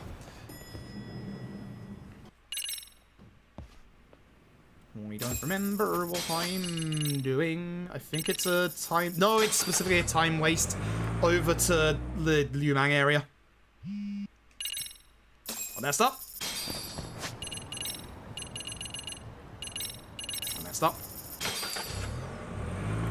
Gotta make burgers. Yo, I had burgers for dinner as well. Nothing beats a good burger, that's for sure. Good fight, Spawn. Do not care about it. I'm on my skateboard, I am in my happy place. Speaking of skateboard, you all heard that Activision cancelled Tony Hawk's Pro Skater 3 and 4 HD remakes, because, yeah, fuck you for that. We have to put on disguise here, despite the fact we're going in the sewers. So we're going to look our best. Bartender stuff. Can't believe... Like, they take the developers of the really, really good Tony Hawk's Pro Skater 1 and 2 remakes, decide to fold them into a COD studio, and then go, oh, we've got no one to make more Tony Hawks. You don't say. You don't say. You don't say. Jump. Put you in the story segment. Kaiki here comes to fetch us and take us to Kuwana. This last fight of the chapter is a little awkward. It's gonna be determined based on where Kuwana goes and how many enemies get aggroed to him or me. It's a pain in the ass. I'm gonna build up our EX a little bit. I hate that. It just never hits in this game. Okay, the main enemy is after me, which is good.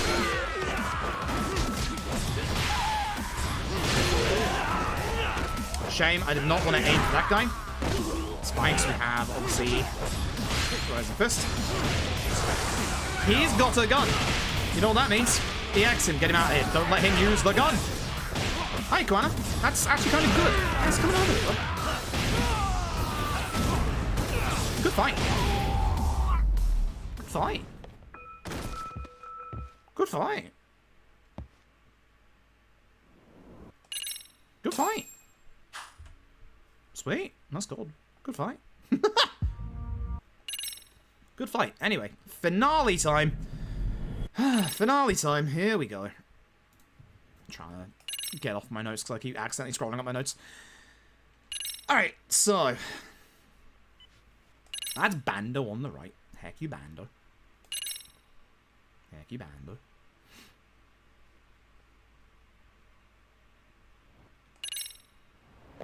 Where to go to first? Oh, you're coming 99. Oh, right. Note to self, taxi list changes in the finale. Up by 2, not up by 3. So we're going to head back to Kamurocho, where we're going to get our, basically, point of no return for Kamurocho stuff. You get 2 different points of no return in this game. One when you are in Kamurocho, and one when you are here in Izazaki Ejincho. The Izazaki Ejincho one is the second one, and the last one. The Kamurocho one stops you going back to Kamurocho. Surprise. I am doing Kaito, yep. We are doing Kaito files, it's in the title. We will be doing Kaito. It is a judgment marathon after all. It requires all of the judgments. It includes the Kaito. We need the Kaito. Kaito's a good lad. I'm going so to try this is the time waiting segment that does not use the first option, because the first option is too close to the Genda Law Office. Plus, when we come out of here, we don't actually need to be at the Genda Law Office. Alright, you can't skip this one, I keep forgetting. Because we're going to be taxiing out of town. Because we're going to go see Hara and figure out that this fucker still has the murder weapon. And it's hidden in a really fucked up place. It's actually in his son's shrine. That's fucked up. Here's your point of no return for Kamurocho. Things get pretty intense from now on, it says. Not wrong. Yeah, not wrong. 6 down, 1 down for this taxi.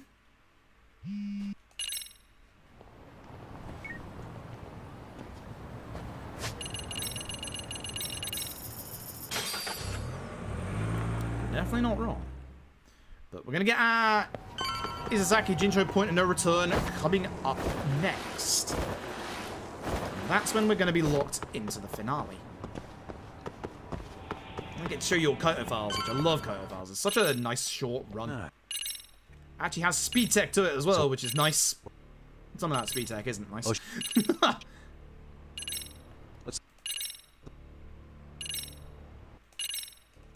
What else? Tech skip that. Good old Dragon Engine tech skipping is really nice. Up by 2, because Taxi to Kamurocho is now obviously off our menu, so we can't go back. And this is our point of no return for the finale. So this is it. This is the end of the video game. Really? And this is where Akane makes that really dumb fuck thing that I said about earlier. So, she got a little too close to some arcade lads. And they basically asked her who her best friend was, and for some reason she name dropped Mami Koda. Or at least they asked who our favorite student was. So, you know. Great. Time is it? 2:30? I was hoping to be on Kaito at this point, but things have gone wrong with my judgment crashing earlier, which, yay. Anyway, long fight intro. It's cool, it's long. And we're gonna do our last big level up here.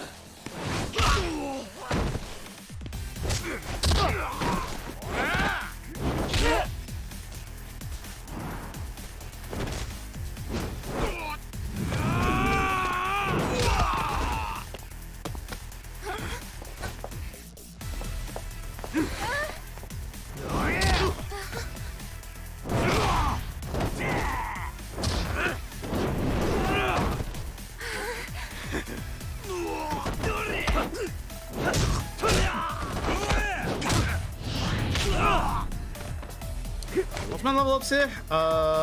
Immortal, Crane, oh, and then Crane, Immortal and Crane stuff. I can remember that. Easily remember that.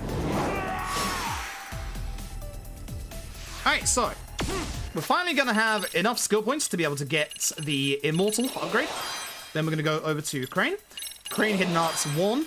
Look how many skill points we've got even after that. 2, Secret. We're gonna go with Triple Kick. That's not actually what I want, but that's fine. And Rising Cloud Vortex. Now, you can tell how well you're doing at this bit, determined on when Tsukumo sends in the bomb. Earlier, but that's fine. I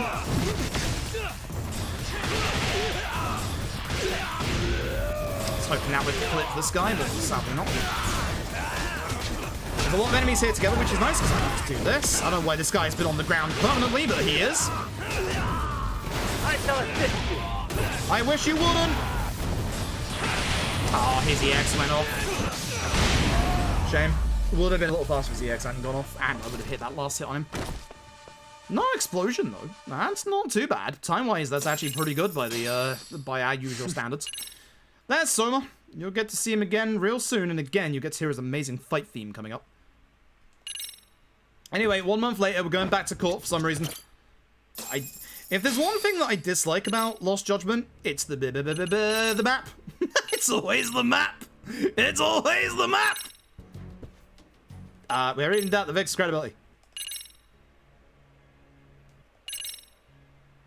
Familiar with Jin Kuwana. Deus Ex Machina phone call as the last piece of evidence yet again.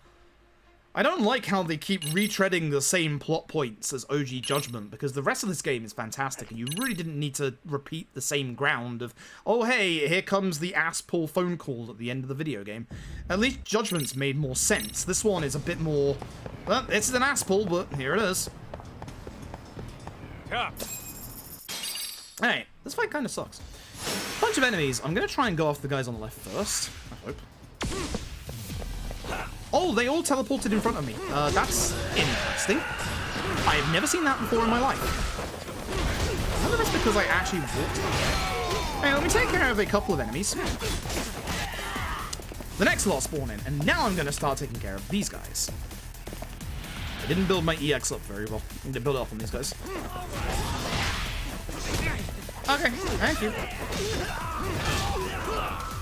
Yeah, again, with LJ, for some reason, that doesn't connect, which sucks.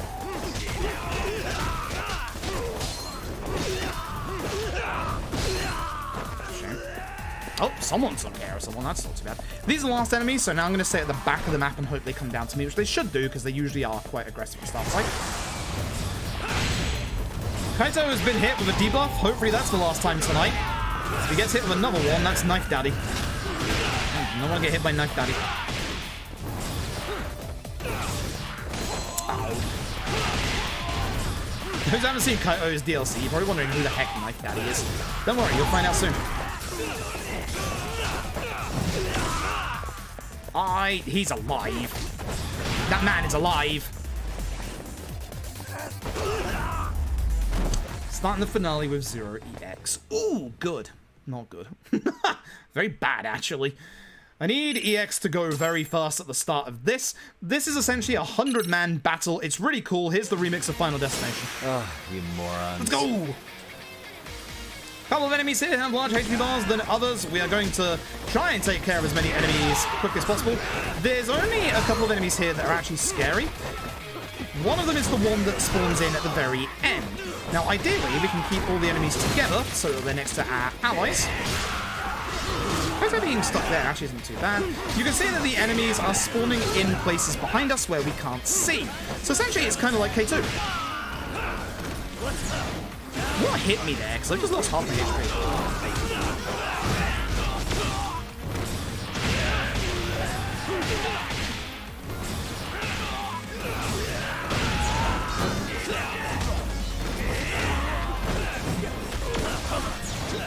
I want to use Snake, thanks. Sorry, Snake fans, just not useful in the speedrun. Hey, Seto Kaiba, let's go. What hit me?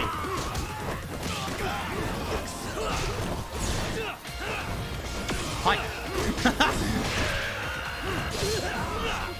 How does that miss?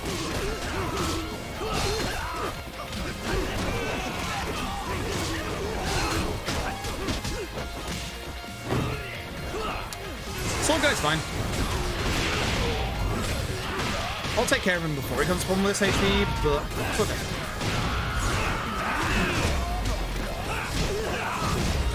Basically, I'm keeping an eye on my minimap and seeing like where the majority of the enemies are right now, and then just going towards them with Crane.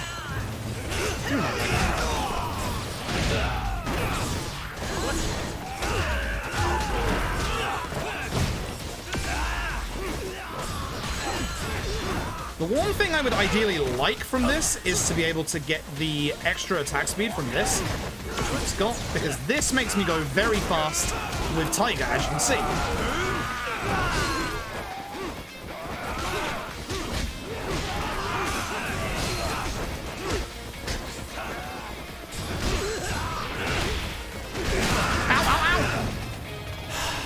The one combo you don't want to do. God damn it.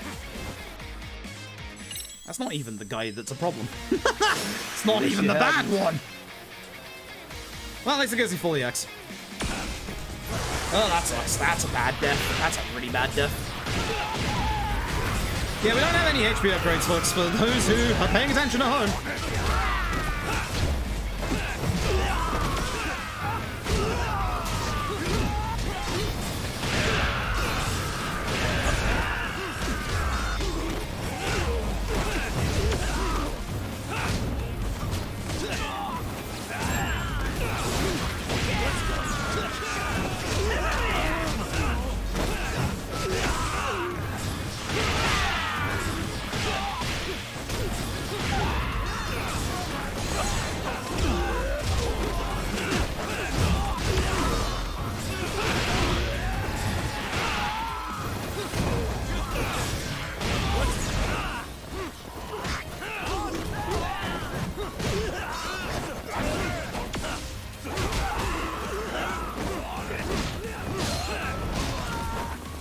Shame, because this is actually going way better than the first time. You can probably tell, I started to concentrate a bit. No, my damage buffers have gone off. And that's bad. So many enemies in front of me that this is going to just cleave through them.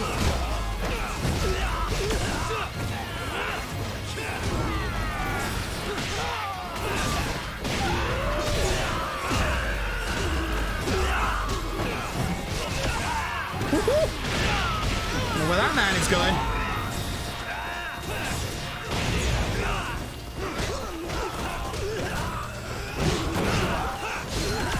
No.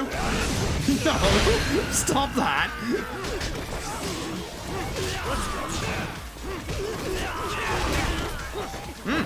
That's why you get the crane version, just in case you get knocked down.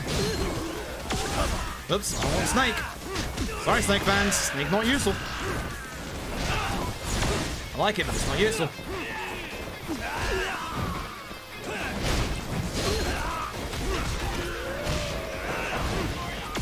Nice, that was actually really good.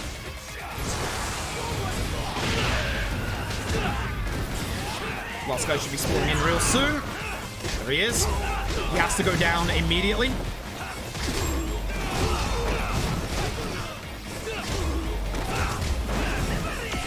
You really are going this way, huh?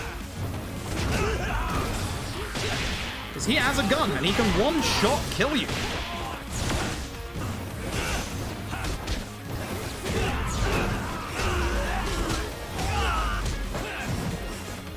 Where I'm going right now. Oh, that was terrible. The second time around was much better. Second time around was much, much better. That first time was not good. Fortunately, I have no EX for this fight either, which sucks. The old-fashioned way. That's it.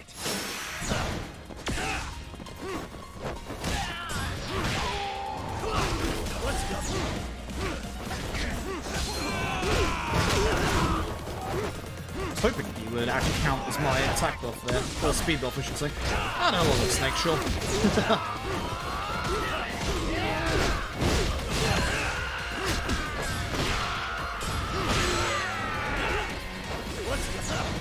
Hit me.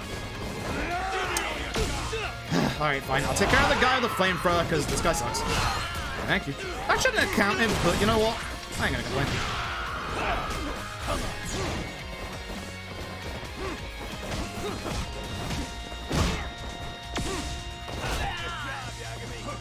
Thanks.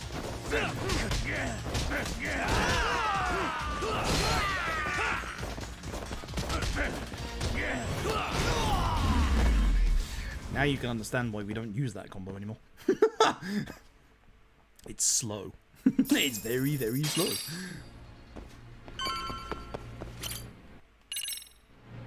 Sorry, I just have to concentrate in this finale. I'm curious as to, I think I died here when we last did this run, because, like, I would be somewhat close to the finale of this if we were still, like, if we didn't die before. Thankfully, despite looking like explosive barrels, these aren't explosive barrels. Maybe that's a shame, because actually that would make this fight go very quick.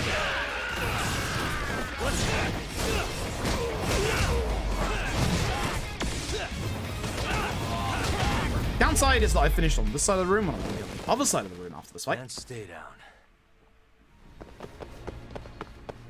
Because we need to go to this door, find out that this door is locked. Now we have a little bit of speed tech here. Make sure you run forward before you get pulled into your slow movement. Look at the orange barrels. Look at this bit. Suspicious. And there we go. Yeah. But you want to move forward as fast as you can before that bit. How's it going? I am getting very tired.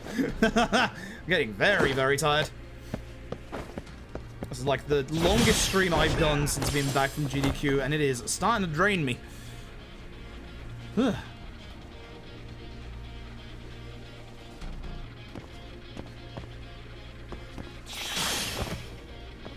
That failed. Oh yeah, you're supposed to fail that, so you roll forward. I forgot. Final lockpick. We only did one like in the first chapter, now we're doing one here. Almost there. Got it. Reasonably fast. Not super fast, but reasonably. Ugh. No arc.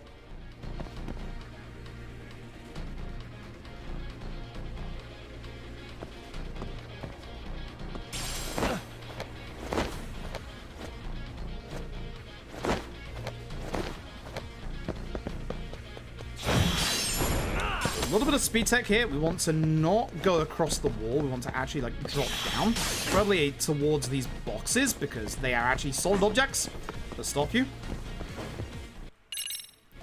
Skip once to be able to skip this, and now hopefully we can get all the enemies in a space together, because this bit kind of sucks. Get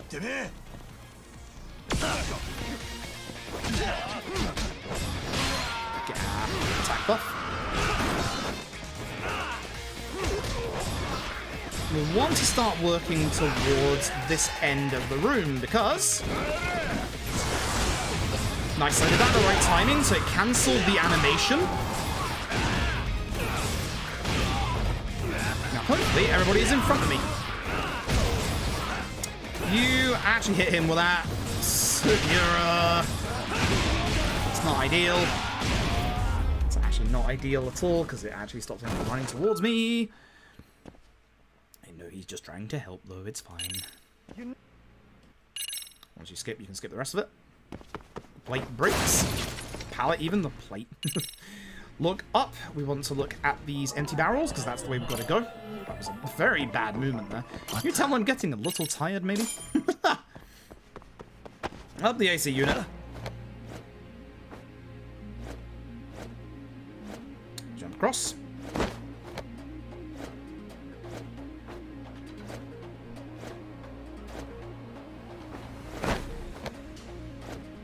And up we go.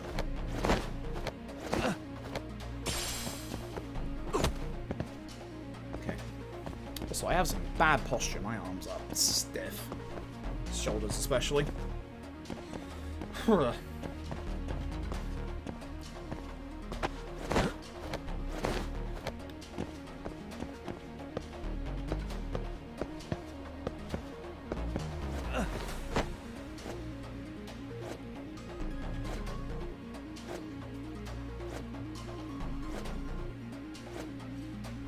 So, if you fall down here, which you shouldn't do, but the game can glitch out on you, you have to fight these guys down here. There's two of them, I believe, with purple HP bars. So, that sucks. That is a run ender. It's happened to somebody before. It's this bit here that can glitch out. So, I like to take a wider swing there, so I make sure that I'm running straight. Because it really sucks to fall down there, that's for sure. If I can fall down here, we can skip having to do all of that, but make sure you do that, otherwise you are... Actually, you could get to low HP with that. So you could get to crit HP level, I guess. Which wouldn't be too bad. Oh, my neck. I don't stop. Gotta think. Make sure you have good posture, folks. I haven't for the last little bit. I found this. Good lad, Kaito. Come on board! This ought to be good.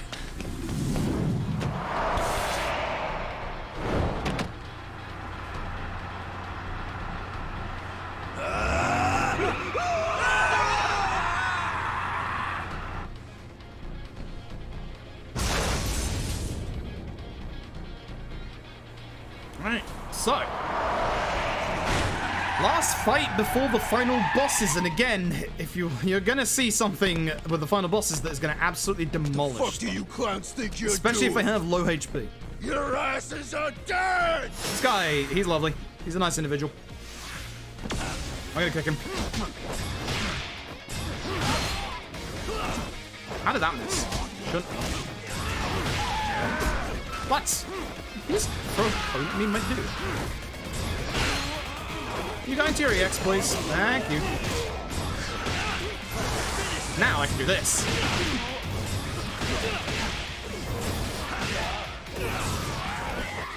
Okay, screw you. I gotta go through these guys while I'm still buffed up. Especially the guy with the barrel. The guy with the barrel sucks.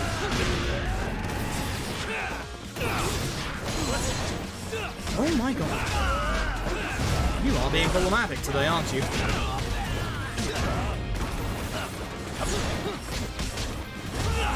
Shout outs to getting that with the last pixel there. Oh god, you're still alive.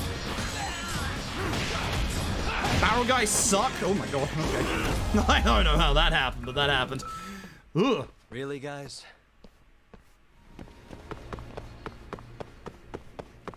Let's roll. It's not the chair's fault, it's my fault. I've been slouched forward for the finale of this run.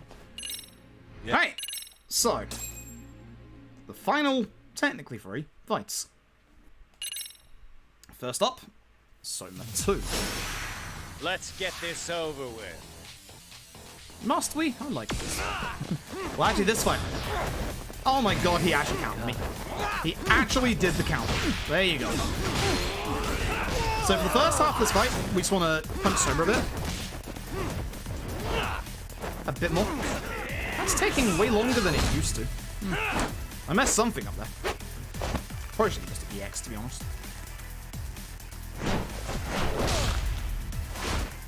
So the only person in that fight that's actually important is Soma. You only have to attack Soma.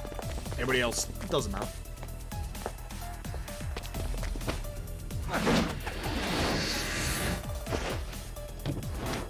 He's going that way, so are we. Yagami! Alright, now for our final two boss fights. Getting one of the best final boss musics you'll ever hear. I'm not meaning to walk off the door, but here we are. The doors are meant to be run up, apparently, not entered. Anyway, that's a knife.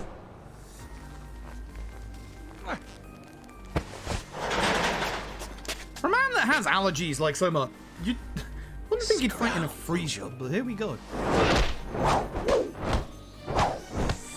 First phase Soma, this can get tricky. Second phase Soma is free. And you get to hear the full version of Viper. Well, probably not if I do this fight correctly, but god, I love this fight theme. Please don't cancel. Cool, I guess. I should be building up my EX here rather than using EX move. How did that miss? Oh, I can't run against that, can I? Or that. Which is a shame. Yeah? Hello? Attack?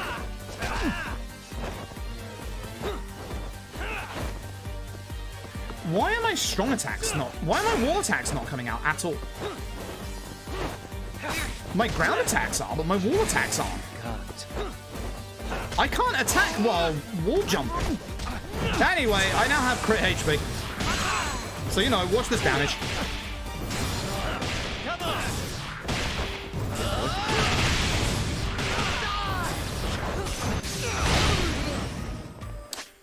So, watch this damage.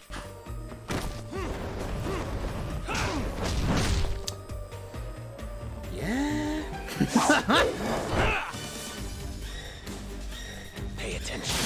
Oh, great. No, you have them by default.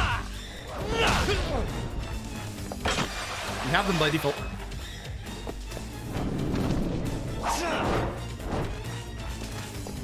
Don't you? Actually, you don't in this game, do you? Oh, fuck. I was still in judgment mode. Wait, no, you don't. I was still in judgment mode. Well, fuck me. You really gonna do that? No, I thought it because it was something you got in judgment or something you had here. No, you don't. Wait. I will. Fuck this video game. Do you know how many people I've killed through the years? Nah. Damn. But if you were Imagine really just that attacking. kind of scum, we wouldn't have Imagine come just down attacking here. in a speedrun. You wouldn't be the kind of person worth saving. This entire build-up into this drop is goddamn amazing. Just listen, folks. This one is my fight, guys. The way I see this, Don't listen to Kaito right now. you and Kuwana both have your reasons. Something to consider. But between the both of you, is there really a right answer? Pretty sure murder's bad.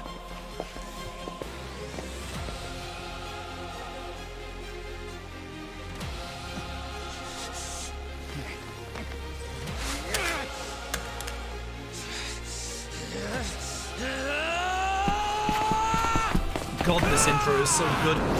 Which is why this fight is a little disappointing, because watch what I'm about to do. I'm gonna EX just in case I don't die, because Kuwana can sometimes kill me here. So, with the crit HP and the Warrior's Onslaught Extract, this fight is over. This run is over. Watch this. Yeah, I would have died otherwise. So there goes his first phase. Yeah, Kaito really does say both sides there. Like, Kaito, please. Is there really a wrong answer? Murder is bad. That's a pretty correct answer, you know. Murder is pretty bad, Kaito. I know you were Yakuza and all, but murder is fairly bad. On the list of things that are pretty bad, murder is quite far up the list. Anyway, here's phase 2.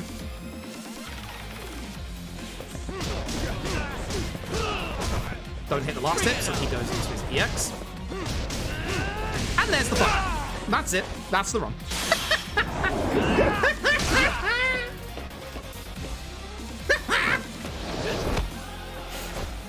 I told you these extracts were broken. God, I told you these extracts were very broken, didn't I?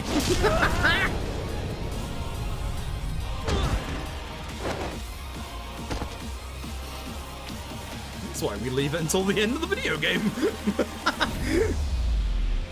God. God. It's just pathetic. The amount of damage that we do is just ridiculous. Like, the only danger you have is the very, very start of the fight. As long as Kuwana doesn't kill you, and if you're at 1 HP, he might kill you. It's so easy. Even if you're not in crit HP, it's ridiculous. I love this ending. This ending actually makes me sad. Like, genuinely. I don't want... This is a good ending. It's a very good ending. Kusamoto-san. I managed to beat the Super Amon Gauntlet Challenge. I've no damaged that fight, please. We put too much value on it. That fight is one of the easiest Amon fights in the entire series. Like, I'm not even joking. It's pathetically easy. Paid DLC. Because the truth was being hidden. I am not even joking. That is a sorry excuse for a paid DLC Super Boss fight. It's time for all this to end. You're bad then? Listen, I got time to spare. Let me show you. Let me show you. You can do it as well without even using any EX moves. Or EX mode. God, it's pathetically easy. Let me show you real quick before we do Kaito Files. It can mess you up if you get unlucky with your RNG, but it is actually a very, very easy fight. So let me show you real quick, and then we'll do Kaito Files. I was gonna do this afterwards, but if I'm calling out this fight on being easy, I'd better show you. I'd better shut up and put up, especially as I'm still used to playing as Yagami.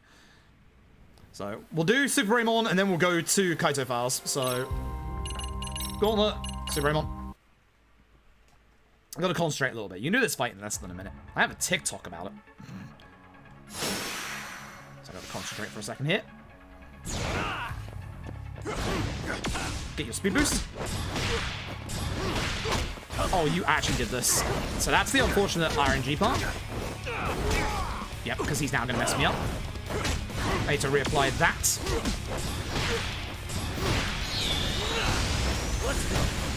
Oh, that really hit me. Something wrong? I need to apply Snake's debuff right now. Yep. Just not easy to dodge that one. Hit me, please. Not with that. Just punch me. Battle skills. So, the secret to... I'm going to restart this one. The secret to this fight is Snake. The secret to this fight... I may have said Snake isn't good for the speedrun, but Snake's actually amazing. Watch this. Always takes me one attempt with good old Super Amon. I needed to apply Snake's debuff in the first half before I changed phases.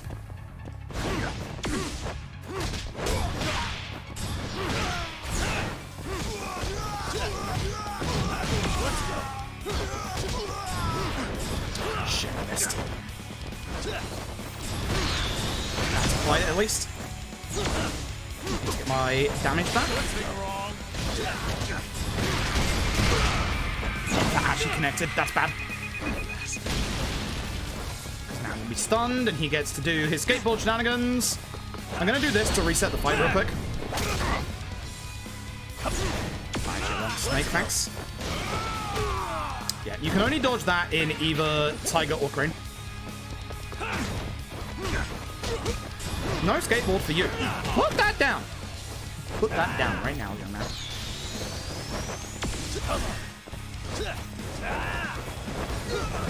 It's not what I wanted to do, but that is useful. Oh, that's bad. This is easy, he says. Come on. That's good. Okay, now that I have my speed boost, this should be easier. Fly, where are you going? Okay, we're gonna reset. That's someone's drones. Let's go.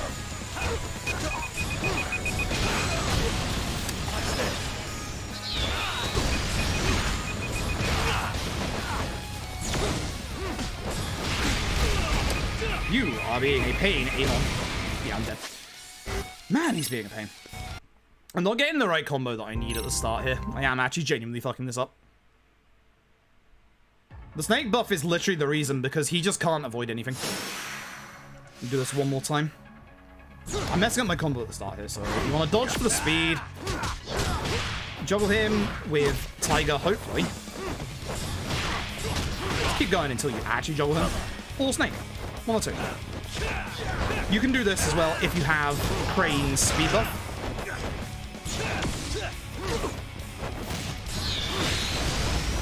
Let's go.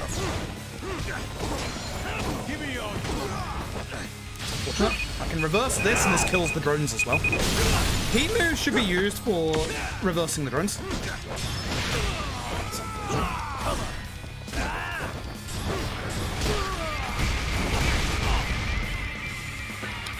That is free torn. Good. Okay. Give me this back. He's going to attack me from there. I'm actually surprised he didn't do the stun. Come on. Let's go.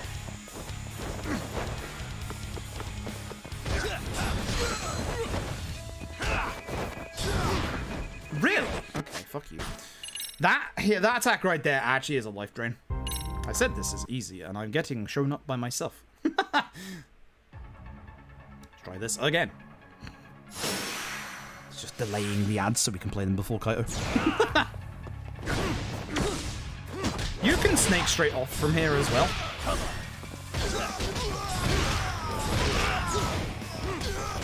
As you can see, the damage starts mitigating, so we do have to let him down at some point, but I want to get my damage back.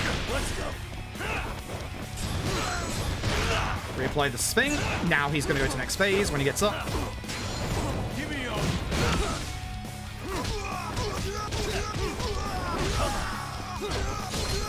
Reapply snake. I need to let him down so he takes damage again.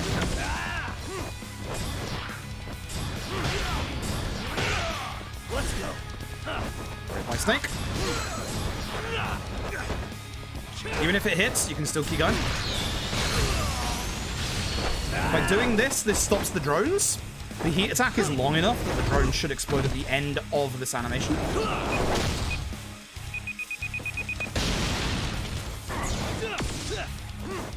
And by being aggressive, Amon can't do shit. Just reapply snake.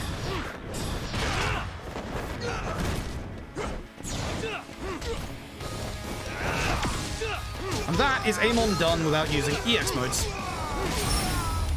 Easy as that. Just keep reapplying Snake. That's the trick. The trick is just keep reapplying Snake. You can get this. You can no damage this. Like, yeah. Just keep reapplying Snake. That's the trick. You want your attack speed with Crane at the start so that you have no problems applying it, and then that's it. Snake is really good in this fight. Shame. If that had landed, this would have been no damage. You can also do it this way around. Where you go Crane into Snake, into Tiger.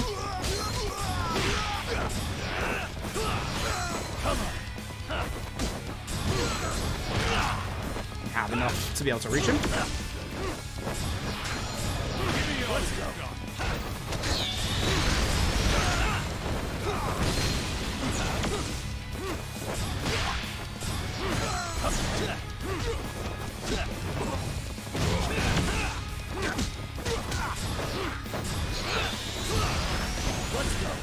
Ooh, you are being a pain, Amon.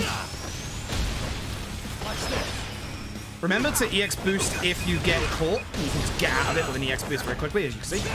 Need my damage back. Ideally, my speed, but I'm not getting that back, so I'm not getting the juggle. This is also very good to just Snake. Doing this will stop the stun as well as the any robots around, which aren't here. So.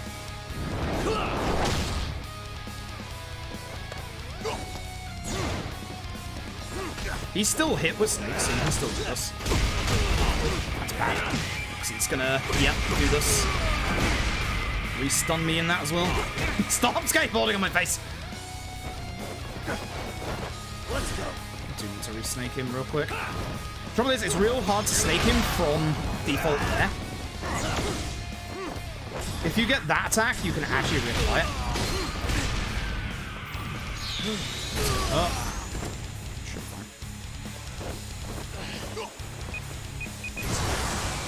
And of course, as you know, you can just EX, which, you know.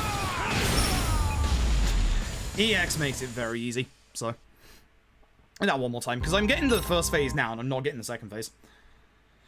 Ugh. But yeah, once you know how to, like, apply the Snake buff, it's actually a very easy fight.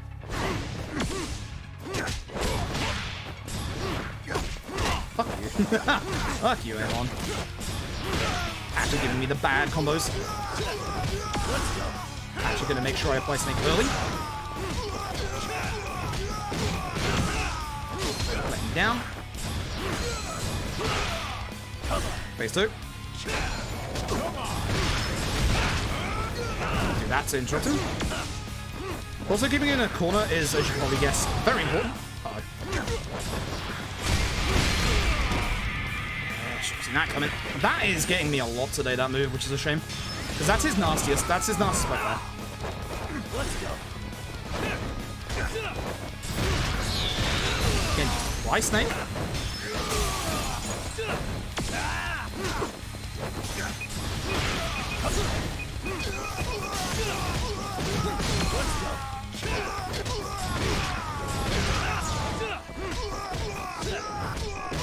I have to let him down, but I do want to keep on him so that he doesn't walk away.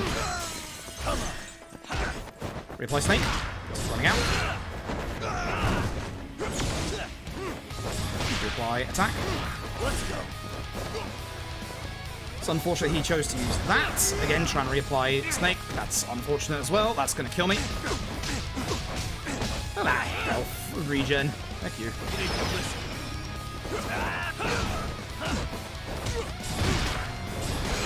Again, Snake.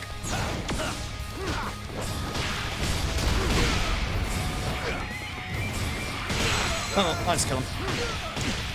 Oh, I just kill him. It's good. I wish Kaito... Look at that damage. That's all the damage we have from, obviously, the crit HP stuff. You don't even have gear in this fight, I don't think. But yeah, it'd be cool if you could have fought Amon was Kaito. Anyway, speaking of Kaito, one more speedrun. Kaito files.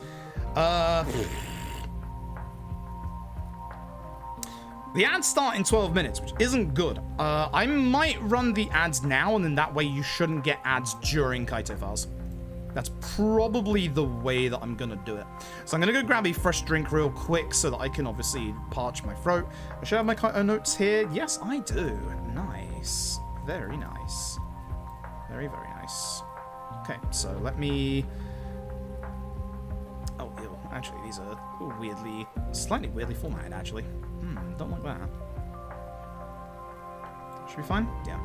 Okay, so I'm going to run the ads real quick, and then when we're back from ads, we are going to do the last run of tonight, which is the Kaito Files DLC 80%. So, see you in a second, folks.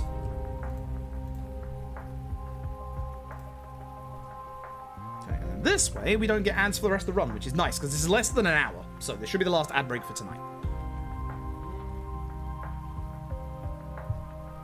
Me personally, I'm just going to go refill my drink real quick. I'll see you in a second. Bye-bye.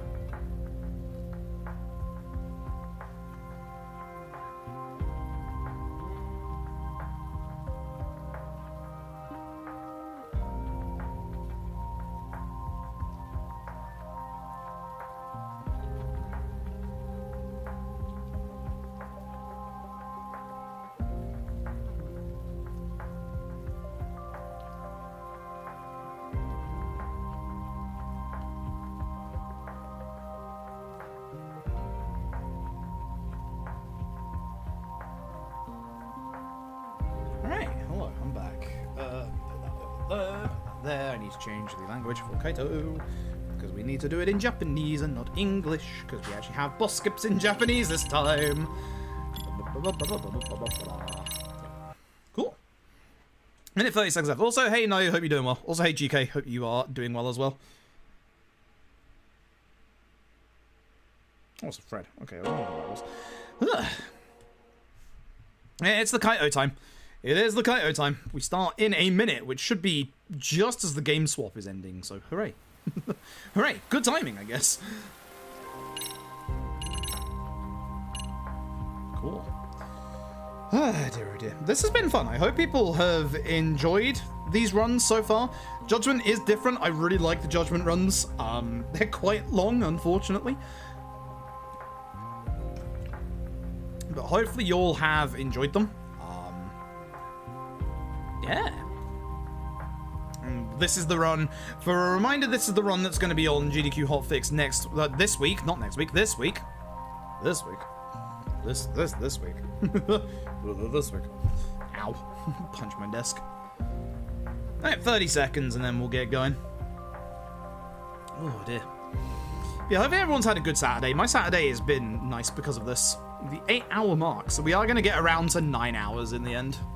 Also, the one problem with this is my thumb is starting to hurt a little bit, so I've got to be a little careful here.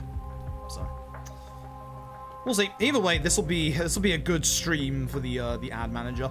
Tomorrow, I'm not sure what we're doing because I'm probably not getting that much sleep today, due to family business, which family business is code for my bloody family's coming over.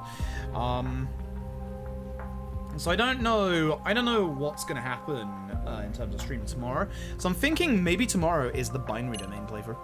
We'll see. Anyway, for those who are back, we've changed the language to Japanese because it's faster for Kaito. And yeah, we are going to do Kaito DLC. So it's only an hour long. There's some really cool skips in it. So let's get going. 3, 2, 1, go. Look at that. I'm ahead all of a sudden. Pog. I didn't take 20 minutes to take a break this time. No food for me. I'm glad I have my light notes because I definitely have forgotten Kaito's DLC, which is good because I'm gonna need to remember real quick. Anyway, Kaito's DLC starts you off with a chase section.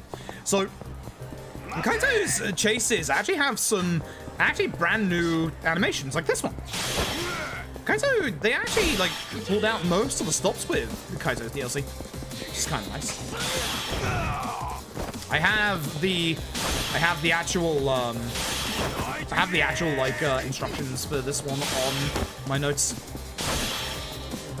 so I can actually tell which I'm supposed to be doing. Although most of these are pretty obvious, which is nice. I love Kaito. For those who haven't seen Kaito DLC, Kaito's fighting styles are going to look very familiar. Yes, fighting styles. There's two of them. They're both very, very good. They're very, very good, actually.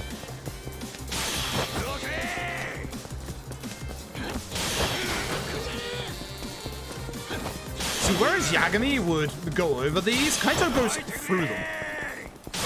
That's our boy. But we're chasing a man called Sender. You'll see what Sender's about coming up in a bit. He's going to be a small focus point of this DLC.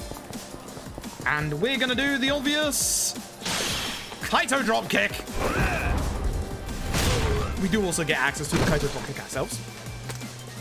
They knew what players would want from Kaito is to dropkick people. Name buff Tiger for this. Kaito doesn't have Tiger, but oh boy, does he have a thing that's gonna look familiar. So, first of all, this is Bruiser style, which might look a little familiar if you've ever played a certain Kazuma Kiryu. I'm messing this fight up really badly. Hoping to stop that. Kaito also just jumps on people, which is absolutely fantastic if you ask me. I should be cancelling out my combos more with quick step, honestly. I should be cancelling out my my quick steps way more, honestly. Kaito's first style is essentially brawler. I don't know how that managed to get into the log because I didn't hit square, but sure. Kaito's first style is essentially Kiryu's brawler. So the story is going to be that poor Kaito here, Yagami's gone off for the weekend. So Yagami's gone off to fight a bear.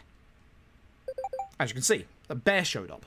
Yagami's gone to fight a bear, as Yagami does. So poor Kaito, he's going to start thinking about his good friends to hang out with all weekend and realize none of them are really going to want to go drinking. So I'm going to go out for a drink solo.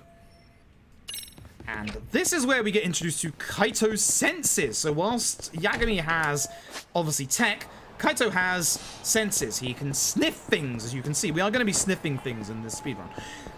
He can also hear things, but we just want the sniff. You'll see. Thankfully, Kaito comes with enemy marker, which is also a thing in LJ, which is nice. We're heading to bartender, as you do. As you do. Must. Okay, so. Actually, short little prologue for Kaito Files. A client has come, asking us to find his missing wife. We will call this guy Knife Daddy, for reasons you'll see later. But the downside is, there's Higashi in an apron, that's not a downside. The downside is that the person who Kaito's been asked to find was his ex-girlfriend, who he was very, very madly in love with. So we're going to go to Pink Street because we are going to go over to the pharmacy here. A couple of the shops have had a little bit of a reshuffle in terms of equipment. In here is going to be a 5,000 yen safety belt. I remember us equipped that earlier on in the thing. And there's going to be trouble over at Charles. We're going to go help out Higashi. We're going to remember to put on the safety belt because we do need that a little extra damage right now. Oops, I'm going to go too far back. And I'm going to get attack level 1. It's very important. And over to Charles.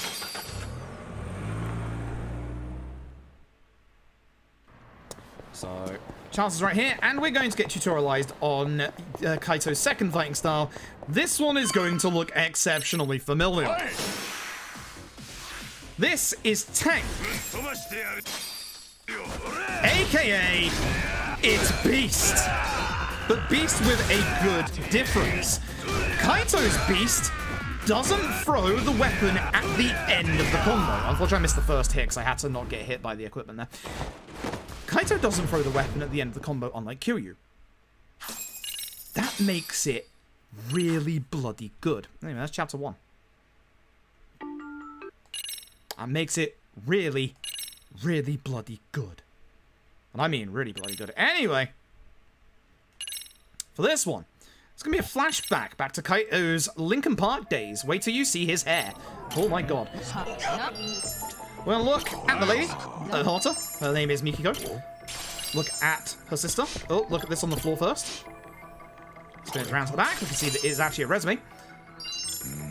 I have missed one thing. We want to sniff this. So actually, I wanted to look at her. There you go. I was supposed to look at her rather than that. We're going to do box, then blouse. Box, then blouse. Box, then blouse. Box, then blouse. That's the right order. Look at him. My goodness. Anyway, here's the nice thing about Kaito Files DLC. EX for Kaito is decent, but it's not the be-all, end-all like Yagami. Also, neither is our beast mode, which is tank. In this fight, wants to try and hit as many enemies as possible, take care of them. With the last hit with Bike, we're going to hit the guy that's trying to EX me right now because that's good damage and doesn't take too long. It also has the same problems as Beast does, in that obviously you can't hit enemies very well on the floor. It's the exact same problems. Kaito literally has Zero Kiryu's Brawler and Beast, but with changes. Good changes at that. This guy turns up and says that he's Kaito's son.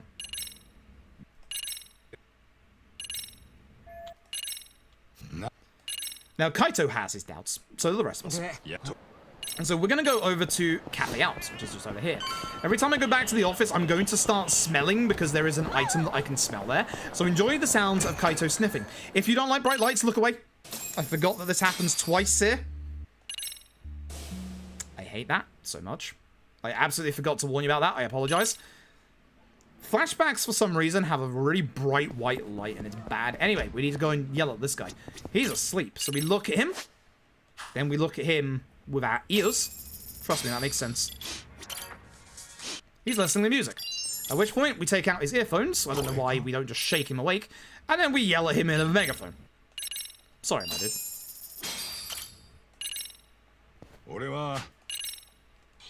Skip forward.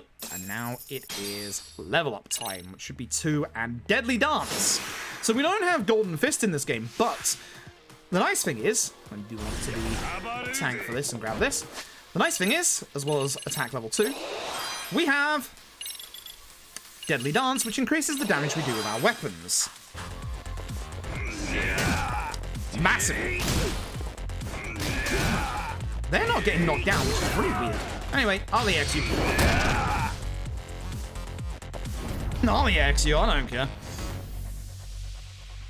Okay, so we're now going to go to East Side Boulevard. You can tell we only had 9,000 SP, but we just got given 4,300. So the nice thing is, remember when Lost Judgment gave us a absolute metric ton of skill points for doing anything? So does Kaito Files. So does Kaito Files.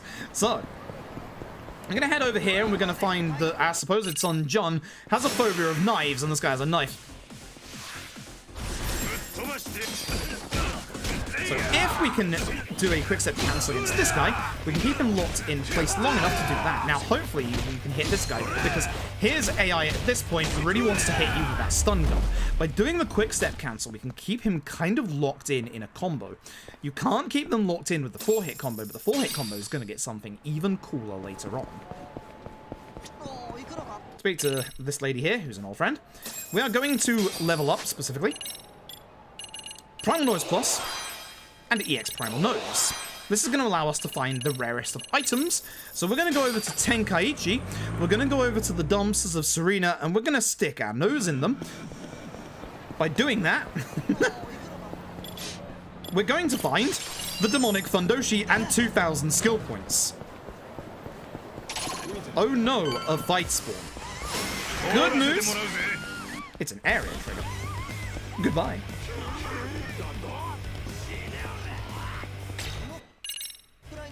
It's just an area trigger. We don't have to care.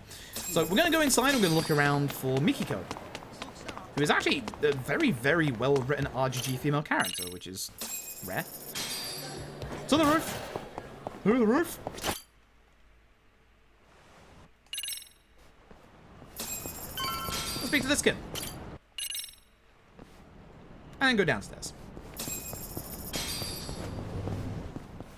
Oops, basement level.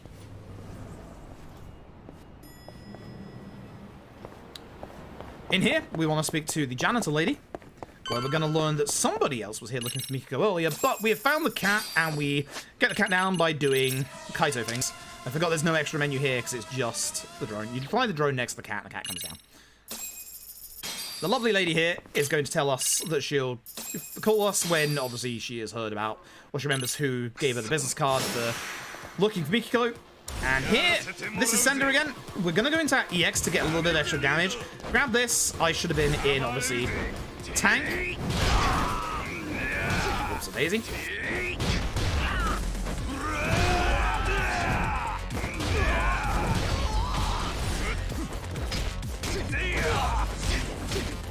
Doing this in hopes that he doesn't get his EX off, but he can, because these hits do interrupt his combo.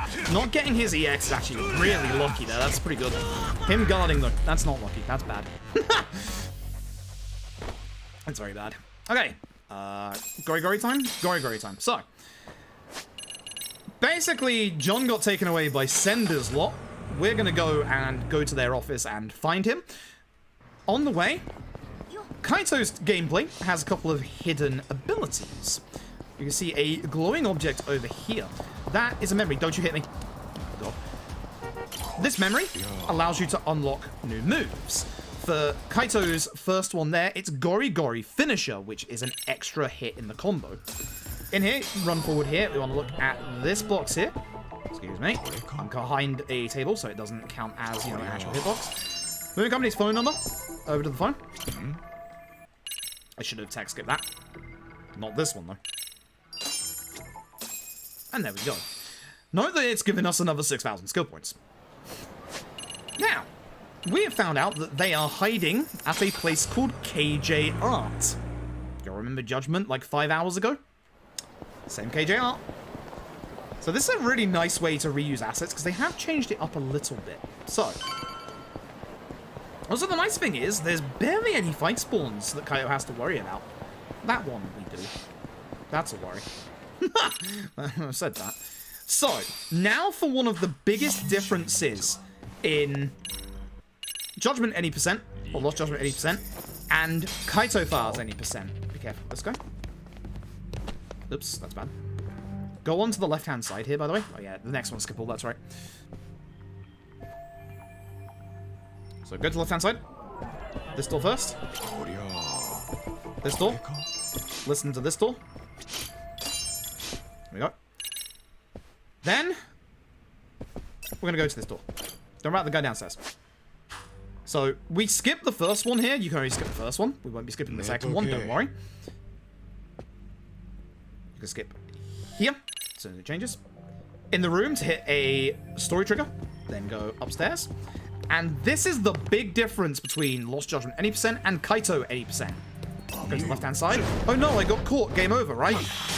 Not when it comes to Kaito. We just punch the guy.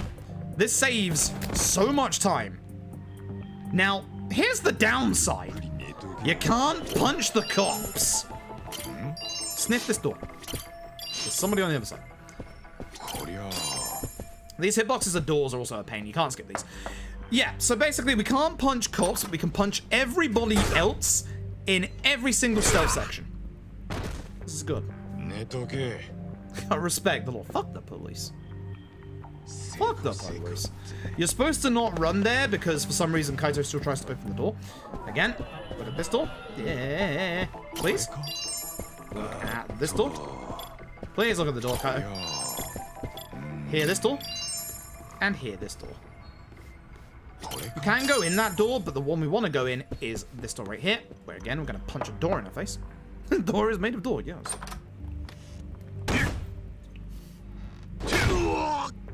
Good stealth section, much better than Yagami. Get to hit people with doors. Oh, I forgot to pick up an item in here. That's going to make things slower. God damn it. So I was supposed to grab an accessory here. It's only going to be a 2% difference, so it's not the worst thing in the world, but it's still not great. Suck it, door.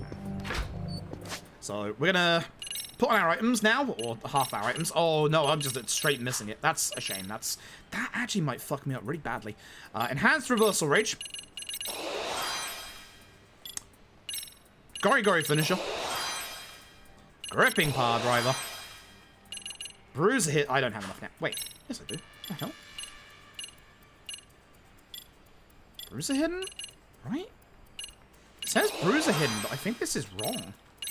No, it's right, I guess. 4,000 is right. Yeah, that looks right. Weird.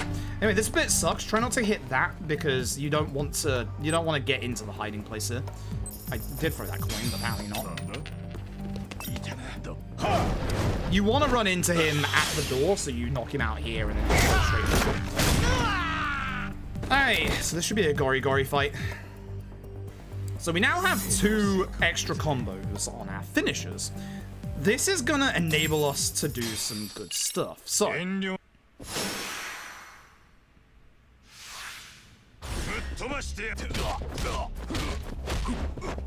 did you just grab me mid-combo? I've never seen that.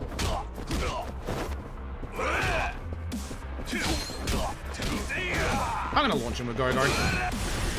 Kaito also quick swaps. Please go into the thing. Fun fact, Kaito's final hit is a launcher. What? I've never seen this before.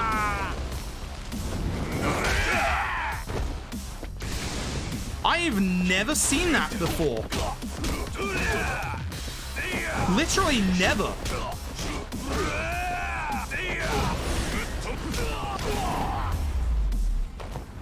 What was that? Why did I just get a Molotov in my face? I've never seen that before. I've actually genuinely never seen that before. I have played this like 20 to 30 times. It's very cool, yeah, not gonna lie.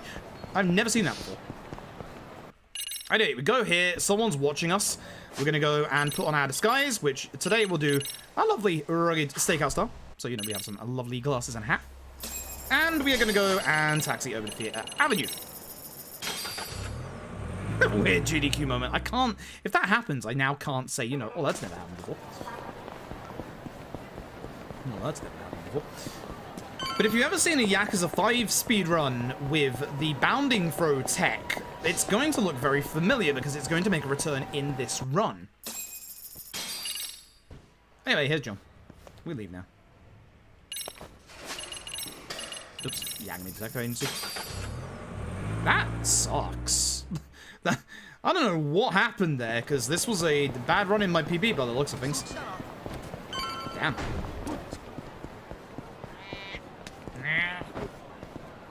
So we're going to go inside, and then Kaito's going to smell the door. As you do. And if you return home, folks, make sure you smell your door. Because Kaito realizes that this smoke is very different. It's not the cigarette smoke that he and Yagami use. No. Get the drone. And if you can get the right angle when you bounce off the wall, there's sender. It's up. You need to bounce off the wall at like the right angle there for that to work. So. Lady comes back and says she's found the business card of a person called Shirakawa, who was looking for Mikiko. Damn. So, Chapter 3 of 4. There's not that many. Again, it's not a long DLC, but it's a good DLC. We have to do everyone. Again, you get to see old Kaito's Linkin Park phase. Look at that hair. Oh my god. So this is just before him and Mikiko broke it off. Unfortunately, Kaito had sworn loyalty to the Matsugane. Mikiko didn't want him going out there and obviously getting hurt. There's Shirakawa, we're going to say about the cleaning lady. So, what are the things I have to look for in here? It's the bag. So the bag. The picture. The dates, as well as the bag. There you go. I used to make mistakes with that one. I really used to make a lot of mistakes with that one. We want every single dialogue option here. Mikiko is alive. She had amnesia after trying to run away from certain Yakuza members. And she faked her death. Ooh. Speaking of Yakuza members, here is a ninja from Fortnite. Remind me not to make that joke during GDQ. You can skip the intro for this fight because of the Japanese dub. They're a member of a gang called Crimson Lotus. Unfortunately, there is no furniture here to use. Otherwise, this would be a really good fight to use furniture in. But as you can see, you can actually juggle people with Gori. There is that guy's sword. It's not great. There is a bench back there. You cannot reach it, unfortunately.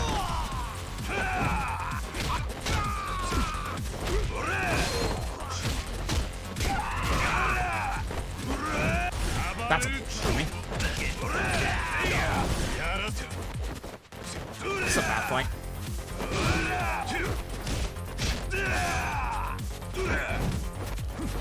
It's a very bad fight, actually. I'm going to do the full combo of Gori. There you go, because it does good AoE.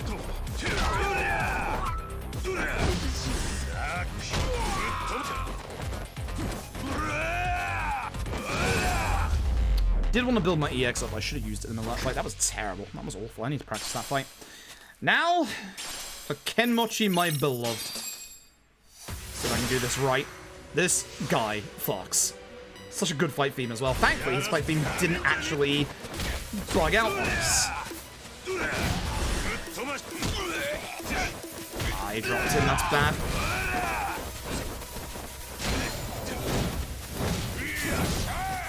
Do some good damage.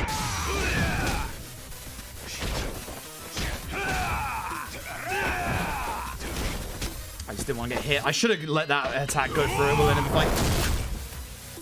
Has an amazing fight theme, and he has a very bad drinking problem, this guy. He also might be Bruce Willis. If you've played this game, you understand what I mean. This is circle, triangle, square, triangle, circle. So it goes back around. God, Kenmochi, my beloved. We are winning in a test of strength against this absolute unit.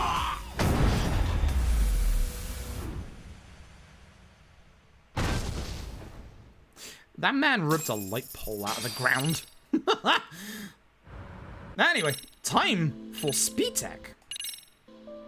Time for speed tech. So, this is the nasty speed tech. This is the horrible stuff. So, actually no, wait, that's tomorrow. Sorry, no, set piece first. The good stuff. The very good stuff. Ooh, this is the very, very good stuff.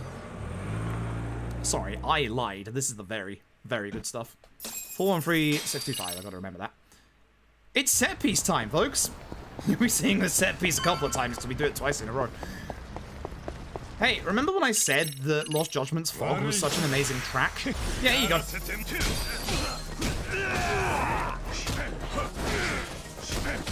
That's where you get the repel, so that if you can repel the attack, you can actually just go super high-powered attack damage, or speed even. Good fight.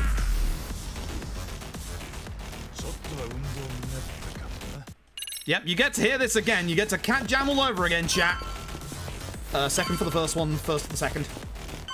That's how I remember this. God, that's so dumb. And as we go up here, there's a man with a gun. I'm a Kaito with a drop kick.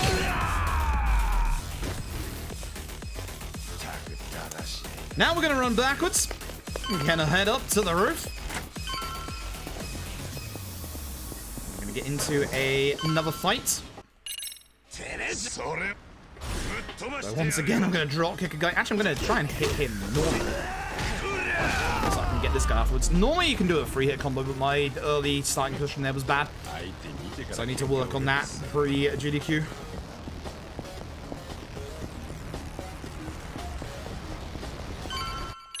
This fight kind of sucks because you don't want to hit this bench, but it's really easy to hit this bench. It's gonna fall, but unfortunately that didn't work out. When you get to half HP, we're gonna hit his EX, which you don't want to see because he doesn't have that much HP left.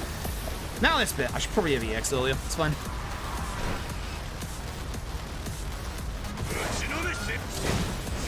So you can see, Kaito's EX actually isn't overpowered, which is really nice. We don't actually want to rely on it too much. We actually just want to do combos. I probably should just quick step cancelled into a normal hit, to be honest.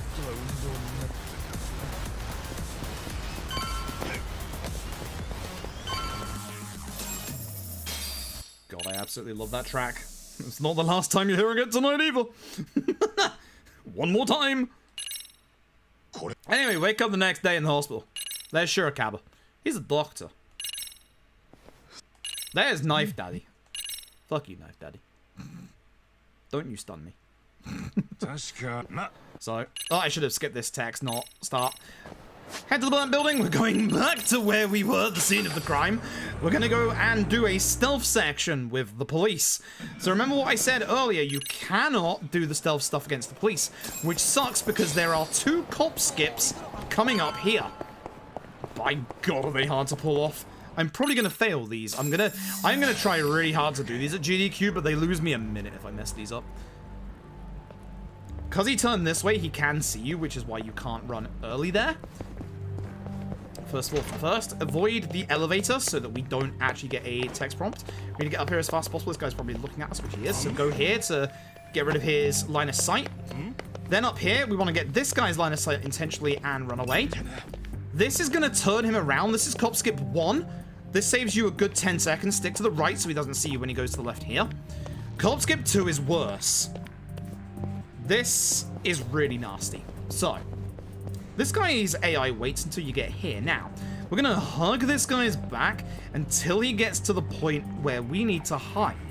We're supposed to wait until he goes back, but if we are aggressive and go in front of him, which as you can probably guess almost game overs you, we can actually make it so that we go ahead very quickly.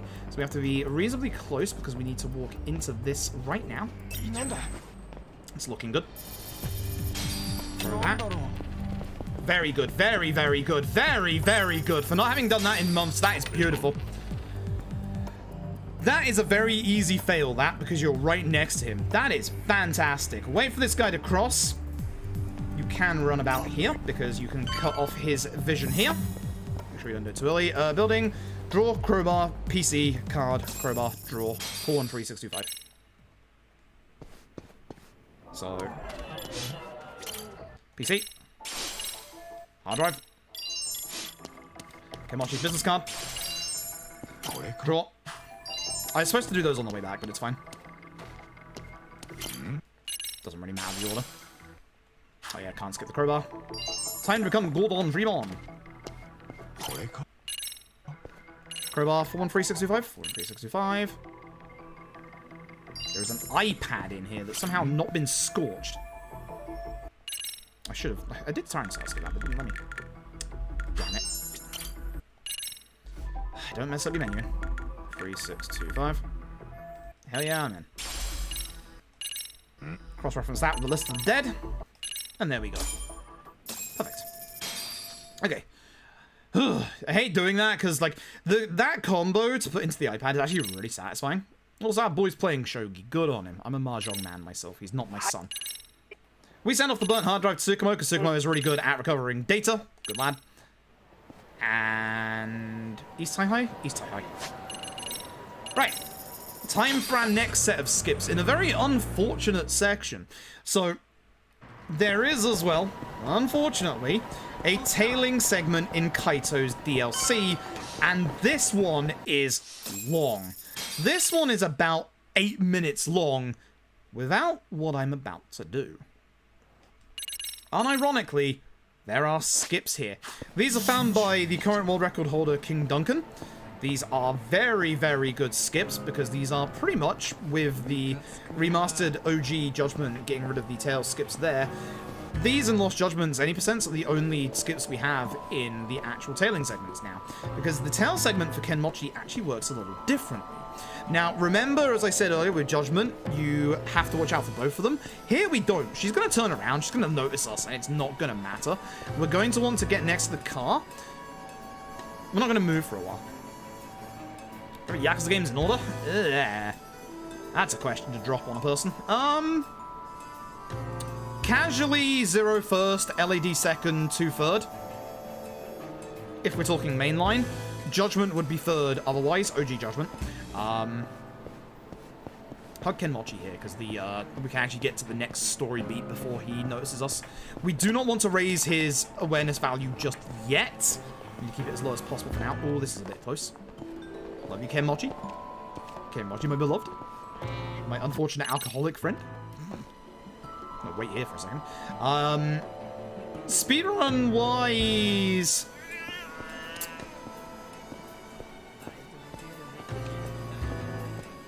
K2 LAD.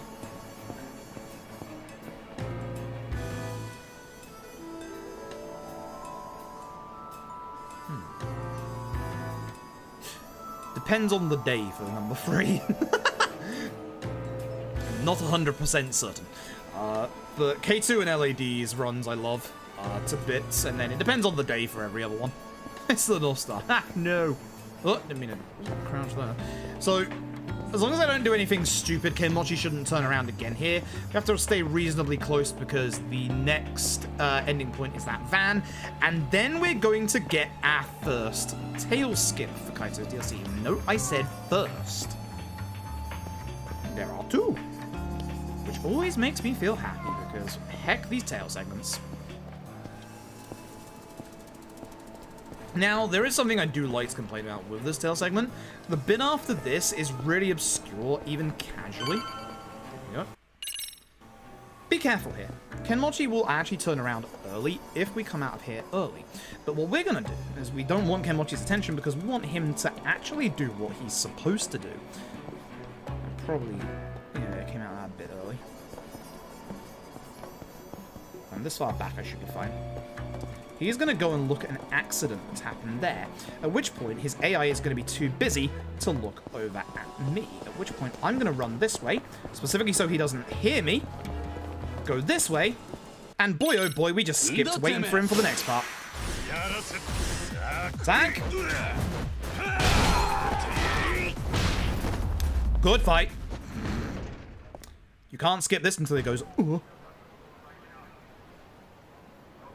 Or that.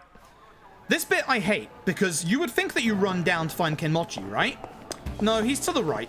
They don't show you at all that Kenmochi went this way, and I actually think, as far as we are hiding right now, it doesn't look like we are, but the game actually glitches you out.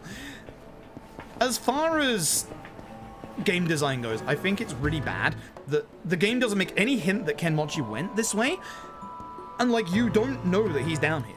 So it's really hard to actually see him. Now, because I'm at 0%, I know he's going to turn around one more time past that corner, and then I get to do something fun. Because the next skip is also a mass amount of time, like 30 seconds or so. So he's going to turn around, so don't go too fast. Don't you worry, there he is. Okay, Mochi, my beloved, voiced by Octopimp in the English version. He should not turn around again because we're at 0%. This is why it's important to know, or important to not have him get any extra percentage here. We could potentially run a little earlier with some of these. If you're at higher percentage, he'll turn around here, but because he's at 0, we can just carry on here. And now for the dumb bit.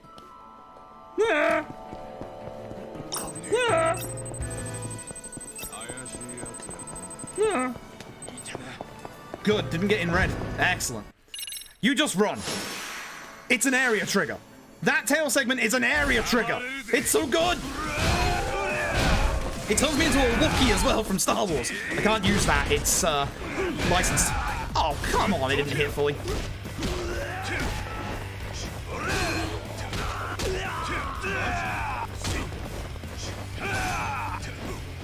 Oops.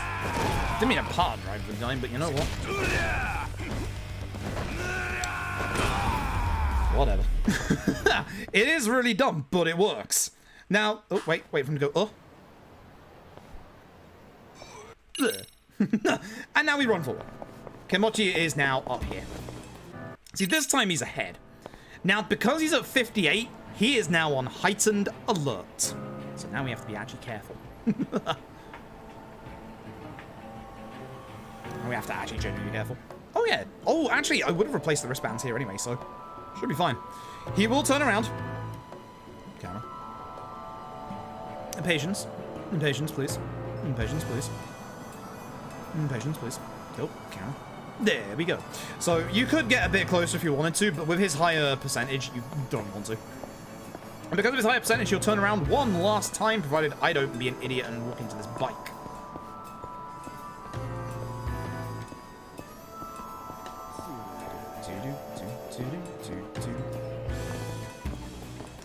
I forgotten how the goddamn power driver connects?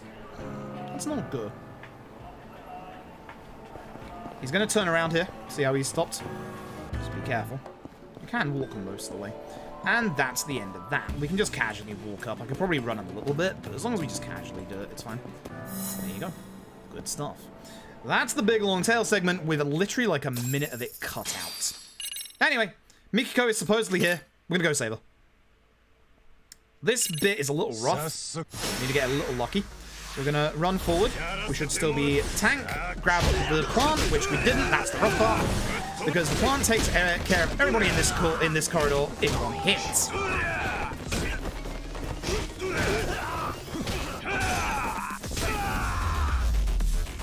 Okay.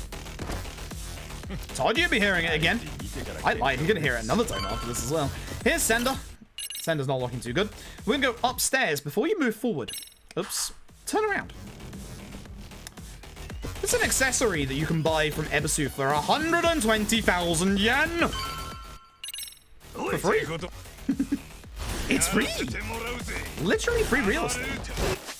That broke it. That sucks. I was hoping to auto pick it up. Because again, furniture here, very good. So I'm actually going to go over here and grab this plant. Because again, furniture here, very good. With Deadly Dance. Want to keep him busy so he doesn't DX. This is quicker than doing the full combo. Oh no, please don't guard. Now I'll kick you. Jackass. I don't know what the EX was. I've never seen it before. But at least I'm at the end, so I can just go to the door. That is actually not a tech. That's actually a tech skip. All right, here we go. This fight's hard. This fight's very hard. Gotta do this right. Good length to the right, that's helpful.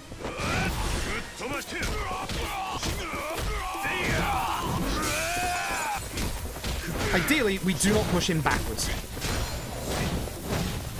We do not want him in that hot tub. No matter how hot he is, we don't want him in that hot tub.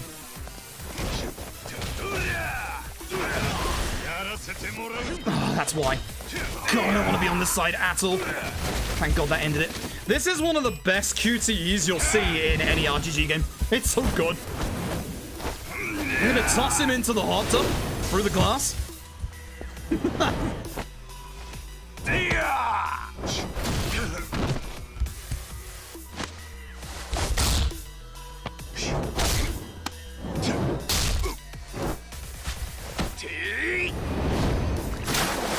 Look at this. Oh my God. It's so good. Awesome. Triangle. Better be triangle. I thought so. I wanted to wait just in case. It's so good. It's just so good. It's actually just so good. That's so stupid. It's so stupid. I love this game. I love this game. I love this DLC. Nice gold.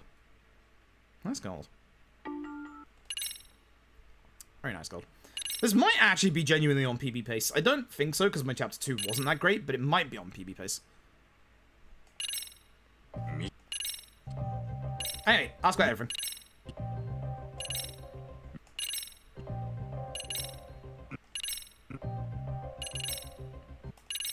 So this fight is a little rough coming up here. It is a double boss fight. The power driver combo works quite well if I can remember how to do the power driver. It should be the same as bounding throw. So we're gonna start, hopefully go into tank to use this phase. This whole room gets exploded, which is cool. Doesn't matter if you go for Igarashi or Sender first, but obviously we want to take care of this one. Your heat attack is very good. He's gonna go into the second part, so...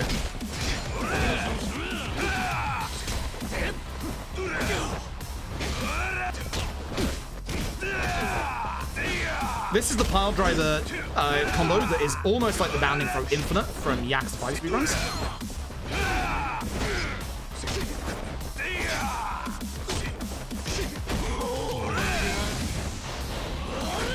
Okay.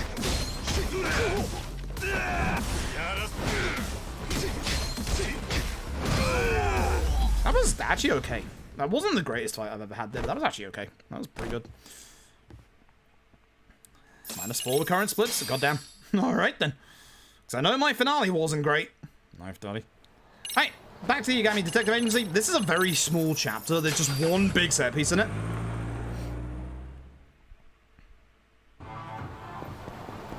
Literally all it is kind of the confirmation that we want to end the story, which, yes, we do. We also get a slight update from Yagami.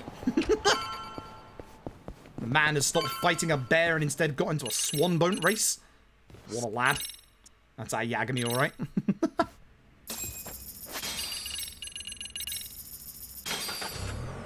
We also get a text from Shirakawa who's like, do you want to have a conversation with me?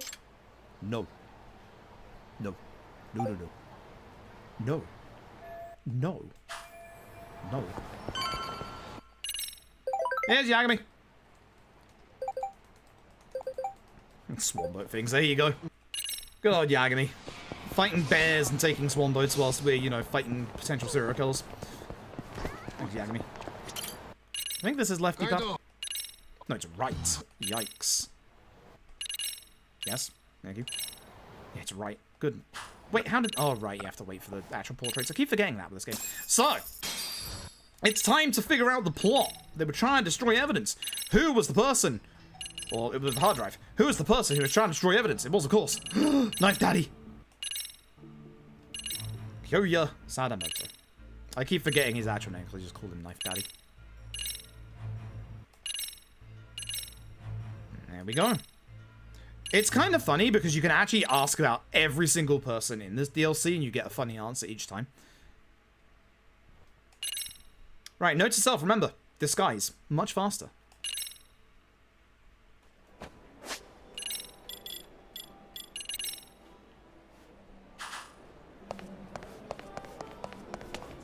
Right, now we run forward.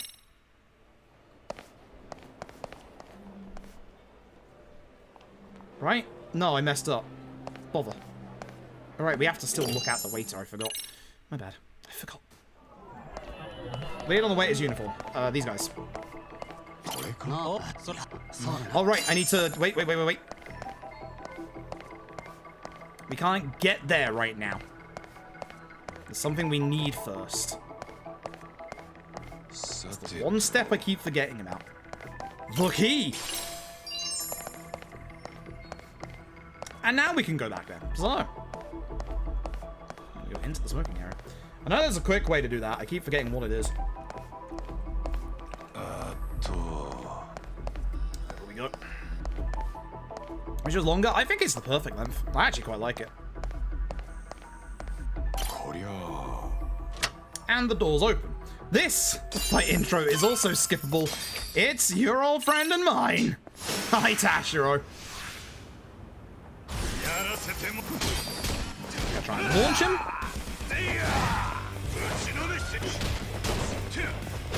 Getting him in this corner is really good. That's not good.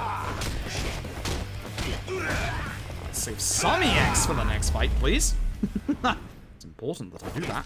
Anyway, with Tashiro's outfit, we can now skip ahead. Sorry, Tashiro. Once I told y'all we'd be fighting him one more time. Poor guy. Absolutely poor guy.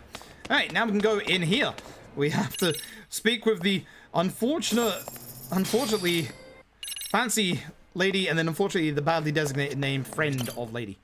Poor girl. And there we go. That's all we have to do. And now we carry on. We go to the bathroom again. We find a guy has been like poisoned or some shit by Mikiko. And then we fight Ninja from 4. I can do this right. I can do a lot of damage. Can 20x. 3. Launch. 1, 2, 3, 4.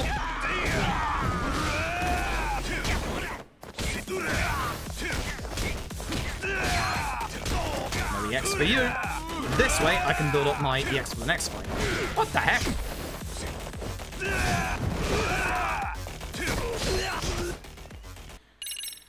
Round 2.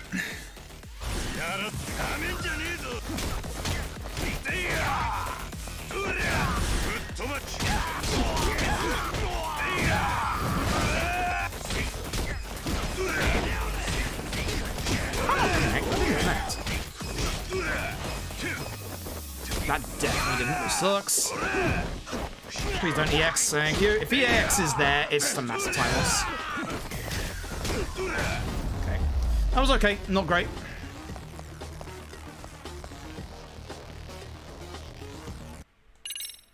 Right, up we go. Once again, we get the wonderful Fog, FOG. Amazing track on the soundtrack.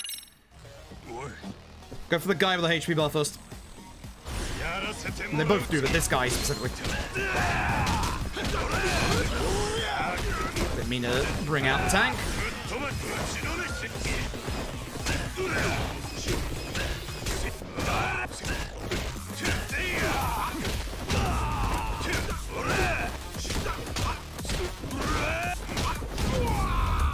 Not bad.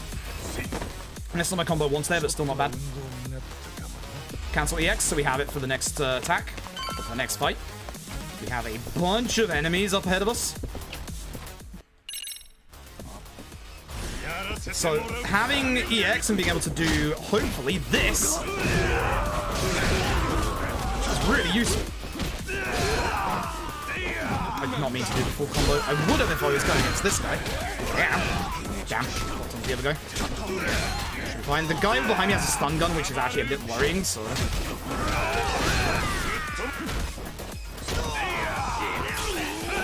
long as he doesn't hit me with it, I don't care.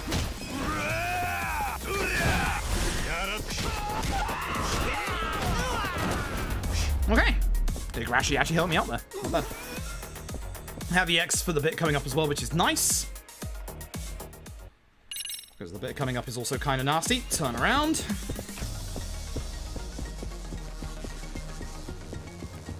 Use the lift over here. So, stealth section, folks. You know what's coming next. Unfortunately, every time you fail the stealth section, you lose HP. That's the problem with this bit. Now, that's why we picked up the healing item earlier. Oh no, I got caught. Nice thing is, as long as you don't mess up the QTE, the stealth section won't kill you. Don't mess up the QTE. And one last guy. You can walk forward into this next room with 1 HP if you want. Don't. There's a lot of enemies in this next bit, and we're going to be tanking hits. So, take out to the seat. Could take some more than that, but it'll be fine. Probably should have taken more than that, considering Knife Daddy's coming up, but it's fine. So, in this next room, a guy with a gun, a bunch of enemies, some furniture, and a tank. Oh, that's unfortunate. Now, Kaito does not get up off the ground very fast, which is a massive shame. If you're wondering why I changed to... Oh, I got shot. If you're wondering why I changed to Bruiser before I use my EX stuff, it's because with Bruiser, you get a little bit of an attack boost by doing that before you go into your EX. More enemies. More chairs.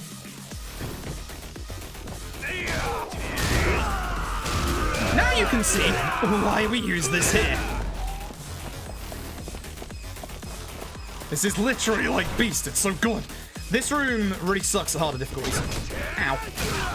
I don't like the chair as much as the tables, but the chair with Kaito is actually really not bad because he doesn't throw it. Unfortunately, I left most of the strong guys alive till the end, which sucks. That was a good EX move to end it on.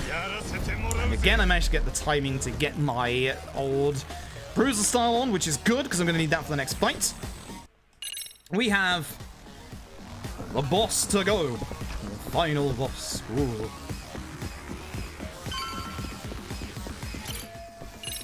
Here we go.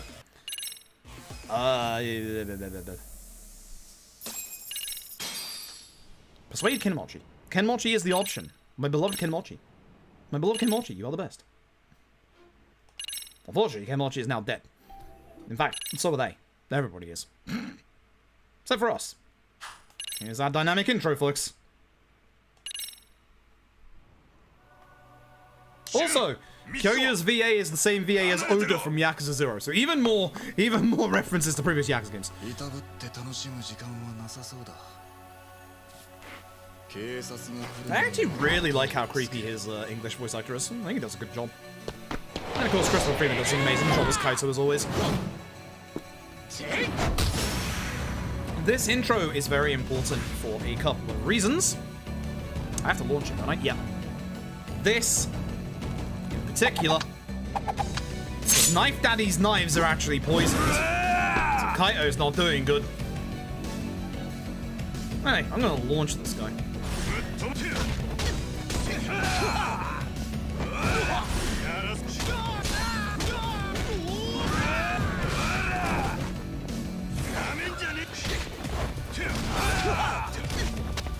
Good first phase. I don't remember if this was XX or triangle, so I'm gonna wait for a second. Look at this hit. Look at this hit. This phase sucks.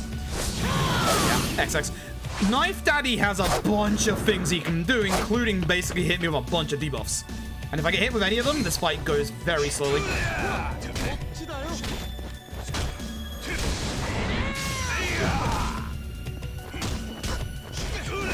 I want to launch him for he has a chance to actually hit me with them. That's bad. Let him up. Yeah, he tried it. I'm glad I was ready for that because I messed up. Messed up enough times to know what happens next.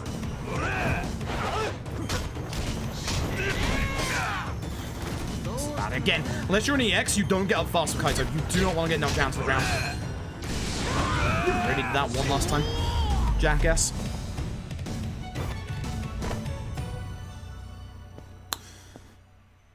Once again, much like OG Judgment, you might have noticed I've not stopped the timer. Now, thankfully Knife Daddy doesn't have a second phase, but Kaito files his final boss. My god, this is a surprise, and it's actually one of the most fantastic final bosses in any RGG game ever. It gives you the one final chance to roam around. We're going to go and see Shirakawa, the doctor.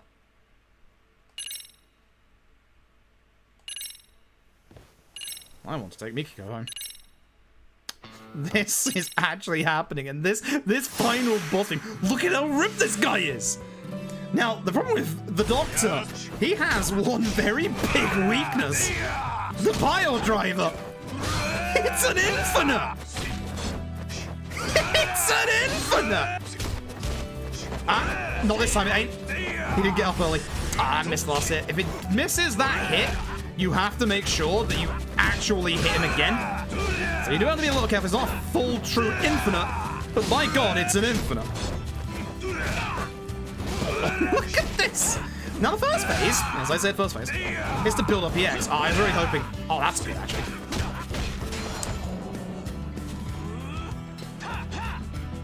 Man's literally doing this. His HP is literally going back to full.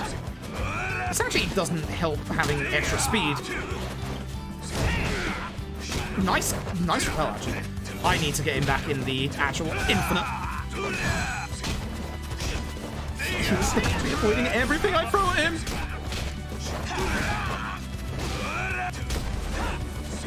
My Shurikata's going badly, help! It's an infinite! It's an infinite!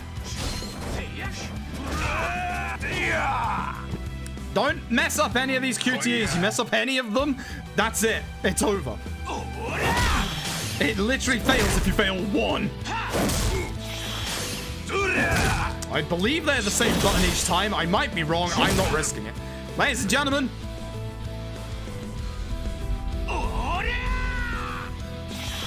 That's the end of Kaito Files. That's the end of the Judgment Marathon. That was a 55.06.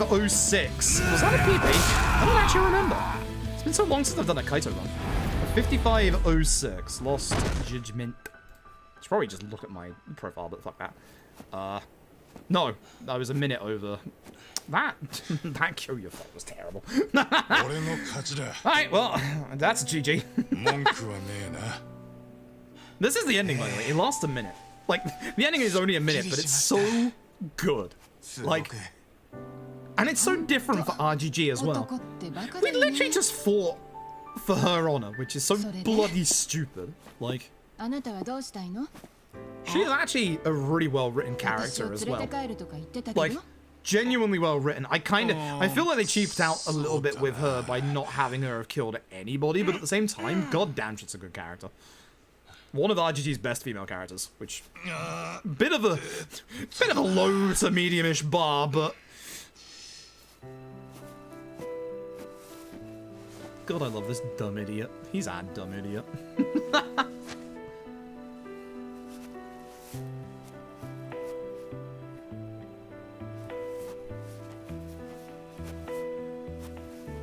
Getting within a minute of PB pace for D-Ross ain't bad, actually.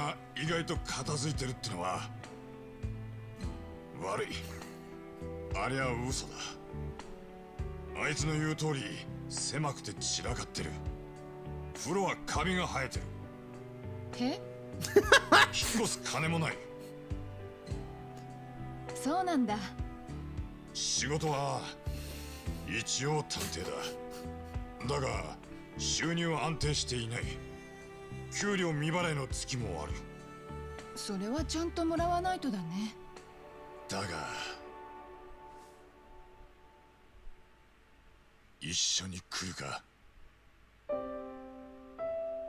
was any other RGG game, the answer would be no. An actual happy ending. An actual Yakuza RGG character gets an actual happy ending. Like an actual good ending. That's our boy Kaito. Even if there's not like a judgment free, I'm happy if it ends there. like we actually had a happy ending rather than what would have been the somber ending of like Lost Judgment. So yeah, no.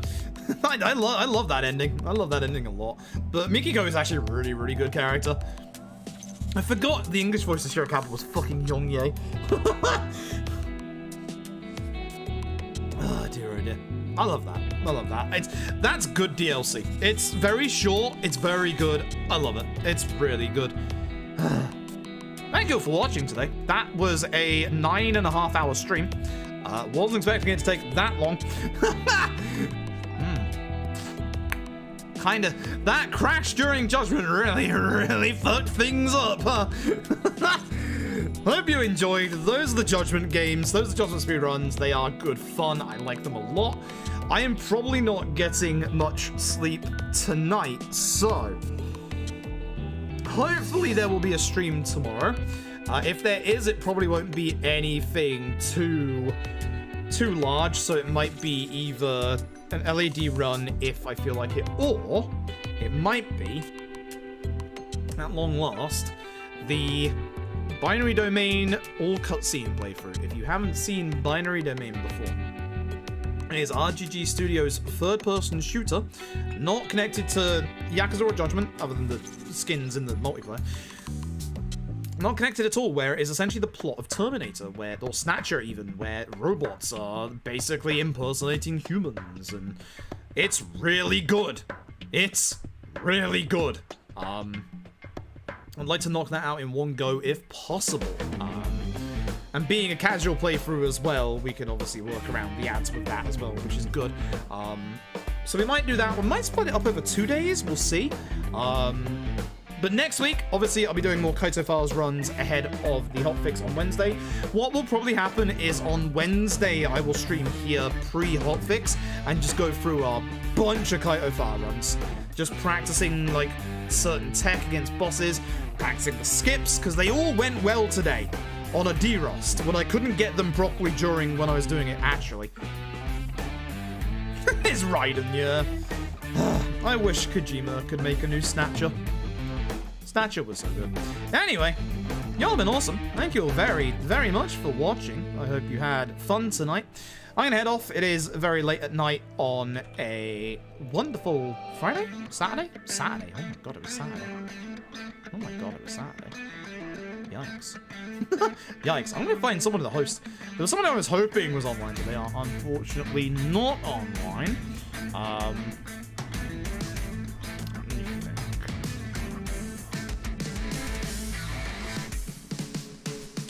Probably a couple of people online. I might host them up, actually. I hosted them up, and they followed me pre-GDQ, and I never had a chance to speak to them at GDQ, because the one time I met them, I was slightly drunk. So, I didn't want to speak to them whilst I was slightly tipsy. Yeah, I'm going to host them up. I am going to host up a speedrunner who is currently doing a no damage, no alarms, no kill, 100% Deus Ex Human Revolution routing or run, I think, one of the two. I'm going to be hosting up Carcinogen SDA. I really wish I could actually have spoken to them at GDQ, but unfortunately, I was a little too drunk to do so. So go say hello to Carcy. I've been watching them for a good couple of years. They used to do Resident Evil runs, but they now do a good bunch of challenge stuff as well, like no damage stuff, which is like really, really cool. I always have massive respect for anybody that does no damage stuff. Thank you also very much. Once again, you've been wonderful. I know it's a late stream today, but there we go. Hopefully see you tomorrow for something. Don't know what yet. We'll figure that out. Have a good evening, folks. Anybody else in here tired right now? Because I'm pretty tired and I've got tears in my eyes because of that.